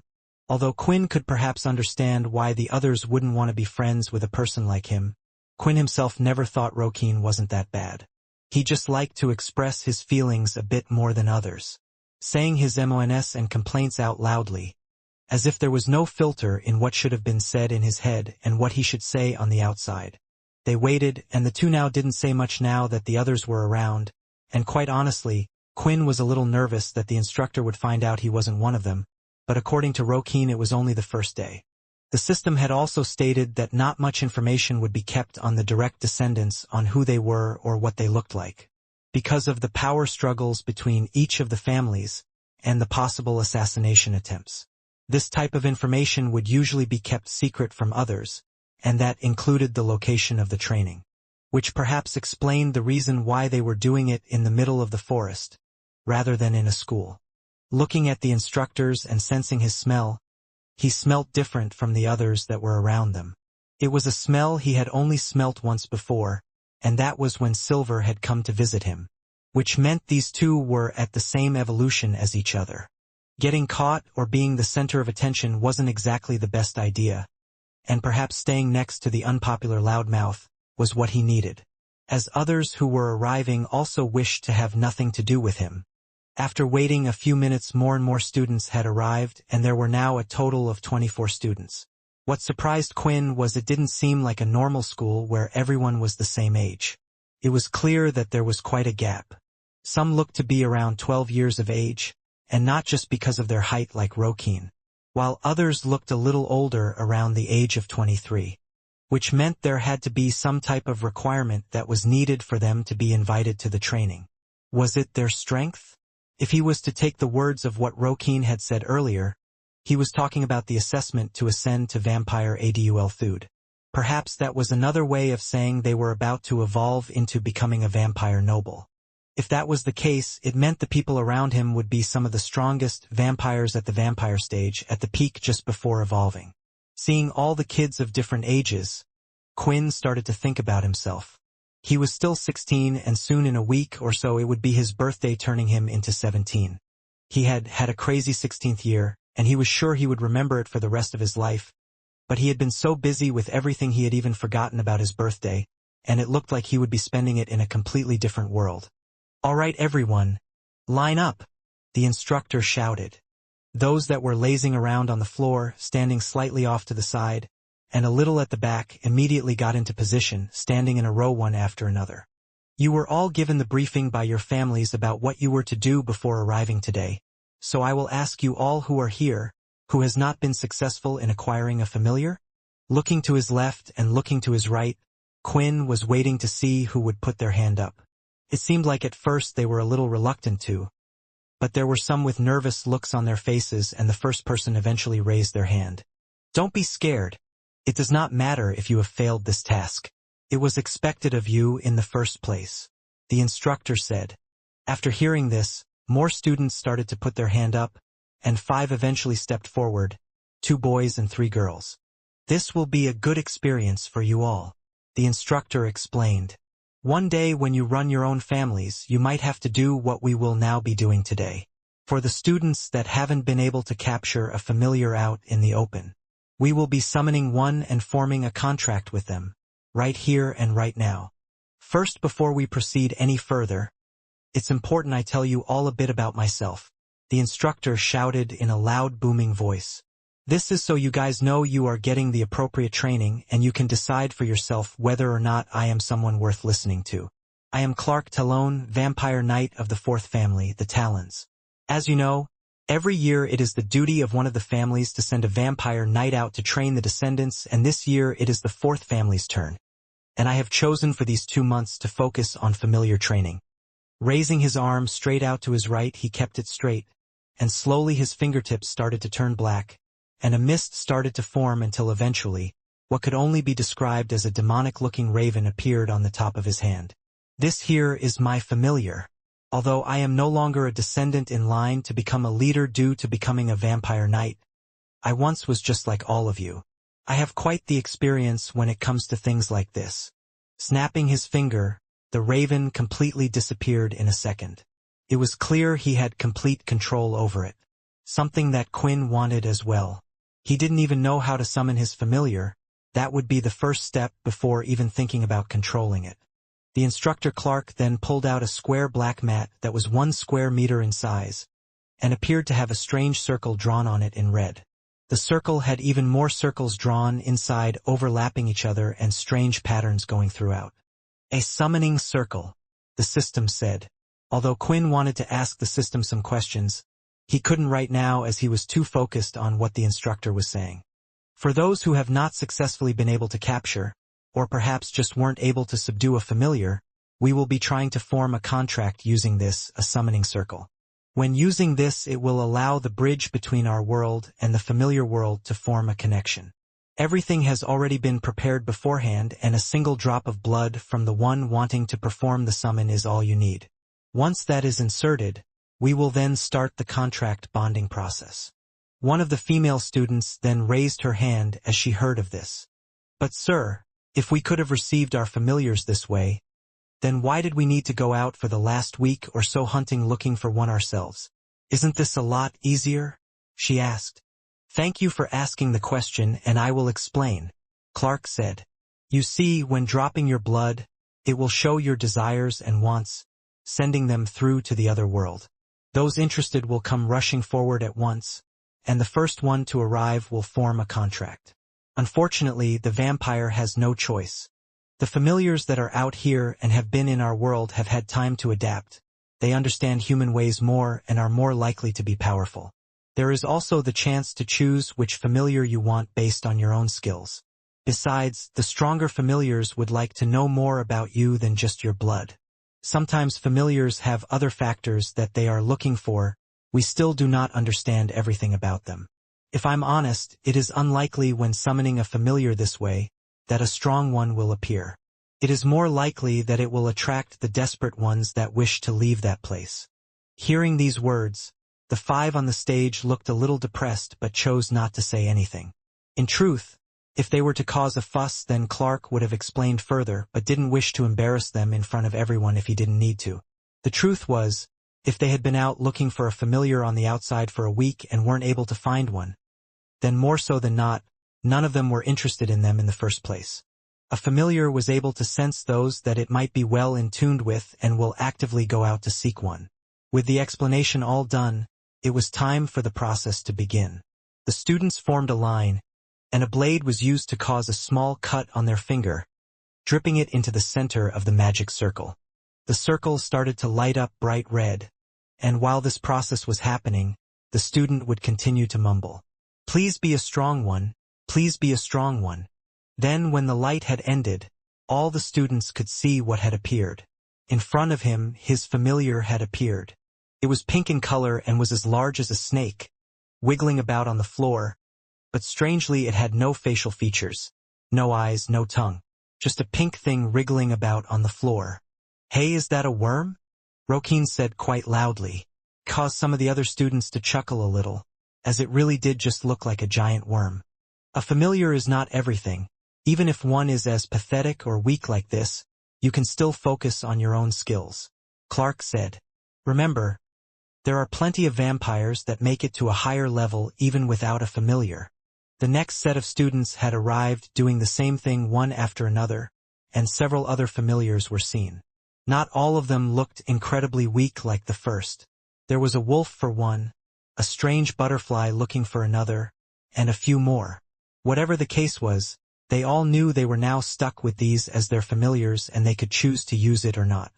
With the weaker familiars, it would be harder for them to disobey in the first place. They were just happy they were out on the outside and were unlikely to go against their master and try to kill them. Everyone went back in line and had lined up once again. Okay, so now I wish to see all your familiars in its closed form. What I mean by this is the form it takes before it is summoned. I will be going around asking you what familiar you each have while looking at the closed form. Going around one by one, Clark would look at their closed forms. Then if they could, he would ask them to try to summon it right in front of him. He reassured everyone that it wouldn't matter if they couldn't summon it for now. It was just that usually from the closed form alone, he would have an idea what type of familiar it was. But even he hadn't seen every familiar in existence, so this way, he would be able to broaden his knowledge, trying to remember their closed forms that matched with their appearance. Quinn noticed that actually most of the students were unable to summon their familiar so far, with a few exceptions. Then it came to Rokeen's turn. Summoning the black rabbit was an easy task for him, and he had a smug look on his face as he lifted his nose up high for everyone to see. Very good, Rokeen, as expected, and the familiar seems to like you well. Finally, standing by his side, it was Quinn's turn. The strange looks the two had given each other didn't go unnoticed by both of them, and now it felt a little awkward as the two had come face to face. Please, Clark said. Looking around, Quinn noticed there was a girl in the row behind him, as well as one to his side, but he had no choice. His marking was on his back, just underneath where his shoulder blades would lie. The only way he could show it was by lifting up his shirt and turning around, and that's what he did. Closing his eyes out of embarrassment, Quinn was unable to see the reaction of the two girls next to him. But as they saw his perfectly crafted abs as if it was a sculpture, they started to feel themselves heat up a bit.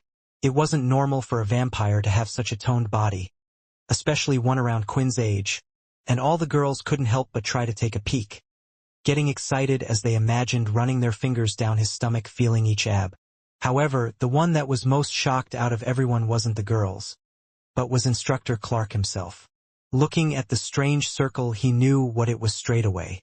Perhaps the youngsters around didn't know because it was past their time, but he did. Do you know what this is? And can you summon it? No, Quinn replied. But I know it's a bone claw. Putting his shirt back down, the others started to whisper to themselves, trying to see if any of them had heard of it before, but it seemed like they hadn't. Of course, the old king's familiar was kept secret. Just like how one ability would give one an advantage if known, it was the same for the familiars, and only those at the very top would know. You are a special boy, Clark said as he moved on to the next student. The word special could be interpreted in so many ways, and the others hearing this didn't really know what to make of it. So, in the end, they chose to ignore Clark's remark, apart from Rokeen. This was because Rokeen had been paying special attention to the words being used by Instructor Clark, as he went around and checked everyone's familiars. In his head, he was creating some type of ranking system based on the words that would have been used, and so far the best was himself. That was until Ben got picked. And even he was struggling to interpret what the instructor meant by special. In a way, it wasn't an outright compliment. That was clear because Ben couldn't even summon his familiar. If he was to take a guess, the word special in this situation was being used to describe his potential. As Clark continued to go around, there were no better compliments given than the one to Rokeen and Ben. Looks like your skills aren't the only strong thing, but your talent with familiars might be good as well. Damn, maybe he was just one of those people that were gifted from the beginning. Never had any problems in his life, grew up in a good family, and they decided to groom him into the perfect leader. Right now, making his own conclusion, he was a bit resentful towards Ben.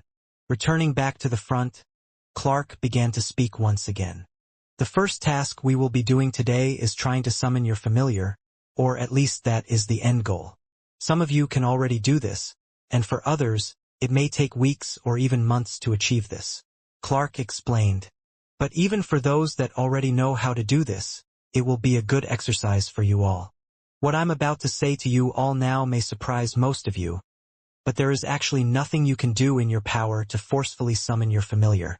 They have a mind of their own, they aren't crazy animals like beasts, but they are intelligent things.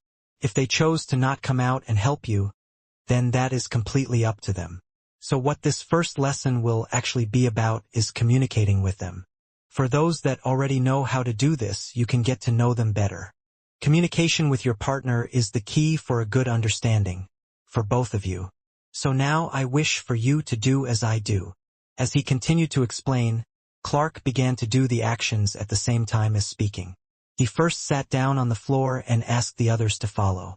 Crossed his legs and closed his eyes while his two hands were placed together as if one was meditating. Okay, the reason we close our eyes when doing this is to have as little distraction as possible. Visuals, sounds, and all sorts can sometimes deter you from hearing your familiar. With time you will get better at this and you will be able to communicate with them without this. Now in your head, picture the symbol or item on your body. Think about it and focus on where it is on the part of your body. Then with your mind try to speak out and reach to it. If you are successful in making communication, please raise your hand. Quinn was able to follow the steps quite easily, and his concentration was at this point almost flawless. He had pictured the symbol in his head clearly, and it was as if he was in a black room.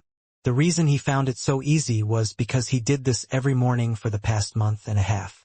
It was similar to his chi training routine that Leo had left him.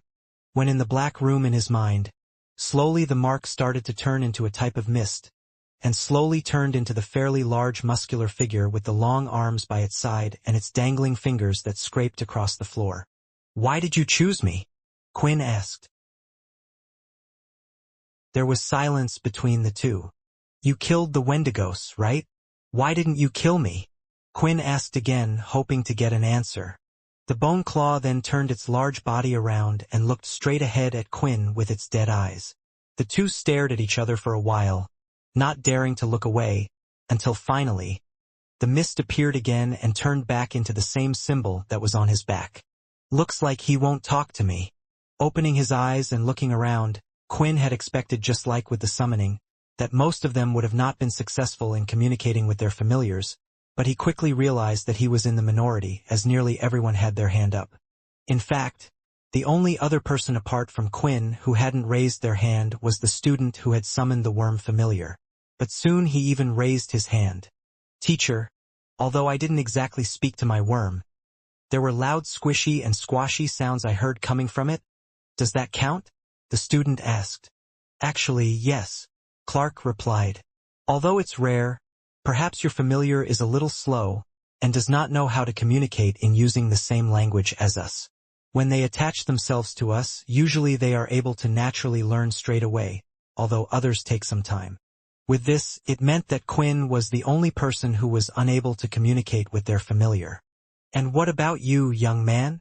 Clark asked, interested to hear what he had to say, especially since he hadn't raised his hand. "I couldn't hear anything," Quinn replied. Quinn's reply didn't seem to shock him, or at least there was no reaction on Clark's face. So it was hard to tell based on this if it was a good or bad response. But they felt like at least they were a little better than him due to him being the only person unable to communicate with their familiar. And honestly, Quinn couldn't blame them if they did see him this way. After all, right now he was even lower than the worm boy. With the first lesson over, Clark had told the students that they could start to set up their things in the tents by the side. If they wished, they could continue to try to communicate with the familiars as a form of practice. But he also made sure to mention to not try this too much at the beginning in case of fear of annoying them. They were just like people in the end. At times they wanted their free time, and if one was to annoy them too much, then maybe they would purposely choose to not help or communicate with you.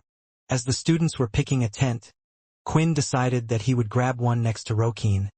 Rokeen didn't say anything about this. His early detest for Bin had changed after finding out he was unable to communicate with the familiar. Perhaps his thoughts before were completely wrong. Just as the night was about to end, Clark had decided to stop just outside of Quinn's tent. "Can I speak to you inside for a second?" This didn't go unnoticed by the others, but they all thought that perhaps it had something to do with Quinn being unable to communicate with his familiar. Maybe he was going to try and give him some extra tips? "Do you mind explaining to me exactly what happened?" Clark asked. "Sure, I was in the space concentrating and I pictured the seal in my head. I tried to communicate with him, asking him a few things. It demisted and showed me his true form. I asked it again and nothing else was said. It just looked at me and we stood there in silence before it went away and back into the sealed form." Hearing this, a little smile appeared on Clark's face. "You don't have to worry," Clark replied. "You probably just skipped the next 3 steps. Usually, when one is to communicate with their familiars, they still appear in their mind in their closed form. Getting them to show you their true form is something different altogether. It seems to me that your familiar just does not wish to speak with you. Not that you were unsuccessful with communicating with it. But it's up to you to make it talk to you. It will be pretty hard to find out its desires if you are unable to speak to each other. Perhaps this will take some time, maybe a few days, maybe a week or even a few months," Clark said as he left the tent and started to head back. As he zipped the tent back up, he could see that Rokeen was listening in to everything that was heard. "Damn it!" Rokeen shouted out in jealousy and stormed off towards his tent. While he was inside, he decided to summon his little black rabbit once more. Returning to his own larger tent, Clark decided that he would look over a few things. Most of all, he was interested in finding out just which family that particular student had come from. "Oh, I forgot to ask him, or their names. I will do so tomorrow," Clark thought, but while looking at the name list he noticed something. The numbers were not adding up. The number of students that were at the training space and the number on his list. There was one more than there should have been. It was the middle of the night. Even though there was not much difference between night and day here, the students were resting away. The adult vampires who had better control and such didn't need much rest or sleep. But the young ones including Quinn still slept every day just like people did. Resting away, Quinn was suddenly woken up by a few trees shaking. At first it didn't bother him as he thought he could just sleep through it, but then he could hear the sound of one of the tents unzipping from his left side. Knowing who was staying by his side, he decided to check it out and unzip his own tent. To his surprise, he could see the black rabbit that he tried to kill earlier leaving Rokeen's tent and heading back into the forest.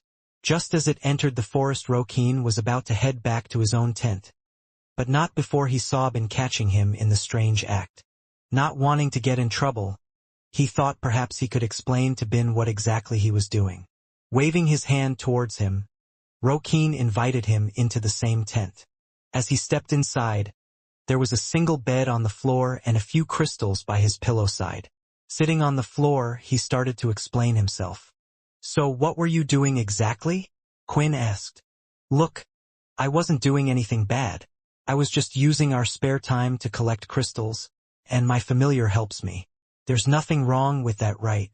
Just if Clark the instructor was to find out, he might tell me to stop since we're technically not meant to be doing these sort of things." Seeing the crystals by the side of his pillow, Quinn was starting to understand. The rustling noises was the black rabbit coming back and forth. Most likely moving the crystals here to the cave that he found earlier, his secret stash. The real question though was, why? Why did someone need so many crystals? "Okay. Don't worry too much. I won't tell Clark," Quinn replied. "Thank you," Rokeen said with a relieved look on his face. It seemed like if he was to stop doing what he was doing, it would have really affected him. "But let me ask, why are you so crazy about beast crystals?" Quinn asked, thinking that maybe there was something he knew, or there was a use for it that perhaps he could use for himself. "This might sound stupid, right? But don't laugh," Rokeen said. "I'm trying to save up so I can eventually leave this place, so I can have a life outside. I don't want to be here with everyone else." This was something big on his chest, something he wanted to tell someone desperate for so long and finally telling someone it felt good. "You know, I'm from the 4th family, so you probably know we have the crappy ability to talk to animals and beasts. The other families always laughed at us, and there has never been a king selected from the 4th family. I hear there is even a human ability that allows them to control animals and beasts, so what's the use of talking to them? So you see, I'm not gifted or anything. The reason I could and always have been able to get a familiar is because of my ability. Because of this, the other kids who know about this chose to ignore me, making me feel like I'm someone from one of the 10th's family. It was clear he had been holding in these feelings for a long time. It was perhaps the reason why he was always angry all the time. All these feelings inside were bottling up, and he was releasing it out by shouting all the time. You know, it's funny. Rokin started again. The hatred, the ignoring, always seemed to shift. At first it was the 4th's family, then the 10th's, and then because of what happened with Fex, now everyone seems to hate the 13th family. Why does there always have to be one? Why can't we all just get along? The questions Rokin was asking now, Quinn himself used to ask the same questions every day through his school life. It didn't make sense to him, and eventually he wanted to change all that. The other thing that Quinn was interested in was hearing the name Fex, but now was not the right time to ask about him. However, it seemed like what he had done had not only affected himself but those involved in his family based on Rokin's remarks. The two sat there in quiet for a while, allowing Rokin to calm down a little. Quinn wanted to say things to comfort him, but once being in the same position before, he knew that the words would do nothing. No matter how much someone said they understood how you felt, it never felt real. Suddenly, Rokin grabbed his neck, and he felt like he was slightly choking as he fell to the floor. What's happening? Are you okay? Quinn said, panicking, not knowing what to do. After a few seconds, it seemed like Rokin was now okay as he lifted himself off the floor and he could breathe again. He continually touched his neck where his collar would usually stay, and a stunned look was on his face. My familiar, he said. Someone's killed my familiar. With the link in place, even though familiars couldn't technically die as long as their partner was alive, they could still feel part of the pain and loss. It would be some time before Rokin would be able to summon him again. While thinking of the possibilities of what might have happened, a few boys' laughter could be heard outside. Both Quinn and Rokin immediately rushed outside, and could see the 3 boys coming out from the edge of the forest. The one in front had a crystal in his hand and he was freely chucking it up and down, catching it as he walked. That felt great, the boy at the front said. I thought it would be a bit harder, but... You! Rokin shouted as he ran as fast as he could up to them. You killed my familiar, and that's my... But he stopped himself before claiming the crystal was his. The loud noise had caused the others who were still sleeping to wake up and come out of their tents, taking a look at the commotion that was brewing outside. Quinn, seeing that things could get nasty, especially since there were 3 of them and only one of him, now standing by his side, he felt like he could back him up. He didn't know why, but he wanted to help Rokin, perhaps because he reminded him so much of himself when he was younger. The dreams he had weren't crazy or far-fetched. He just needed people by his side to prove that they could happen. Oh yeah. So do you have any proof that I did this? The boy said as he continued to laugh with the other 2 behind him. The student that was laughing was called Sirius, and he was one of the few descendants that nearly all of them knew. A direct descendant of the first family. Quite possibly the current strongest family out of all the 13. Not only that, he had a reputation already for being a serious troublemaker, and not one like Fex who would just get into mischief. With his eyebrows furrowed and scorning at him, Quinn could see Rokin wanted to do something, but he was holding back. Placing 2 fingers in his mouth, he blew. At first Quinn thought he would hear a whistle but could hear nothing. Then in the next second a bird flew from the forest in the direction that the boys had come from and landed on the top of his head. Did this person kill a little black rabbit? Rokin said, pointing at Cyrus. Caw! The bird squawked and flapped its wings. Haha, you idiot. Just 'cause you can understand them doesn't mean we can as well. Cyrus replied.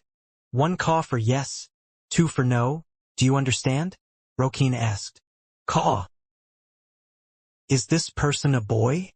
Caw. Is he a girl? Caw, caw. Are there 4 boys in front of me? Caw, caw. I think you get the point. This bird is a lot smarter than you. Although your brain might be bigger, it doesn't mean it's better. Rokin said. At this point, the confrontation had gotten too interesting for the other students that they were now all out of their tents watching what was going on. Hey, as long as your bird doesn't speak English, you can't prove jack. For all we know, you're using your crappy ability on it. For a brief second, Rokeen looked around hoping that anyone, maybe someone would come to his aid, but why would they? Clenching his fist, he hated that he couldn't change the situation he was in. Then the sound of a few footsteps from his side was heard pressing against the grass. Tell him, did you kill his familiar? The little black rabbit? Quinn asked, walking towards them. With each step, his heart was pumping and his blood was boiling. The type of people in front of him now he hated the most. Who the hell are you? Cyrus said, as he was about to laugh at his friends at this joker coming towards him. You'll listen to what I say. The next second his eyes glowed red as he shouted his command. Sit. In nearly an instant, as if his body had lost control, Cyrus was down on the floor, sitting down. The others had to take a second look at what they were just seeing in front of them. They even rubbed their eyes, a few of them. But still, the sight in front of them was the same. In a way, the others saw Cyrus as a terror. Not quite a bully, but because of his status, he was able to chuck his weight around without getting in trouble. He received privileges that the others didn't receive, even though they were all direct descendants themselves. And right now, a vampire they had never seen or heard of before had made him obey him with a single word. It wasn't the fact that this was impossible to do, but the fact that another normal vampire was the one that had done it.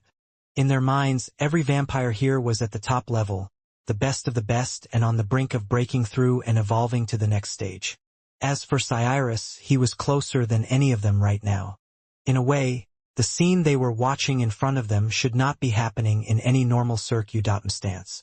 Sitting down on his knees, Cyrus's face was in a constant struggle, as if it was battling against something inside him. What is this? Why can't I move? Sirius thought to himself as he tried lifting his legs off the ground.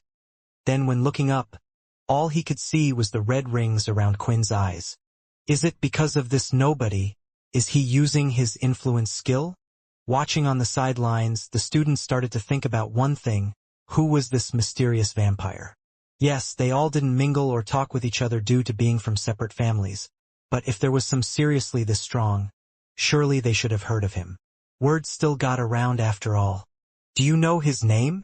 One asked. No, but I did see him hanging around with Rokeen earlier.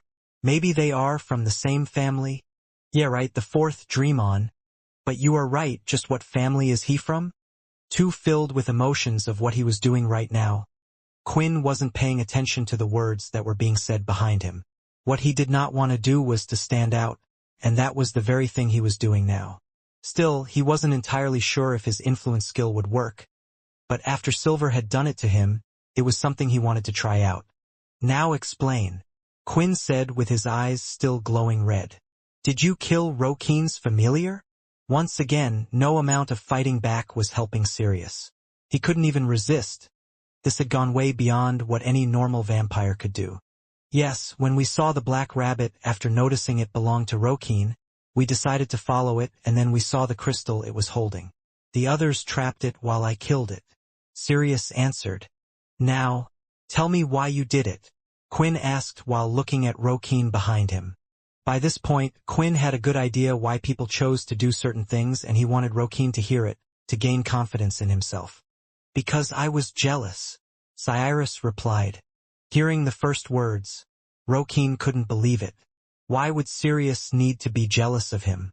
He was the best descendant, well known by everyone, while everyone else treated him like crap. I saw the way Instructor Clark praised him, how easy he was able to control and talk to his familiar. I didn't understand how he could easily do something that I couldn't. With the answer to everything said and done and the proof they needed, Quinn canceled his influence skill and turned to look at Rokeen with a smile on his face. Did he do that for me? But why, we barely even know each other. As he thought about these things, a lump was felt forming in his throat, and he felt like his heart was truly touched. A tear started to roll off from his cheek and onto the floor. Now Rokeen was hating himself for his previous thoughts. There were many times when he wanted someone to just help him, but they never, ever came.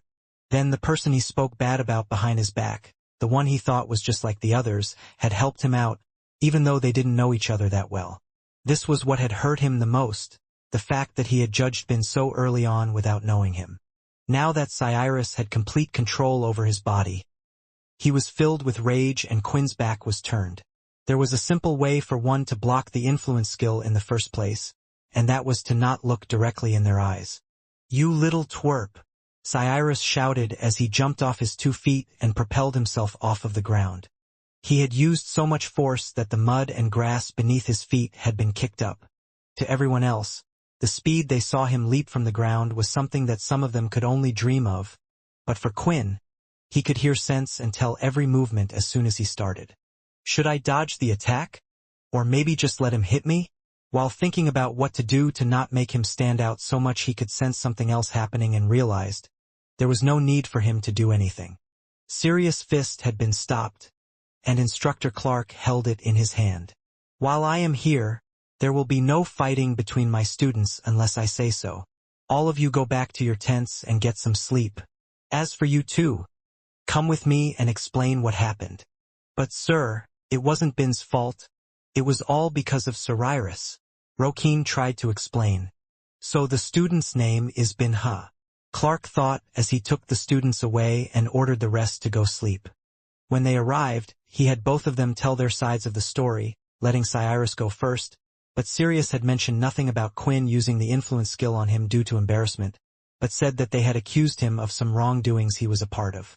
When Quinn told his side, he also chose to not mention the influence skill being used, and just explained how he was helping Rokeen get to the truth. In the end, Clark felt like he had heard enough. It seemed like the only person that was hurt by this was Rokeen. He took the crystal from Cyrus and kept it for himself while telling the two of them to return to their rooms, reminding them to not get in any more trouble. As soon as the two of them had left the room, Clark looked at the name list once more, looking for the student known as Ben, and it turned out that he was the one student that wasn't on the list. He lied back in his chair and started to think about what to do for a while. In truth, something like this would have usually been reported. Although only decedents and family leaders were allowed familiars, it wasn't such a big deal if another vampire had one. There were times when out that a familiar would become attached to a certain vampire, and they couldn't exactly say it was their fault. But there was a chance that because Ben wasn't on the list that he also wasn't a direct descendant. If this was the case, then most likely he would be kicked off the current course. This was why Clark was having so much trouble trying to decide what to do. He loved nearly everything about familiars, which was why he had designed his course around them. For him, he had never seen a bone claw before and had only heard of it. It was a once-in-a-lifetime opportunity for him to find out what one looked like, and he wanted to see Ben grow. Why did the bone claw choose him interested him greatly, so for now he would allow him to stay. The training at the Descendants camp continued for a week. During that time, Quinn continued to learn everything he could about families and took part in the lessons as much as possible. On top of this, he tried his best to find out any information about Fex. There were quite a few people that seemed to have known him quite well and knew who he was. Even those that didn't know him now knew he had done something bad. The rumor that he would be severely punished had been passed around. As for what he had done, or what exactly he would be getting as a punishment, the others weren't completely clear on that. As for the familiar training he had taken part in, the other students had learned quickly. All of them could now summon their familiars at least. As for controlling them or learning what special abilities they had, it was a hit or miss. Still, there was one student who had never succeeded in a summoning during the whole time, and that was Quinn. Apart from the first day, he never saw the bone claw again in his mind, and it seemed like it didn't want to communicate or help him anymore. Perhaps the others might have teased or made fun of him for something like this, but after the events of what had happened to Cyrus, him and the others made sure to stay clear of Quinn. All apart from Rokeen. Ever since that day, Rokeen wished to help Quinn as much as possible, trying to give him tips and such when it came to communicating and talking with your familiar, but nothing was working. Still, the two of them had gotten closer in the short amount of time, being the only ones that continued to hang around with each other. Today Clark had told everyone he had a special announcement to make in a few minutes. They were told to pack their items and to meet him out front of the large tent. Although Quinn would be turning up for this, he had already decided it would be his last day before he wasted his time here. He had made no progress with his familiar and he wasn't getting any EXP, so it felt like he was only wasting his time. He had yet to tell Rokeen about this and decided it was best not to, anyway. Inside one of the tents, Cyrus was standing up, pacing up and down in the small space. He often did this daily as he was anxious about something. The events of that night had really affected his mind, and he just wished to purge that memory, but it was impossible every time he looked at Quinn. A shiver would be sent down his spine, and the image of the red glowing eyes would pop into his head. How he had become so helpless and weak at the time. The zipper to his tent was unzipped and the two boys that were usually by his side stepped into the tent. "Anything?" Cyrus asked. "It's the same today," one of the boys replied. "Not one person knows what family he belongs to. They all said they had never seen him before, around the castle or the nearby area. That leaves a few options. He belongs to the 4th family like Rokeen, and that's why they are so close. The 13th family had a secret descendant apart from Silver and Fex that no one knew about, or finally, the most unlikely of the three. He is a descendant of the 10th family. But that wouldn't make much sense unless the rumors about the leader coming back were true." The boys didn't for a second think of the fact that Quinn might have been an outsider or not even one of the descendants from the 13 families. They just thought he was so powerful that he had to be one of them. "Well, if my guess is right about why Clark called us today, then there might be a chance for us to do something then." A few minutes later, all of the students had gathered outside and stood in front of the large tent, standing in 2 rows. It had been a while since they had done this and been so formal, and the last time was during the first day, so they were a little nervous about what Clark was going to say. "Okay, everyone." Clark started to speak. "Although it has only been a week and we still have plenty of time left, honestly there isn't much else for me to teach you about familiars. With everything I have already taught you, you should now have a stable foundation to continue to grow and control that. You guys are fast learners. While there are rumors of this current generation of vampires being the worst we have ever had, I would not include you lot in that bunch. You are probably one of the best bunch of vampires that I have taught." "Wait, aren't we the only vampires he has ever taught? It's his first time, right?" a girl whispered, realizing that his words didn't really hold that much weight. "Anyway," Clark continued, ignoring the words of the others. "Because of this, I sent in a special request and the council has agreed to push things forward for all of you. Today you will all be taking part in the vampire assessment. Due to your status you will take this earlier than the regular vampires. You are stronger and closer to the evolution point than them. The task is a simple one. Everyone here will be transported to a different planet. On this planet there are advanced tier beasts called death bats. You must kill 10 of them each and bring back the crystal within. The crystals will be used to make your first light ring, which will be your proof that you have passed the assessment. Don't worry if you fail the task. Your life is more important than anything. From this point onward, you will be allowed to take the assessment whenever you wish." Then, pulling out one of the square teleporters from behind, it was placed on the floor. The contraption sprung open, and a square portal had been opened. If Quinn was to remember correctly, the deathbat crystals that were mentioned were the ones used to create the light ring in his inventory, and they were also only creatures found on a planet he had been onto once before. It was his first ever red portal planet. Although he planned to leave, he was now having second thoughts. 1. He never expected to be asked to go to another planet right now. He had planned to leave in the middle of the night after today, but it looked like they would all be transported soon. As for the second reason, Quinn actually thought it would be good if he fought against the deathbats. He should be more than strong enough to take them, and he should also get the first EXP kill for the bats. Also, after giving away his own ring, making a new one would be helpful for when he returned back to the Earth. Because of these reasons, he decided he would go along. "Okay. Is everyone ready?" Clark asked. The others looked nervous while some looked excited. They had been waiting for this for a long time now. As for Rokeen, who was standing next to Quinn, his knees were shaking, and it looked like he would collapse at any moment now. "Hey Bin, you'll stay with me, right? After all, if we take them on together, this can be easy for both of us. Who knows, maybe I can talk to the beast and just ask them to let us kill them," Rokeen said. Hearing this, Quinn just smiled back and nodded. He didn't care as long as he got his EXP, and if he was to level up and start the evolving process on the planet, it wouldn't be so strange, since all the vampires around him were at the breaking point. Finally, students started to enter the portal one by one, and eventually Quinn and Rokeen did too. After all the students had entered, Clark himself was the last one to follow them.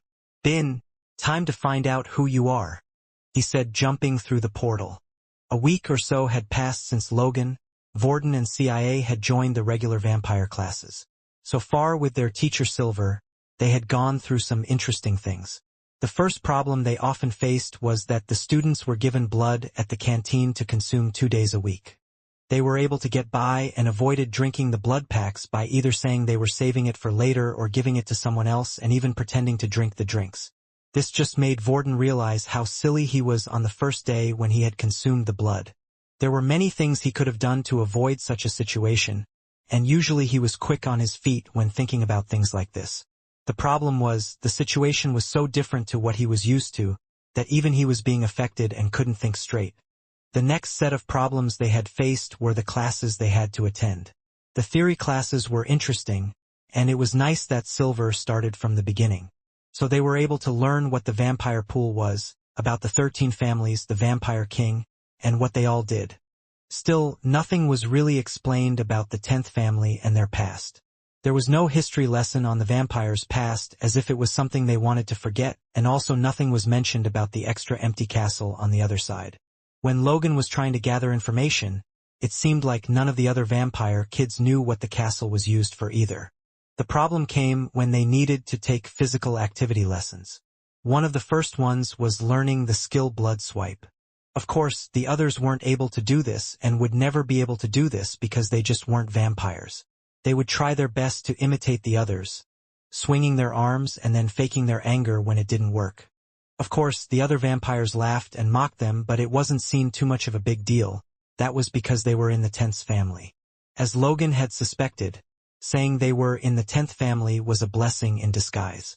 Although they were mocked and teased as such, they weren't really hit or punched just for being weaker like back at their school. As for Xander, just as Silver had said, she was looking out for Logan and the students that belonged to the 13th. Xander didn't really get the chance to mess with Vorden. A few of the other vampire classes continued like this, and they managed to get by the physical ones without much trouble. All they had to do was try to imitate the others, but they were all starting to wonder how much longer they could stay there. It was okay to be like this for the first week, but it would only be a matter of time before they were caught. There was no further information on Fex, it seemed. It was best if they could get out of there. Today our practical lesson will be a bit different than usual, Silver said, standing at the front of the class. We will be doing something called joint exercises with the other campuses. When fighting or in trouble, you won't always have another vampire by your side. There are also those in the subclasses there to help you. There are different subclasses even within the categories, so it's important you know what each of them do and how they act. So today, we will be going to do some joint exercises with the C campus on the outside front field. Yes, CIA shouted out of happiness. The others around her looked at her for a second, before she slowly looked around and started to sit back down in her seat. If it was any other situation, she would have been embarrassed, but she didn't care. She was just over the moon that she would be seeing Layla again. Lately her mind had been feeling worse than it did before, especially since she had been mulling over the fact that the people that had brought her to this world were the ones that might have removed her memories in the first place. But if anyone might tell her the truth, she thought she would be able to reach out to Layla. It might be a good time to talk to her to see if she has found anything out, Logan thought, and try to find a way out from here. Quinn should have escaped from that mountain a while ago. He tried to contact us using the mask, but it looks like we missed it. With the explanation done, 3 classes each from the vampire side were sent to stand in front of the different campuses. For today, 2 classes would head to work with Category A, then 2 classes sent for Category B, and the final 2 classes sent to work with Category C. When they arrived outside, it looked like their class was doing activities with an old friend. As Vorden's eyes and Xander's eyes managed to meet each other. He's still upset over this little thing. What's with people holding grudges? Vorden thought. Ha ha! Ratton started laughing hysterically. Like you're one to talk.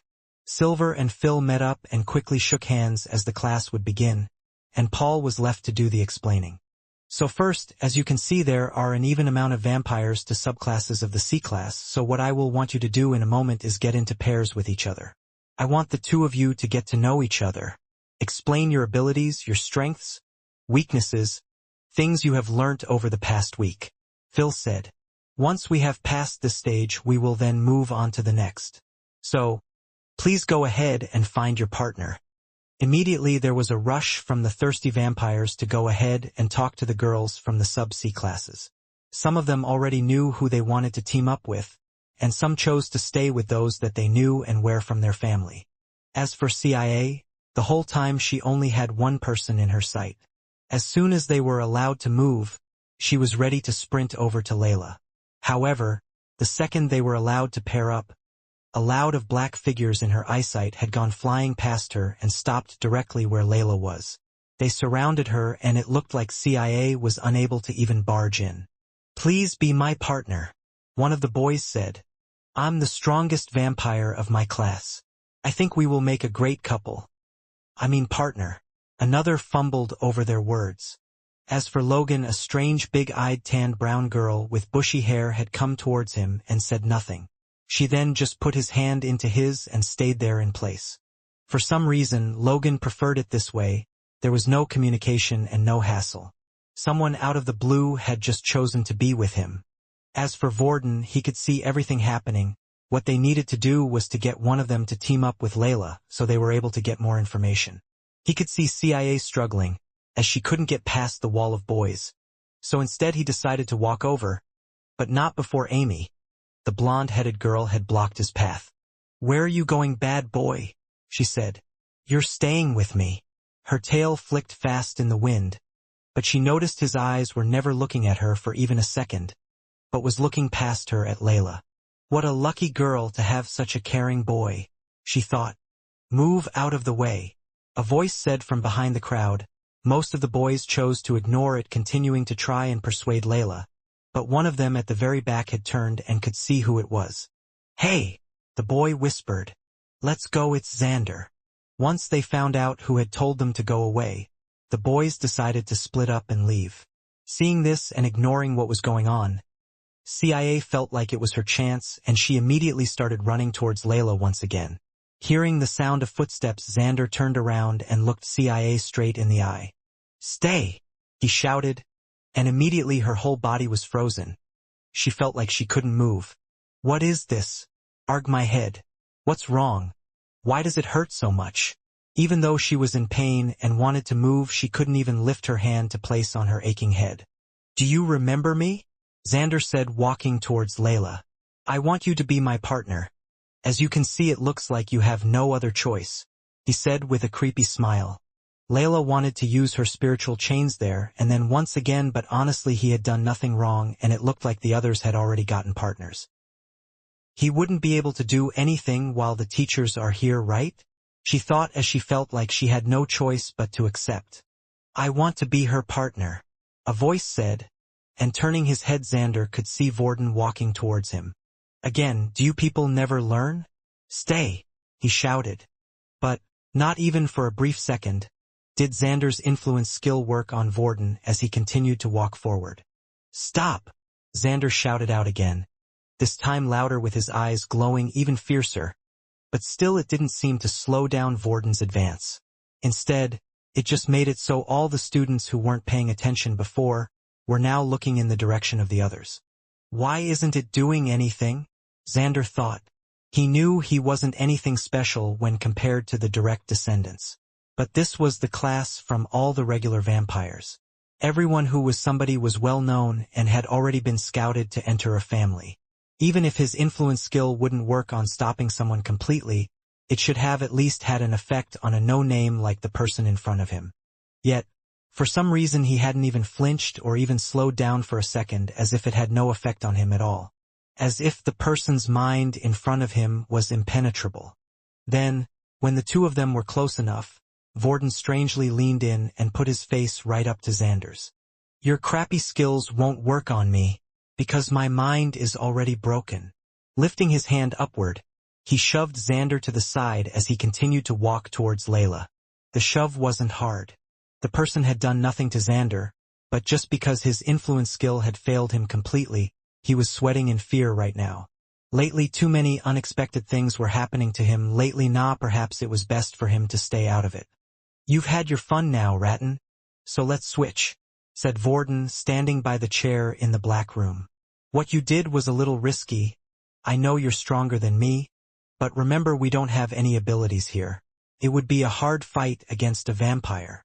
PFT, you need to learn to read people better. Ratton replied. That person won't ever try to mess with you after this. He's broken and fine, I'll switch. But I don't know why you like this softy. The blondie before was a lot better. Wait! Xander shouted. He had somehow managed to pluck up the courage, as there was still something he had that this person couldn't have. He had done his research into the student who had tried to stop him before, and he knew he belonged to the 10th family. Working with them, every vampire and even the subclasses knew there was no future, compared to himself who was close with the first family. Are you sure you want to team up with him? I think you might change your mind. You see that boy there is from the 10th family. Some of those who were watching around gasped as if they were watching some type of drama show. Since the scene in front of them hadn't turned violent yet, Silver and Paul decide to continue to let the spectacle go on for now. At the end of the day, what they did was their choice, and perhaps this was something they would come across in the future. Why do I care about that? Layla replied. Even if he was human, I would choose him 100 times over you. Although she didn't know it, these words were a low blow to a vampire's pride, who often saw themselves as superior beings to humans.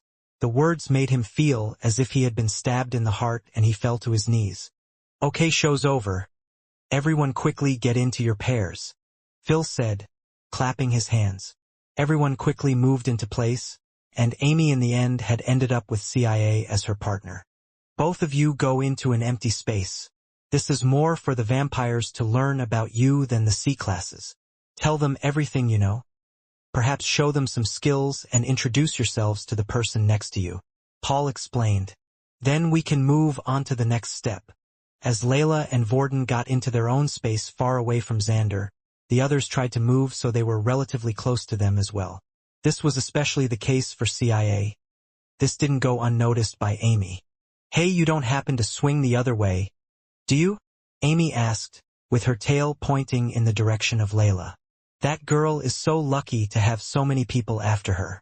I thought I was a beauty, but it turns out people don't like this these days, she said, placing her hands on her chest and lifting them up and down. It was clear Amy was a confident and bold person. It wasn't the fact that she was ugly. In fact, many people would have considered her a beauty, but sometimes her confidence and her pushiness would scare guys away. Hearing these comments, CIA's face had gone bright red. No, it's not that. She's just the only person I really know from here. Hearing these words and what the blonde boy from before had said, Amy was starting to wonder if all of them were from the 10th family. It would explain why at times Layla seemed to be a bit on edge or out of place, and knew far less than the standard person. But if that was the case, she was starting to wonder who was her turner. Normal vampires were not really allowed to turn people without permission, so it couldn't be the girl or the other two in front of her. Then the confidence and memory of the blonde boy was struck in her head, and how he managed to resist Xander's influence skill. These things weren't normal for people from the 10th to do. Is something happening over there? She thought as she looked in the direction of the 10th castle. She couldn't shake the feeling that very soon something big was happening, and it could have something to do with the rumors about the 10th's return.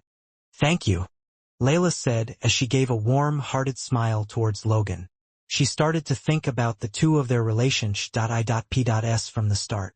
It had truly gotten off on the wrong foot. In fact, when they first met, Vorden strangled her up against the wall and she had stabbed him in the thigh with an arrow. And here he was now protecting her. The world truly worked in strange ways. Don't worry. We need to look out for each other, Vorden replied. Did you manage to find anything out about Fex?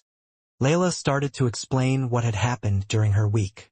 She knew effects and it seemed like the others did too, but not what he had done.